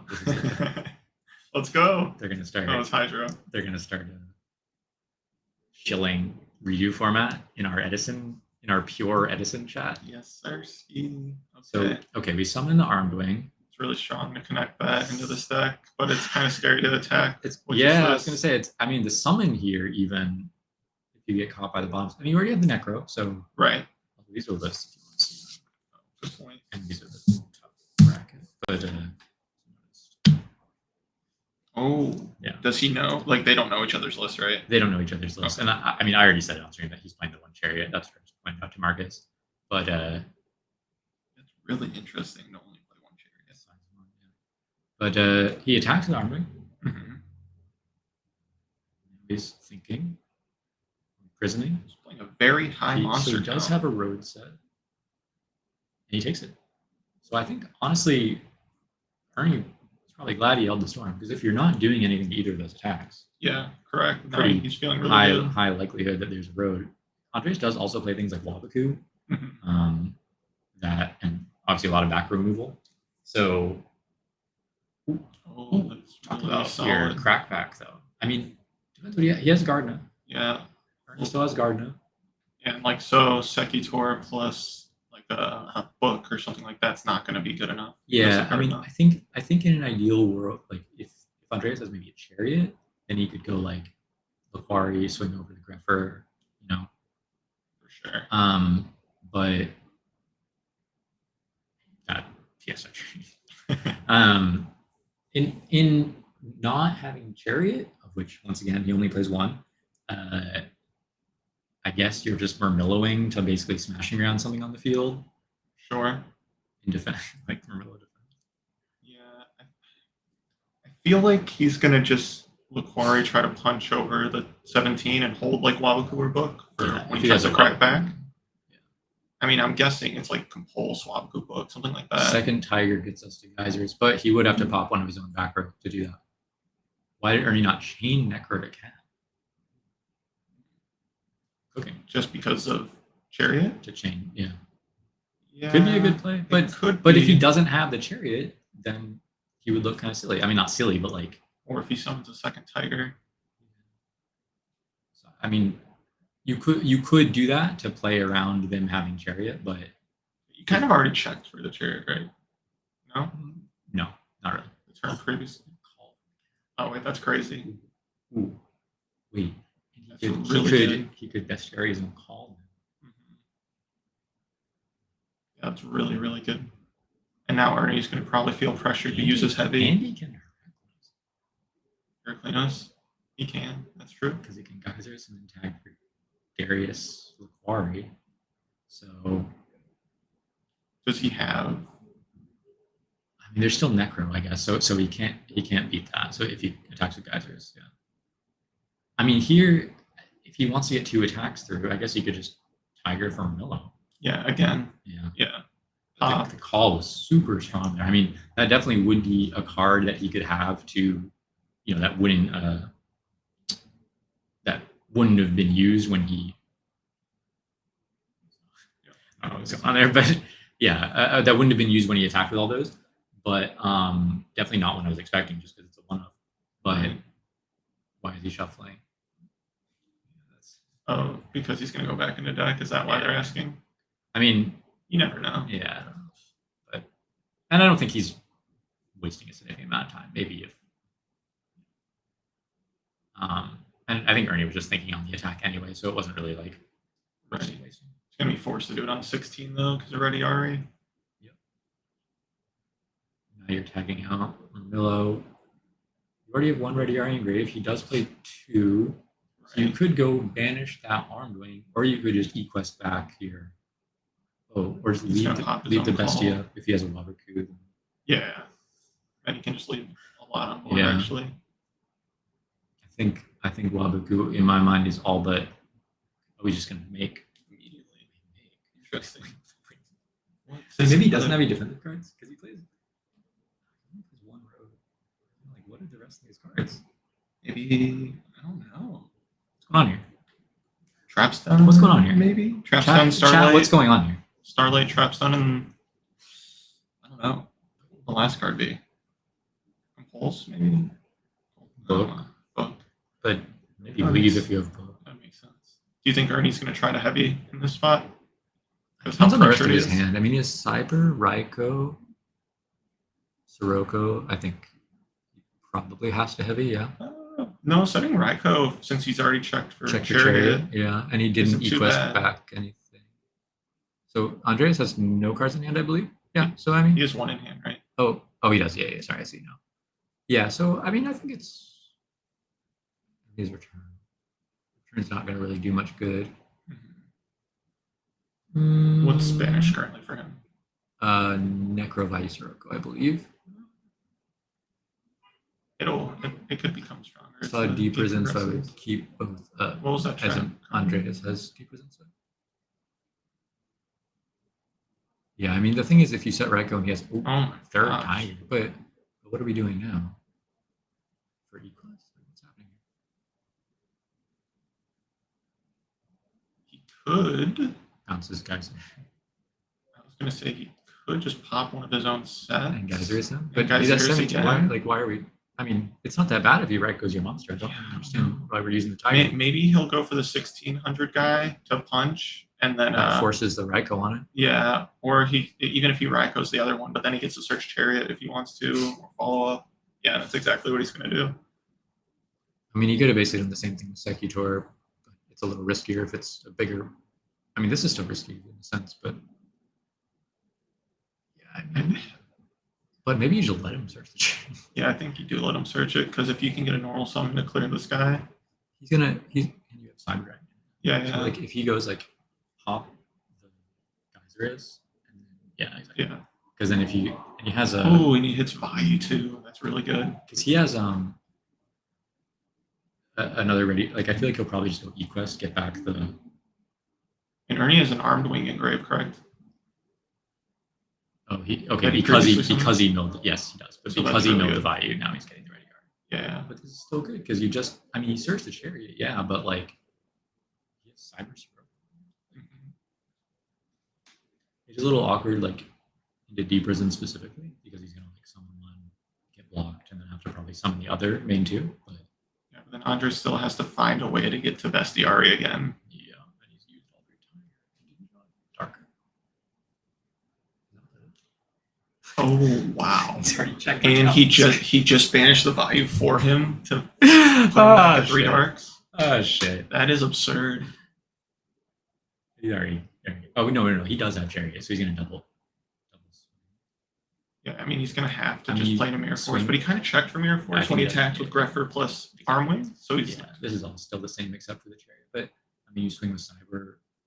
I guess you get shrink, but yeah, you swing with cyber, and then I don't know if it's gonna matter actually. I feel like you already checked for Mirror Force. I don't really know what he is. Just hoping for a chained Wabaku or something, maybe maybe. like a brain. Does he Oh, have no. brain? I don't think so. Oh no! He might just main phase use I the mean, and he dark can. armed effect anyways. He can. No. Does he have prisons? That's what we weren't really sure about. Well, so like we were thinking Starlight and we were thinking most likely a trap stun with how he's been playing. That's So the because he could. and then we know Wabaku- more he could chariot. Wabaku on this attack as well. If he right. kept the prison. There's the person. Yeah. I almost think you have to main phase 2, just pop to force a Stardust. And because sitting with a Cyber Dragon on board in this game state's really good for you. The thing too is honestly though, now he's out of GBs, so if he doesn't draw one, then he has the return. Right. I mean, maybe The it's return is steamed. really, really good. We actually still don't know what this set that's not chariot is.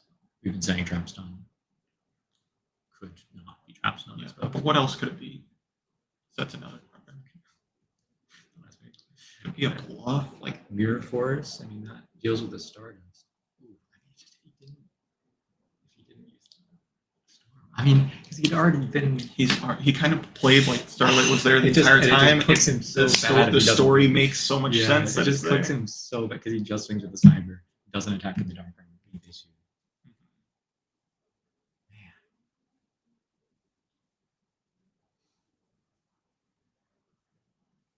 So what cards are you wanting to see here if you're Ernie? Like an Armonite? would you Mirror Force? Is this getting stunned? Yeah. It gets trap stun. Yeah, I just like the way the game's played out. Oh no, it's no, just it what makes sense. total sense. I was kind of wishful thinking. Yeah, yeah. But now, I mean, Well, now the Trap Sun's alive. If he has a play like Armonite or Greffer, here's the problem. I almost feel like I would maybe set it just because I might. Oh, I was gonna say I might not attack if I'm it's just going to Mirror Another Trap Force Sun. to force it. It's That's pretty fine. good. That's fine. That's for sure fine. And do we know what Andres has? Chariot. Chariot and 2 unknowns? Not stun. Yeah, not stunned, But- sure. Another prison. Okay, that makes sense. Yes, that's Hamster Ryko. Did you need to attack there? He's at 31. Maybe worth it. Ernie was playing so now he's- clean. Chariot. Yeah, Chariot's gonna be really good. If Ernie just didn't heavy, I think he wins this game. I don't understand why he's not auto check. Like, what are we doing here? Just chariot, bro.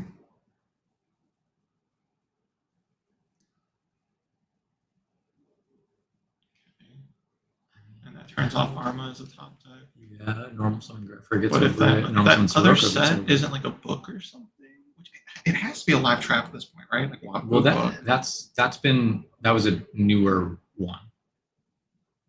Yeah, from the turn prior. Yeah, I was gonna What is say it? because What is it? like it has to be book or something.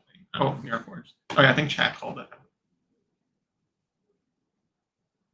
Yeah, this isn't looking bueno.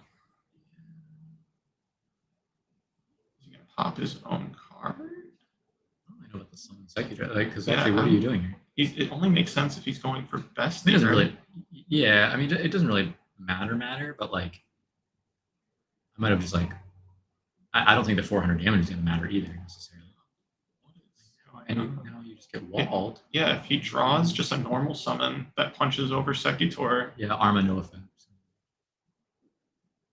Burial is also really, really strong. Normal summoning on Bayou is good right now. Wait, passed. Oh, this is not even threatening game. No. I don't know. And I don't know about this one. normal I don't know about summoning this one. Bayou kills the Secutor. Oh wow. Oh, Oh wow, but he has Chariot. Yeah, he just has has Chariot. That's true. Wait, did he allow it? No. Okay. Yeah, I mean, also you could check on either part, right? Like, Yeah, any part I of mean, Four's effect. yeah. Sure. now it's like equals. Dude, honestly, even here, I might have made the Geyser because, like, now he's been through a lot of Raikos in hand. Maybe. I don't know. Yeah. Oh, he has two. I don't know what his other cards do. Yeah. Back true down to. It was within. Dang, he was playing so clean in the early game too. And if he just stuck to his conviction of holding the heavy, Because maybe he was just thinking like the Dark Arm would have forced Solemn. Like I think maybe he was thinking he didn't have Rogue yet Solemn or something. He was checking Solemn by summoning the Dark Arm. And then he was like, oh, he doesn't have protection at all. right? Obviously, he was playing like he had Road, so I don't. I wish he. It just made too much sense. Like the Yeah. Well, like we said, I mean, he had 3 back row that he didn't use when he went, through multiple Refer attacks armed. already. Yeah. and so you're basically ruling out almost every battle trap. I think he did hold prison, but that's because he had the call to get back over. So it is a little bit hard to read, but like you still know that the majority of them are not defensive traps. Well, you can immediately rule out Mirror Force, and the thing that matters most is if you attack into a prison, the Cyber's attacking your main phase 2 popping with the. Exactly. So like, I think his biggest fear I is guess- probably Wabaku. Yeah, exactly. I was right? gonna say if you wob your tag it for Milo in battle phase. Right, but even then, he gets to clear the Dark Armed, and you still have a monster that's going to be bigger than his Marmella, right? So. I mean, if he just didn't attack with any of those, it's like still eventually going to be a good spot. Like, I mean, not that I'm saying you would do that, but it's like that's I feel like how you beat GB is like even like I was saying, oh, did he have to attack with that Sirocco? Like, I understand why he did. It was a 2-turn clock at that point, but I feel like most games I play against GB have some turn where I summon a big guy and do not attack with it. Oh yeah, Like almost always. almost every game. Almost always. Almost every match. But I mean, definitely does get easier post board. Triple Dust Tornado, I would expect. Multiple Cyber Dragons. Impressions. Yeah, impressions. Those are the cards you want.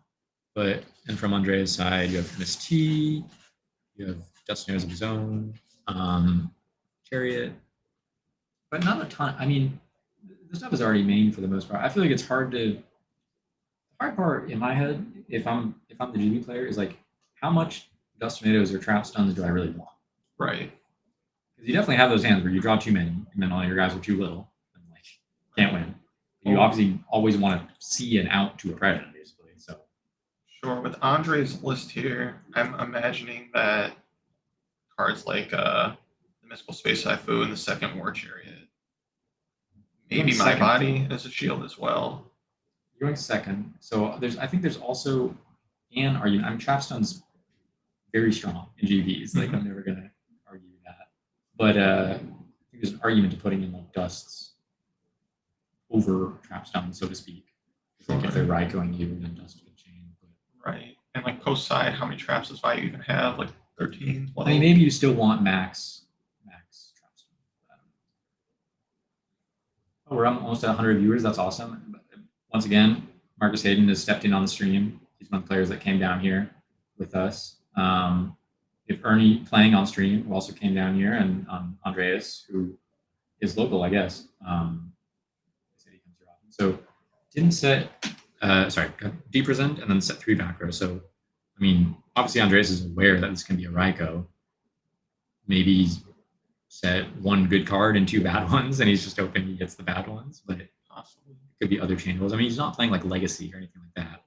Wapu, I mean, Forcing Wapu's good in the spot for sure. Mills of Bayou. Can't But ask for more than does he that. have conversion for the Raikou? I mean, that's Looks also. like I saw also Mirror Force in here. Storming it again. So does he risk it? He's Is Bottomless and he's Mirror Force? PTSD.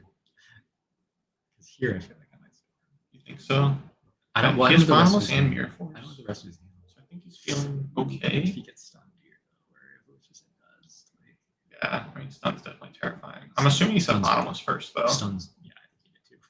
That's what I mean. That means he gets to go Sekitor, like just straight up. I mean, this could just be the game over here. It If he could be. stunned, like that's the hard part here. Is you have to be so concerned about it. Something. Well, can't he pry a tribute with Tiger? He Oh, could, he could, but then it would fizzle.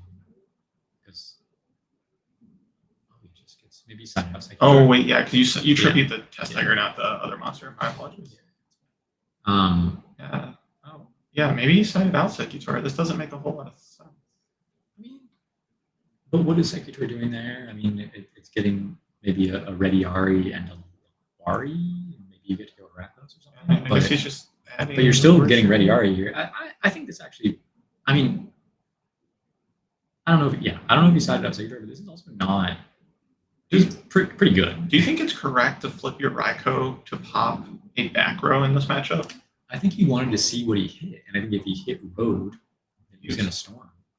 But he still didn't have good follow up for it. I mean, you're kind of in a damage zone because if they have Chariot, which he doesn't know how many Andres plays, but like, then if you leave it set another turn, then you're going to lose out Right. again.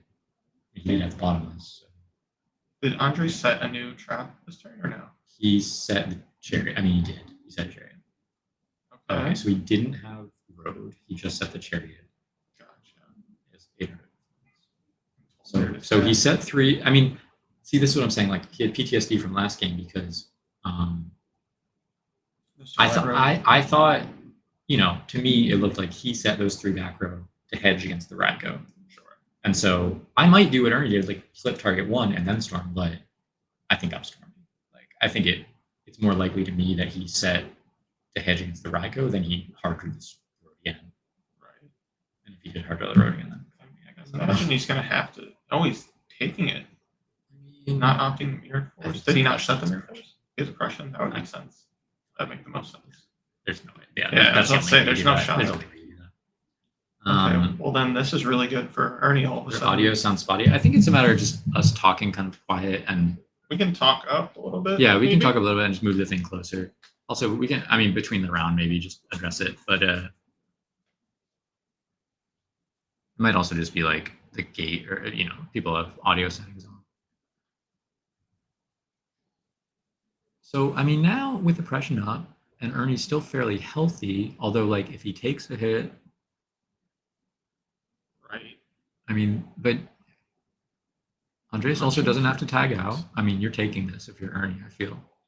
Yeah. I mean, No reason. I don't think Andres is just normal summoning and punching for 8 without like counterplay, whether it's a battle trap or a way to out the suppression, right?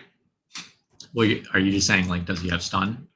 Well, and it could be stun, it could be like an MST or a dust tornado, like you're saying if you sided those in, or it's a battle trap. I think I don't think there's a world you're just summoning an 8 with like a Book of Moon or a Wabaku. Yeah, I was gonna say. I he was just wanna trying to cook force through his life points. 16 I don't know. for a Murmilla. I mean, you're getting it back in deck. What's the life count now? I can't read that. 3,000 to 8. Yeah, I don't know if I agree with that then. Yeah, maybe you thought he wouldn't. I don't know. That's gotta be wrong though. I see Ernie holding onto a cyber dragon. Yeah, this is which- the hard thing because you're always boarding in double oppression. And you Right. often are boarding in double cyber, but So the fact that that's just a 1700 monster is important. yeah, I mean, but pretty strong here.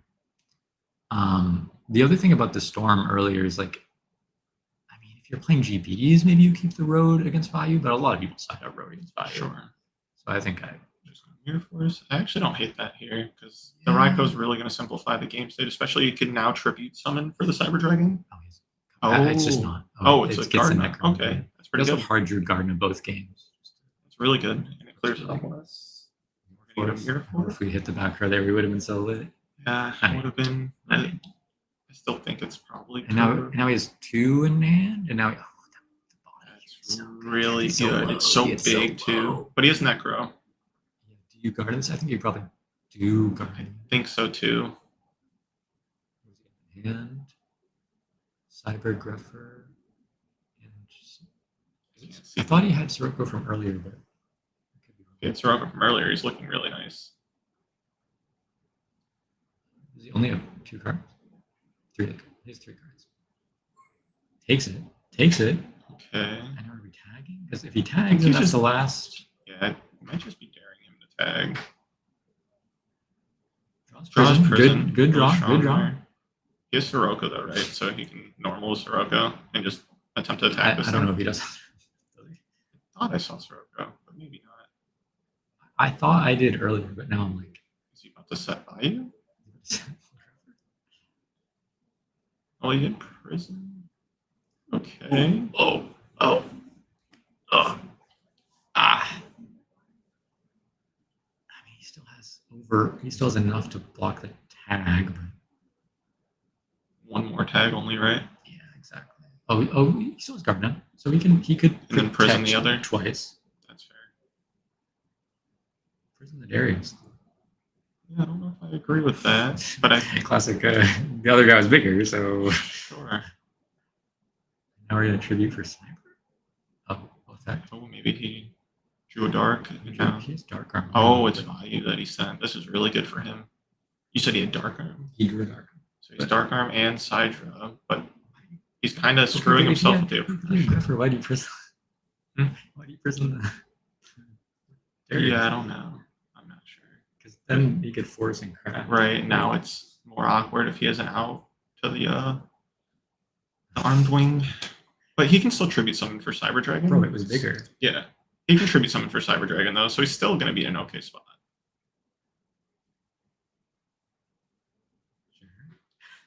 Sure. Do you think it's better to have tributed for Cyber first and just punch with just the Cyber?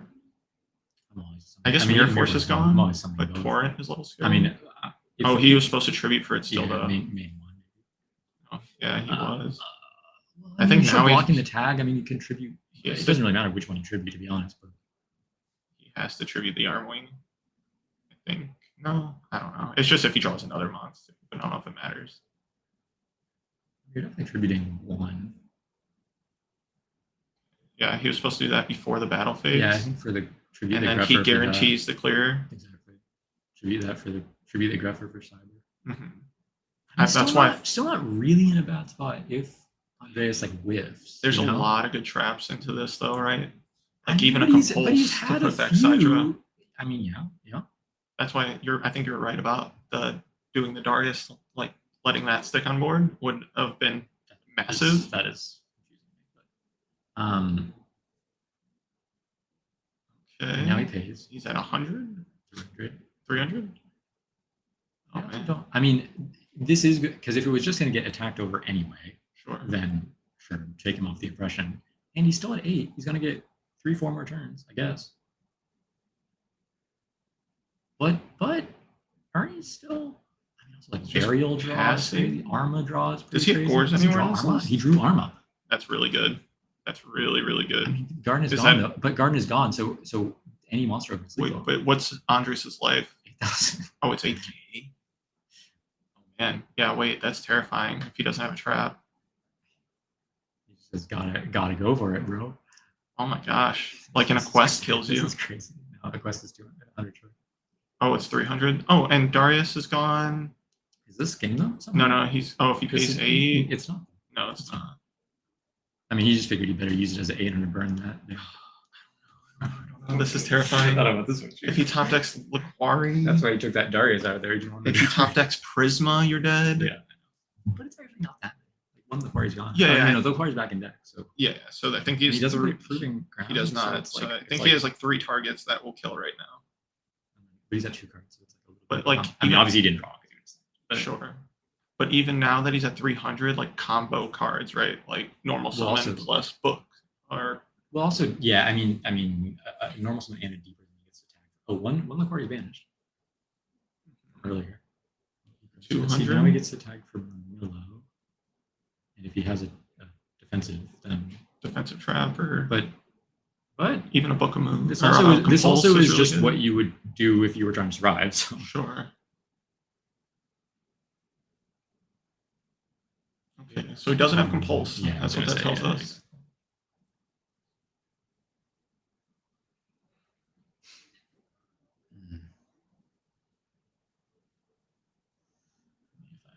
Wait, but he didn't set back.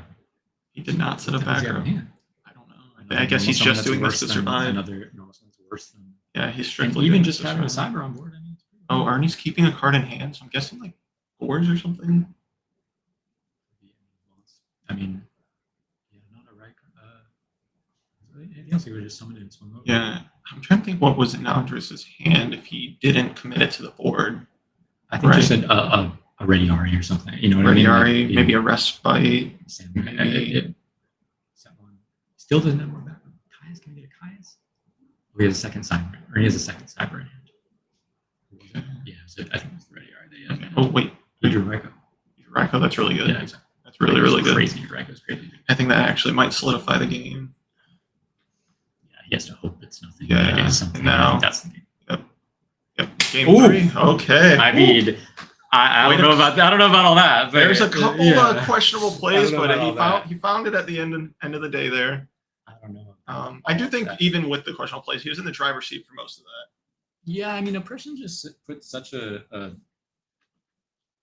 He can solo GBs, dude. yeah. I mean, solo them, but also just like forces their hand. You know, Yeah. and kind of gives you a lot of time, For and sure. just it lets you do that game plan where you can, summon no attack and stuff like that. Right.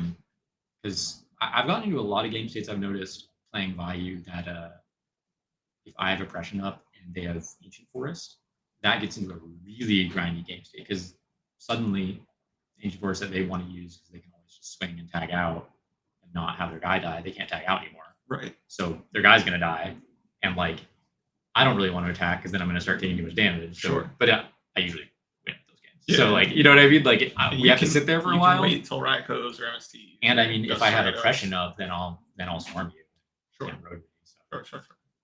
But yeah, I mean, I've gotten into that exact situation, and it kind of feels like, wait, like the Ancient Forest or whatever that you decided to counter me is like Hurting kind of both of us. Yeah, I mean, it's just stalling out the game, you know. I don't Yeah. know. I just feel like creeping up in these streams, bro. Bayou has this. 115. Holy, That's some that's good really numbers. good. Pump those numbers up. Pump them up. We got the redo specialist. What's the best redo deck, bro? Best redo deck. Why I think it's a Gear variant. Not Personally, worms? huh? It's not worms. Not worms. The Worms boys are are sick. talking about the boys are talking about worms. Worms are sick.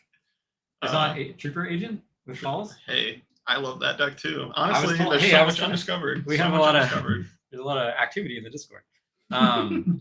That's actually it's mostly just me because I don't want to play it, and I but they sometimes keep playing it, and I just keep asking questions like, "Can't you just play this? Can't you just play this?" and they're like, "No, we tried." It's funny. Yeah, I think most people think that wind up Chaos Dragons, stuff like that too. Real markets. That's crazy. That's That's the crazy. go. That's the go Hey, right there. listen, just having the name And he is a said- he said blessing haven't, in general. haven't said anything. These guys Yeah, are trolling. having the name is a blessing in general. You Get know, off my boy. they're both the real markets. Okay, so we set another back row. Andrea's playing it slow, but Yeah. usually if you had, a GB, you would probably want to force the Raiko. Sure, and I He's see hitting it. on it. He does have a same night Wabaku Mirror Force book. And I saw second Raiko in Ernie's hand. So I think he's gonna pop here, and then he might even tribute over this Raiko as well. You better do, because leaving those Raikos up has been Sure. 3 traps, but that's not It's pretty bad. bad. It's like, I think he wants to see every single one of those cards against GBs. yeah, he doesn't have that many traps in hand. I see at least one. He's punching for 2. Okay. He's been getting in hot water with these. I think he's hoping this trap carries him right now. Someone carries him. I make an armory name too. He has plate. He is. I see oppression in hand. Yeah.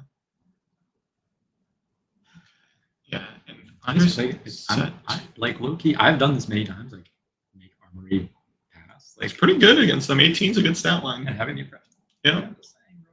I don't hate it. I Puts the think I dark see a in green, dad puts in the hand dark too. card, Yeah. dark and fresh. He's probably also thinking. Yep, and that's what I feared. Uh-oh. Is he a tiger? Yeah. No, he does not.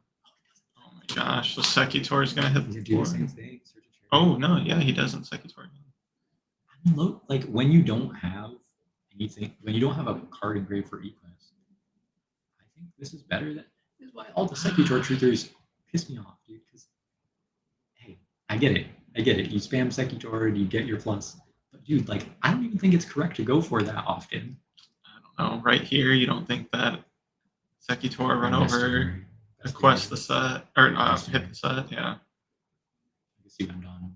Yeah, I guess that would be pretty good. No, when you say it like that. Yeah, it's a little scary. When you say it like that does sound pretty good. Because yeah. now it's like, I mean, you went on Geyser so far. You don't have the chariot. Search chariot is way basic pro stuff.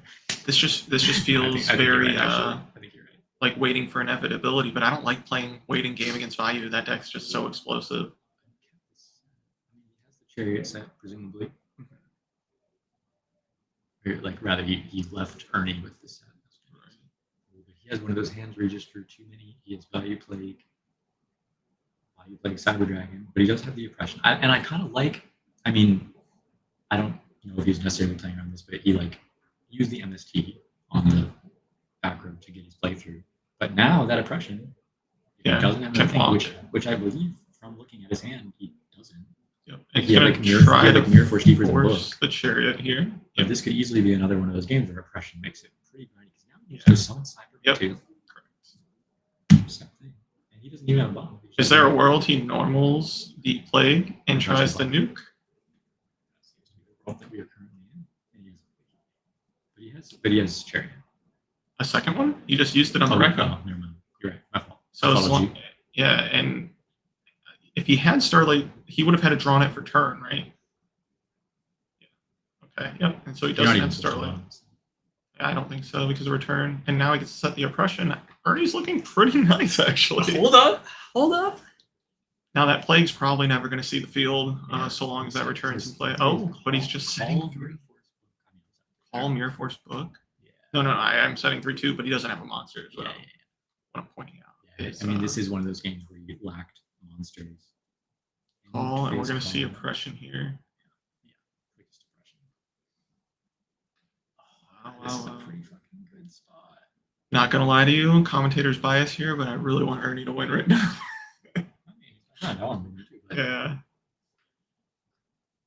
Andres is a beast though. This dude has so many major wins. yeah, he's going crazy. And he's been going crazy with the Edison stuff too. I mean, he was playing at Orlando and he got, I think, third in the side event. I think he got top 4 in the team thing too. Did he? 3 thing? I think so. I think he played on the Edison team or retro. Do we know the trap he just drew for turn? No, no idea. Yeah. I feel like Ernie keeps having these situations where his dad with Oppression on board. Summon Bayou swing. Set Bayou. Summon Bayou swings. Yeah. Yeah. Just start applying the pressure, I See the guess. vision, bro. You see the vision. And do we know Ernie's other set?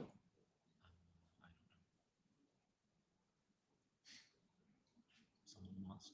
Has monster. Be doing anything. Also, I mean, Trapstone from Andreas is Really good. a cooker here. RB. Oh, okay. This, No. last game he was like all for the tagging. Yeah. But it might just be a problem. He's That's Gale. sticking on He's board. Gale, and he didn't recur the chariot. As Sure. we know, Andreas only names one chariot. Likely sides the second in this matchup though. I agree, especially going first. Probably gonna run into the Booker Mirror But, Force, I mean, right? You are using it.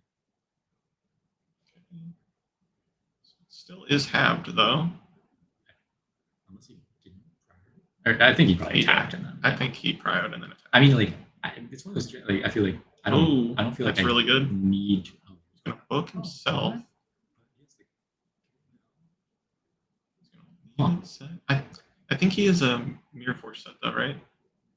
Andres? What Or did I say Prison, before? one of the two. I thought he was one of the Book battle traps. call. Was Prison or Force, I thought. Yeah, I think he does. I just don't know what got nuked by the How many Blackers. Darks does Ernie have currently? He's gonna Dust Tornado. Hit bottom. Okay, so Bottomless was the other card. Oh, so now we can go Armisen Necro or Does he have a Soroka value here? He has value here? He has value here. Yeah. Armus and Soroka. Or Necro.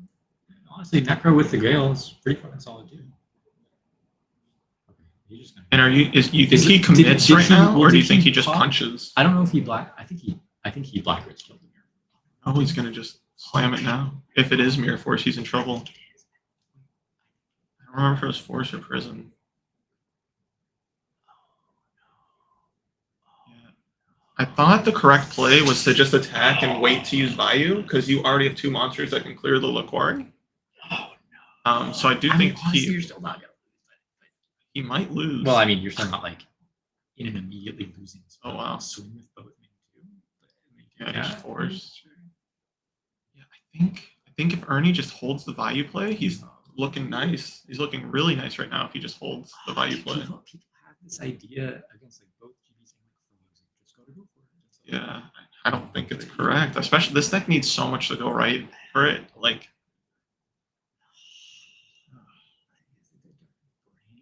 That's so highlight. he keeps braining versus this deck. Interesting.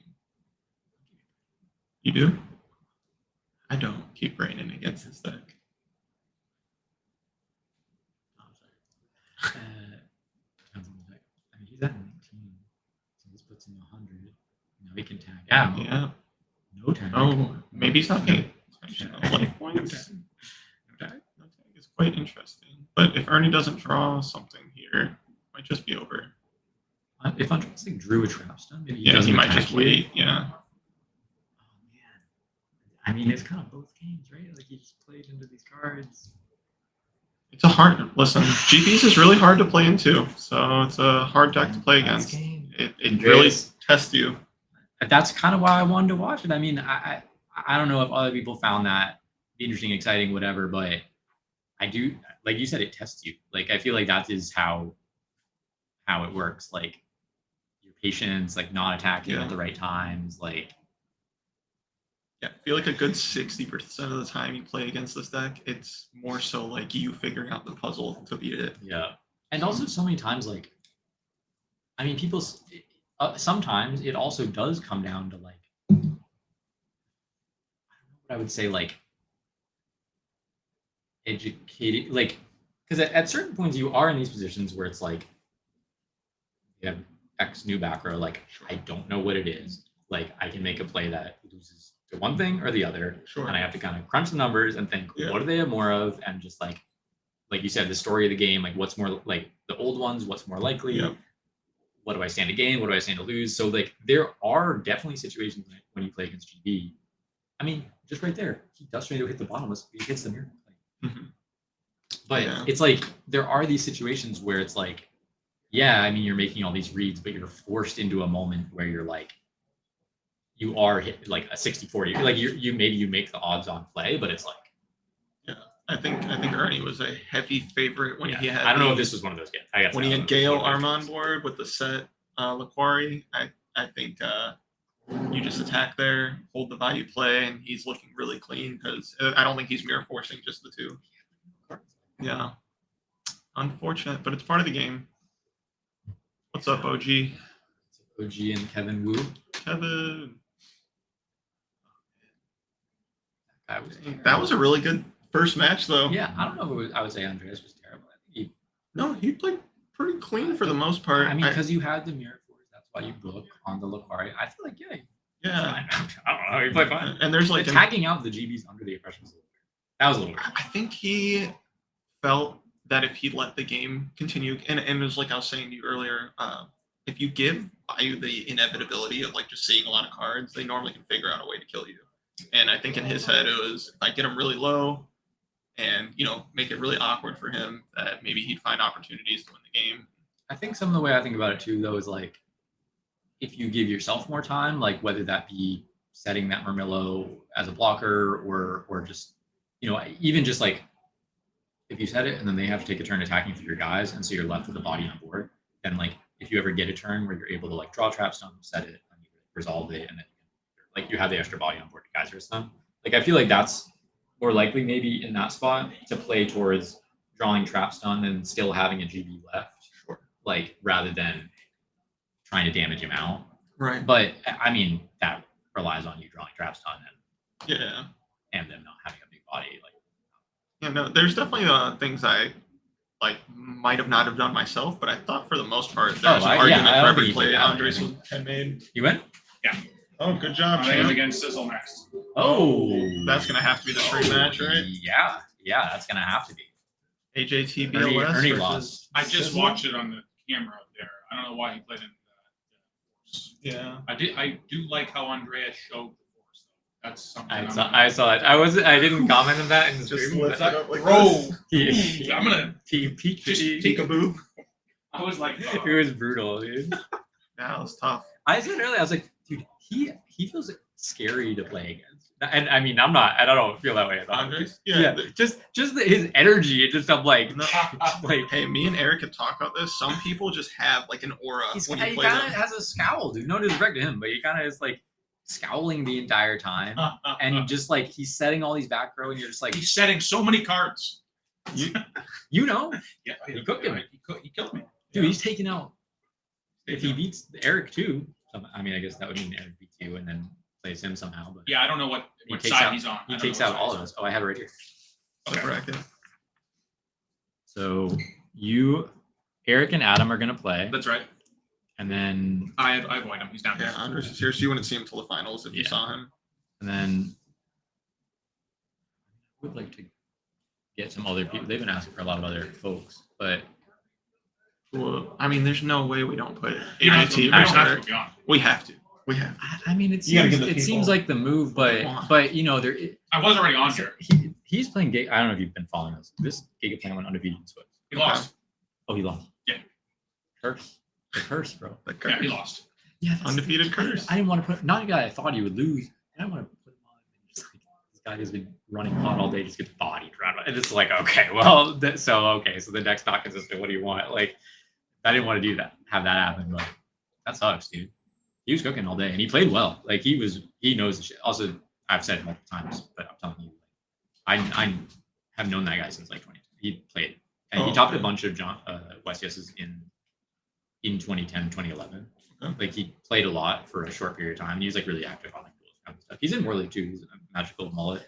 That guy. Gotcha. Okay. But I mean, he's like an old school person that like knows how to play the game. Yeah, makes sense. And he was playing Giga and got really good. So, Interesting. who is AJT playing? That's where AJT is playing in Sizzle, Eric Chen, which I feel we will probably have as the next feature. I'm gonna scope it out real quick, but Do your due diligence. yeah. I don't know what diligence there is to be done. Yeah. That's Yeah. like Yeah, I that's know. like a I mean, headline it's- feature match. Who do you guys want? It's got to be Eric Shen Can- versus AJT, right? Yeah, I think that's the You guys want Chen and? I'm already here. you know I can. I will fill this out and I'll bring it back to you. You guys want Chen and? Oh man, Shen's repping for Chicago right now, guys. Chicago boys in chat, I need to hear you. Yeah, we got to see that. AJT versus Eric Shen, sack phase. That's gonna be an absolute banger. We're gonna get some Blackwing versus Bayou gameplay. It's funny, we're all rooming together out here too, so yeah. They wrote his name down as Chen instead of Shen, so you're gonna hear people constantly calling him that for some reason.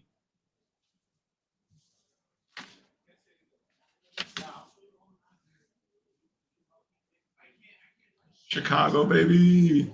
Chicago. Oh, baby. They're talking to Eric right now. You can see him on the cam. Oh, I called him. I was like, Ed, come here. What is this? We, dude, the pricing for this tournament's insane. I'm so mad that I fell short today. The night before also they randomly had a triple ulti Caius tournament that I lost in top 4 in, and that's just like the warm up tournament for this one. This place is nuts. You guys got to start coming out to these SSG events. Yeah, gotta root for Sack Phase the rest of the way. He's an absolute monster.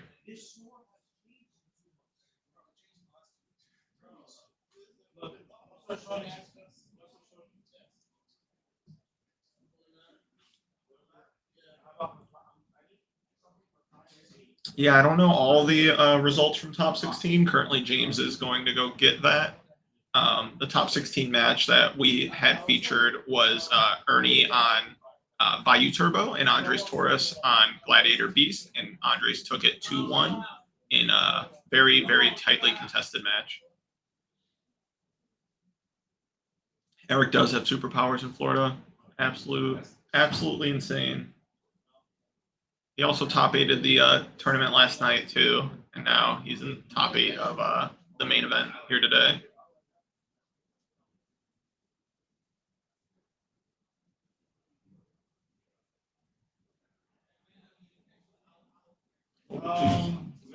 Their setup here is crazy, by the way.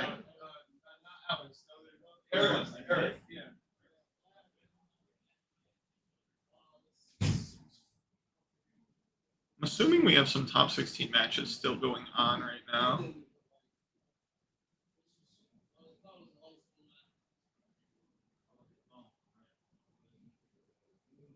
Maybe not. Looks like they're suiting up, and Eric and AGT are heading over to the feature table right now. So we're gonna have an absolute banger here, boys and girls. Yeah, Andres Torres has a ton of like YCS and I think even a nationals win, if I'm not wrong. Maybe like 4 or something like that.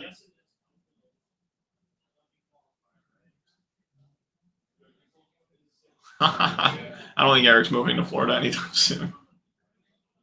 Yep, AJT versus Eric Shen coming up next. Pretty hyped for that.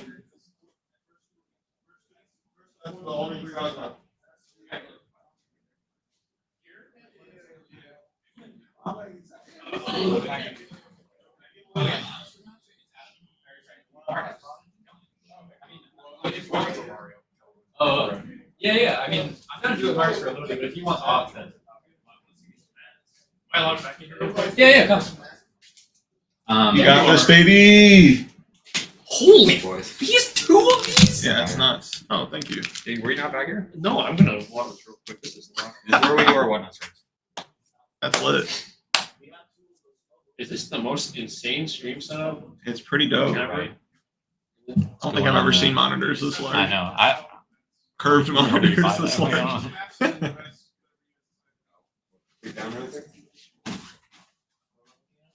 Just he just more has- UES max. Oh, there's like 2. There's another blue eyes. Yeah, there's like 100.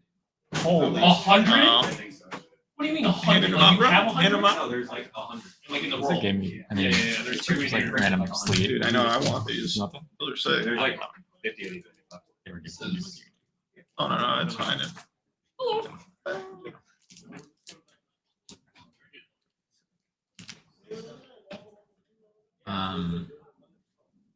Yeah.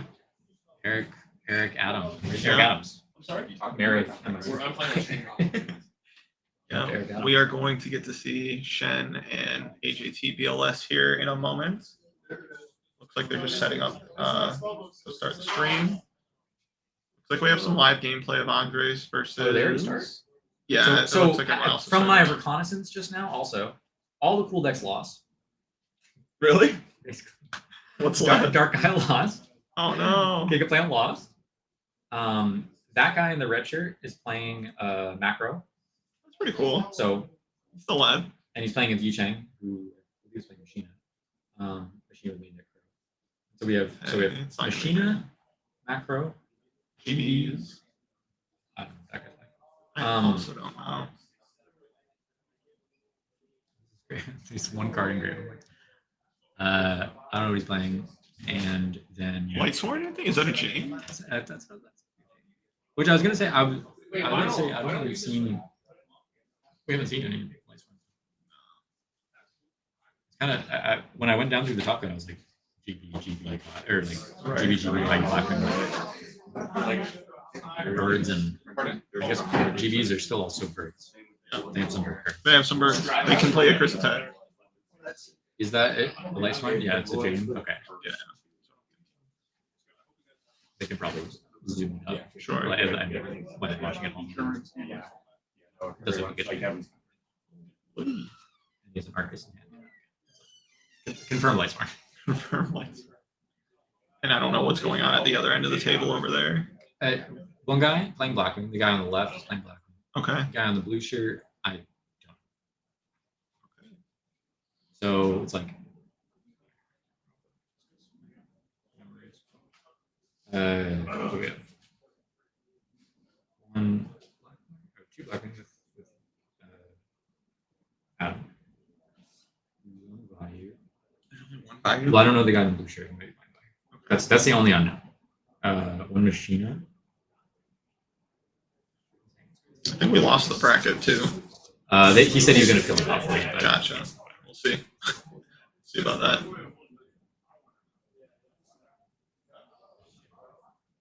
Oh man, Andres draws cat So more than any GB player I've seen. Yeah. So there's one. The guy in blue is on Bayou to Adam. Okay, so from my count, that's 2 Blackwings, 2 Bayou, 1 Machina, 1 Lightsworn or some Lightsworn. I don't know if it's Christie's from this one. 1 GB and 1 macro stun thing. Macro stun against main deck Crows and Fortress. If he goes first, might be able to steal that one. He's playing like Rose Warrior. We went to the tournament in Atlanta, and Adam won that guy I think also either topped or he was just undefeated for a while. And so, Interesting. It's interesting. But Yeah, judge call happening right now, looks like. yeah, if I recall correctly, I remember that player getting into a few judge calls. Oh, really? In Atlanta. Yes. Yikes. Don't like to hear that. Yes. That's all right. I'm just trying to get this stream match going. Yeah. When are you guys playing? They're figuring out pricing for 5th through 8th, but apparently 5th through 8th is going to get like placed. So I think we might have to play 5th through 8th. Oh man. Here, go for Why it. would that affect you guys starting the stream? They're using that area to Oh. like figure out price. I don't know. Don't ask me. Don't ask me. Oh, my bad. I just never No. used this. Oh yeah, you hadn't been back here yet? Yeah. No, I mean, I saw it, but you know. Yeah. Sure. I'm trying to be rude and stuff. You're good. No, yeah, you're chilling. I mean, we're waiting for them to start, I guess. So, Is this a featured match from the floor? well, I mean, we're not really like commentating. We were about to start with Eric and Adam right there, but so yeah, I mean, this is just kind of ambiently going on in the background. Well, Step out. I'm sorry. no, all good. Yeah, stand if you want. What is it? Look at the Gyros, and then I realized I never saw this. Oh yeah, the Is it European? the gold. No, it's not your English. So I probably still You're a monster. just put this in chat. Oh wait, this one's your English.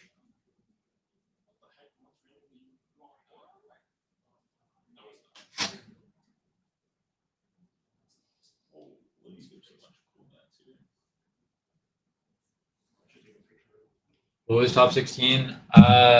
There was I don't know all the lists. I mean, I can probably get them at some point and figure it out. But there was at least another Gigavise, another Yeah, Ernie. yeah, Bayou, Rob lost, so Virus Bayou, the Dark Gaia deck lost. Eric, what'd you Giga, I played against both Giga plants lost. Oh, I you played against- against Giga Plants. So there are 2 Giga Plants in top 16.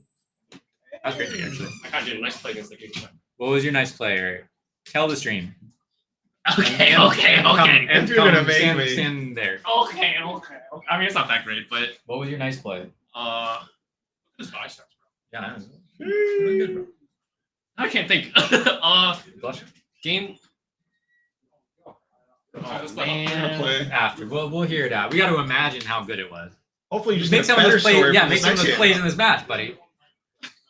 Looks like we're finally going to get started here soon, guys. I'm kind of interested in this Lightsworn versus GBs, and I feel like this has to be bad for Lightsworn as a matchup. Oh, You got Thunder King. I mean, Game 1. Judgment. Oh man. Game 1. No, this is game 2. Andres won game 1 already. Yeah. But he just got he just got heavied for 4 though. He's setting. That's the thing. Bernie sitting there doesn't storm when he should, storm when he doesn't. Glamby's players get to turn every single card in their hand into Starlight Road. Not against me. Not against me, they don't. I'll storm you. Every card turns into Starlight Road. I'm a slammer. They all know. Pro Storm Eric, goes. the GOAT. Pro Storm chime in as far as slamming goes. I'm not a slammer. But like in that game Ernie just played, I would have played it all the way through without slamming my heavy. Yeah, exactly. Yeah. Hey, Watching TJS I'm a tactical slammer. I do it all the time. I'm a tactical slammer. I'll say that. We were slamming. I do be slamming. Like a lot of times on ladder, like if they set multiple and I have, especially on ladder, you know, like I truly do not know what they are playing, and like you know, if I have pressure or it's easy to play. or if I know I can set some Rykos and you know, whatever. But a lot of times I'll just be like, I'm sorry. Like we'll see, buddy.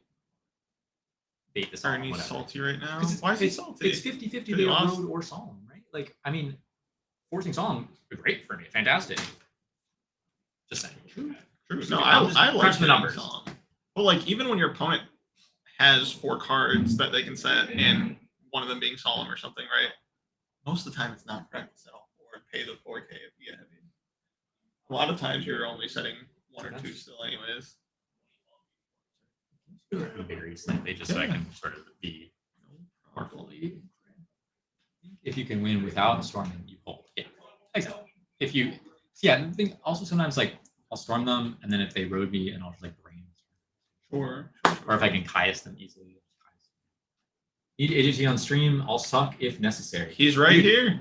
No, first of all, I love that he was already on stream and you committed to sucking. That just means you were down to suck. Like I'll do it. Like you were just there already, mouth open. But we can accommodate that request basically.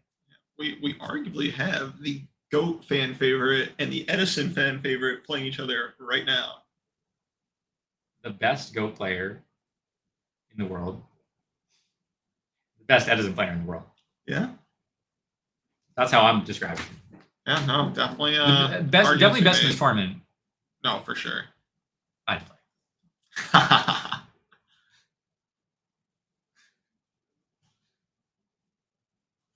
The best left in this tournament.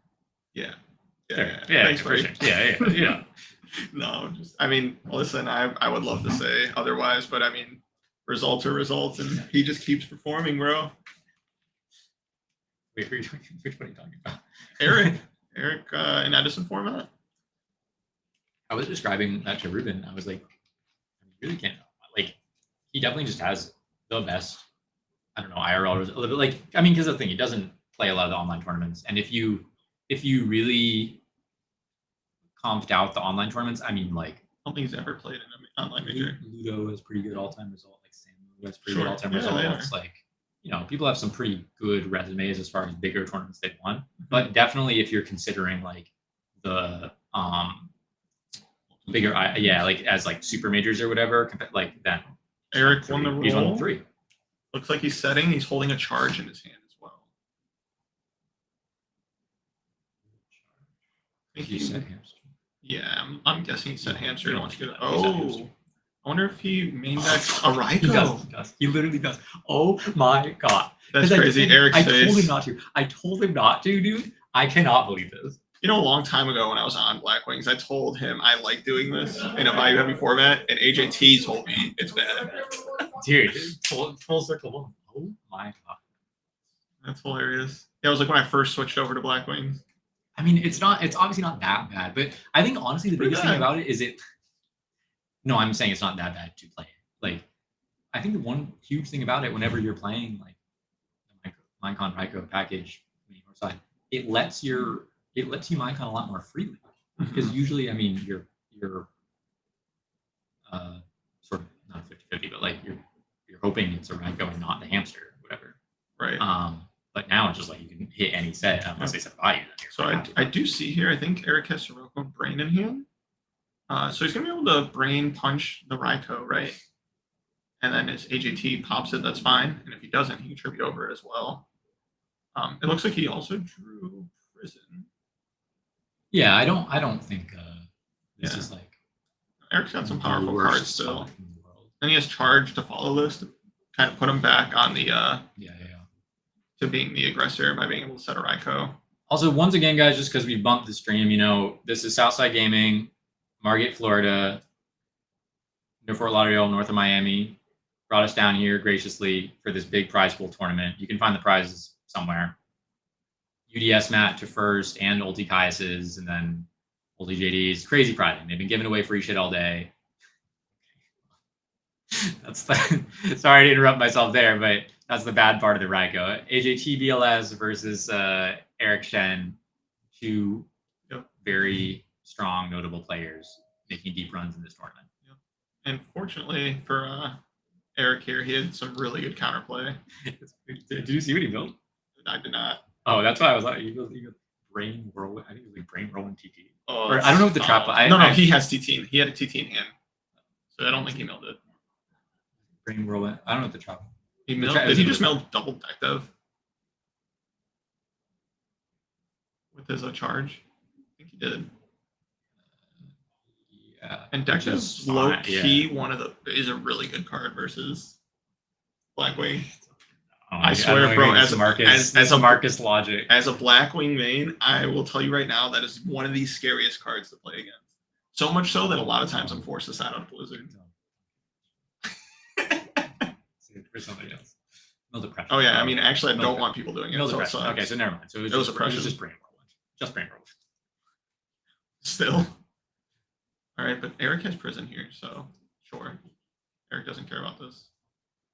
Wow, even after the Minecon play, Eric's still in the better position, I feel like. I mean, because even though you got the Armor Master out of it, like you still just got like a big body. Like I mean, because he had the brain. Like Yeah. it still was basically just a plus. Yeah. Well, I mean, he only milled with the Raikou because the brain happened on his thing. So he only. Yeah, and he had to normal summon to synchro away his Gale, and the hamster.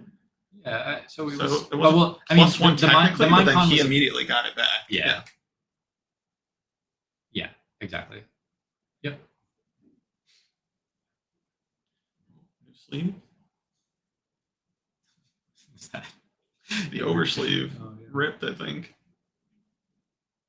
So sorry. So he got in for 2K, right? And now this is Eric's main 2. I think so. I think that's what happened, right? He's setting a Raikou, which is really strong. And now we just keep seeing a battle trap being drawn, which isn't very good. Eric doesn't have any values or anything though. Yeah. No, he double decked it. His brain is also gone. I mean, how much that'll matter in this exact spot. Sure. Yeah. Adam with both brain and mind gone, his crackback potential is.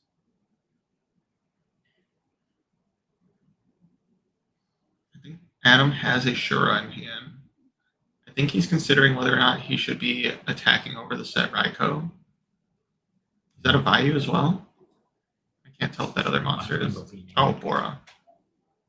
He's just going to TT himself and kind of using it like an Icarus attack there. It's not bad. It is similar to Icarus attack. Yep. And now Eric That's drawing the not bad. fourth I mean, card. It's bad if he has like He's still a turn Karma behind. follow-up, Sure. For follow-ups. Yep, But there if it he is. doesn't have those, And discarding the Necro's so yeah, good. that's the killer, right? Yeah, now he gets to put Bayou and Brave. He has to card him, sure. If he goes for here, probably gone. Was Adam supposed to set his prison here that he drew?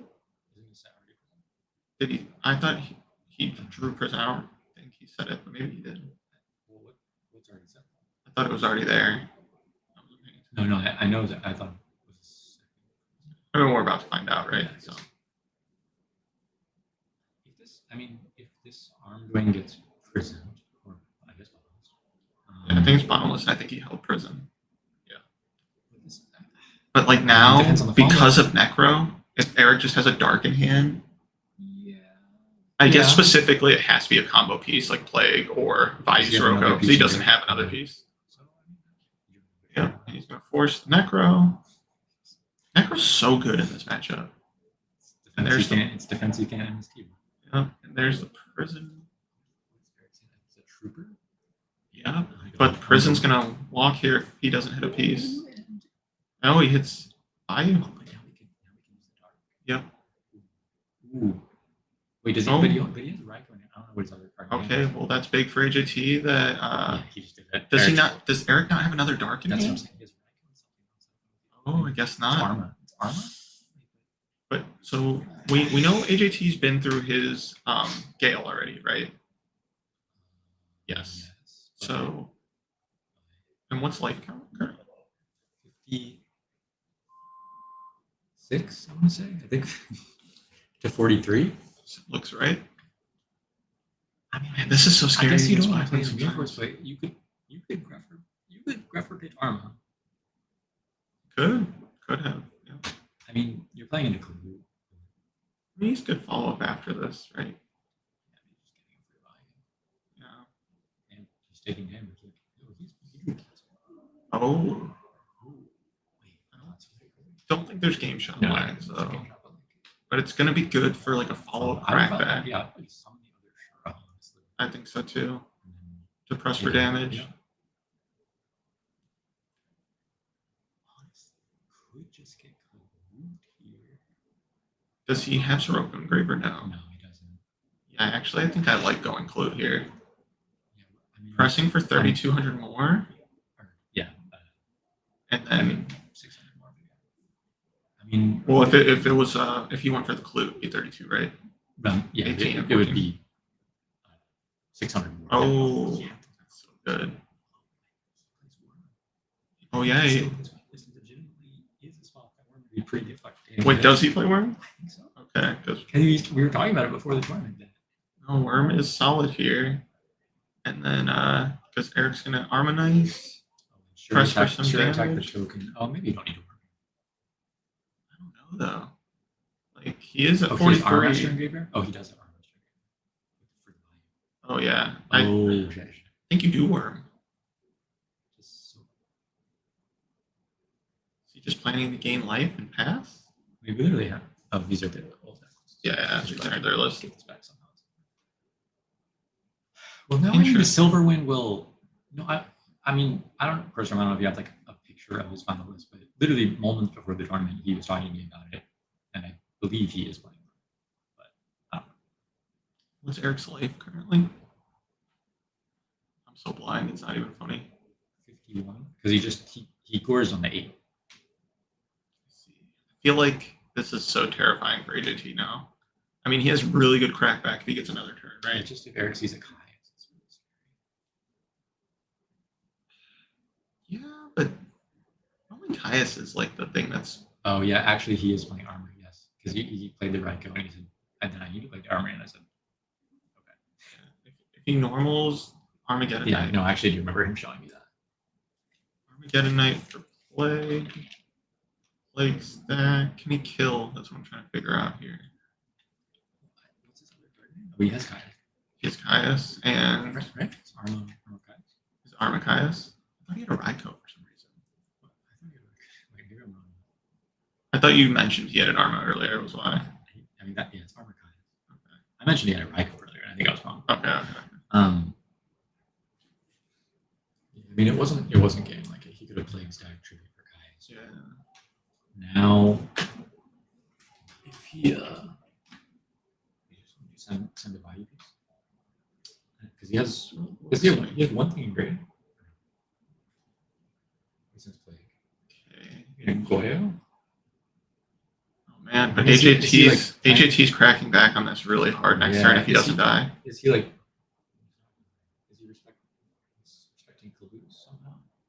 Eric has to kill right now. He can't kill. Yeah, if he can't kill, I think AJT is gonna. Because he just stacked Caius, you said? So if he stacked Caius, I don't think he can win.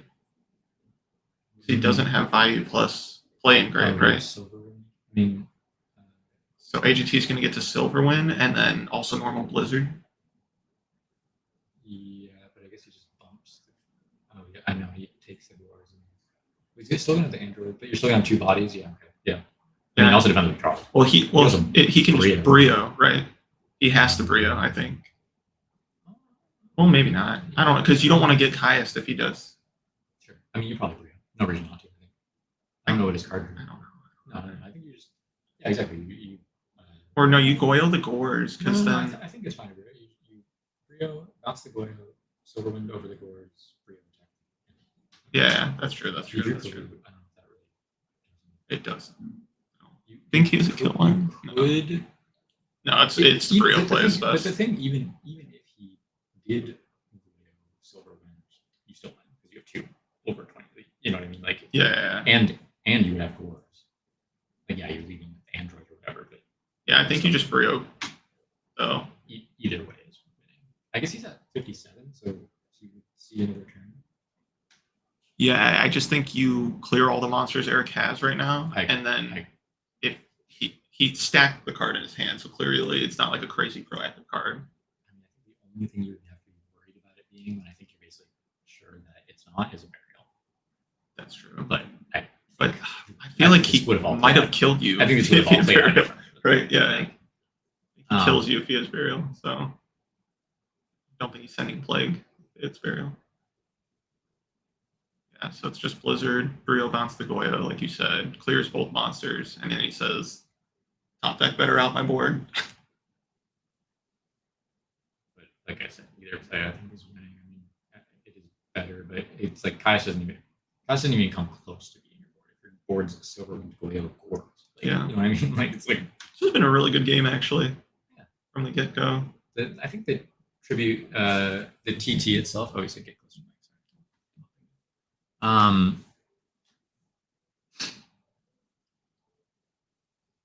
Yeah, appreciate you guys tuning in. Sorry if there's been any difficulties, but I think it's been pretty solid the whole time.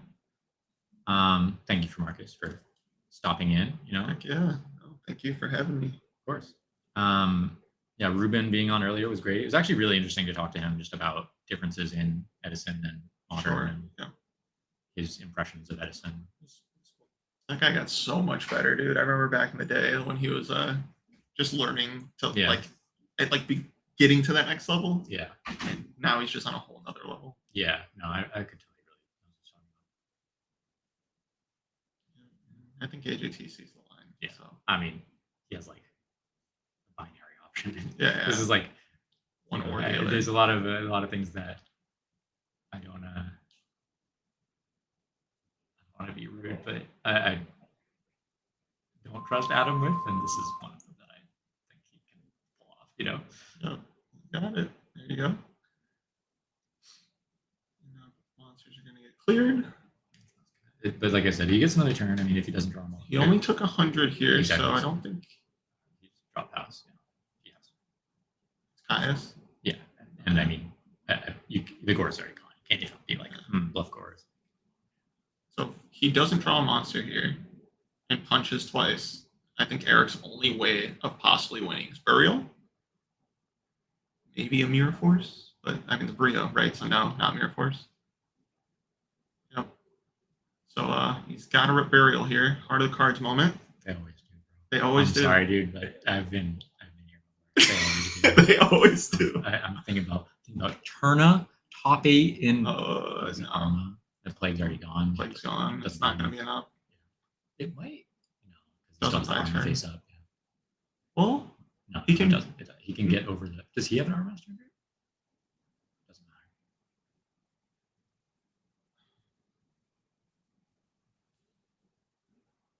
what is the rest of his hand? So just like hoping Adam fucks up somehow. I don't know. Or he sees another back row from Adam. He just has to pass Maybe, it. yeah, that's probably all he was doing was checking Yeah, for a checking back row. yeah. Yeah, which makes sense. I mean, it's definitely get as much info as you You know can. how many prisons you, but you don't even really know. But you're like, okay, you play more than one prison. I don't know. Sure, but that's big. Like, 'cause Might as well. I only play Might one as well in do my it. Blackwing Might list. as well do it. You think Adam might only play one? But you have more players watching than played in the tournament.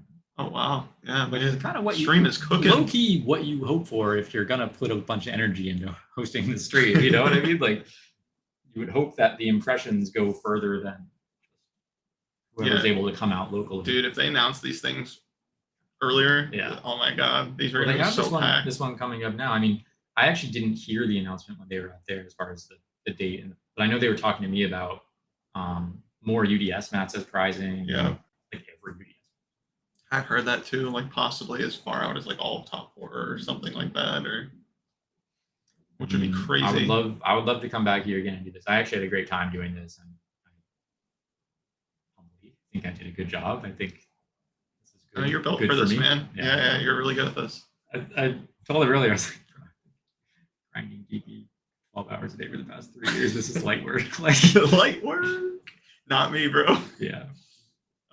But yeah, I think I saw that Adam fanned through some Kaikus, some Noblemans. Yeah, he definitely has a couple of Kaikus in there. That's a go card. That's what he knows and loves. I think I just saw him flip out a prison. So yeah, I mean normal stuff. I think crows, you know. And then on Eric's end, I'm pretty sure when Eric goes first, he plans to keep in. Hating in the chat, bro. What are they saying here? This guy James Ark is terrible. What? This guy James Ark is a monster. Tell him. Yeah, tell him, Marcus. Tell him, real Marcus. Oh my god, dude. Why is everyone Marcus do that? 1.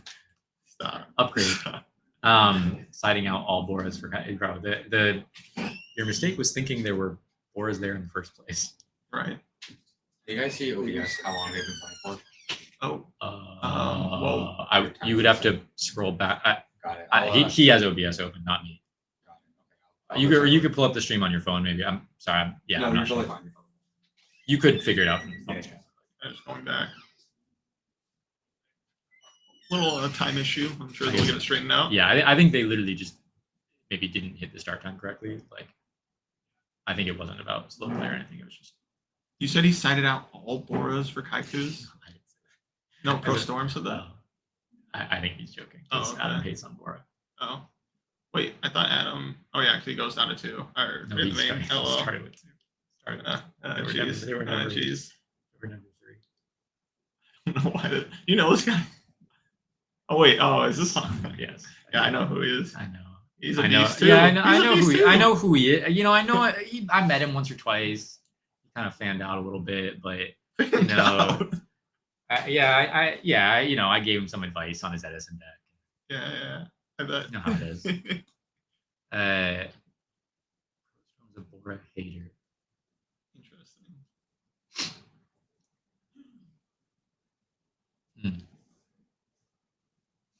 Adam won game 1. Adam won game 1. Dude, Adam beats Eric. What does that say? Oh, This is the same thing that happened. No. But because when we went to Atlanta, he won the Edison thing and I won the goat thing. Really? And we were like, what is this? You know, like, That's hilarious. this is not supposed to happen. See, Adam had Full Brain. himself. I saw Brain. I saw Bora. Bro, you're poisoning the chat. I think You're I turning said them against Gale. me. Okay, so Okay. double Bora or double Blizzard knock. Oh, and it hits all the Raikos, which is a He big plays the tool. Sork, too. Yep, and now those You just said hamsters, that, the hamsters in deck are going to be dead now. That's for Lorcana, bro. The Mickey Mouse trophy is for Lorcana.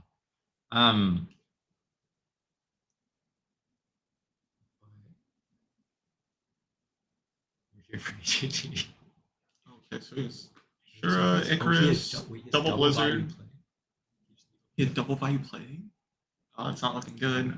It is not looking good. Double value play Arma Sirocco. He needs a Greffer. Needs a Greffer bad. Oh, Keeps it in. I told you. I think he keeps in 2. Oof, I don't know if I'm slamming that there. I guess if he Real doesn't talk, have I don't any- know if I'm setting a record. Hey, Really? I mean, That's a hey, James Ark move. though. Hey, you know, That's a James Ark move. I mean, though. easy to say in hindsight. You do like setting your card trooper Yeah. against Black. Classic play. They're never committing their Shura into a set. Okay, well that's a start. That's okay. It's not very good. That's a start. And Eric has what DDV set? DV set, Value, not to the other Second trap. set. I didn't see. I'm gonna guess it's a battle trap, maybe, because I mean, if Adam has 2 monsters, right? I guess he's I just hope it's battle trap. He might just be baiting on Adam Kaius M. in it, or- No, it's play. It's double Bayou, It's double play Bayou. Bayou. Wait, he drew one. Oh man. But is he doing it? Oh, in it's phase? TT. Yeah, those Yeah, end it's phase. end This phase. is not looking good. This is looking I mean, really, he has the really gun, bad. But Whirlwind Blizzard. does he have another? He has double Blizzard. But still, that's really, really good Well, for I Adam mean, here. I mean, he doesn't know. Like, I mean, he does get to protect Sure. this. I mean, I'm just saying. Yeah, like I mean, I'm just saying from Adam's perspective, if he thinks he has Caius, then I mean, this is. I mean, I Not that think he's going for Goyle because triggering the Arma is really good here. And then he's also kind of insulated if he does make a rank play. Like, if he just forces the Gardner, then you can just summon play Brio with it. Like I feel like not Right, that- but I still think I mean, it's not. Wait, what was the trap? that Adam said in Icarus, I think, so that makes sense. I think it Yeah, was. I mean, I might if be you wrong, made Arma, but but I thought I just didn't remember see seeing what it Icarus. actually was. He's thinking here, so makes me believe even more so that he has Icarus. The thing is, though, I mean, you have to kind of gamble on whether he has a trap because, like, you could just let him Brio it, or well, I guess you could go, but you could let him Brio it. I still think the safe thing here. Oh, it's Oh, TT. yeah. Okay. I was gonna say you let him do that, and then next turn Goyle back if he goes Brio. But it also lets him get a pitch. Now I feel like I'm using the world. If he, I mean, assuming Yeah. he has the value deck. Yeah. I think it's only one value though. Yeah, no, I mean, I don't want a chance drawing it. I mean, And like you've already cleared all the Raikos. and Loki, you've already checked because he would have stormed that. Mhm. That said that. The TT, right? Yeah, probably just swing it with Blizzard.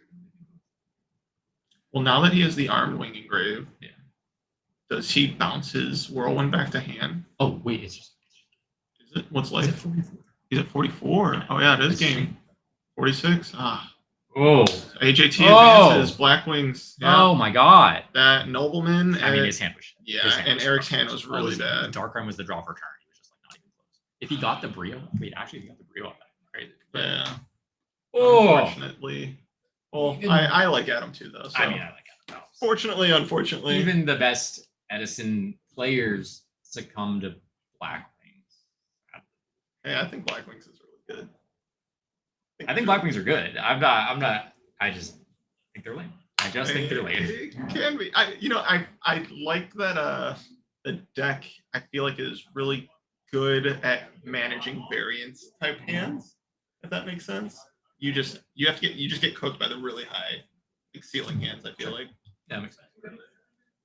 It's a good. Obviously, I just lose. Unfortunate. Well, I do think they're gonna play out 5th through 8th though, because the pricing's gonna differ, is what I heard earlier. I don't know actually, but I want to see. I mean, we're probably gonna end up streaming the top 4, top 2, whatever. Right. So I mean, I don't know how much of that will get streamed, but I'm down to do some of it. Yeah, man. I mean, it was a good like even honestly like. Thank you. That game 2 was obviously pretty much a wash, but even just like I don't know, like Adam played it correctly, like Yeah, no, not very much to do, but, smooth. Like, yeah. I thought that game 1, there was a lot of opportunities for both players to kind of screw up, and I felt like they both played really clean, and it just happened to play out the way it played out. yeah, I'd have to think more about it again. I mean, I gotta be honest at this point. I'm moment to moment clocking what's going on. Right.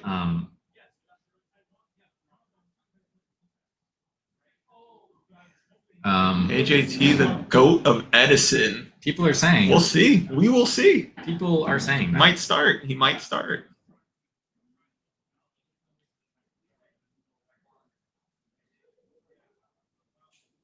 Now go sack phase. Yep. Our boy died. Big Sag. We're close. What's We're up, close to what's the up? end, bro. We're very close. We're getting there, man. Actually, you want to tell them real quick because I actually didn't hear the announcement of the next one. I don't know how much you have it set, but I didn't hear it, and I don't think the stream caught it. Oh, the audio was the next event. Yeah, I mean, just some mention of it. I think people want to know. You guys Tell want to them. know what the next event is? They want to know. All right, guys, Oh, they guys. want. I'll answer for them. They want. All right. So I wasn't gonna really announce it, but what we're doing is, if y'all thought this event was big, this was just an introduction. I'll let you guys know what it is that we do here at Southside Gaming, what we represent, how we host events. The next event, can't tell you guys when, not an official date, but first place is going to be the complete set of UDS mats. First place.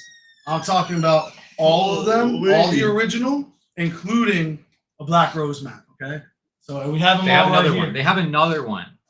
You showed me. Oh my god, every single one, Every single. bro. How is anyone not coming? This should be like. I got them right here. Look. What are We're we all having friends. at? What are we having at? This thing, the pre-reg is just gonna explode. I guess. Oh. I feel like that thing is gonna close in hours. No worries. That's nuts. Got it right here. Holy. Brand new. Never been played on. Oh my god. You got it. It's literally here. Right there, guys. Oh boy, and a whole lot more cards too. I know what we're talking about the Tengu out there. I'm trying to get these Max C's out. Oh man. Yeah, man. So listen, guys, stay tuned. That's just first place. We're still working on what's going to be prizing and for the rest. And this one was going to be capped out at 150. But the next event, we're probably going to rent out a venue, or we're just going to expand. So we definitely want it to be a big one, right? So we give everyone an opportunity. It's been really good so far, man. I mean, I think everyone's fucking with on stream. I was gonna say, we have 135 more people watching the stream than were at the tournament, which is kind of funny, but that's kind of what you want, though, right? Like, so it's been a good time. Having Ruben on was awesome, and I mean, there's a couple more matches left, but I didn't realize how many good players you had over here in Southside. Because I know a lot of these guys back when I played current. Holy. It's crazy. Our local, at one point, we had like a 30-man local. Our locals are nuts. Really? Yeah. South Florida, from my understanding, not my opinion, we have really good card players. Yeah, for sure. And not just for they all play multiple games. That's what Ruben said. They all play like Pokemon. They play all the games. Yeah, they do like, well in other card games too. It's Yeah. like gamer zone down here. Yu-Gi-Oh, Pokemon, Yeah. Yeah. Yeah. One Piece. Yeah. We're just trying to. Now, Edison, we're gonna make a big impact. We definitely want to start. It needs it, bro. Definitely It deserves it. Did you guys see anything crazy today? Any crazy matchups? Oh yeah, I thought Honestly, that a lot of them have been good. I mean, yeah. the Ernie versus Andres Torres matchup was really, really good. That was good. That Mirror Force. Yeah. Oh, the way he showed it too. Oh my god. The bad player. Yeah. He drew when he went. I was like, oh man, this is in trouble. I didn't see that Mirror Force. Oh, they're set. starting. Wait, hold on. Are they? Oh, looks like they are. Yeah, top All right. four. I'll let you guys do your thing. Yeah, man. For sure. See y'all later. Sorry. So wait, this is the deck lists are coming up. Just okay. a second. This is Arthur versus What do you Echank. do? Arthur versus Echank. Oh wow. Okay, so these are who advanced. Oh, Eric. Mr. Eric Shen. Eric, you can come and sit. Eric. I mean, if you want. Are they playing outfit through 8th? Or is they all getting everybody's the same? playing. Well, Oh, so I'm maybe not it's sure different. what. Are they playing outfit through 8th? Apparently. Hey, hold on. I'm sorry, buddy. Yeah. That was rough. That was That's tough. game 2 hand was I rough. was thinking, I don't think I was. It's Axe Justin. Because I wouldn't know right now. We're yeah. just in charge of this. Yeah. You guys are good. Give us We're a good. second for Sir, decks. sounds good. All right. Perfect. So Perfect. I'm great. We get those. You get it right. Yeah, yeah, those are exactly yeah. Do you know who's on the other top four? Who are the other players? Yeah. Give me 1 second and I'll tell you. Yeah. I think Andre's probably advanced because he was looking really good in his match. No, Andres what we was saw. playing against Lightsman. Yeah, didn't wait. Oh, he played against him? Yeah. Oh wow. So this guy ran it back after losing game 1? Wow. Can I chill here? Yeah. Yeah. Show him. Grab a chair. I think it might be a little hard to hear you, but This we can is- figure it out. Oh, I don't have to commentate. I just We wanna- have Yes. the Each bottom in. bracket. This is who on stream. Getting- Yep. Yeah. something Okay, like and then Yep. Adam. And then Adam versus Cody. Yeah. Okay, got it. Thank you. Pull that chair up. Sit between us. So the People want to see you. Yeah. yeah. So that's a Blackwing mirror. So Blackwing is guaranteed to be in the finals. Yep. And then this is Lightsworn versus Machina. You're gonna be Machina, sitting a little bit further back. so I probably Machina can with speak. main deck Crow. I'll try to scoot this to you. No, Oh, so I don't- the I don't- Machina guy beat the macro deck. That's what I'm saying. Oh, thank God. Yicheng is the Okay, so we mock numbers Lightsworn right now. That's what I believe. Dude, Edison never fails to surprise Is he me. on Pure Twilight or Christie Sworn? I don't know. I actually don't know Pure or Twilight. Yeah. So I don't know if you know Yicheng won the FGG Yeah. invitational thing. Oh, Dude, really? He's a Machina, cooker. yeah. He's a cooker. Interesting. Okay. Yeah. The top bracket is Cody Moreland versus Adam, who we just saw on stream. That's a Blackwing mirror. This is Yicheng against. Oh, thanks, bro. Appreciate Yeah. it. I even said that game one. It felt like neither of you misplayed. It was Yeah, I very clean. Like Yeah. cards played the way they played. Should have set the value. That's what I was thinking. I was like, Turn I don't on. want to rush chemistry. I cannot rush. I don't know. I was literally thinking. I was like, it crossed my mind. So we got the deck Edison list won. here. This is Yicheng's list. Typed out on a Word document. And then we have Arthur's list here. And Yicheng is no. I have heard of Yicheng. I have heard of him. In fact. Holy, dude! Look how spicy this Lightsworn list is. 43 cards. Wait, is he on Shield he's on Warrior here? 3-axis technology? This has been Is this a triple celestial thing? a Dimitri tech, No, the only Shield two. Warrior. Only one But it's- Shield so Warrior it's- though. It's like pure light. Okay, so it's like pure light sword One- with triple D prison, One Beckoning. one beckoning, double avarice. So it's like control One light Gold swarm. Sark. One. Be a little bit like not. It's 43 you're probably cards fine. as Oh, well.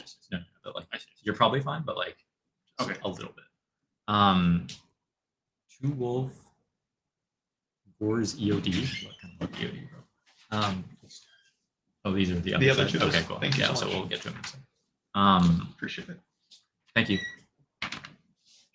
Oh wait, this was Ernie and Andres, what we had earlier. Yeah. One Armageddon Knight. Bro, this list is spicy. There's no dark armor, right? One Armageddon. It's probably for Rhoda. Yeah, see, I've done this before too. Like played the Rhoda, and then you just play the. He's placed 2 Jane as well. 2 Wolf. Interesting. This is very Two interesting Riker. ratios. I don't hate it. To be honest with you. He's dropping the star. He just flipped that star. What the hell's that? He dropped it out of his hand. It's a Gardner. I mean, he's no. And on the side, I see a Force. I see a Cyber Dragon. I think I saw a Fortress. You study this and Just not real. study up Oh, over and there. he just makes this recharge Wolf play live. Does draw for turn. He just nods when he gets the prison. He's like, oh, okay, yeah, normal. Yeah, I didn't even look at the side deck. I don't even want to see the This side is deck. not I don't even real want to see deck. the side I deck. imagine Hamster or Raikou set on the Machina side for Lee. Is this list lit? Anything he really mains spicy? He mains Crow, which I think we all knew. Yeah. Triple Force. He's flipping a hamster. Nothing crazy, I feel like. No, triple Compulse, which is pretty good. I think it's in this deck. This is the one deck I think should be playing it. Yeah, there you go. Not maining Solemn besides it. But I mean, he's getting a lot of advantage in tempo. Arthur does have the Necro, but I mean, it seems like he's kind of monster clawed. Yeah, he drew the one beckoning that he plays, but he doesn't have a lot of fuel for it. You know, kind of ironically, he's playing a high trap count, and if those traps that he built were light monsters, then it could have been maybe. Set is Plague, and he is Prison set, correct? I don't know what the set already is. Probably, I don't really know. Oh wait, maybe it was. Yicheng has Crow in hand though, so I mean, he like Torrent? If he ever, yeah, he is. It might If be he ever Torrent. decides to use that, I mean, that Raigo's probably gonna. It's kind of just good for him. Raigo's and he gets torrented. Who cares? You're just gonna summon your fortresses. Yeah, I think Lee's in a really good spot right Fantastic now. spot. I mean, probably. If you target the background, it's torrent. He targeted the monster. Oh, he targeted the monster. I mean, then maybe there's a chance because if he goes into the force, Mirror Force is gone. he's thinking this guy doesn't main TT. He's playing Lightsworn. What is he thinking? Yeah. Unless he's. Might be thinking, oh, if this is TT, Is it TT though? I think it is. That's big. That's very, very I big. think he might have another force in him. He does. He does. Pretty So sure. actually, so Yeah. you're kind of hedged completely. Yeah, I still don't know if I like going for that. I mean, I want somebody to just pop it back. Yeah, Maybe if you think it could be Roar. because your opponent's Necro, I don't know if it makes sense to commit that way. Yeah, I also just like even if it's Oh, That's why. Yeah. That's why. bro, you doubt him. You doubt him. Yeah, I'm sorry, Lee. I'm sorry. I know you're a lot better than Yicheng. that. Well, I mean, his name's Yicheng. Like, I don't know. Oh, they just I have think- Lee on stream. yeah. That's why I said that. Don't But be racist. I'm just Yicheng Lee. You're just going with this list? True. You don't know him like that. I guess I don't. I'll just call him Did Chang. they have your name wrong? Did they have your name wrong? No. Yeah, they had Chen instead of Shen. I was just checking. I'm standing to it. I'm too lazy to correct them. I like the power structure. That's the stomach races on that play. The boys are still talking about Eric's Oh, he match. didn't normal, right? He didn't normal. Lila swing. Lila's like, I mean, I could literally be any normal summon here, but like getting in the damage here is great. Yeah. I mean, it's good to put this deck on a clock. So Yeah. It's just like he's gonna want to use that crow to get back over, and he's gonna want to use that plague, and he's the crow. yeah. That's gonna just be devastating. I mean, now he's in prison too, which His just helps a little crow, bit. his crow force The cyber Arma, he already has used both Necro Plague, so he has nothing good to send with this. Yi Chang has force, crow, and cyber dragon, I think, I'm wondering if maybe he should have stacked before using this, just because. and Gores. Oh, but he could have sent Gores or something. I guess he wants to draw Gores. Is there something else he could have sent? No, I was saying Yi Chang's I know, hand yeah. has Gores, But crow. I'm saying like you probably want to shuffle. He's gonna set this prison with the heavy, I think, because he has to set both. Yeah. You just gotta hope that this Lila whiffs. I mean, if he Lila's right away. Oh, he drew MSD. That's hilarious. That's crazy. Oh. And he And hit the, Mirror Force is gone. he hit the He- prison he- also. I'm pretty sure if I followed it correctly. Yeah. You be tracking movements? I track all the time. What's going on? And on the table. You know, the ARG I won, my opponent sets a card in in our third match, picks it up, shuffles his hand, sets two, and I tracked it, and I MST'd it. He's like, It's gotta be tracking. he's like, I lost the 50-50. I was like, it wasn't a 50-50. That's fucked up. Dude, I don't even try it. I don't even try to do that. Oh, I gotta do. be honest. I do. I mean, maybe a I little try, bit. but I'm not good at it. I just assume I won't be able to. Maybe I should try. All the Mario Party mini games where the barrels are moving around. yeah, we gotta that's, follow it. you gotta go to that. Just double check the course. Look, He did and brought it Oh, back. is that He's game? going for game. Yeah, makes sense. Wow, he's cooking. He is cooking. that's a cook. And if oh my gosh, if he wins and then Adam wins, Machina against Black Wings. Well, in and the they were saying final? it's a rematch from I guess like one of the tournaments in North Carolina. Oh, I think okay. Adam beat Yichang's a cooker, bro. Dude, Adam's list is nuts. But all right, let's see what Arthur. My apologies. Arthur is got I can't get Mystical moves, right? Space Typhoon, Mind Control, Book of Moon, Smashing Ground, Lightning Vortex. My That's Body in the of side. Shield. Yep. 2 Thunder King, 2 Cyber Dragons. So you know Thunder those King- are coming Thunder in. King goes hard. Yeah. against Machina. T King and Cyber Dragon are both going to be coming in for sure. So get him back with Threatening Viking. Roar, Iron Wall, Oppression's also- Oppression's solid. I don't know if that Raiko makes it a little weird, I don't know if I would. and Lila, but it's good against Hamster. It's good against Fortress. It's good against Cyber Dragon. And then for Yichang's part, let me see. He has some Kaikus. I mean, he saw Arma, so I mean, I don't know if he knows Arthur's full list, but he could be like, maybe he's on more of a Twilight thing. Mhm. I mean, I think maybe the Kaikus are coming regardless, but like, then he has another Crow.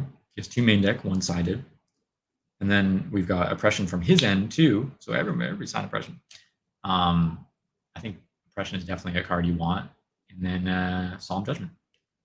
I think beyond that, I mean, that's enough cards. You have 2 Kaiku, 1 Crow, Solemn Royal Oppression. And you're going second, so maybe you don't even do both Oppressions. I don't know. I'm surprised at how well ran this tournament is, by the way. We Yeah. are cooking through it. Yeah, what time? I assumed we were going to be late. Yeah, I thought we were going to be here Oh, like no, past this midnight. is actually like about what I was hoping for. It was what I was hoping for, but I assumed I would be Yeah, way yeah. off. You know, right, like right. like I was like, oh, we'll probably be done by like by 11, and then I was like, right? So I'm assuming you're not playing out 5th through 8th then. No, we're not. They're Okay. gonna make it so whoever like the standings are after everything Is your just- place? Yeah. Do you know what the What's the prize prize? is for 5th through 8th? They're Is it credit? It's just mats, but Oh my god. one of the mats are giving Yeah, away 20 the, left. one of the mats are giving away the Molten Glacier Grand Soil mat. Ooh, So like that'd be sick. that one's hot. I Pretty don't sick. know what that one. Nudge, nudge. Kevin, please give me that one. Yeah, Nudge. that means I need Adam to win to get fifth. Tell them if you're like, I want that one.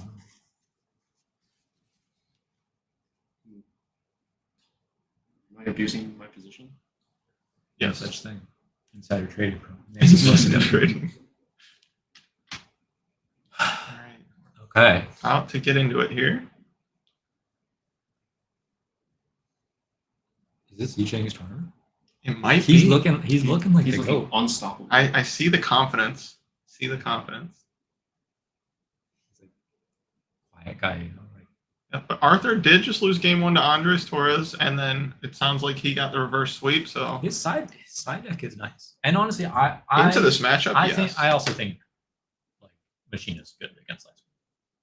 Yeah, I Again, you know won't what I lie to mean? you. I couldn't tell you if it was or wasn't. So They can rush They it just out keep fast pushing, and, punching, like, yeah. But like a lot of Game tools two is though, with like- like threatening roar gores. it's a weird I see a faded- cyber faded dragon. cyber dragon, weird art. Recharge, Love to open cyber. recharge. Love to open I think I recharge. saw gores in his hand as well.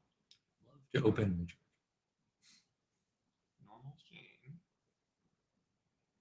I think he's just gonna play this slow. for now. Smoker tactical recharge. Yeah. Wait, he just He would've drawn this, Doshu. this is an insane play. I'm sorry, but this is an insane play. Not recharging the Jane. Now you don't have a late swap. Oh, now you don't have a late swap hand. Yeah. Oh, he doesn't have any other lights. No. Just honestly, Core Trooper. I'm really happy if I'm reaching. And you have a cyber dragon. I mean, obviously you want a cyber dragon something else, but like, I'm sorry. Alright. You can take it. Yeah, He has- that He has is. another. And he would have had dust shoot. He has Yeah, another. he was well, I Milo mean, Doshu. yeah, I mean, he has another honest in hand though, so I mean, he's doing. Yeah, I guess he is just pressing for a lot of damage, and then once and then cyber. yeah, once Yi Chang establishes his board, he gets to drop cyber. I mean, try to push for game. I would not Yeah, play it this way. I yeah. would not. That's not Oh, the that game plan. Necro's really good. That Necro's really good. Oh, that's he preemptive. knew. He's on top of it. He's locked He's in. like, if I. He has Avarice in hand too. Yeah, I mean that's also why. He has a gear frame. Does he have 4? Oh, so he goes gear frame. He can instant summon the He has fortress. another crow too, and he has.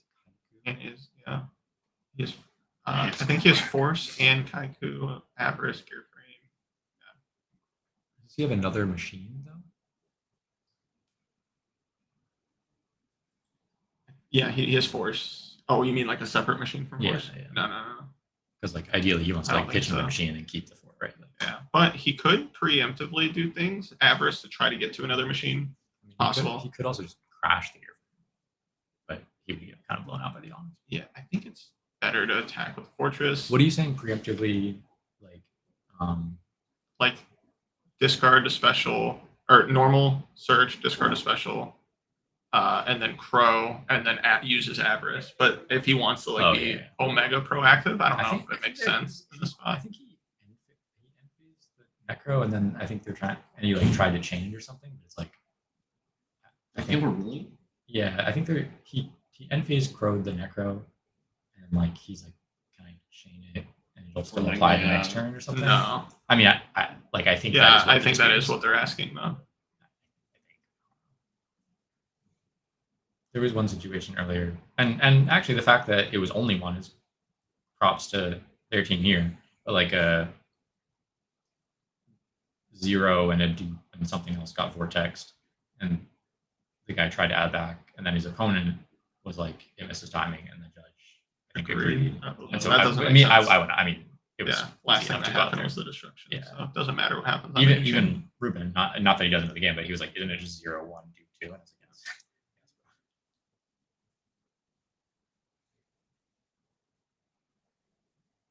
Yeah, I mean, oh, what did he have double Crow? Yeah. Looking kind of cooked. So he could just insta Crow twice and then Avarice if he. No. wouldn't So do he that. doesn't have a second. This is the second Crow.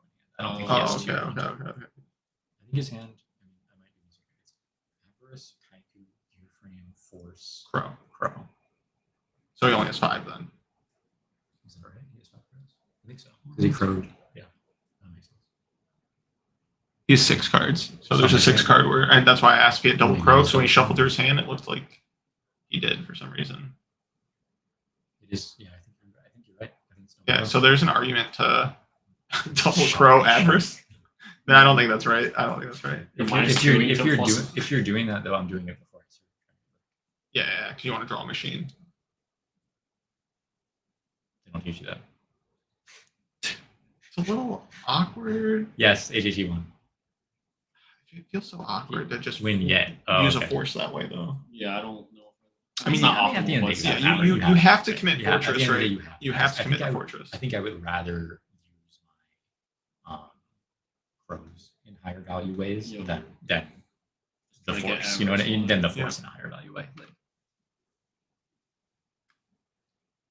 Okay, so then here you're just attacking with the fortress first, right? Curious. Oh wow.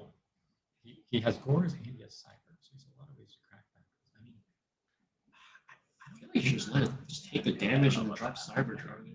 No, I'm not that honest, but he's gores in here. Yeah, I Well, think now this is just sort of. well, we are gonna get Oh, that he's into avarice, yeah. Yeah, he's got a machine. He has to though, right? I mean, so yeah. like, But he's trying to draw it into a force to keep the. I mean, he's trying to trap too, obviously, but. right. Just the speed at which he did it is so funny to me. He just knew before. I mean, like I agree, but yeah, I like, think Arthur's looking really good here, though, right? yeah. Well, like we said, I mean, he Even I if he don't- commits again, fortress right I now, don't know he can if I- tribute for Cyber Dragon. I don't know if I would have played it this way, but he did, have this way of like honest and then honest again, walk in for 2 turns and have a bunch of cards to force through damage. Charge, not Yeah. Also, it's crazy. No thinking. Yeah, But that's crazy. good. That's what Yeah, you got. I mean, That's I know, how I know, you I know, bait but trap I'm saying, cards. but like, I mean, yeah, I guess in that spot you're just thinking in your head, yeah, like I'm setting anything, no matter what I draw. So He's kind of locked in actually. He's very locked in. Yeah. saying, dude. Like He's the like goat. speed locked in. He's the goat. Blazing. But I don't think it matters, unfortunately. Even the goat is going to get blown out by normal summon Lila attacks per game. Yeah. This is just Honestly, 9. so It's good. 9 and then 18. Let's use track. But he doesn't. Oh yeah, he does it this way to play around the track. Yeah. Okay. Nice. All right, and we go to game 3. Damn, I feel like that. Well, it's not like I don't really think. I mean, he didn't have to attack, honestly, like in the door. Right. I'm low key. I feel like if he's on this thing, You're assuming Gores? I'm not assuming gores, but I'm like Either Gores or suspicious. I'm Cyber. suspicious. It's either Gores or Cyber, and then he had both. So I don't know if it mattered. Right? Like, yeah, you're in the gear, and then you have any normal one on top. Right. It's kind of damned regardless in that spot. Yeah, pretty But yeah, there's an argument to not attack and then equip the gear frame to the fortress and pass your turn. And... You're not doing that? You're not doing that? Did you say the goat? Are you speaking about AJT? We're talking about Yicheng, bro. We're talking about Yicheng. If it's How- Yicheng how would against our AJT if, match is if going? it's Yicheng against AGT, I don't know. That's the goat off. You don't use this. I don't that use his loosely. title. Everybody's a comedian.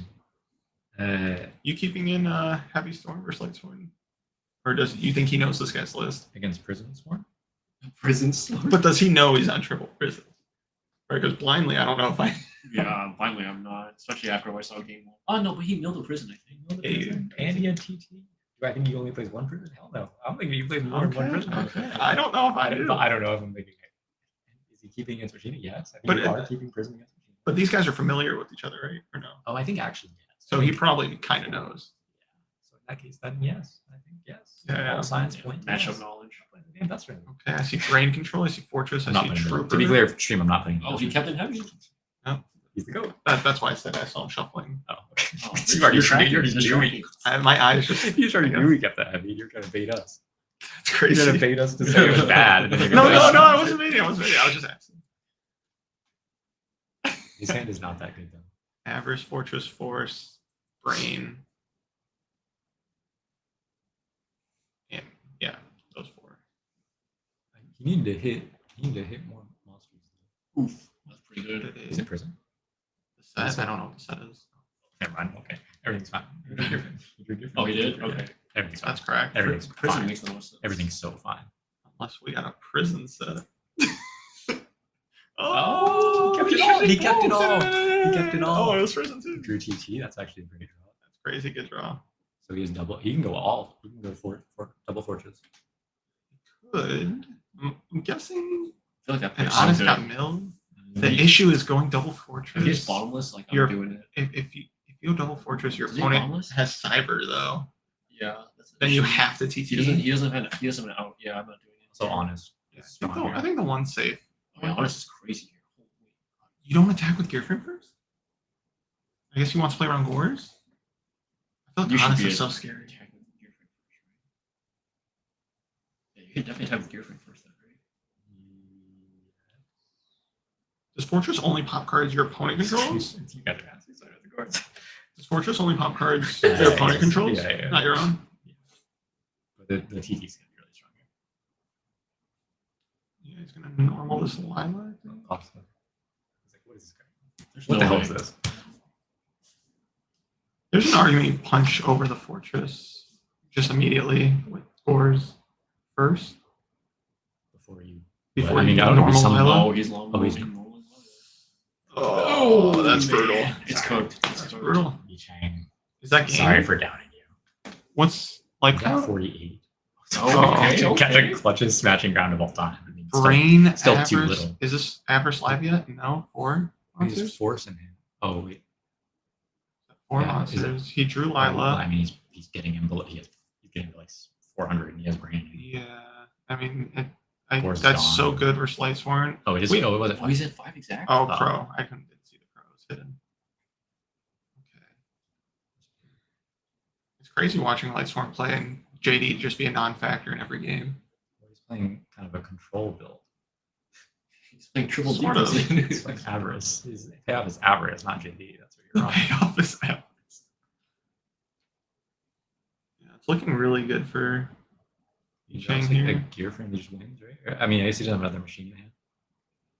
He drew prison, and I can't see the other card. Obviously, this is still insane, but prison, Fortress. So he didn't have another machine.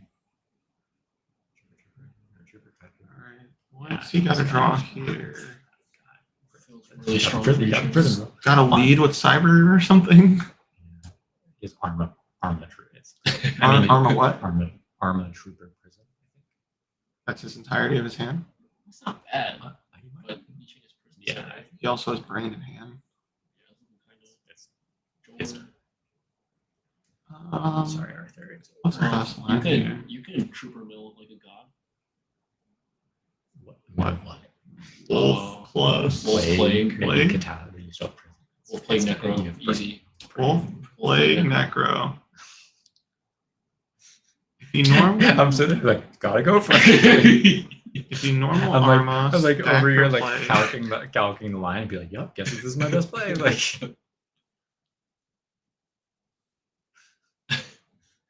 Look at you, I keep was looking at filing his this. side. I She's was like, looking at his side. Yeah, he He knows. He knows. He knows. Yeah, Well, I mean, dude, he's making this deck look busted. yeah, it really is. I've never seen Machina have such a high drawing, card drawing activity. gear frame off that trooper was very strong.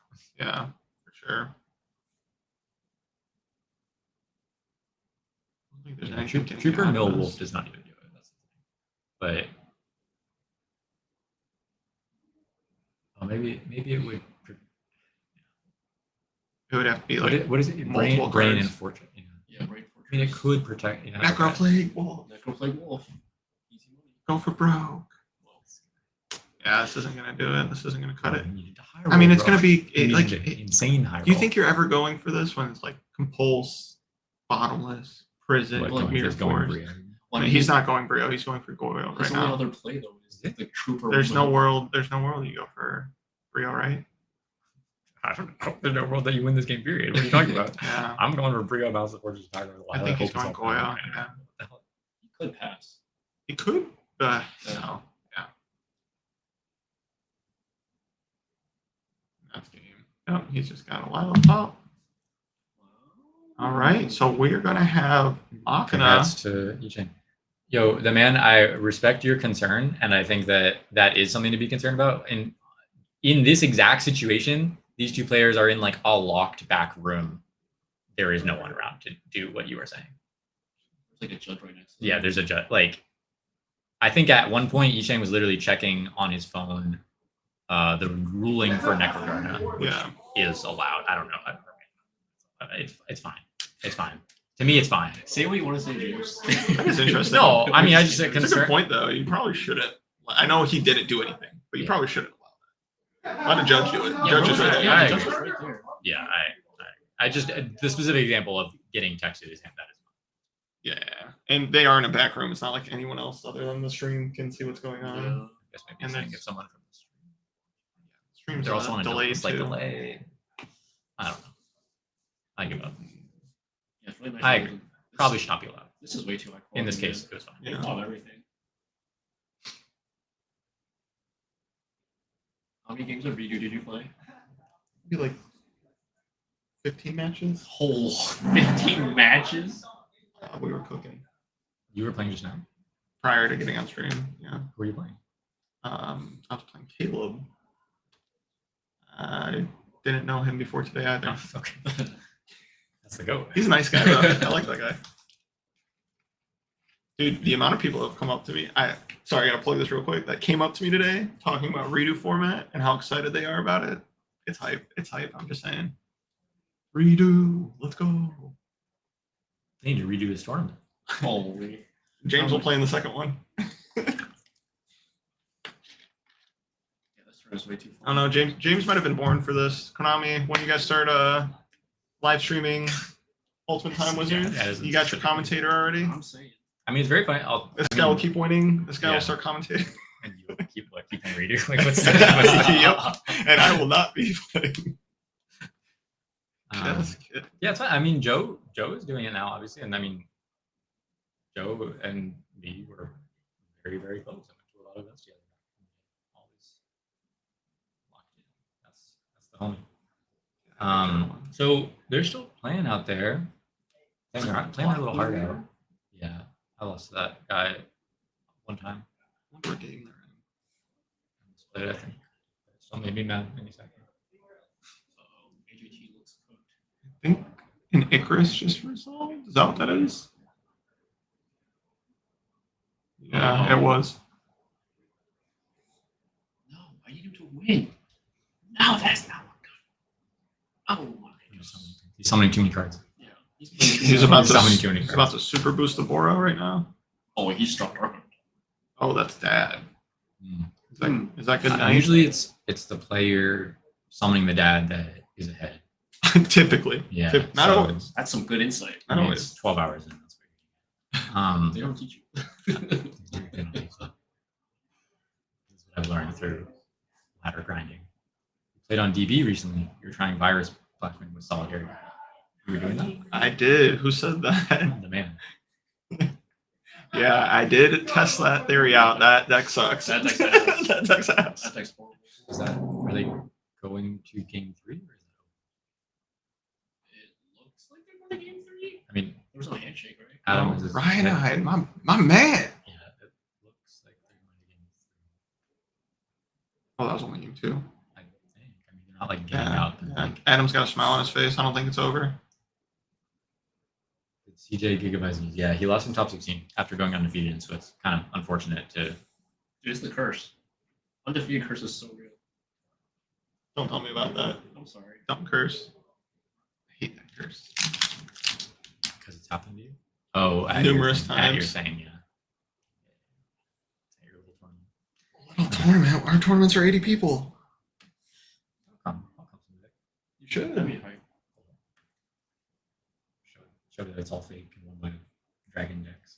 Oh no. No, don't talk about that, bro. Don't talk about that. It's been a while since that happened. Stop. Stun, Dark times, stun dark times. hero. Oh my god, give me a break. I watched the videos. Hey, we have a lot of Blackwing there, so Stun Hero might just low key be solid. Just cookie. Do you see the On the singer. Yeah, synchro. Dude, the guy, he was playing against a blocking guy. The guy went Rowan Shura, search Kaluga Pass, and he goes Cyber Banisher. I'm like, that's crazy. Whenever Adam plays, he looks like the most stressed person in the world, by the way. Like grabbing his head. He looks so sad when he draws. Even if his hand's perfectly fine. Dude's not stressing me against me, dude. It's in our culture. Not when he started Minecon on. Dude, I was Answer. so taken aback.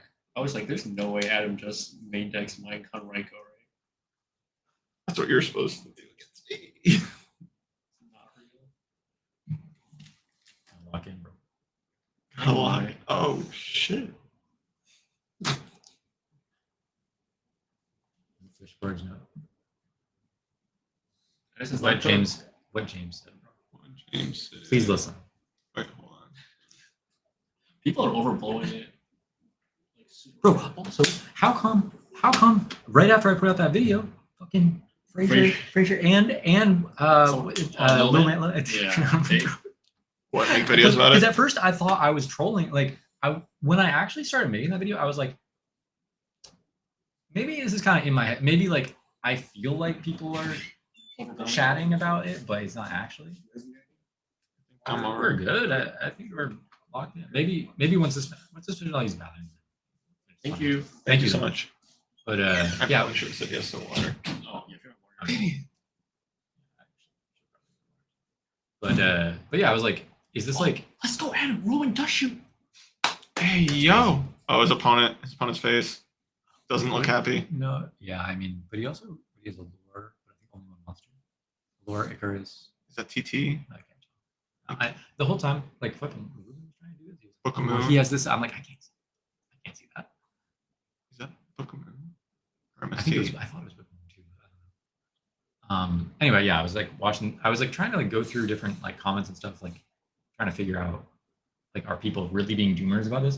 And I was like, maybe this is just kind of all in my head. But then they put out those videos, and I was like, okay, cool. People do actually think this way. People are scared. Yeah. Like, they don't realize like the percent of players that are actually good with those decks and actually have to open well consistently in a tournament is just like not high enough. I don't think it's the consistency. I think it's like when someone plays against it and it happens to them, And you it's feel like that. super demoralizing. Like it happened to me Yeah, of course. today against Gigavice, where he went first game 1 and 3, Did and I you- didn't you play the lost to game. Gigavice? Yeah, Did you lose full to combo. CJ? No, it wasn't TJ. He just full comboed game 1 and game 3, and I just didn't play because he went first in those games. And Yeah, it's like I had one of those games online too recently. It was just like one of the games you opened look very double. Right.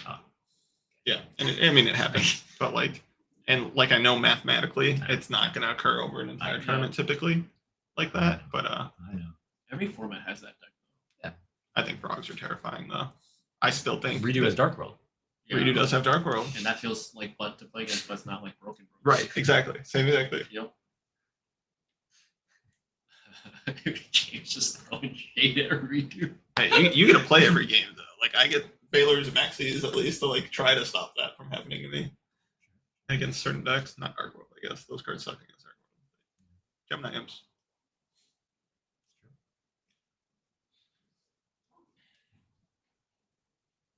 Oh, I didn't tell you guys that play I made against like a good Yeah, let's hear it. Game 3, he like half combos and I like break it, but we're kind of like top decking, and I like beat him down with a greffer, and then he has one back row set and I have no back row, and he marked the roses my greffer, and then he plays heavy storm, and I'm like, oh, it's gotta be Starlight. Oh, I have no back row. He has back row, mark of the rose, and then he heavies. Oh, sure. Yeah, that makes And then sense. I chain necro on heavy, and he can't. I've never done that before, so I was like, all right. that was nice. You know, You couldn't Starlight Yeah, yourself exactly. and you get your guy very, back? very Yeah, that's nice. nasty. Why he didn't have to use the market? Right? I guess it's, He I could've guess the said same, it. He same could've thing's said- happening yeah, regardless. yeah, He's losing plan from Gravely. That's good for him. Maybe he's thinking if he does see that line, then I still get the guy down. I mean, whatever. Go. Zoom in crazy. Oh, never mind. Okay, there's scene. It's a nice play.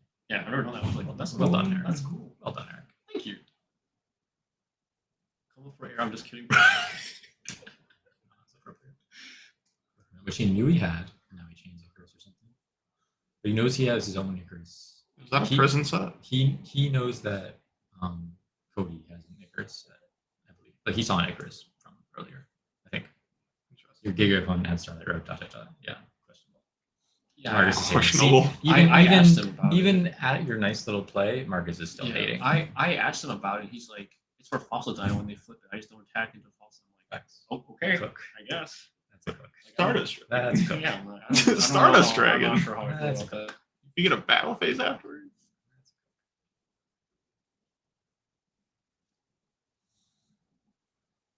Got locked in. Also, this must be close. Dude, Pro Storm's complaining about redo, but the dude's been playing redo for like 1 week. Just started a couple days ago, I'm pretty sure. Adam's cooking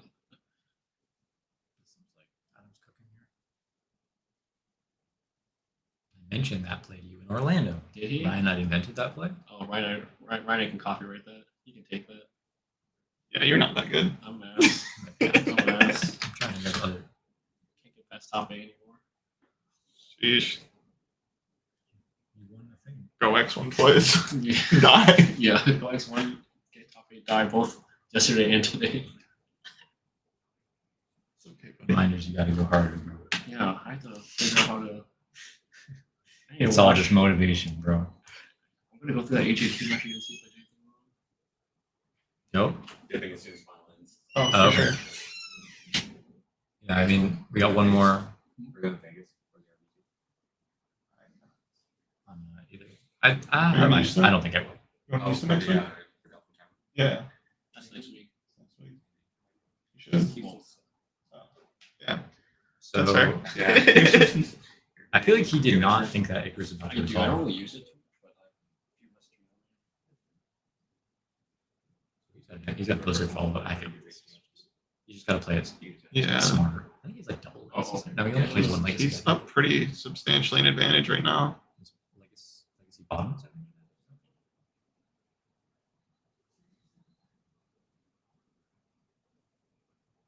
End phase beckoning while under trapstone. We want to talk about good plays.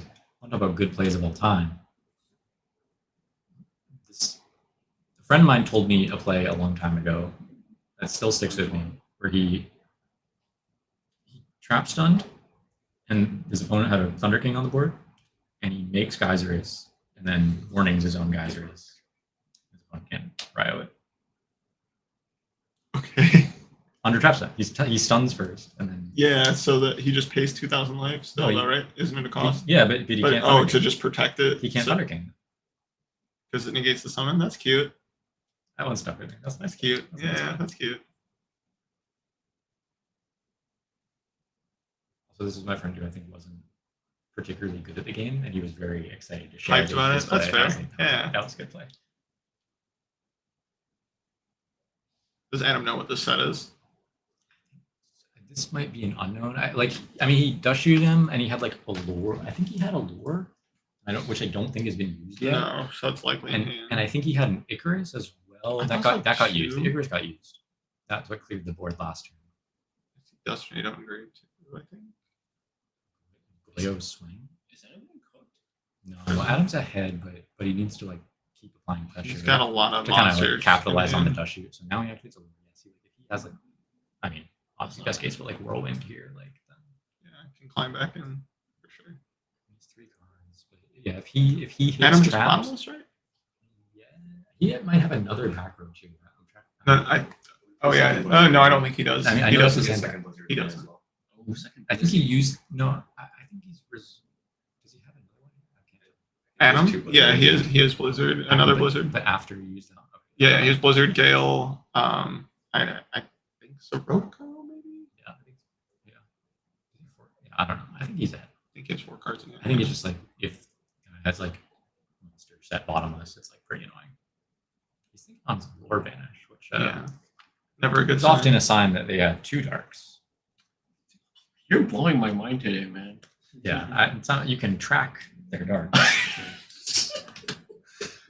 Fucking guy.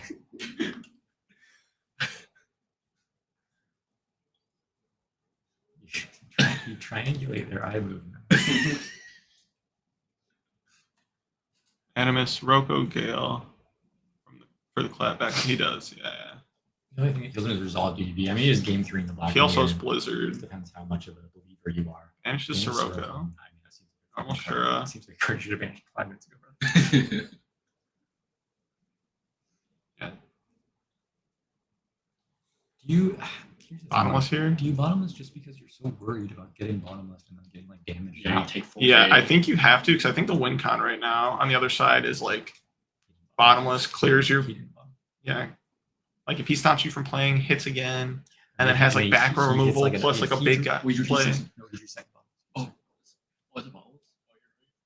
Oh, he smirked, but he smirked in a way that made me think he still has something. Yeah. You know what I mean? He Yeah, did he's fake. like- He did fake. Yeah, Yeah. Knows how to play. I think Adams. No, because I would have caught it. I tracked it. I'm sorry, I was fast. Yeah. Icarus. Oh, Okay, oh, well but- that's fine. Now he yeah, gets to that's- set the other that's bottom actually one. so fun. You don't care about that. You're fine. You're fine. You're so fine. Yeah. I mean, the thing is, I think Adam's still pretty high, so Is he though? How much has he taken is the question. I don't think he's taken more than that. The 18 and 17. Yeah, but now it's like brain plus something He can be treated his scary. I don't think about that. Don't tell me that. Sorry. Yeah, don't put that in the air. Sometimes like you Is it know you another open Sirocco flag now? back. It's Sirocco Gale. Sirocco Gale, Yeah, Blizzard, and I mean, you should Draco? win this game. You can't kill him with that. He's still pretty high because he hasn't actually got that many hits in. That's the thing. Like he does shoot him, then every time he's tried to go for something, he's at Trap.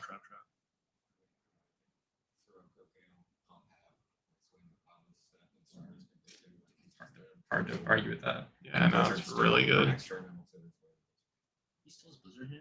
He has one card in hand, right? He's Ryko with He's Blizzard in right, hand. Blizzard, yeah. That's kind of nice. Yeah, I mean, it's 5,000.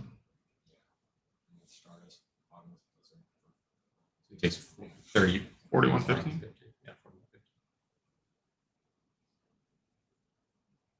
Oh, Shit. someone just He knocked it fell- over. He fell over. He couldn't believe it was so much damage. Flew back. Oh my god. Holy Shit. Oh, okay. whoa, All right. Handsome I man. felt something. Oh my. Dank edits. What's going on here? Okay, he made Stardust. I saw. Yeah, he punched for a lot of I don't know if damage. he- I don't know if he has Stardust. it. Bro, this guy did this to me. This guy did this to me. Oh, I look, didn't like look, it when he's he- showing. He, I didn't like it when he did. He's What praying. does that mean, bro? If he rips him. Okay, they did not rip I didn't- anything. I didn't like it when he did that. I don't know if he did it against me or I just saw him do it to someone else. Well, wait. Did he Blizzard. actually have it? He has Did bombs. he draw it though? He has bombs. It'd be amazing if he actually drew. Why What are you is that? thinking so hard, bro? I mean, it doesn't matter. Like he's gonna go Brio. Like this card last card in hand. He's gonna get bottomless. I don't Yeah, know he what has Adam's Blizzard. at. The only worry here is if he bottomless. We took 5,000 just now. So 41. Yeah, he could probably let it go through a few Brio bounces, just bomb his chain. I don't know how many darts he has. That's the only thing. but he's gonna deal with Brio. you do not bottomless this right now because then if he has Bora, Yeah. he gets to summon and make Goya. Like this. But you should He know. still has- Oh, maybe, he still has maybe, Blizzard in hand. maybe Adam knows the Honestly, last I mean, card. I don't know what life is, but I mean, honestly. Yeah, he's probably fine regardless. No, he's super fine I don't know. regardless. I think you wait for the Brio and like let Yeah, him priority. I- discard What's it. I just don't know what life What's is. Adam's life? No, Because you does just- you brain just just like end the that. game if he's low enough? Well, I Just mean, he would- 44, I so think it's he's not not gonna gonna go do into Brio. Yeah. Yeah, even if it's not game, you just bottomless Stardust dodge and then Yeah, Fine. like, yeah. Stardust runs over Brio. And you have Blizzard for, like, oh, Blizzard Brio Just gonna and then- crash. Yes. No, he's- Yeah. Yeah. It's, But- he used his Goyle already, so he has to like arm ring over. Oh, sure. I don't know. I think you have to. I think you Blizzard. All right, Adam takes it. Adam will be advancing to the finals. Ooh, Blackwing okay. versus Machina. All That's right. Machina's dream, right? All right. I think there you have to go. You have to give up the Brio because he cracks back with if you go arm wing, he has the ability to top deck Sirocco, to yeah. crack back Yeah, and I mean- stabilize. But it doesn't matter.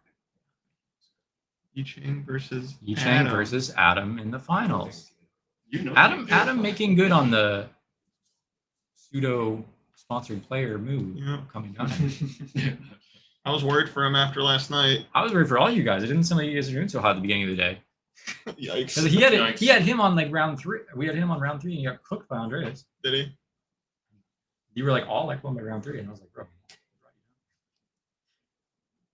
That's crazy. That's crazy.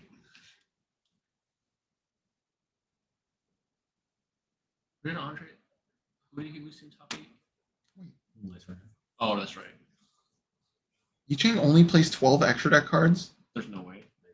Yes. No way. He doesn't play any tuners.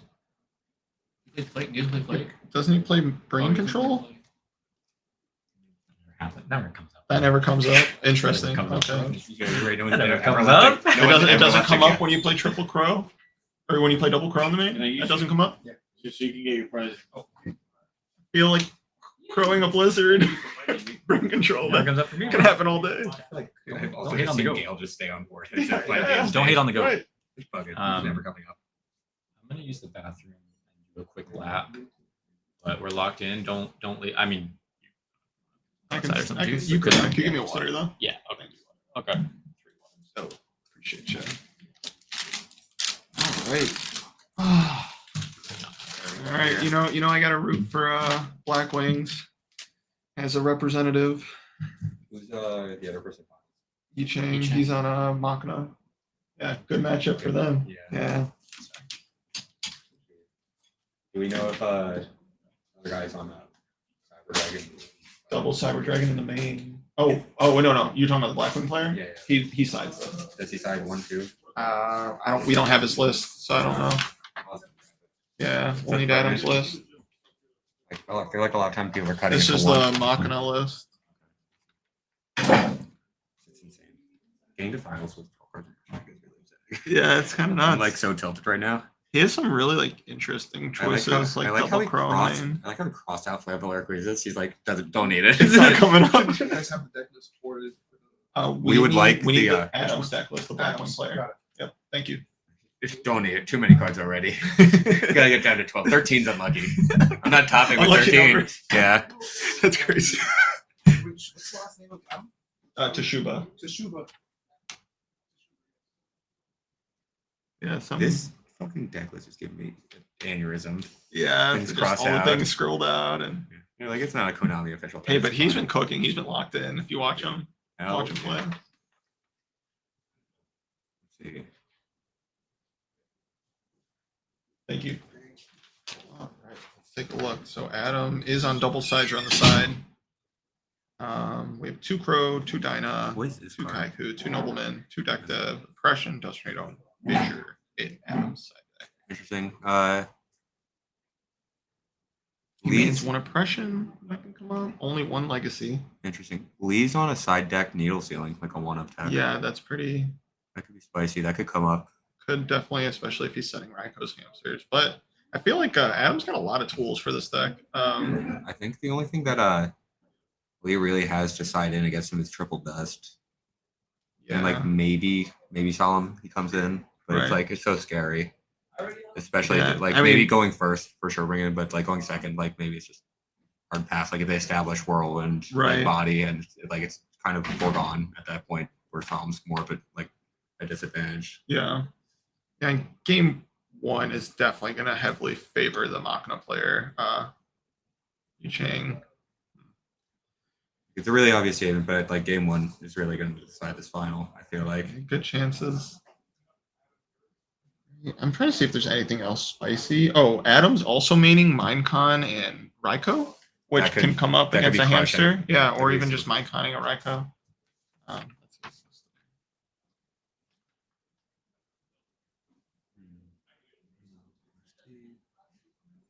Wonder how long till they get started here. Yep. Oh, you got it? Yeah. Let's fucking go, dude. Plus.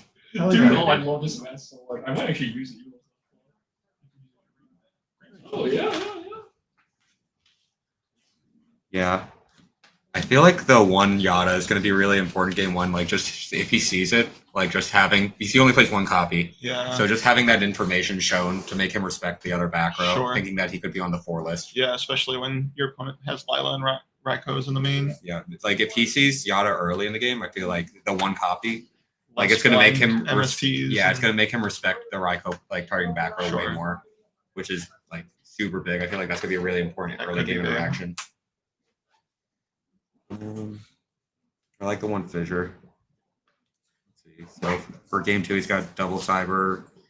He's got the Nox. Are you signing in He's Kaiku in that matchup? I don't think so. I think it's just like it's bad to establish board. Like Right. you're really only disrupting like Avarice, kind of. Sure. But there's times where there just get too many. Or a and- Fortress that's stuck in graves. And usually like I feel like the times where Fortress is just sitting in grave, like you have the access to a second one. Yeah. So I feel like it's kind of it. I feel like the cards that are gonna come in for sure could be the Fissure, the Dust, both Nox, and the Cyber. Cyber Dragons. Yeah. And possibly Crow. It's just hard because you have to Crow in an open game state. And, Except like, against Avarice. except too. against Avarice. So Yeah. it could be good. Avarice. Does he play Plague? I don't know if Yicheng plays Plague. I don't think he does I don't. actually.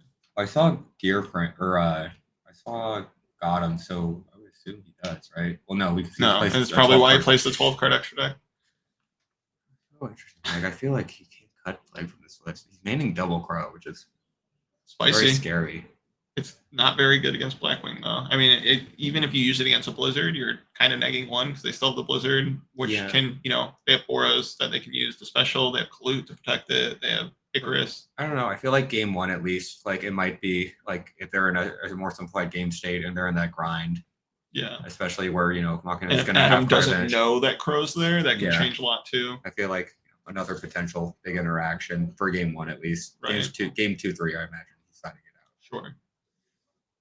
But definitely like surprising him game one in a simplified game state that could be really crushing into like gear frame, like Fed Hamster for type Sure. example, and they go Blizzard. And then you like just completely out tempo them. Right. I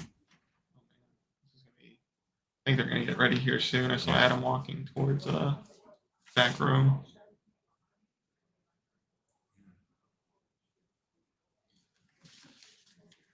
I don't know. I feel like I would just cut one crow, play the plague, like play full extra deck. Oh, in the main deck. Yeah, I like Plague. I just like the utility it gives you. But I mean, listen, he plays this Machina deck and clearly he's been cooking with he's it. cooking. I think he won the FFG tournament.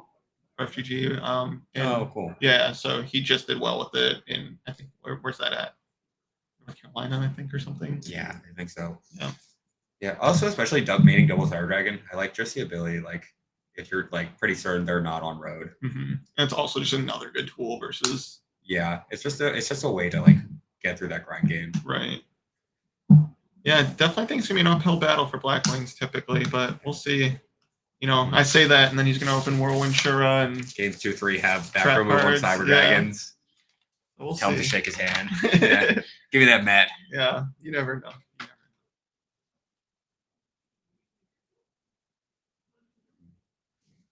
How do you do today? I was X2. I went 4-2 round 6, and then lost round 7. So That's tough. not bueno. That's fair. Got game first loss was Gigavise, game 1 and game 3. He just went for his full combos, and I can't crack it. Right. And then another loss to Machina, and I was on Blackwing. That was a tough one. Right.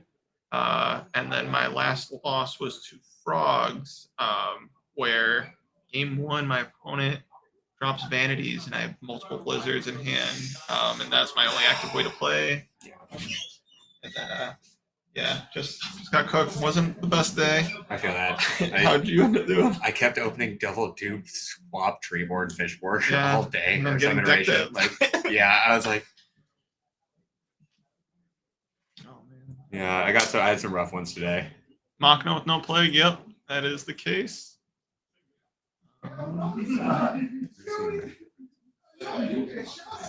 Oh yeah, Macro guy. Yeah. Okay, he's on FGG. Tourney was in Maryland. Okay, it was Maryland. There you go. Oh yeah. That's where it's They at. held it with Yeah, I remember. We went to. It was where the RBT Maryland was. RBT. Yeah. I'm surprised OG didn't come out for here. third and fourth now. Gotcha. Can we show the stream? Huh? Can we show the stream?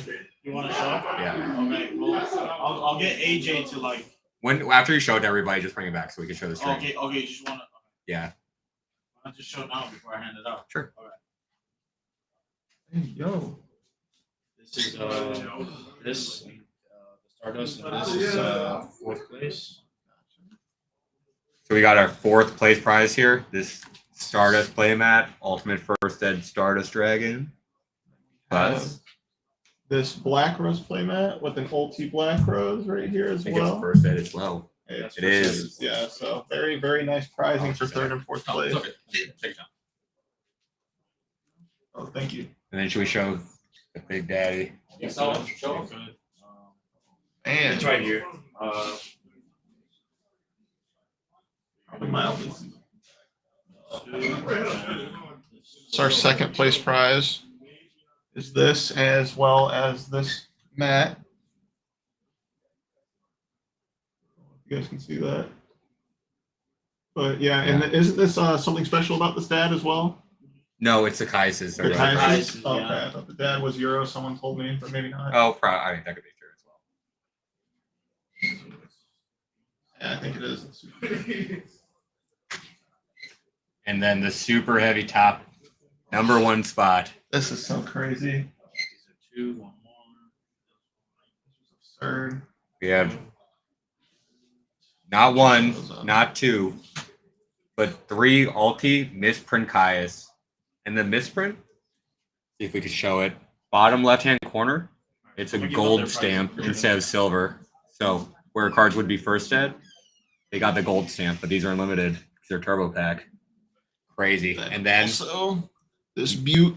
many racks. Many racks. UDS, yeah, I know you guys can see the screen, but Many racks. beautiful UDS mat here. I think there's like 20 of them. Really? I There's think- only that little? I think Holy. it's like they don't sell, they're not in circulation. There's Crazy. I think they made like 100 or maybe 50 because it was like I think the UDS championship series. So like if you won UDS event, you got invited to this thing for the belt and you could win that. Top 16 to get it, right? Yeah.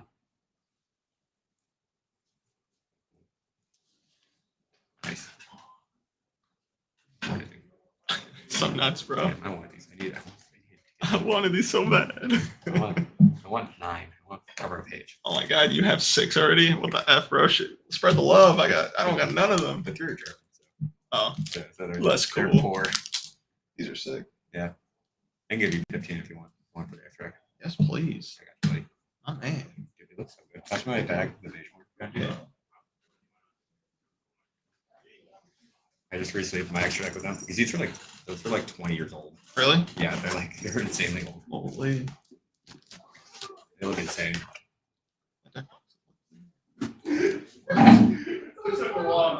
I was saying the bag. Yeah, no, I was just saying that. I want to see how nice it was. Yeah, they just sick, and I use the deck box. With Oh, this. plus, yeah. Yeah. So. Oh yeah, I'll dude. crack another one. before you Appreciate get your to boss. the court somewhere. I don't know if we officially. I'm Edward. Oh, Marcus. Yeah. Chat saying from Miss Parent. Oh, nice. Yes, sir. You want some? There's Arthur. Is the Black Rose the third place prize, right? Yeah. Yeah, so he took third place, getting the Black Rose.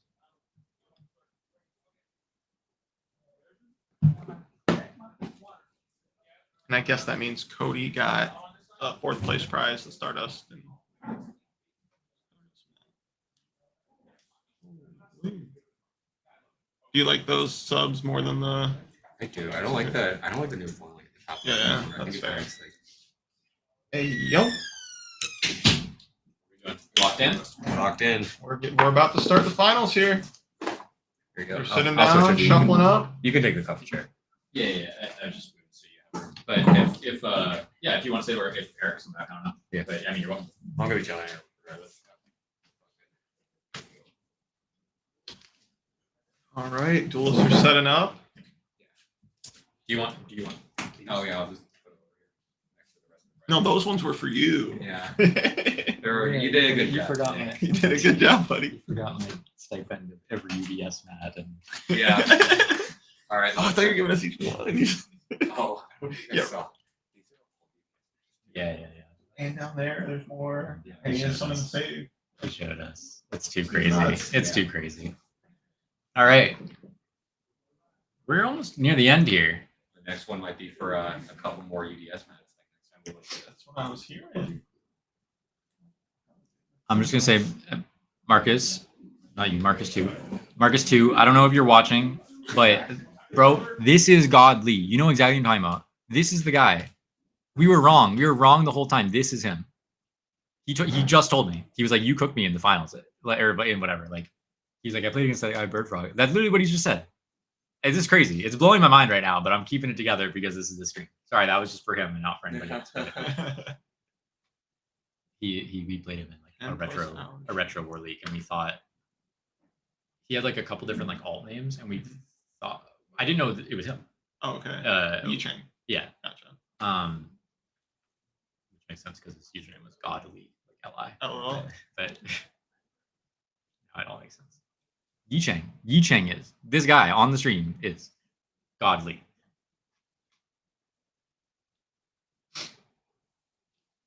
Big O. All And he had the fake account, the Jake Finney guy. That's him.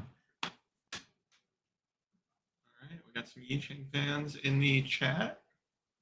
Cooking nicely. They cook. But you just complain. You just started talking about something. I like didn't remember it. He's like, yeah, man, I could have held the MST for the empty. Like, I don't know. You like started. I was like, I don't remember anything we were talking about. Yeah, after a rough early start for Adam, I'm pretty sure he started the tournament off 3-2. One out in Yeah, Swiss. yeah. Ended up making top cut and I think 13th seed. And finds himself here in the finals. Yeah, Adam earlier in the day, he's like, I'm X2. He's like, I don't think I'm good top. I'm gonna go bubble out. I'm like, dude, you're for sure top. Yeah, he was worried about his breakers. Yeah, I'm like, you're good. Yeah, I was like, I mean, You're it's at like table 2 a rounds out from. it's like a smaller 7 rounds, I guess you could say. So it's like, As long as one of his tiebreakers held. yeah, he stayed. which understood. But I yeah. don't know. Was it smaller though? Because if you clear 128, it goes to 8. Oh, is that? I think so, right? Maybe that worked in his favor. I don't know. I think it did. Yeah, I'm just covering the game. The extra 6 people that came out today fucking clutched it up for him. Yeah, exactly. Yeah. And now he's in the finals against Yi Cheng. So, okay, once again, I'm sure y'all just did a spiel with showing the prizes, but Southside Gaming, we're here in the finals in Florida. Adam is here. Yi Cheng is here. They both flew down for this crazy prize pool. And we're in the finals. And Yi Cheng is playing Machina with some tech, and Adam is playing Blackwing with some tech, I guess. Minecon Ryko technology. Minecon Ryko technology.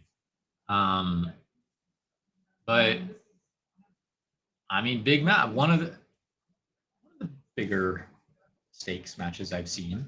Oh yeah, I for think, sure. I think arguably maybe the highest. Yeah, because on paper there is a bit of a disparity.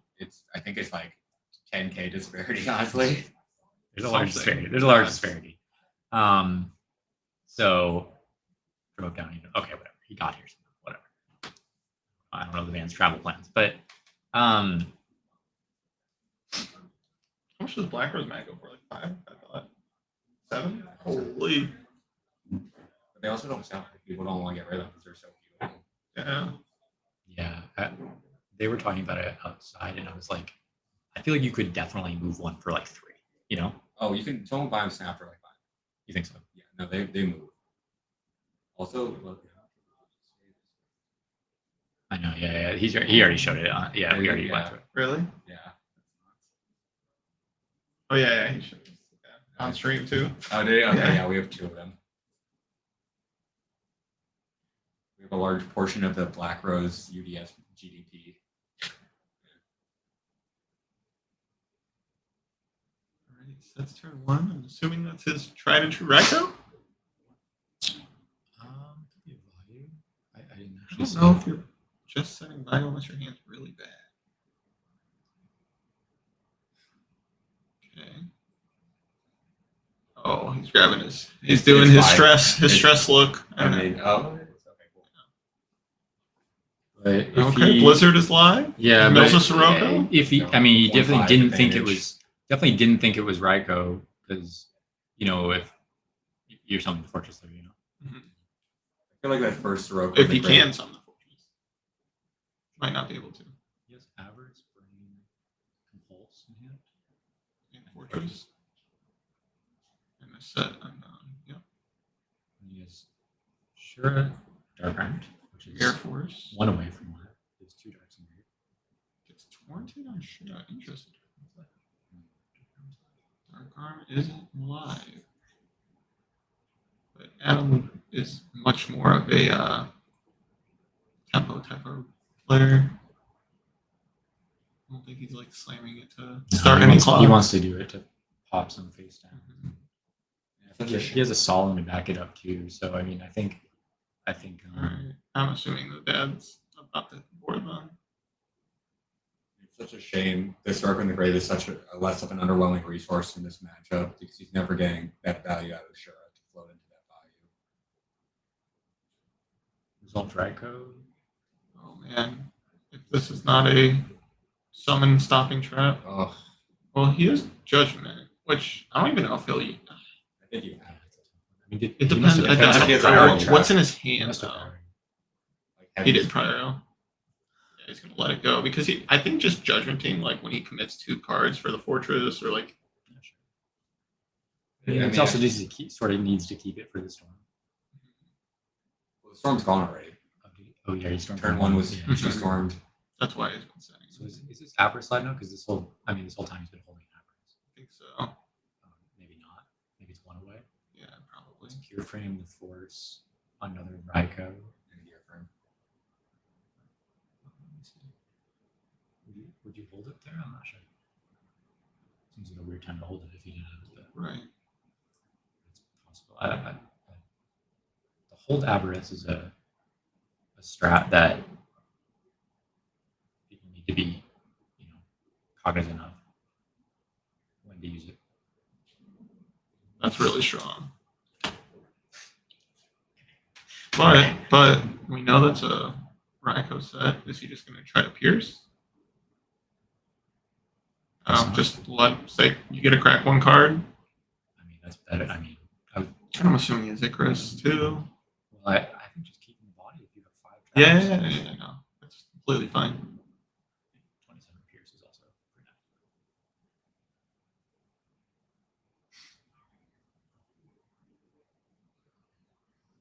I mean, you're never solving this. I'd rather like solve the normal summon of a Gear Frame or something. Yeah. I think it's gone though, so you can't be a little looser with it than normal. But I don't know if I've done it. He milled 1 Avarice, I think, so we get a 2nd Avarice. He knows the fortress is there. I don't know what his other sets. I think. I don't know his other sets. It just totally depends on his other sets there. Do we know if we have a battle trap here? Is there a level to fortress at all? I don't know. And you saw the judgment from Adam's side? Yeah. He said at the journey set 3 before he dropped that. Pulse and Trooper's really solid here. I mean, if he has a deeper, kind of neutralizes, but bring it up to. Oh my gosh. I mean, I think he does play a 5. I good check. And this is the type of simplified game state I was talking about earlier. He plays Catastrophe. Okay, he doesn't play. It's funny, we're literally just talking about this though. Yeah. Oh my god, he's actually doing it. Oh my god. It comes up. And like Catastrophe significantly less good versus Black Wings though. I feel like milling. I don't know. Why do this? I don't feel like I'm braining here. I feel like this is pretty underwhelming. I mean, it kind of like hedges you against Take both. deep prison, you know? Sure, but But you're happy burning the deep prison here. He like, didn't attack the trooper. yeah, I mean you're never. But like Yeah. I feel like forcing the deep prison here with the troopers is fairly solid. No, it's an option. oh, and it gets oppression. And with judgment oppression, Yeah, you know he has double compulsion fortress. Yeah, he's setting one of them. Yeah, I think that's also why he doesn't have to judgment. I think he has Mirror Force set now. You can just set Mirror Force. Yep. I'm being honest, I don't think he set any more cards here to play around Icarus. I mean, Sure. I feel like Icarus is like the least of his concerns. No, I know he's just so far behind here. Yeah. And Adam needed this. Like solemn this. oppression, like where really like Such here's a but tough matchup. you know, if we was able to stabilize with a gear frame here, this was the type of grind game I was talking about in the pre-game That Raiko's a good draw though. You know, this is I gotta where- be honest. Sorry, I don't know if they can hear you very well because they were complaining the whole time. I feel like if you sat there, just like if you like, just because they were complaining about it earlier. So no. I just like. No, I appreciate you. Thank you. Also speak quieter. No, it's not necessarily quiet. It's just the directionality of it. Right. But in the pregame breakdown, we're talking about how he's released on 2 Chrome in the main. This is the type of simple game state where like once oppression goes, like if we're in a grind game, like you shut out that blizzard to pre-tempo.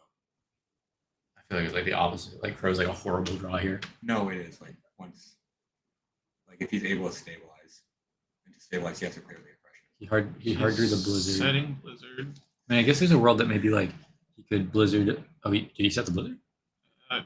Wait, I don't know. Did he have another monster in hand? Hey, Clue Blizzard. Oh, Clue. He probably sits. Well, I mean, here's the thing: That's is like tough. there's a world right where he's aggressing on his turn. Target the Raikou in a back row. If he targets Compulse, he's just going to chain the Yeah, Compulse exactly. to it. He hit the Mirror Force though. Yeah, which makes sense.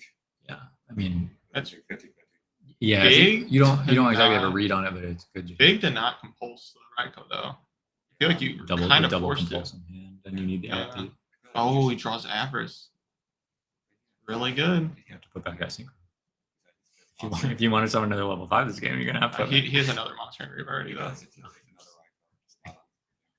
it's like, if you want to summon another level 5, you would need to put back the catastrophe because he does not play.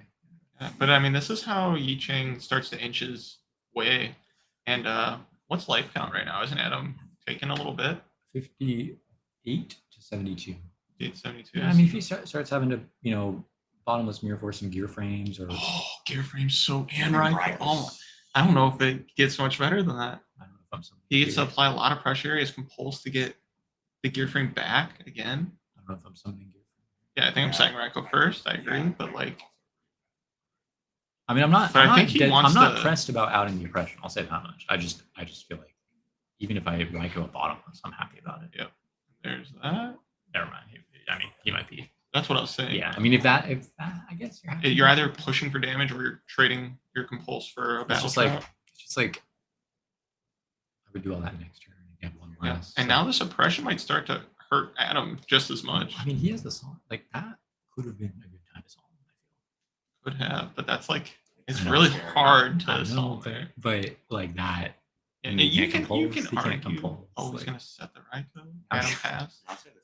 But he didn't even set more So- cards. Wait, why? So, Adam has Gale plus Collude plus Blizzard. on the little guys under his own oppression.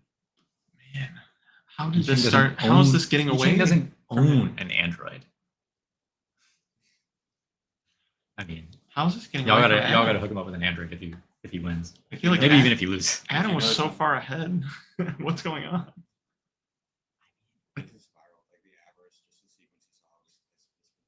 Yeah, seeing the 2 hours. Did Adam win if he, since he had oppression, if he just judgmented and saved the dad? I'm not sure. He had brain in hand at that point. I don't know if he didn't have any darks engraved, but like If he can just press for a lot of damage. Mills Oh, and he hits. Oh my gosh. And he has gear frame in hand. That's cracked. but Adam has to be a little bit happy that the Highest Fortress. oh, Solemn the Trooper. That's interesting because when he brained and then he Solemn, so he would get the Blizzard pass back. But he summoned the Trooper in main one, so then you're taking the damage off. I don't know if you can do that. You get pretty low. But yeah, I think Adam's on the back foot now. I mean, I actually think that the brain was like kind of a fantastic play. You know what I mean? Like it played through the deep prison nicely. But again, like I think if you're Adam, you're not happy, but like I think I'd be a little bit not mad that he outed the oppression because like your Blizzard is not. I mean, he has so many more cards than you, but at the same time, like Blizzard be pushing through a lot. Yeah, but you can argue that like Adam is just waiting for like a whirlwind or something where he can start steamrolling with the oppression up. It's tough to say. It's Well, but even then, you can't get over really a big monster. yeah, with the game, and I like Adam has judgment, so even if he like Yeah, tries Adam- to that's stop the the thing. aggression, it's not great. That's sort of the setup that I'm saying. Like, if he,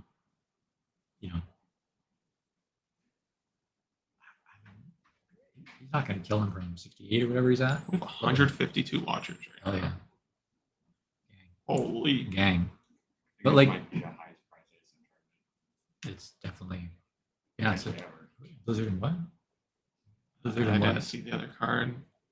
For Adam's sake, I hope it's like an MST or something. We do have the Solemn to force this one place. If he just attacks, are you compulsing this back again? Or are you just using compulse defensively now? I kind of feel like I want to keep a defensive card. Yeah. Because at this point, you're worried about your summons getting stopped. Yeah, I think that's correct. But He has 2 forces. does he have? Yeah, 2 force. Yeah. And then he has 1 fortress and grave, right? Yes, he has a fortress engraved that Yeah. got milled. Yeah, so we can do that next turn if he wants to. Ooh, that's a great draw. That's a really good draw. It's just a normal summon, a safe normal He's just summon that's doing gonna this- pick he's apart. doing- see, I don't even know if I guess this is sort of like forcing Icarus in a sense. So that, or I mean, he doesn't know the trap. I think he hopes it's Icarus because then he can bounce it back and then summon another fortress by discarding both fortresses. Well, I'm just saying, like, if he Icaruses, yeah, exactly, he could do that, but it's also getting the Icarus out of the way, so the hamster's gonna resolve. That's what I'm thinking. Let's use the mic. The right guy's gone now. Adam's checking his grave. I'm wondering if he has either. Do we know he has another Blizzard? We do. Well, he has 8 Blizzard, right? Is Blizzard I see Shura? Shura. Yeah, Shura Blizzard.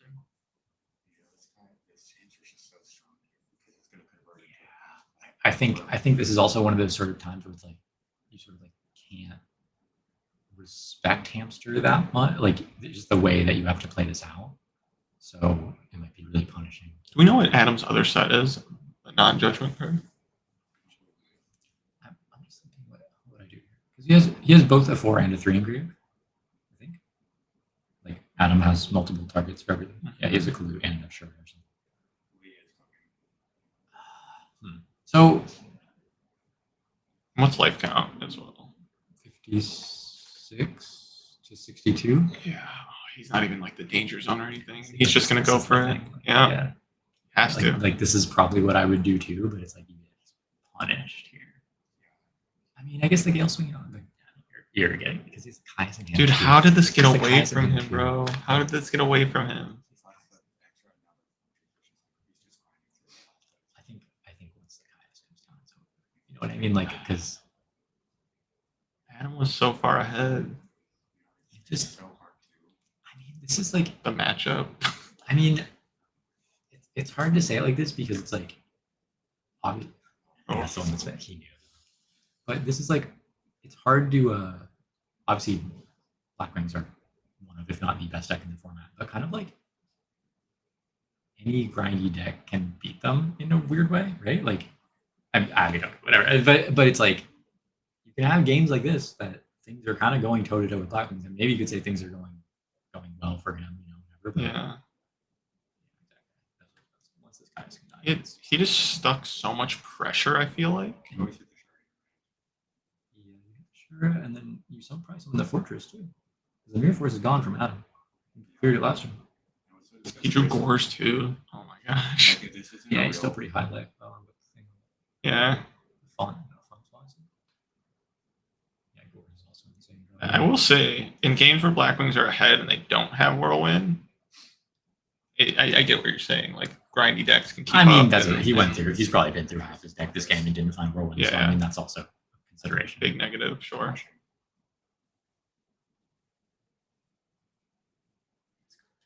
He has to like go catastrophe unless he gets an insane drop brain.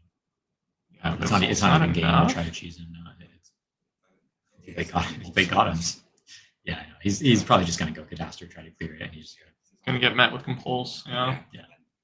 that's like all you can do. Maybe even you don't attack with the catastrophe, but same thing. There's an argument if he brains that he compulses his monster back if he's worried about him punching like tributing Sirocco or something. Because he doesn't have any active if he brains plays. first. Yeah. I mean, He might not Well, do he has it, force, but- so he would do that. Yeah. He would. I'm saying like he would bounce it back, and then you just left with an empty board. Yeah. And then he has another fortress in hand too, so it'd be live. Yeah, like whatever Adam's making, whether it's Goya or Hungary. Yeah, but now he has to, if he doesn't attack directly, he has to crash the fortress. Yes. But in this spot, are you respecting Gores like that? Probably not. There's no way you don't make a catastrophe, right? He's reading bottom or playing through bottom. Was that hard? Maybe he has a feeling that it's Compulse. I don't know. I mean, he knows he plays multiple compulsive. Yeah. He's been through double bottom or something. This is actually, if he has a read that this Compulse is a really heads up play. It's also still bad for him. But yes, but yeah, I thought he compulsed his own fortress, right? Yeah. Exactly. Yeah, no, I mean, Now, Adam, is he going to attack directly? I mean, that's like That's I tough. know, call. I know, but it's just you're so down pat. Okay, okay, okay, okay. But it's seriously, I feel it's just one of those like I'm gonna lose the game, or like I'm gonna lose if I don't. I mean, believe me, like I You could, feel so good. I with could that. make the read that he has Gores as well. I just think it's the risk reward. Yeah.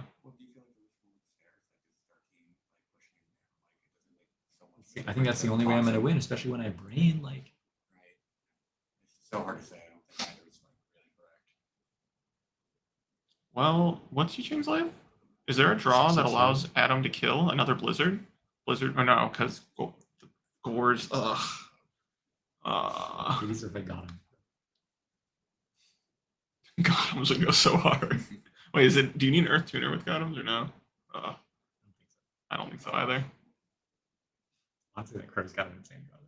It is. It's like one of the best draws. This is like a combination of cards with the Blizzard. It's getting crazy. What am I talking about? Okay, you got me on that Oh my one. God, You got me on bro. that one. Oh my god. You got me on Oh that my one. god, I can see the future. You got me on that one. And I was a naysayer, dude. I'm losing. See, this my powers are wearing off because I'm over here being like, obviously he's just gonna attack it at the Gores, and Nope. there's no way the Crow's getting value. Like, never down to go. That compulse is solid too. Yeah, that's game one. All right, so What a game, Yeah, honestly. Though. and What a game. Great finals game. there had to have been some missed I'm chances sure, there, right? I'm sure, but I mean, obviously, I think Yicheng played it great, grinded it out. I think The two Averses definitely did a lot of work. drawing into gear frames at specific times. I really How many wonder. times did he summon a gear frame that game? No, might be 4, 3 or 4. I really wonder if that choke point of like not solving. I think it definitely was the solemn. I don't necessarily think I think it on was the 3. bottomless on the Darkroom. I also think you could have maybe, like, I don't know if you needed to summon Darkroom that turn. Yeah, it wasn't just the gear frame though. It was the gear frame and the Raiko, by the way. Off the, And the first compulses at Avarice. there. Like it was, Yeah. you know, it's just like he kept having, you know, +1 monster, Raiko or gear frame and A trap. Yeah, it's Like, and just- that's what you just like. You need to draw that curve. And And then you like the keep turn he having drew, that and then the curve. turn when Like Brain he was low-key a drew the bad draw, hamster like- when he was gonna go in as a defensive. like with the Kai's in hand, so he can play more passive. Like he ran runner, perfect. I mean, it was. It's not like he sacked Adam. I mean, the No. deck is built that way, and I do think if you compared, you know, ways to play that game, I think Yicheng played it a little cleaner. But it was Yicheng a is a complicated god. game. Complicated game.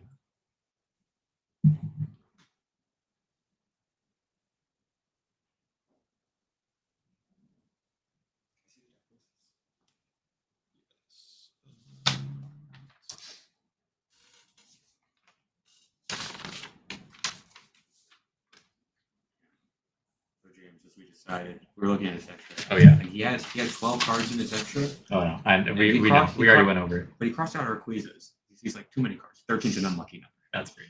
That's great. He's like way too many cards.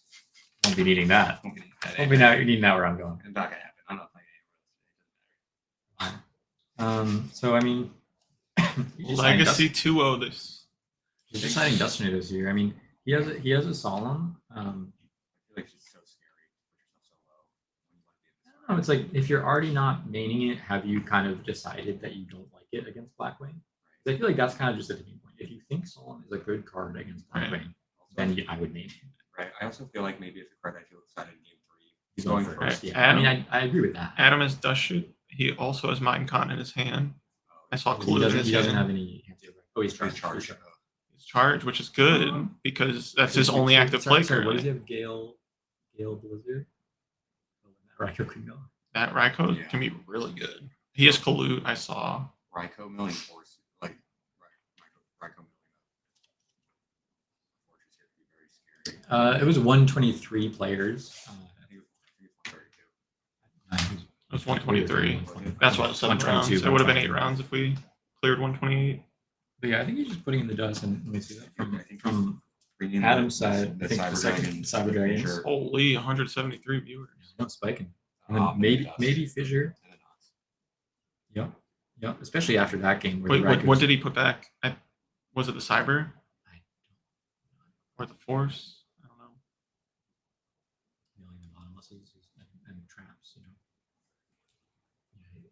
think he's in back to Cyber.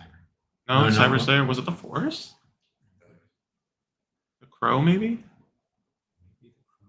Oh, he went Lila. Wait, but if is this bottomless? Yeah, this is not so bad for Adam. He's fine. He's taking the damage. I mean, either way, you're still converting, but Okay, well that makes sense. Nolan. Okay, put back the Force, I think. What are he had Dust Tornado and what is the other trap?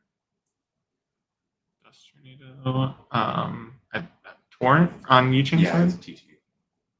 So Adam draws Torrent. Really big interaction here because in Adam's deck he's only playing the one Gaia, but he doesn't know this, so him seeing it early in game 2 may make him respect the blind rifle blind mile into the back row for the rest of the match. What are your thoughts about Lee keeping in Crow post side against Black Wings? an average deck, bro. Those monsters. I feel like it's just like even when you hit a Blizzard, like their Icarus is still alive, Kalut's still alive, they can still special Abora, like, and you're negging one to do it. That is a valid argument. Adam did side a Nobleman's. I'm siding Yi Chang. He knows what he's doing. Yeah, he clearly knows this deck better than anyone, so he's been cooking. You know, everything you're saying makes sense, but Okay, we're gonna get a Gale. out of all of them, the Gale's the one you lead with. Yeah, Unless you have the protection of the Kalu. I think the idea is you can protect the Kalu and then follow up normal the Blizzard for Kalu, right? But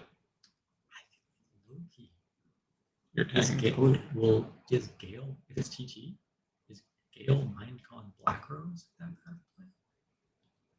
Tornado on Nobleman. Okay, that was a good bait. That was a good bait. Okay. And now, I'm kind of surprised he used it. yeah, it's actually good for Adam too because I guess that's now his opponent's going to feel more safe to set like a Raikou or a Hamster. Mindcon Black Rose. That's what I said. Yeah. He clears the dust and the TT, and he can set. But I mean, if the traps that he's setting is Nobleman, then No, he doesn't it's really care about the fair dust play, ring. but I think he wants to keep Minecon just Yeah, as I mean, like that's yeah. right Keeping the in Mindcon this pretty type of game state, like drawing a Raikou or Hamster and being able to take that can really swing it. It's like this.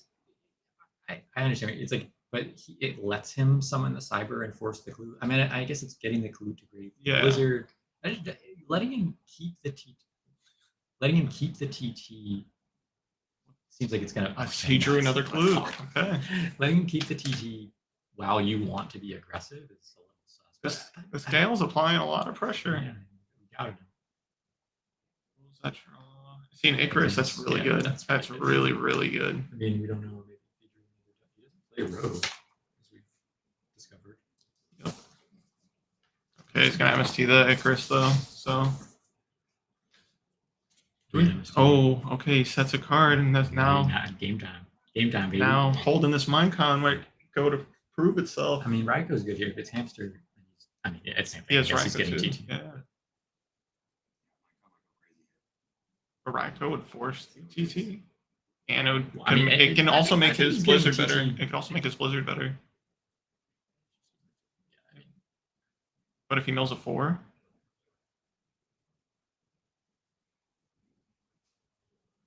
oh, terrible mill. but he can get back to Gale. Yeah, I guess just Sidra He's been through or two not cyber- Sidra, Catastor. Yeah, he's been through both cyber dragons too, so he can't counter attack it. Perhaps we could Oh, hold him yeah, here he for could. he's respecting. Doesn't he know the last card is force? What the hell was that?